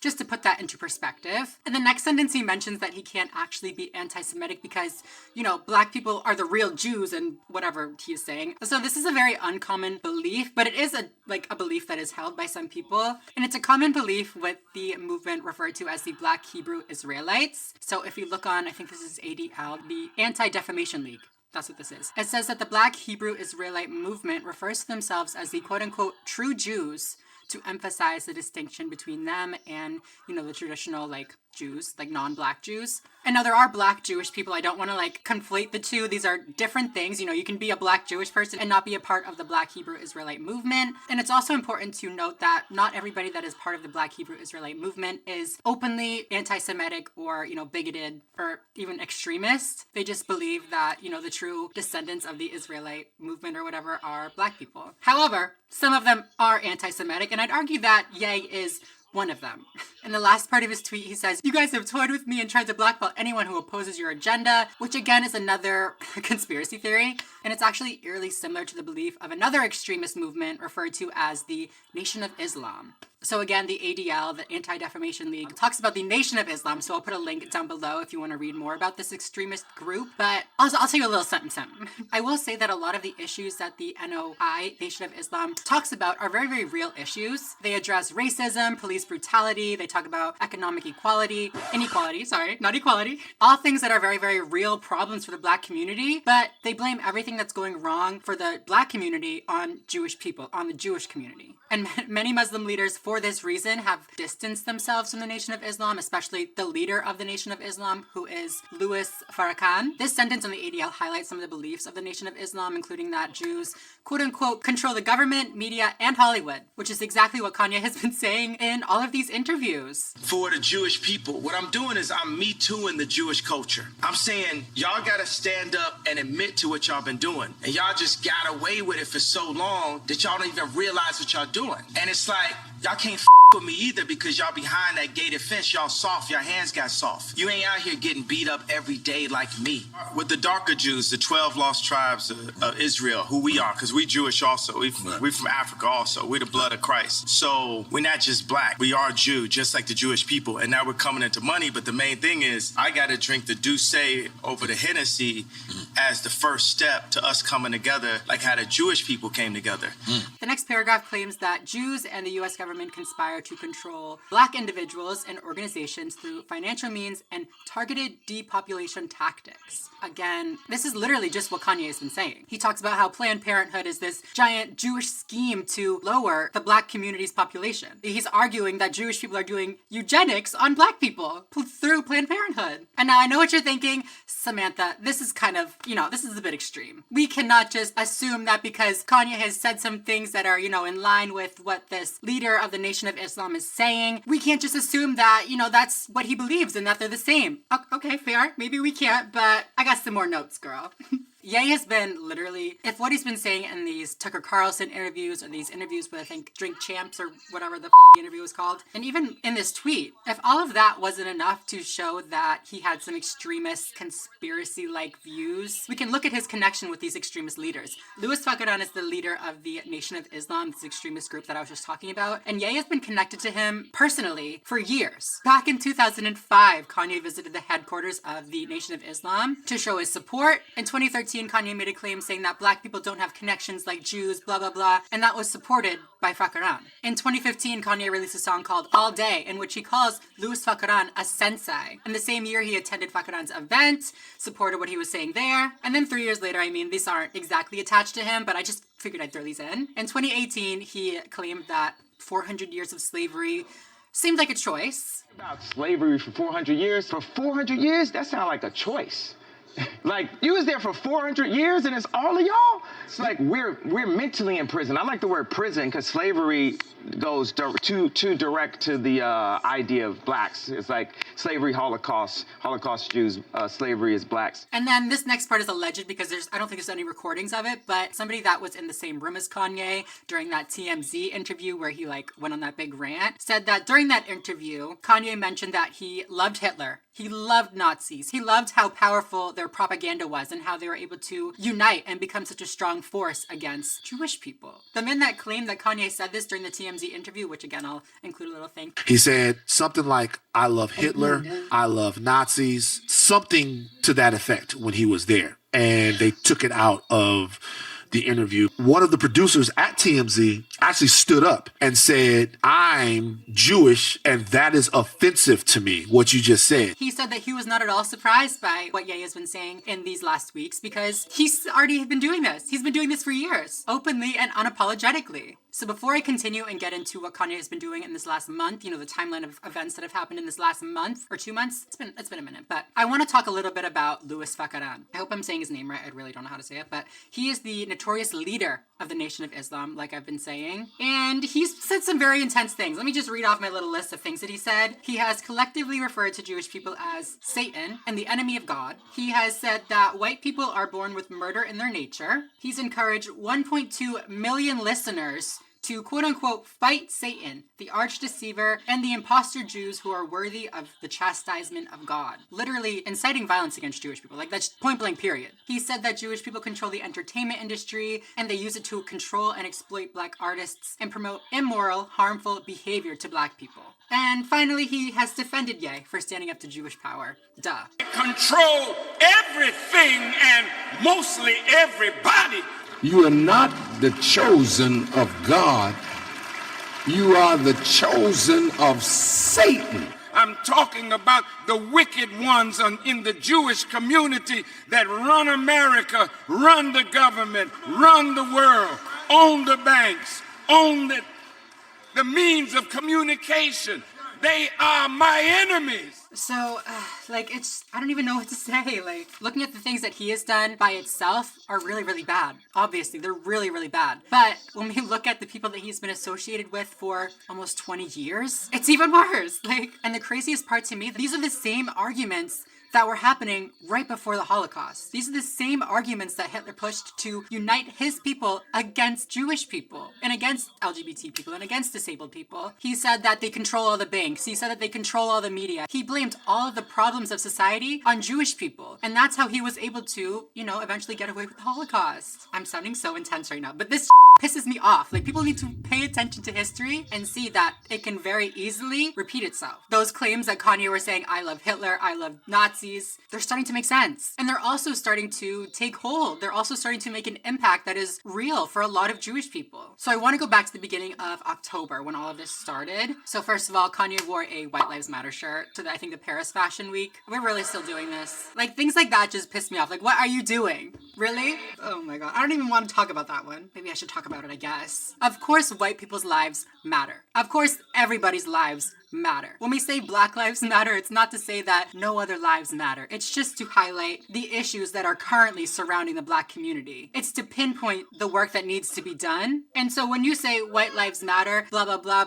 Black Lives Matter because white lives matter, it's literally saying you to all the problems that you think you're facing because, white people have it bad too. Girl, do they really? Do they? As a white person, do they really? Okay, but then on October 6th, 2 days later, Kanye went on to speak with Tucker Carlson. If you don't know Tucker Carlson, he's the Fox News. I mean, you all know Tucker Carlson, girl. He's the really, really right-wing, awful Fox News, the worst of the worst. And in this interview, he referred to a lot of these conspiracy theories that, that we've been talking about throughout this whole video. One, he said that Jews are actually black, so he can't be anti-Semitic, just kind of setting himself up to have a little shield for his anti-Semitism. Doesn't work with me. You're still anti-Semitic. He said that Planned Parenthood was created to control the black population. Eye roll. He said that Jared Kushner arranged peace agreements just for money, kind of feeding into that conspiracy that Jewish people are literally don't do anything if it's not to control and make money. And he also hinted that Jewish people were controlling his friends and his peers and other people in the Hollywood scene. The next day, October 7th, he posted some screenshots with his friend. I don't know if they're friends anymore, but he posted some screenshots with Diddy. Puff Daddy, I don't know his name.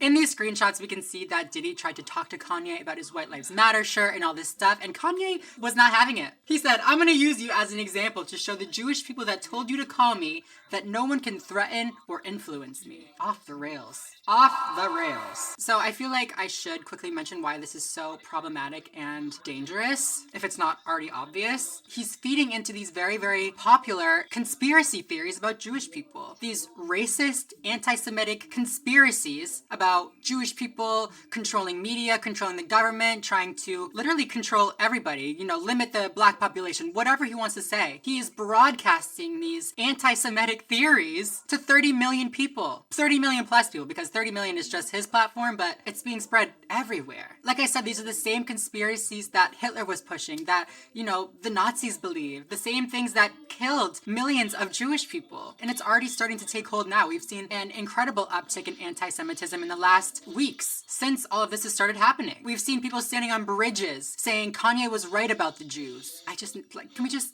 what? Jewish people have been finding flyers and pamphlets on their cars and around their homes saying that, confirming and supporting these conspiracies that Jewish people are evil and out to control the government and all this stuff, saying that COVID-19 is a Jewish agenda and that Biden and the LGBT people are controlled by Jewish people, saying that gun control is blamed on Jewish people, using Jewish people as this scapegoat for problems that people are already so pissed about. So no, it's not just some, unrailed rapper online making problematic comments. It's real life anti-Semitism on the rise.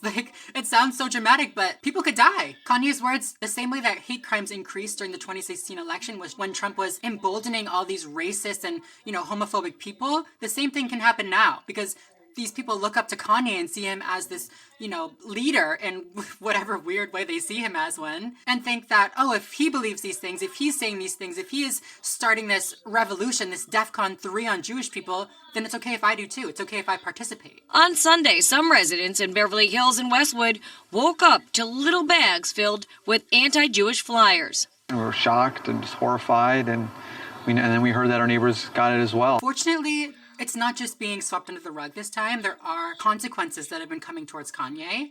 This is my favorite part. I'm so excited to talk about this. This is my favorite part. I love when racist people, get in trouble. It's great. So since these tweets have happening, I just want to list off all of the consequences that have happened since Kanye has said or started coming out with these tweets, because he did not think that all of this was going to happen. He thought that he could get away with anything. The thing about it being Adidas is I could literally say anti-Semitic shit and they can't drop me. I could say anti-Semitic things and Adidas can't drop me. Now what? They can't drop you? Then let's see who's dropped you. So since this has all started happening, so Balenciaga cut ties with Kanye. Vogue and Anna Wintour cut ties with Kanye. Anna Wintour is the one who I believe runs the Met Gala, so a very big media and, pop culture icon, if you will. She's cut ties. They've cut ties. Ye has been dropped by his talent agency, CAA. I believe that was his PR teams. Yikes. He needs a PR team, especially right now. He was dropped by his lawyer, which I believe he had for 2 days. I think it was Johnny Depp's lawyer. He picked her up, or he hired her, and then she was like, never mind, girl. His music streams, sales, and airplay have plummeted. That's our consumer power. See? We do have some say. Love that. Proud of y'all. He's been restricted from Instagram and Twitter. And this, I feel like, was huge. Those were his portals. That was his access to his fans. That was his way of spreading these anti-Semitic lies. Next, his stadium shows have been canceled. Take his money. Love that. Oh my God. People are going to be like, oh, you support deplatforming people when they say things you don't agree with? Yes. Yeah, I do. When it's stuff like this, yeah. Additionally, a documentary that was completed about him has also been shelved. It's no longer coming out. Adidas which I believe was his main source of money. That's where his Yeezys were sold. That's where his clothing line was its biggest. Adidas has officially cut ties with him. Now what? And this was surprising to me, honestly. I mean, when everything started happening with the White Lives Matter shirt, they were like, yeah, we're gonna consider it. We're gonna look into our partnership, blah, blah, blah. But then for like a month, nothing really happened. And you know, we heard Kanye say in that Drink Champs interview, I can say anti-Semitic stuff and Adidas can't drop me. Now what? Now what? Being so cocky. And they dropped him. They really did. They dropped him. They said, you know what? Goodbye, girl. It's been estimated that this year Adidas will lose $250 million, and then overall they'll lose $650 million from this separation with Kanye. So, I mean, I think that that's something that we should be proud of. They lost money to show their support for the Jewish community. Now, of course, we do have to kind of balance it out. Maybe they thought that they would have lost more money if they stayed signed to him, so I don't know what their real reasoning was, but let's just pretend they did it because he was anti-Semitic and they didn't support that, because that would make me feel the best. And then finally, to end off this video, I just want to mention something that I thought was hilarious. So right after Kanye was dropped from Adidas, right after their deal was canceled, their contract was broken, whatever, the next day, allegedly, Kanye went into the Skechers headquarters with a camera crew, everything, uninvited, and tried to negotiate a deal to have his Yeezys and his brand sold there, and had to be escorted out. They said, no, girl, we're not working with you. No, and had to be escorted out.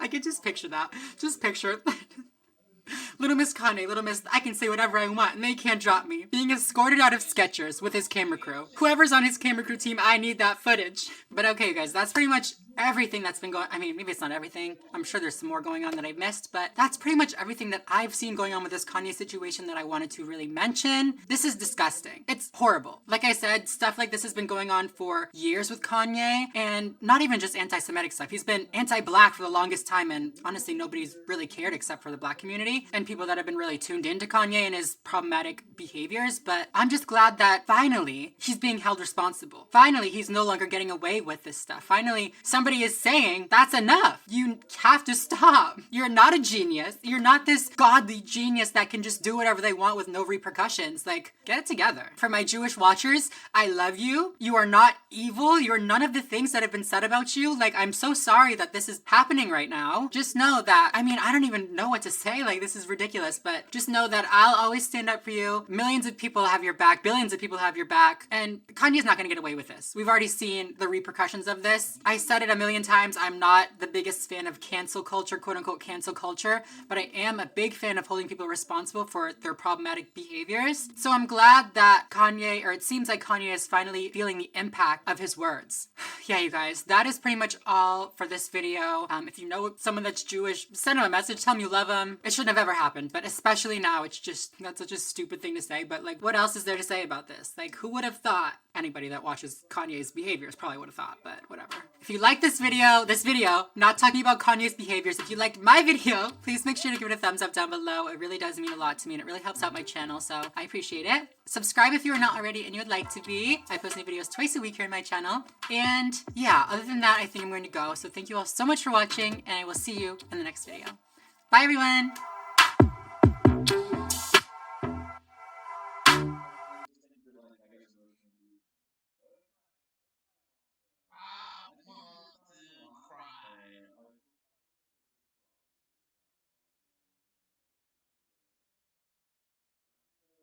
So stressed. I don't know what that's even. I don't know how much. I feel like I definitely have like emotional phases. Yeah. I feel like a movie made me sad cry a while. Do any forms of daily crying? Thank you. Yeah, we got Velma, aka the TV show. As you can see, she's admitting it. Finally, yes, Velma, come out of that closet. She's finally admitting to Daphne, to us, to herself, that she's gay, that she has a type, that she likes girls. Hi everyone, welcome back to my channel. So, great news, Velma is gay. We love gay Velma. Also great news, I got lip filler. My face is still a little bit swollen, so if my face is like strangely moving or I look super swollen, that's why, because I got my face injected. I grew up watching Scooby-Doo. I love Scooby-Doo. Scooby-Doo, Where Are You? Mystery Incorporated. What are the other ones? I'm pretty sure there's like 15 different Scooby-Doo series, but I love them all. But something that I never really realized growing up is that Velma's an LGBT icon. A brand new Scooby-Doo series has just come out called Scooby-Doo Trick or Treat. Right? Is that what it's called? Let me check. do Trick or Treat Scooby-Doo? Yeah, Trick or Treat Scooby-Doo. And in this new series, Velma is gay. She's a lesbian. Well, I guess it doesn't really say she's a lesbian, but she is outwardly attracted to women. So I mean, she at least is a woman that loves women. I mean, we'll take it. For today's video, we're gonna watch the viral clip from the new show. We're gonna talk about it. I also wanna talk a little bit about how, you know, Velma has been LGBT for a while, but then of course, we can't forget about our favorites, the people over on the right wing. They just make for the best content, I swear. They've had some very right-wing-ish things to say about, you know, Velma being gay and the new portrayal of Velma, so we're gonna have a good little laugh. I post new videos twice a week here on my channel, so if you guys are not yet subscribed, go ahead and do that right now. Go ahead. I'll wait for you with my lip filler. It really is kind of swollen though. Are you done? Thank you very much. Make sure to follow me over on Instagram, Twitter, TikTok, all those different places to keep us up to date with me as possible. And yeah, with no further ado, let's talk about gay Velma. Okay, so this tweet on Twitter, of course the tweet on Twitter. This post on Twitter has 6.3 million views. It has 241,000 likes, 4,600 quote tweets. It's very viral. It went viral. And it's a cute little scene from the new series. So let's give it a watch. And as promised, here are your Scooby snacks.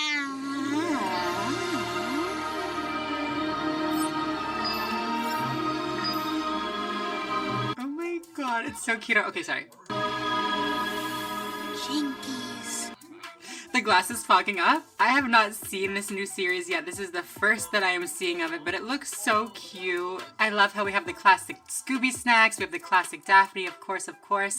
But this time, instead of, you know, being shy and holding back on her sexuality, she's open. She's saying, I like what I see. Also, this girl, what's this girl's name? Coco Diablo? Coco Diablo is pretty badass. Amazing turtleneck. Incredible glasses. Obviously brilliant. Loves animals. I mean, she's a 10 out of 10. And now here's another scene where it says that she actually admits it. So I guess she's gonna talk a little bit more about her crush. What do you think about bringing Coco along? Oh, is she coming with us? I hadn't noticed. Yeah, it's just weird because I didn't know convicted felons were your type. What? Type? Me? Please. Who has time for a type? We have our work cut out for us, and I am focused like a laser on... Tell us more about your type. I need to know. Okay, who am I kidding? I'm crushing big time, Daphne. What do I do? What do I say? As you can see, she's admitting it. Finally, yes, Velma, come out of that closet. She's finally admitting to Daphne, to us, to herself, that she's gay, that she has a type, that she likes girls. And now, like I said, people have been waiting for this one. I'm sure that Coco made some brilliant observations in the encounter we just had. The cute one's right. Esteban, show them my brilliant observations. So, I mean, in this one, it's pretty much the same thing, but we just see Velma, right? Not Daphne. Why do I keep getting them mixed up? Who am I? We see Velma kind of getting, not getting excited, but fawning over Coco Chanel. I need to take a break, girl. Fawning over Coco Diablo, this other character in the show. And it's all just great. I mean, like, I don't really know what to say about this other than, like, it's cool. Personally, I don't really watch Scooby-Doo that much, like, nowadays. You know, I used to watch it a lot when I was younger, so this really wasn't something that was on my radar until I saw this clip from, who is it, Laura Ingraham? Let's roll this clip really quick. This is kind of really offensive on the level that we're disrupting these beloved characters. There's no innocence. You can't have a moment of just fun without an agenda. I'm waiting for them to tell us that Scooby and Shaggy shared more than a Scooby snack in that, you know, mystery mobile. Shaggied up or Oh my god, straight to the bestiality. Oh, they're doing a gay character? Oh my god, they must do bestiality characters too. They must be cool with all the people, all the creatures, all the things doing the do. Whatever it was, but what other beloved characters are they going to sexualize next, Laura? What other characters are they gonna sexualize now? Who's sexualizing anybody? Who sexualized the... Wait a second. Let me check my notes really quick. Didn't somebody try to sexualize an Eminem not too long ago? Were they on the right or the left? Tucker Carlson, y'all know him? First of all, the Scooby-Doo gang is not somebody that has shied away from talking about relationships in the past. You know, we'll talk about that in a minute. Velma hasn't really talked about her crushes or anything like that. But Fred and Daphne, they're together, aren't they? Isn't that like a very known thing that they like hook up? I'm just kidding. That they're like dating or whatever. Now all of a sudden, a woman shows a romantic interest in another woman, and oh my God, they're being sexualized. They're sexualizing a children's show yet again. No. Talking about your sexual orientation. She's not even talking about her sexual orientation. She's just saying that she thinks a girl is like cute or like that she's crushing on her. That is suddenly sexualizing them now. And I mean, this is a common narrative and a common argument that we hear from the right wing is that, you know, you talk to children or you expose children to the idea of anything other than a man and a woman in a relationship, and it's sexualizing them. It's not just showing them the different relationships that exist in the world and showing them the different people that are out there, it's sexualizing them. But the thing that got me is he said, this man, I don't even know who this man is. That's Laura Ingraham, I know her, but who's this man? Whatever. He said, we are disrupting beloved characters. I'm sorry, how well do you know Velma if you think that we are now disrupting her reputation? This is so ridiculous. This is literally a children's cartoon that I'm making a video about right now, but it's just so good I could not make a video, you know? I don't want to make this too serious, but I do want to talk a little bit about Velma and, you know, Velma's history of being LGBT, if you will. People have always thought that Velma was gay. I mean, some people thought that she was bi because she was in a relationship with a boy for a little bit, Shaggy. People just have all these different theories on her. Like I was saying earlier, in the original show, Velma never really talked about any of her crushes. She never really had any crushes that were shown on the show, but all the other characters did. And for that reason, and some other reasons that I'll talk about in 1 second, a lot of viewers thought that, specifically LGBT viewers, a lot of them thought that Velma might be into girls instead of boys. Often with shows during this time period, like because you remember the original Scooby-Doo show came out, I think it was 1969. Like it was a while ago. LGBT characters were not like openly LGBT because of the fear of disapproval from viewers. The people that made these shows and put them on TV were afraid that people wouldn't like the shows or people would get mad at the shows because they had a gay character. They talked about gay things. I know, it's so hard to believe with people in 2022 still talking about how, you know, we're sexualizing children with Velma being gay. Strange that they would be afraid to talk about it. But frequently back then we would see LGBT romances and relationships kind of hinted at and, you know, nudged at, kind of leaning into it, but never making it explicit, never making it a real concrete thing. This is referred to as a couple of different things. Some people call it queer baiting because you're kind of baiting in that queer audience to think that there's queer characters when you're never really doing the work of talking about it. But it's also referred to as queer coding. The idea of queer coding is quite simple. It's when characters may not be explicitly stated to be queer, but there's enough subtext available for an audience to read them as queer. Instead of explicitly being queer, they are coded as being queer. Like I said, there's a lot of different reasons why people did that, or why corporations did this back in the day. Obviously, when you're selling a show, you want it to do well, and they thought that if they have gay characters, it wouldn't do as well. And they're honestly probably right. When we think about queer coding, there's a lot of different ways that movies and shows have done this. With girls, we typically see them dressed in a more masculine or tomboyish way. You know, they wear less makeup, their outfits and their dress may not be as, you know, revealing or feminine compared to the other characters. Or maybe their interests may even be something that society wouldn't deem as feminine. In Scooby-Doo, we see Velma doing just that, especially when she's compared to Daphne. She has shorter hair, she wears less makeup, and she has instances where she exhibits great strength, which is a trait that was often, you know, reserved for the male characters in shows. Of course, those traits don't automatically mean that somebody is LGBT, duh, but when they're consistent and prominent traits throughout a series, especially when they're being used to show contrast to another character, that character might be being queer-coded. Mystery Incorporated, which was the series that came out, I think like 2010, was actually the first series that ever showed Daphne in a relationship, and it was with Shaggy. And I remember thinking during the time, like, this relationship feels a little weird. Something feels a little off. And I was right. The producer of Scooby-Doo Mystery Incorporated actually said this. I've said this before, but Velma in Mystery Incorporated is not bi. She's gay. We've always planned on Velma acting a little off and out of character while she was dating Shaggy because that relationship was wrong for her, and she had unspoken difficulty with the why. There are hints about the why in that episode with the mermaid, and if you follow the entire Marcy arc, it seems as clear as we could have made it 10 years ago. Additionally, the writer from the 2 live-action movies, James Gunn, said, in 2001, Velma was explicitly gay in my initial script, but the studio kept watering it down, becoming ambiguous in the version shot, then nothing in the version released, and finally to having a boyfriend in the sequel. Basically, they admitted that they had to queer code Velma. That they always planned and they always envisioned Velma as a lesbian, as gay, as, you know, somebody that liked women, but it wasn't possible for them to make it super explicit in the beginning. Which, if you think about it, is really kind of sad. Queer coding was used as a form of protection for these characters so that they could still be lesbians or they could still be gay or LGBT in whatever way, and that hopefully maybe LGBT viewers would subtly pick up on it and feel represented, because it wasn't possible during those times for it to be any more explicit. The writers did this so that they could still have those gay and lesbian characters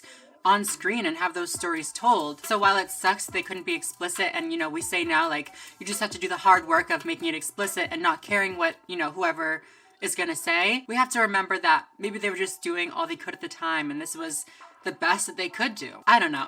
I'm just grateful that now it's no longer necessary to queer code these characters, and they can just be queer. They can just be Velma. They can just be out and talk about their crushes and not have to hide them and, you know, hint at the fact that they're lesbian or hint at the fact that they're not actually into boys or that the relationship was uncomfortable. They don't have to do that anymore, and it's great. So yeah, whoever that man was on Laura Ingraham, you're wrong, sir. Velma was always supposed to be a lesbian, so sucks to suck. Okay guys, that is pretty much it for today's video. I just wanted to have a little fun, talk about Velma, laugh at some people. So yeah, I hope you guys enjoyed this video. If you did, make sure to give it a thumbs up down below. Make sure to subscribe if you are not already and you would like to be. Other than that, I think I'm going to go. So thank you all so much for watching, and I will see you in the next video. Bye everyone!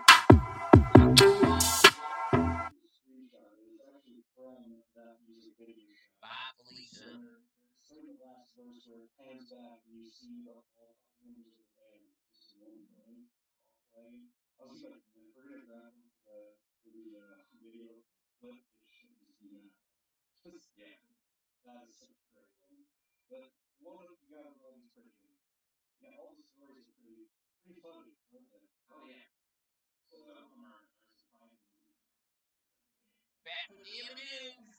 Guess who's back? I have to admit, just be yourself. And you can do it! Okay, that's enough of that. Basically just a big F you to the people that were so upset about their being more inclusive. Will let each candy decide for himself or herself or Skittle self who they really are. You know what, work. I stand by that.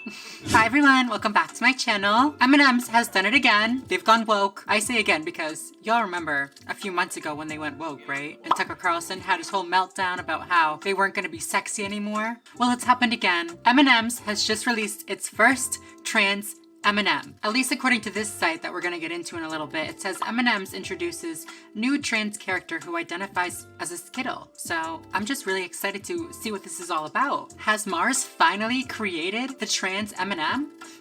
In all seriousness, I don't think there's actually a trans M&M, but there is some kind of exciting news coming from M&M. I mean, it's a candy thing, so I mean, it's not that exciting, but for today's video, I want to talk about this announcement from Mars, from M&M's, in which they did actually announce their new character because I think she might be trans. I post new videos twice a week here on my channel, so if you guys are not yet subscribed, go ahead and do that right now. Go ahead. I'll wait for you. My string is like flying everywhere. Are you done? Thank you very much. Make sure to follow me over on Instagram, Twitter, TikTok, all those different places to keep as up to date with me as possible.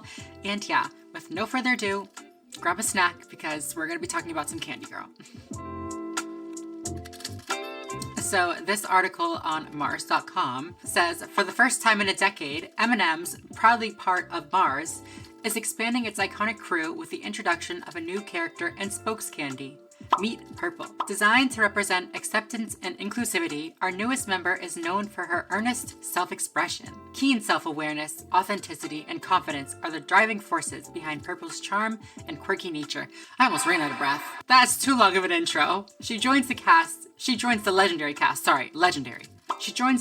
cast of M&M's characters, who recently were given a refresh with updated looks and more nuanced personalities back in January. Yeah, so that's what I was talking about in the intro. Back in January, I made a whole video about that back in the day because Tucker Carlson made a video about their whole rebranding and said that it was some leftist scheme or that they were going woke or, you know, I don't know, something about sexualizing children. Here, for real though, he was upset that they took away one of the M&M's high heels. In their update, they took away her high heels to give her a sneaker. Her feet hurt. She needs a flat. Have you ever worn heels, Tucker? But yeah, it was this whole thing. It was this whole mess of, you know, right-wing people going off about how M&M's is now going woke and the left wing is taking over and it's, you know, ruining all the good traditional candy out there. And I think M&M's kind of took notes and they realized that they could get some free promo from the extremists because they're back at it, I guess. This literally says Mars is thrilled to debut the newest member of the M&M's cast of characters to the world. There is so much about our new spokes candy that people can relate to and appreciate,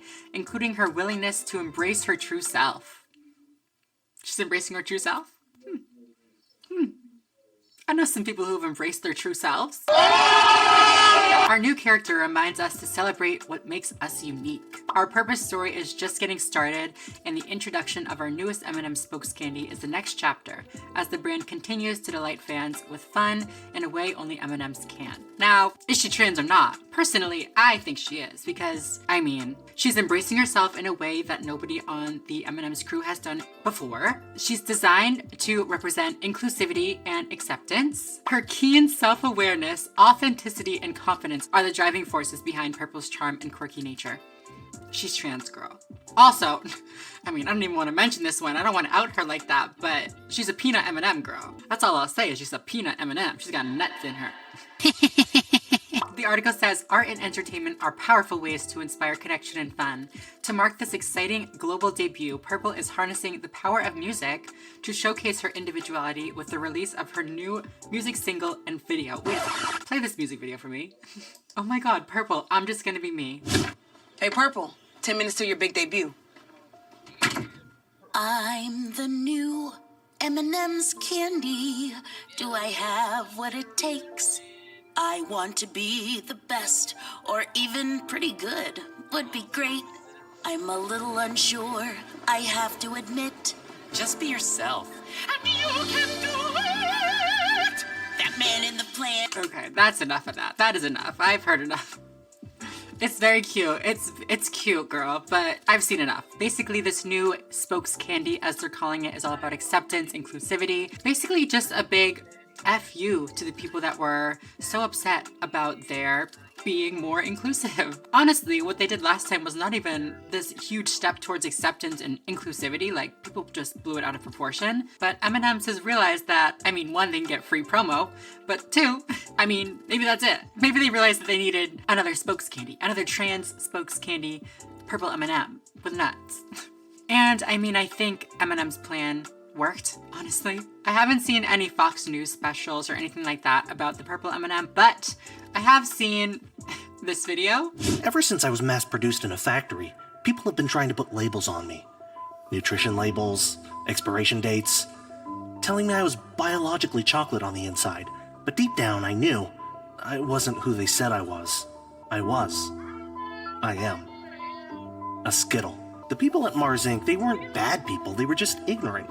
They thought they knew what candy I was just because they knew my exact chemical composition, but we are not our biology. T, you tell him we are not our biology. Product descriptions caused hurt and pain to the trans candy community.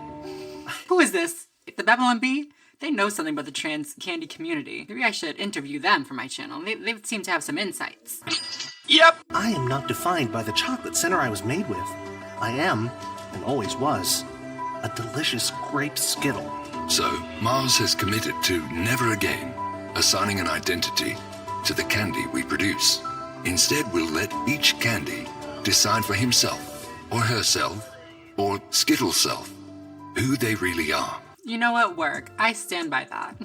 The people who made this video have like a whole, it's like a gag, you know what I mean? Obviously it's a joke. But they made a whole website page on their like blog or whatever, like following along with the joke. As part of a bold new marketing strategy to promote inclusivity and appeal to less than 1% of the population, Mars Incorporated has introduced a new M&M character who identifies as a Skittle. I wish this were true. I'm gonna be honest here. We basically are doing this because it's hip and makes us look cool, said Mars Incorporated CEO Franklin Crunchy. And that adds to the bottom line. I think we can make a decent fortune by comparing the hardships of real trans people to a wacky cartoon character. Oh my god, wait. Is this like a trans accepting blog? I thought this was like making fun of it. They seem to like actually care a little. Trans people deserve to be represented by M&Ms, he continued. Our trans Skittle character will help us break down chocolate-covered barriers in your mouth and not in your hands. The new character named Quinn is an M&M that wears an S because they haven't had letter reassignment surgery yet. On the inside, Quinn has the same chocolate taste because it isn't able to change anything but its outward appearance. Okay, maybe they're not trans accepting. It's just giving a little bit like, you'll always be chocolate on the inside. Like, okay, girl. The funny thing about that is that M&Ms and Skittles look pretty much the same besides the letter. So, I mean, unless you were eating them, you wouldn't really know the difference. What do you mean by that? But yeah, in all seriousness, I don't think Mars has come out and said that, you know, this character is supposed to represent an LGBT person, a trans person. They just say that they represent inclusivity and acceptance, which honestly, I'll take it. She is candy after all. She is a peanut M&M after all. I mean, like, I don't know how that really works with the candy community. Maybe we should ask this Babylon Bee. They seem to be on it with the trans candy community. But yeah, this last line from Mars says, Mars Incorporated is driven by the belief that the world we want tomorrow starts with how we do business today. As a global family-owned business, Mars is transforming, innovating, and evolving to make a positive impact on the world. And I think that they are doing that. I do want Miss Purple M&M to have a coming out day where she says, I'm a trans M&M Skittle peanut, whatever. I mean, it'd be ridiculous and absurd, but I would love it. Fox News, you're slacking. I need a video on the new M&M. I guess they have better things to worry about than an M&M. All of a sudden, M&Ms are too good for you? But yeah, you guys, that is it for this video. If you like this video, make sure to give it a thumbs up down below. Make sure to subscribe if you are not already and you would like to be. And yeah, other than that, I think I'm going to go. So thank you all so much for watching, and I will see you in the next video. Bye, everyone.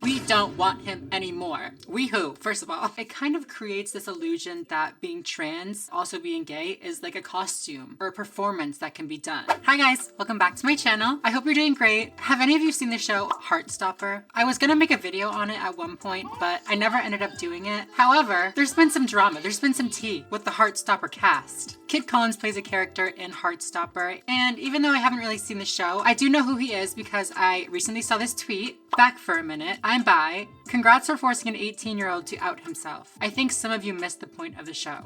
Bye. Bye, girl. So dramatic. Sorry, it's not dramatic. It's reasonable. So I did a little bit of digging, and apparently people were accusing Mr. Kit Collins of queerbaiting. Personally, this sounds very familiar. The whole, this person's queerbaiting, blah, blah, blah, blah, blah. A little while back, they were saying that Billie Eilish was queerbaiting. I made a video on that if you're, you know, looking for a video to watch. But here this word is yet again being applied to a real life person, but now it's having, like, bad consequences. Tell me some bad consequences. For real though, this is not good. Not good at all. For today's video, we're going to be talking about queerbaiting. We're going to be talking about how queerbaiting interacts with real life people, or how real life people interact with queerbaiting. And I think we should talk about this tweet a little bit. I post videos twice a week here on my channel, so make sure to subscribe if you are not already and you would like to be. Go ahead. Go ahead and do that right now. I'll wait for you. Go ahead. Are you done? Thank you very much. Make sure to follow me over on Instagram, Twitter, TikTok, all these different places to keep us up to date with me as possible. And yeah, with no further ado, let's get right into today's video. So I did talk about queerbaiting a little bit in my video that I made last week, the week before, on Little Miss Velma when she came out as gay. But I do want to quickly talk about what queerbaiting means again, because some people seem to have forgotten. Queerbaiting is a marketing technique. I'm reading notes, girl. Queerbaiting is a marketing technique for fiction and entertainment in which LGBT romance is hinted at but not depicted. And this is an attempt to attract that queer audience, you know, draw gay people or trans people, whoever, LGBTQ people in. Babe, we know what you're doing. Because of course we want to see ourselves represented and we want to see ourselves, our stories in shows. So they kind of hint at it, make us think that there might be an LGBT romance because it keeps us watching. Queerbaiting is usually, in my opinion, not a great thing, especially in today's day and age, you know, because I feel like it's a lot more acceptable for shows to depict LGBT romances and be explicit about it. So when they're not explicit about it, it just kind of is like, what are you doing? Like, it's 2022. Back in the day, like when Miss Velma came out, like I was talking about in my last video, it's a little bit more acceptable in my opinion because, you know, they did what they had to do to get these stories told. Wait a minute. So one example of queerbaiting, this used to be my favorite show, so I'm excited to share it with you guys. I'm sure a lot of my audience knows the show Supernatural. I feel like it was a very, I don't know, it's just like our kind of thing, you know? And so if you know Dean and Castiel from Supernatural, they were always kind of, I mean, people thought that they were together. People thought that they were together so much so that Misha Collins, the person who played Castiel, he was only supposed to be in 3 episodes, but they extended him because people loved him so much. Well, they didn't just love him. They loved his relationship with Dean. And I mean, can you blame them? Castiel would say things like Dean was his favorite human, and it was love at first stab, just like things that are just very much like a little fruity.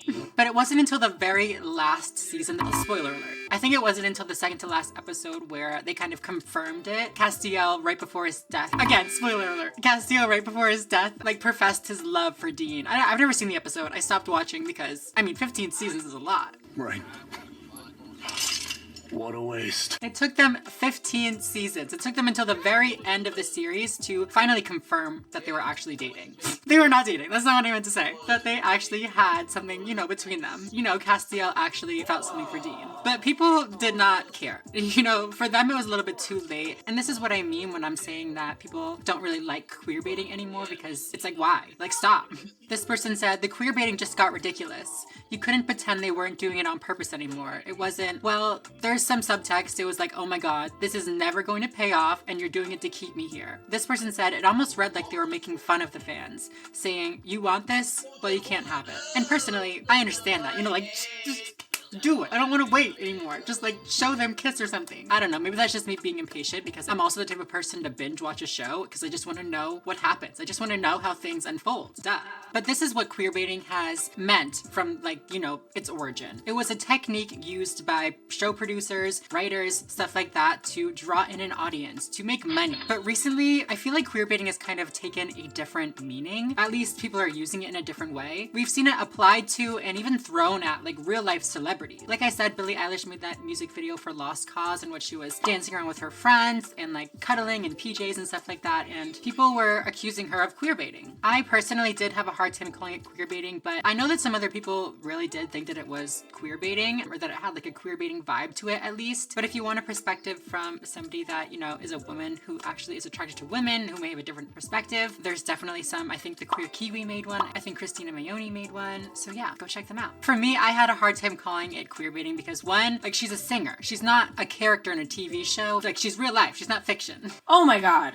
I know. You could argue that, you know, since it's in a music video, it's a form of entertainment. So yeah, that's valid. But to me, queerbaiting is a consistent, like, teasing of the audience. You know what I mean? It's like something that's repetitive to the point of being like annoying, like we saw with Supernatural. So again, not only is she not a character in a TV show, but it's not something that she's continuously doing over and over and over again. It was just that one music video and that was it. For that reason, I don't really think it's fair to put that label on her. And that's why in that original video I made, I said it, I didn't think it was fair. But even if we were to throw this queerbaiting word at Billie or like at Kit, like we were seeing, what are we trying to accomplish? When we throw this queerbaiting term at TV shows and at characters on TV shows, we can hold somebody responsible. We can hold the writers and people like that responsible, because it's like, just give it to us. You know what I mean? Like, you know the tea, and it's not like this big coming out thing that you have to do, and it's not like this personal thing. It's a character. Like, they're not even real. When we hold real life people accountable like this, it forces people to come out like we're seeing. I feel like our community is pretty understanding of people when they, you know, aren't ready to come out. We tell our loved ones and our friends, our family, people like that, that coming out is our own journey. It's our own personal thing to do. That it should only be done on our own terms, on our own time, to the people that we choose to come out to. Why are we suddenly not extending that same graciousness to celebrities? But also, what are we telling people when we claim that they're queerbaiting when they just show a little bit of like sexual fluidity or anything like that? Like with Billie Eilish, it's not like she was making out out with other girls or like in a relationship. She was dancing around with like 10 other girls, like in pajamas playing Twister. Like it was like maybe a little bit, I mean, I wouldn't even call it sexual, honestly. Don't we think that straight women should be allowed to express some fluidity with their friends? Or don't we think that straight men should be able to express themselves and maybe explore their sexuality without defining it? Thanks. I thought that's what this was all about. Personally, and I think that most of us think that people should not be forced to come out. Duh. But yet here we are. Again, this tweet from Kit Connor says, back for a minute, I'm bi. Congrats for forcing an 18-year-old to out himself. I think some of you missed the point of the show. Bye. I love the bi. Because he's bi, get it? Oh. So if you don't know who Kit Connors is, he plays Nick Nelson in the show Heartstopper, like I said, and the show is a very, very popular show with our community. Obviously, you know, it has a lot of gay representation, LGBT representation, so people love it for a good reason. It's a great show. I haven't seen it, but I'm like, it's a great show. But I think because of how much our community loved the show, I think it might have set Kit Connor up for failure in a way, because people kind of looked up to him as this gay icon. And so when he was seen in these pictures with a girl, people fucking freaked out. We started seeing tweets like this one saying, okay, you make out with men on Netflix, then get mad when people think you're gay. The math isn't mathing. You silly, silly queer baiter. This one is like intense though. It says, at Alice Osman, I think this is like the producer or some remove Kit Connor from Heartstopper now. No! He doesn't deserve to be on that show. He's just another white, cis, straight man who gives the show a bad name and takes advantage of all of us. We don't want him anymore. We who, first of all. You know, I get it. I understand somewhat. Yeah, I get it. LGBT representation in media is often horrible. It's often bad, right? In the past, we frequently saw non-trans, non-gay, non-LGBTQ people playing us in horrible ways. So I guess for some people, it can be a trigger. Understandably so, like I'm saying. Of course, we want to uplift our community and have actors who are LGBT play us on screen because one, you know, it gives those actors opportunities that they may not have, and two, we just get it better. Let me just say that, we just understand it better. But also in a way, in my opinion, I feel like when straight people or when cis people play gay or trans people, it kind of creates this illusion that being trans, especially, but also being gay, is like a costume or a performance that can be done. When in reality, it's much deeper than that. It's just who we are. You can't like pretend, or you can't like play a gay, I don't know, it's just a weird thing to me. So obviously we want LGBTQ people playing us in media. That's all of that was just to say that. But all of that being said, when people were accusing Kit of queer baiting and, you know, we didn't know his sexuality. We saw a picture of him holding hands with one of his co-stars. We're gonna assume that he's straight. It's just so ironic to me because the people that are upset about this are like fans of the show. So like, have y'all been paying attention? Like Mr. Kit said, have y'all missed the point of the show? In the show, we see one of the characters being outed and we see them bullied and we see the effects that it has on their mental health. The literal theme of the show is about not putting people in boxes and stereotyping them when they're trying to figure themselves out. But now here we are, doing the thing that our favorite show says not to do. The thing that the show that you are defending is saying not to do. I personally do feel bad for Kit. He fortunately was shown a lot of support from this tweet when he came out, but still, he shouldn't have had to do that. It's just sad. It's just very, very sad. Coming out should be like a happy thing, in my opinion. It should feel like a weight lifted off of you, and I can't imagine that this was a pleasant experience for Kit at all. So yeah, I don't know. I just think that we need to not do that anymore. What do you guys think? Has this whole queer baiting thing gone too far? Has it not gone far enough? Personally, I think that we should keep the queer baiting accusations to characters in TV shows, maybe a movie character even, but definitely leave the celebs alone. But okay, you guys, I hope you liked this video. If you did like this video, please make sure to give it a thumbs up down below. Make sure to comment, make sure to subscribe if you're not already and you would like to be, all that kind of stuff. But yeah, other than that, I think I'm going to go. So thank you all so much for watching, and I will see you in the next video. Bye everyone.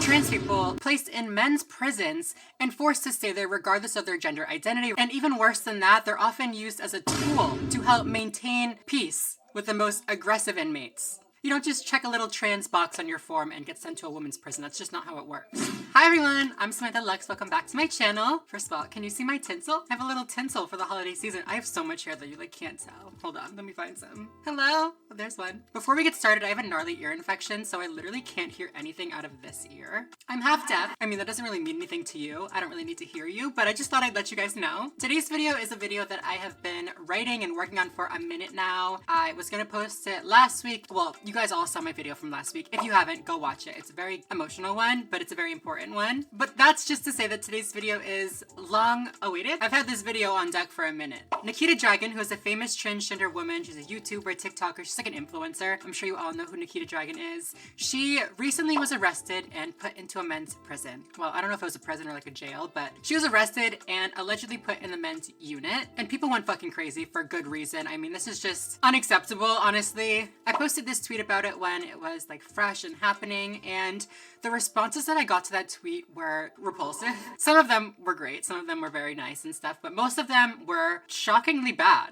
This person said, "You and your cross-dressing friends have no right to spaces created for women and girls." Women and girls. They get worse. There's more, there's worse. We'll get into it. For today's video, I want to not focus on Nikita or what Nikita did and the whole situation surrounding Nikita, but more so have a bigger conversation about trans inmates as a whole, because clearly there is some work that still needs to be done. For today's video, we're going to talk a little bit about what happened, but more importantly, we're going to be talking to somebody that sees and works with trans inmates all the time, because this is not an isolated event. This kind of stuff happens all the time to trans women that aren't famous and aren't wealthy. So I think it's a really, really important conversation to be had. We need to get into it. Our special guest and I are going to talk about all the different options for housing trans inmates and what we believe the best option is. I post new videos twice a week here on my channel, so if you guys are not yet subscribed, go ahead and do that right now. Go ahead, I'll wait for you. Are you done? Thank you very much. Make sure to follow me over on Instagram, Twitter, TikTok, all those different places to keep us up to date with me as possible. And yeah, with no further ado, let's get right into what little Miss Nikita has done. I'm just kidding, but let's talk.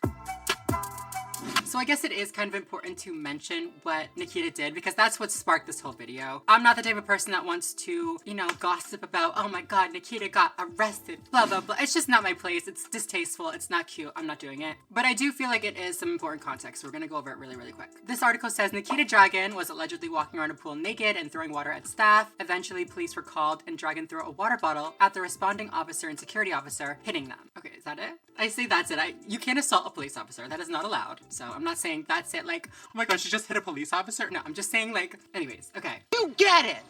You get it. So that little story came out and there was like some gossip around it, Instagram posts about it, whatever. But the thing that really, really upset me was this clip. And Your Honor, may I ask one question? Do I have to stay here in the men's unit still? Yeah, I don't make the rules up there, but... Okay. There's not really any perfect words to say when something like this happens. It's kind of, you know, it took me by surprise. I'll just say that. We hear horror stories about how trans women are placed in, you know, men's facilities all the time. But when it's a trans woman that, like, we all know is like this super feminine, super, like, petite little, I mean, not that it makes a difference, but Nikita is undeniably a trans woman. You know what I mean? You can't be like, well, she never transitioned, blah, blah, blah. Look at her, girl. So I tweeted out the clip and I said, Nikita Dragun is one of the most well-known trans women in the world. If this can happen to her, it can happen to any of us. This is absolutely horrific and should be considered cruel and unusual punishment. And I stand by that statement, girl. Listen, you do the crime, you do the time. Thanks. That's not my argument here, okay? If you do something illegal, yeah, you're gonna have to do some time. You're gonna have to be arrested or pay a fine, whatever the consequences are. I believe that you should have to pay them even if you're trans, obviously. But in my opinion, this is just not a reasonable punishment for anything. I read one of the responses that I got to this tweet, but they get a lot worse. Some of the other tweets that I got were absolutely no respect, but if a trans person has their biological genitalia, they should be in a unit within themselves. There have been many cases of trans women impregnating and attacking women in jail. I'm not even gonna respond right now. We're gonna respond in a minute, okay? What if other biologically male inmates say they're trans too? Can any biologically born male inmate transfer for safety? If not, what are the parameters needed to move aside from saying you are trans? Slippery slope. This person said, I'm pretty sure that's why the whole or solitary confinement exists, so prisoners can spend their time in jail without needing to deal with other people or sexes in peace. And then again, my favorite one.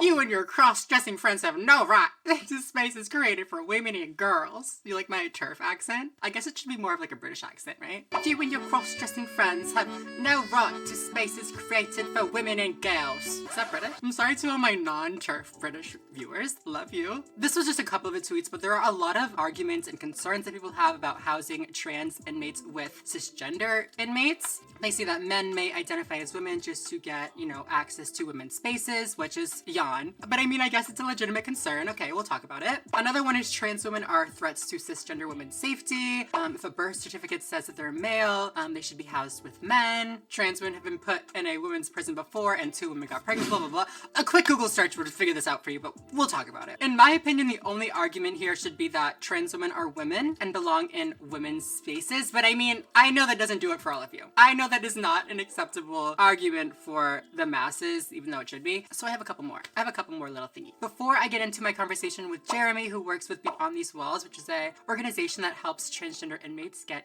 appropriate housing accommodations. Before we do that, I want to talk a little bit about some data and some numbers, if you can bear through that with me. So according to a study of 4,890 trans and non-binary inmates, 15 of them were housed in congruence with their gender identity. 15 out of almost 5,000 inmates in the United States.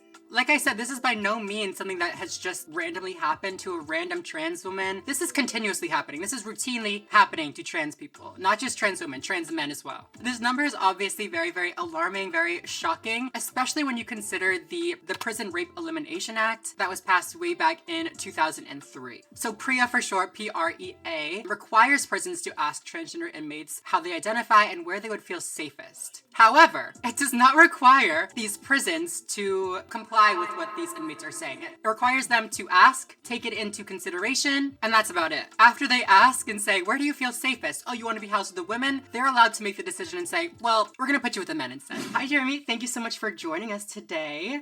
I'm very excited to hear about, the work that you do and how we can help. So can you tell us a little bit about who you are, what you do with Beyond These Walls? Yeah, so my name is Jeremy Williams, and I am the Washington State Case Manager for Beyond These Walls.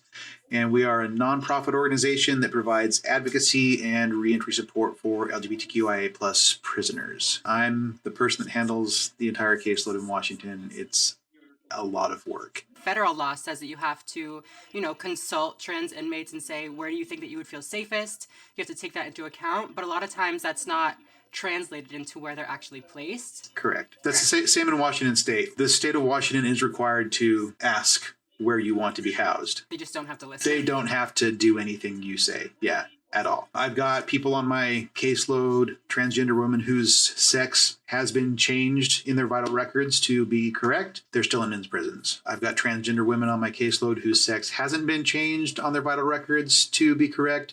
They're still in men's prisons. Like I said, I've got 6 people on my caseload who are in the process of trying to get to women's facilities. It's a long process. The Prison Rape Elimination Act actually also requires prisons to continuously check in on these inmates every 6 months and ask them again, where would you feel safest? How do you identify, etc. But what we're seeing is their preferences continuously ignored, and trans people, mostly BIPOC trans women, placed in men's prisons and forced to stay there regardless of their gender identity, regardless of their legal gender status. Clearly this system is broken. Clearly the parts of this act that were put in place to protect transgender people are not enough. And as a result, trans people's safety is continuously brushed over, and trans people are often put into situations where they are just not safe. Personally, I believe that trans women should be housed in women's prisons and general population unless they desire to be in protective custody for whatever reason. But I do want to discuss all the different options and have our friend Jeremy chime in on, all the different options and what his experience with these options have been. So the first option for housing transgender inmates is in a men's general population. This is where all the haters and the transphobes on Twitter want trans women to go. They want trans women to just be in a men's prison, just like any other typical cisgender man. This is a problem for obvious reasons, for many obvious reasons. The first of which being transgender women are not men. Okay, we're just not, simply. But there's more important ones. A lot of this information comes from the Indiana Journal of Law and Social Equality, and it's from the article titled Locked Away in SEG for Their Own Protection. I'll link it down below, girl, don't worry. In this article, it talks about all the different options for housing transgender inmates and the potential problems that they create. For men's prison, it says, trans people, especially trans women in men's prison facilities, are most likely to experience physical violence and sexual assault while incarcerated. This is true not just for horizontal violence between prisoners, but also vertical violence among trans inmates and corrections staff. So not only are these trans women, girls, being attacked by male men inmates around them, but they're also being attacked by correctional staff who are, the people that are supposed to be protecting them. And even worse than that, they're often used as a tool to help maintain peace with the most aggressive inmates. This part was absolutely fucking infuriating to me. Like, it's just absurd. Like, this literally has a name for how common it is. The article says one common tactic among men's prison facilities is quote-unquote V-coding, or placing transgender women in cells with aggressive cisgender male inmates as a form of social control. V-coding is so common that it has become a central part of a trans woman's sentence. And then it gives a story of, you know, what happening. It says Alexis Giraldo, for instance, was housed with a cisgender male prisoner who had status as an employee. The employee and eventually one of his friends requested that she live with them. They then started sexually assaulting her on the daily, and despite her several requests, she was never moved to a different cell. Additionally, trans women in men's prisons are forced to strip down for male correctional officers. It says, through mandatory strip searches by male staff, strip searches tend to be excessive, abusive, and invasive, and overtly transphobic, creating highly sexualized and excessively hostile prison environments. They involve male COs. I don't even want to read this because I'm going to get like fucking flagged for including it, but I'll skip a sentence. If you want to look it up, you can look it up on your own. But then it says, trans bodies are often put on display for not just the correctional officers, but for the rest of the prison population who gawk, jeer, and shout obscenities at them. Some scholars have suggested that strip searching itself is not just an act of institutional violence, but a precursor to sexual assault. And I know what you're thinking. I'll just put them in solitary confinement. Just put them in protective custody in the men's prisons. They'll be fine. They'll be safe. Isolation isn't good for anybody. Out of the transgender women that I have on my caseload, I have one who is in long-term protective custody and segregation. The rest of them are walking mainline somewhere. Sometimes that causes problems for them. Sometimes they do pretty well, depending on who's around them. A lot of times they tend to be pretty supportive of each other because they're all going through this thing together. Even if they're not friends, they tend to be pretty supportive of each other. So I have one transgender woman who's in long-term seg. Her life is just in danger in the prison. Yeah. If nothing changes, she will be in seg for the rest of her life. You would think, right? You would think that protective custody, you'd be protected. It says trans prisoners oftentimes cannot escape violence even in administrative segregation. Tracy Green, for example, was placed in protective custody for her feminine appearance, but was still attacked by another inmate with a mop handle and 50-pound fire extinguisher. Placing victims of assault in protective custody often burdens the victims more than the aggressors, and fails to protect them from attacks by correctional officers. It says when correctional officers assault trans inmates, they can get away with it because of the power differentials between prison guards and prisoners. The people that are there to protect them, the people that are there to keep them safe from other people, are the ones harming them and getting away with it. Clearly, solitary confinement is not this cozy little room where you get to go and, you know, be super safe and protected and have your own little private prison and all rainbows and sunshine. That's just not how it is. I mean, of course, you're in prison, it shouldn't be rainbows and sunshine, but you should at least have the protections that they are saying that you will have. And let's just like keep in mind, solitary confinement is for the worst of the worst prisoners. Solitary confinement is literally a punishment for people in general population. According to the Federal Guide to Segregation, protective custody should have the same privileges as the general population does, but when you look at the fine print, it becomes clear that this is not always the case because it clarifies when resources are available. In fact, we can probably assume that they aren't.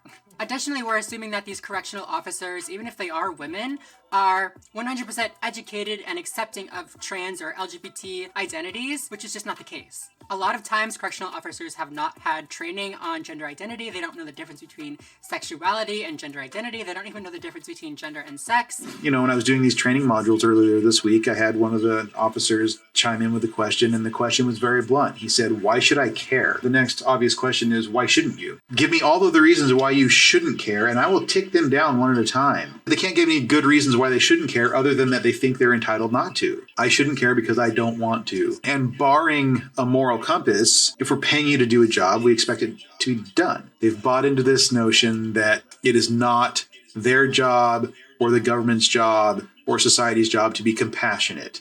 And so you can't make that argument with them because they think that's not valid. A lot of times they think that trans women are just gay boys or that we're delusional. There's also something to be said about the way that segregation or, this protective custody affects an inmate's sentence. The article says trans defendants spend longer time in prison because their sometimes automatic placement in segregation precludes participation in pre-release programs and can even result in stacking additional time onto their sentence. And we need to remember that this protective custody, this segregation, is most of the time an automatic placement for trans people. Most of the time, if you say, I'm trans, you automatically get put into this protective custody, this isolation, which is just not good. It's not good. I haven't even mentioned the seemingly endless list of mental health concerns that arise when you're put into isolation for a long period of time. And I'm sure that you can imagine that when you're trans, these mental health concerns, they kind of pile on top of everything else that we have going on. The extreme isolation and sensory deprivation of solitary confinement cause profound deteriorations in prisoners' mental health. Several studies have suggested that solitary can cause insomnia, anxiety, panic, withdrawal,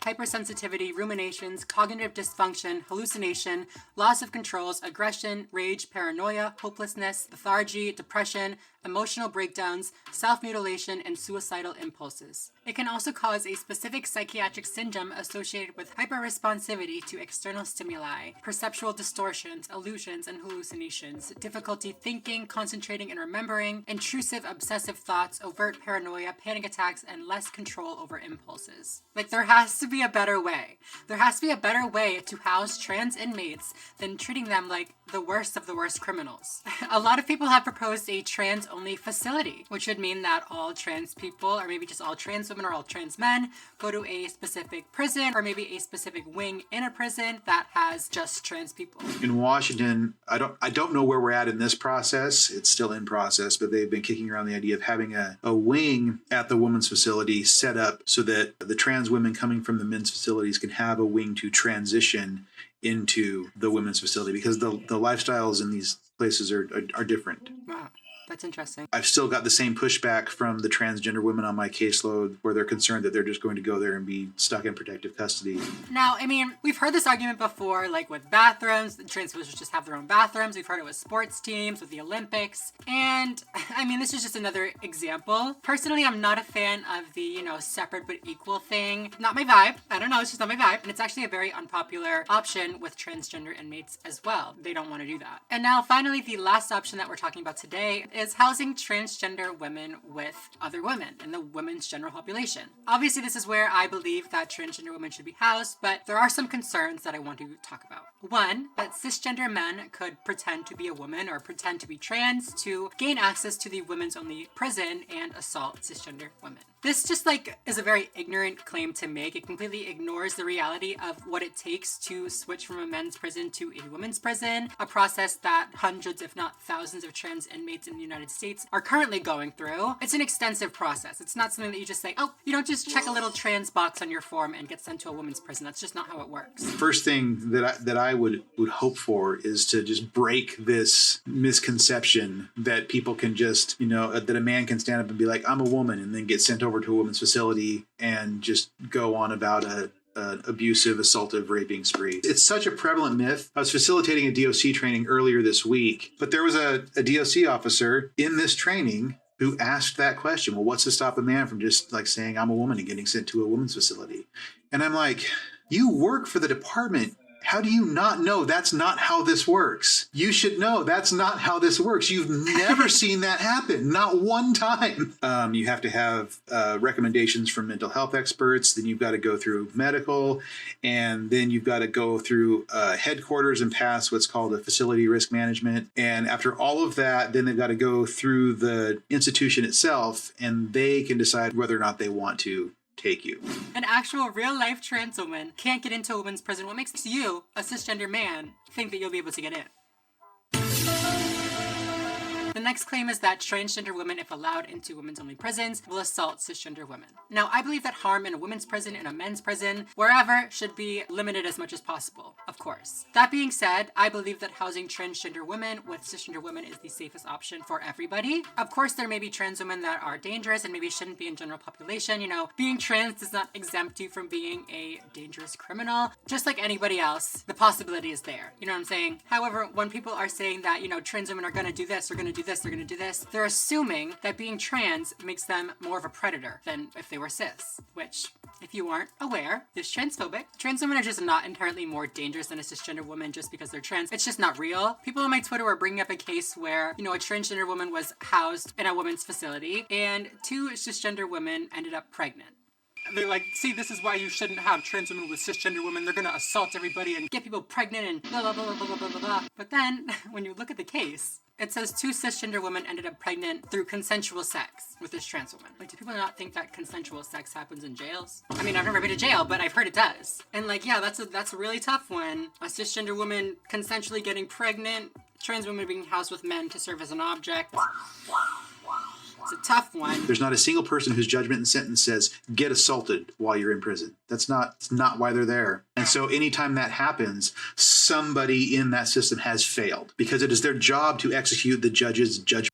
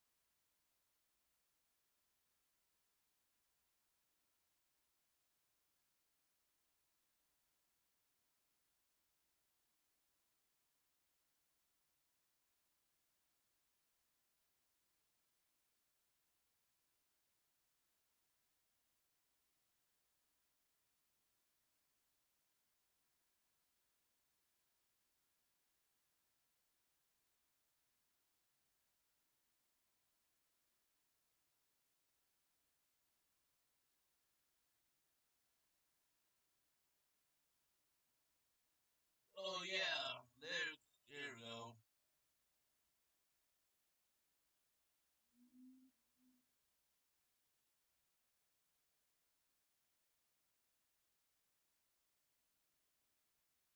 And sentence. If that's happening, they have failed to do their job. But yeah, you guys, that is all the different options for housing trans inmates. I want to say a really big thank you to Jeremy for coming onto my channel today. This is my first ever little interview type thing that I've had on my channel, so I hope you guys like this format. I thought it was really, really interesting to have somebody that sees these cases and these situations every day come on and say their experience. Hopefully you found it as powerful as I did, and hopefully you have a little bit of insight now into what actually happens in these cases and what is actually happening to trans people around this country in prisons. Make sure to go check out Beyond These Walls. Make sure to support the work that they are doing. They are heroes.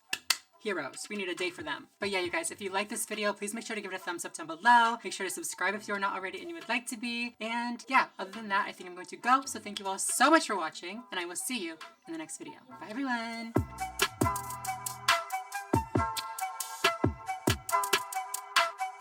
And Washington's ahead of most places, and we're still, as far as she's told me, we're still 2 decades behind the rest of the developed world. So it's so sad. Like, I feel so helpless out here. You know what I mean? Like, I feel like I do.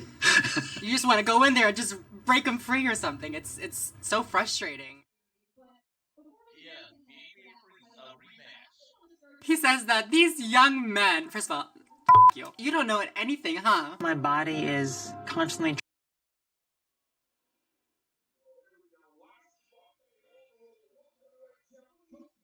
Yeah, Jade taking out my allegedly baby face. Story arc, if you cared. So someone's gonna replace Jade in the women's war games match. It's like, I'm supposed to care. I don't care. I was never a big fan of Jade. She's okay, but it's like she's all there to the AEW.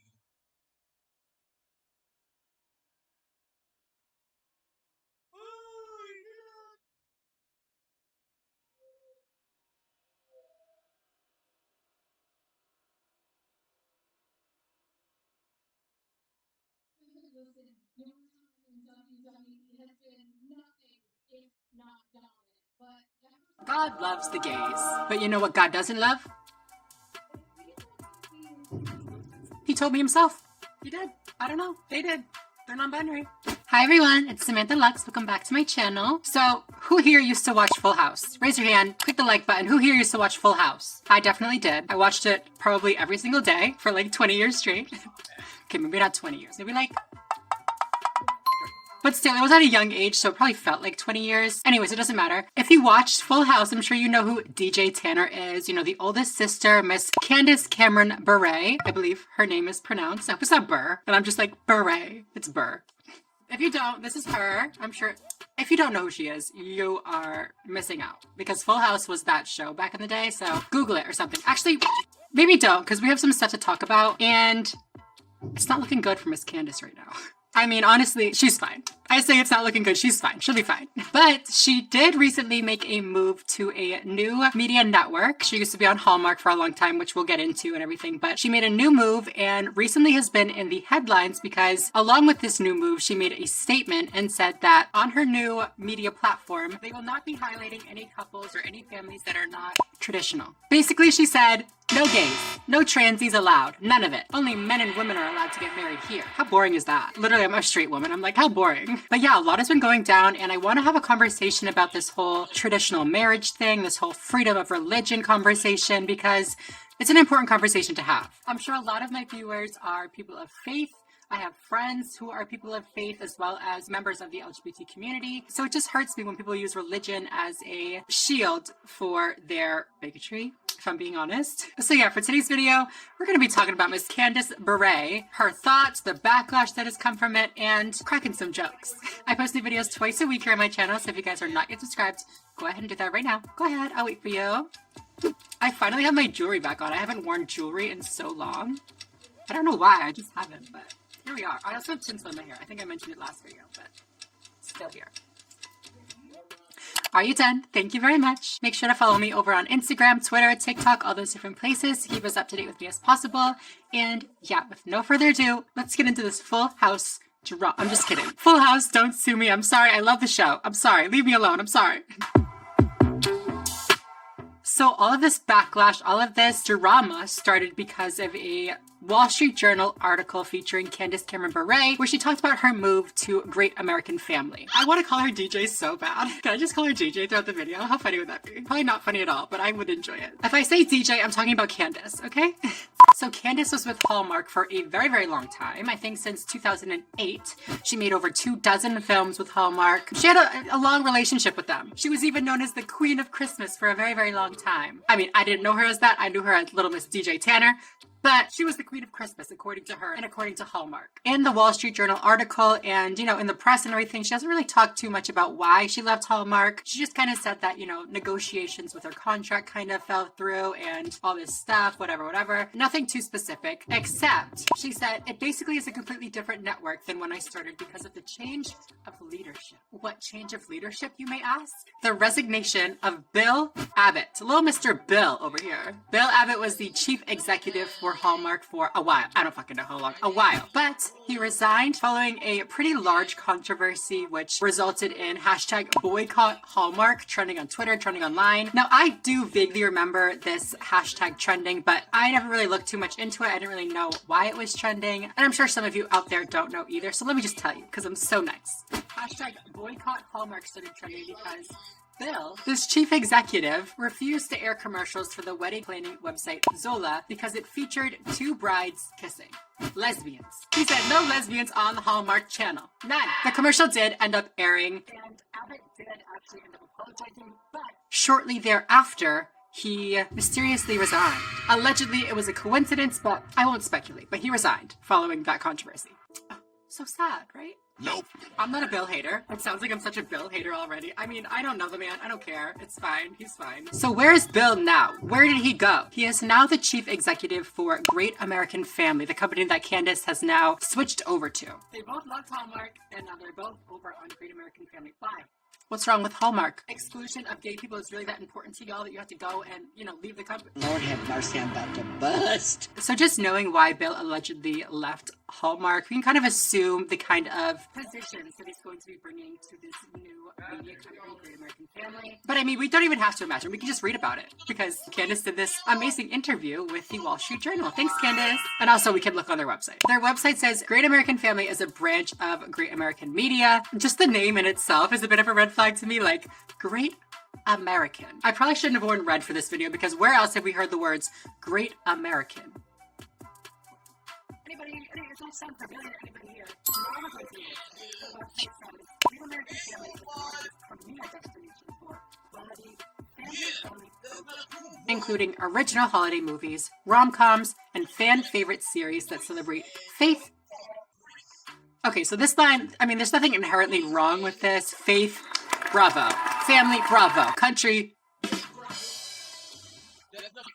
But back to the Wall Street Journal, Candace said, I knew that the people behind Great American Family were Christians that loved the Lord and wanted to promote faith programming and good family entertainment.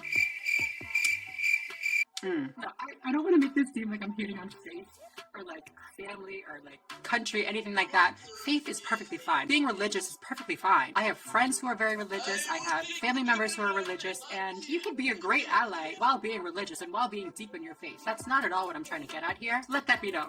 Also in this Wall Street Journal article, Great American Family is described, and it says, with a name that conjures red state pride. I knew it. I freaking knew it, girl. With a name that conjures red state pride and content that embraces faith, the channel is presenting itself as a choice for Christians who think Hollywood is ruining Christmas. Now, I don't know what they're referring to with Hollywood ruining Christmas. Maybe it was the gay Santa commercial. That wasn't Hollywood though, was it? The German commercial. I did a video on gay Santa last year if you want to check that out. I thought it was great. I don't think it was ruining Christmas, but apparently some people do. Like faith. So much discussion about faith. You would think that these productions that Great American Media and Great American Family are making are just musicals to like Bible verses and like dancing and singing, which might be fun for some people. I've never seen any of the movies that they've produced. I don't know how deeply ingrained faith is to their storylines. I did read that in one of their shows or one of their movies, the main moment of the movie is like this character having this religious revelation outside of a church. So do with that information what you will. But personally, when I hear faith talked about in such a righteous way, what comes to mind to me is this whole idea of traditional marriage.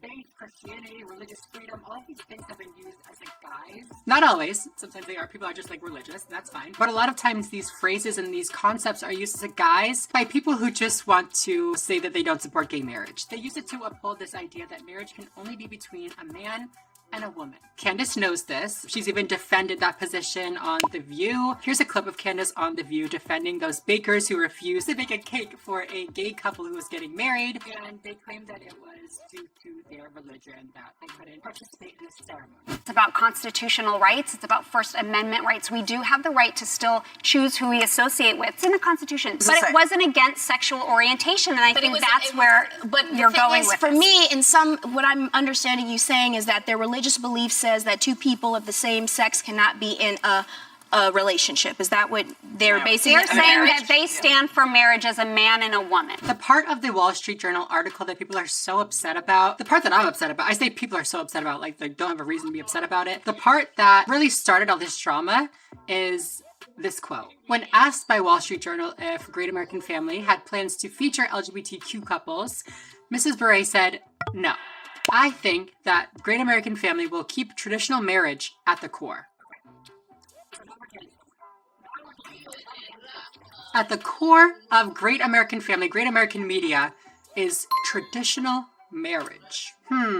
They are not going to include LGBT families or even other couples that they don't deem to be traditional, like maybe interracial couples. They doesn't say anything about that, but I mean, you never know with these things. Now it's all starting to make sense, right? Bill Abbott, who I mean, I keep saying he resigned because of this controversy. I don't want to get sued, girl. He allegedly resigned after this controversy and then went to this media company, rebranded it as Great American Family, Great American Media, and then brought all these other people from Hallmark who shared his same ideas and same perspective on traditional marriage, brought them all over, and now are going to be creating media, movies, shows, whatever, that center those ideas. I have no plans of watching any of this. I personally prefer the classic Christmas movies, you know, like Elf or like A Year Without a Santa Claus. I need to watch that one. I love that one. However, even though I won't be watching it, I do think it is still important to talk about this rhetoric, this divisive, non-inclusive, damaging rhetoric. Creating a faith-based media company is great. I have no problem with that at all. Again, faith is great. You're allowed to do whatever you want with your company. You can even exclude people if you want to. But if you're going to be doing that, at least like say it with your gut, you know, at least like be open about it. Be honest about it. Don't like say like, oh, I love everybody. I love the gays. I support the gays. I just don't want them near me. I don't want to see them. I don't want them on the same planet as me. You want a media company that will be okay with you I mean, it's not fine, but like, that's what you want, right? You don't want the gays to ruin your fun, family-friendly, wholesome content, and I stand by that, and I agree. I don't agree. I don't agree. I can't say I agree. I love the gays. Just kidding. F the gays. F. That would be gay. You F the gays? That's gay. Like, I can't stand this whole, like, I love everybody. I support everybody. I'm just a wholesome, big-hearted person who is spiritual, and I love God, and I love everybody, blah, blah, blah. No, you don't. But that is exactly what Candace is doing, like almost word for word. And reasonably so, people are disappointed. Jojo Siwa, the icon herself, posted this on her Instagram page. The picture says, Candace Cameron Bure's plans for new cable channel. No gays. Nope. And the caption says, honestly, I can't believe after everything that went down just a few months ago that she would not only create a movie with the intention of excluding LGBTQIA+, but then also talk about it in the press. This is rude and hurtful to a whole community of people. Yeah. Who was Candace's on-screen little sister in Full House. She commented, "You know I love you," to JoJo. The tea, the drama. This actually earned her an unfollow from Candace, so she is not happy. She unfollowed you, girl. You can't be commenting things like that. She can say F the gays, but you can't say that you love one. Also very upset with Candace's words is the lad, of course. If you don't know, I am a board member with LAD, so I of course like to include some of the powerful words from the president and CEO, Sarah Kate Ellis. Sarah Kate tweeted, "It's irresponsible and hurtful for Candace Cameron Bure to use tradition as a guise for exclusion. I'd love to have a conversation with Bure about my wife, our kids, and our family's traditions. Bure is out of sync with a growing majority of people of faith, including LGBT people of faith, who know that LGBTQ couples and families are deserving of love and visibility.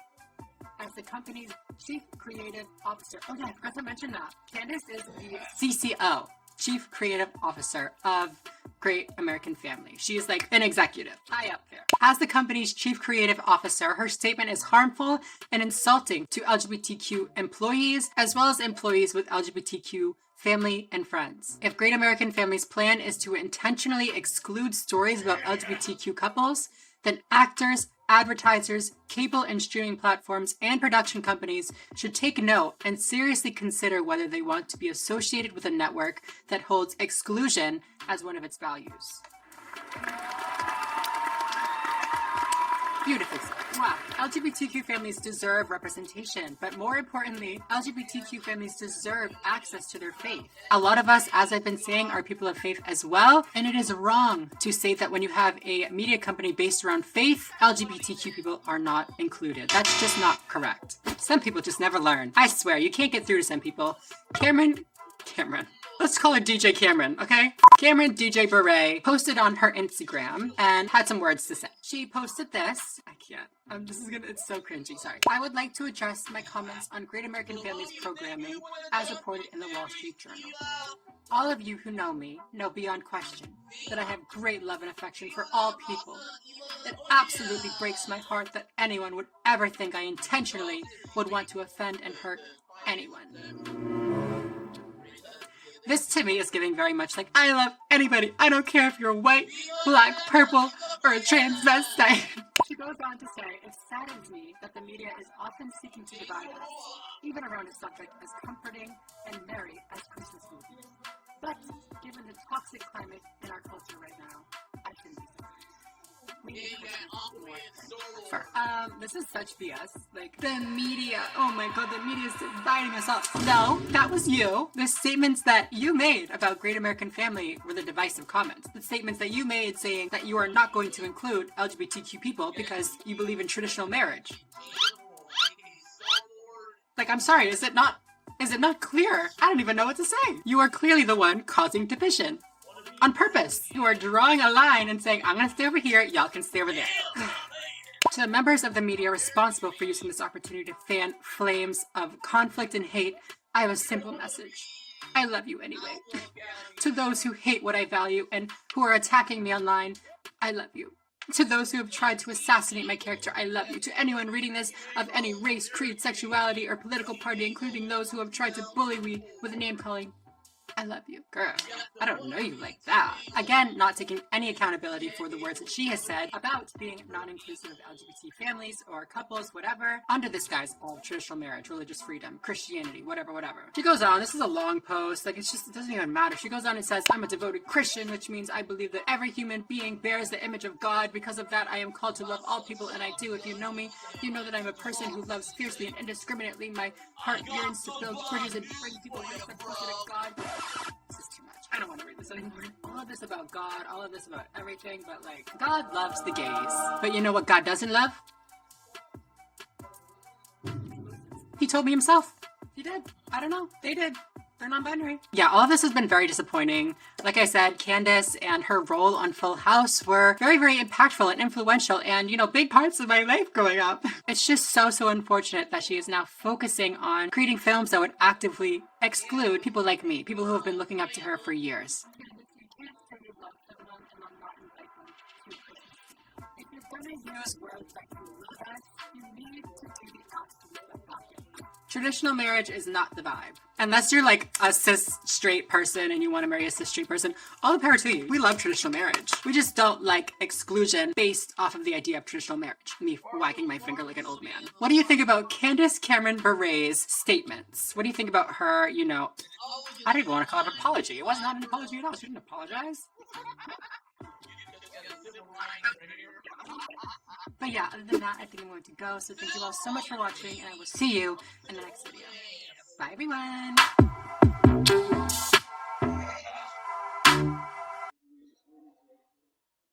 a silver bullet ass.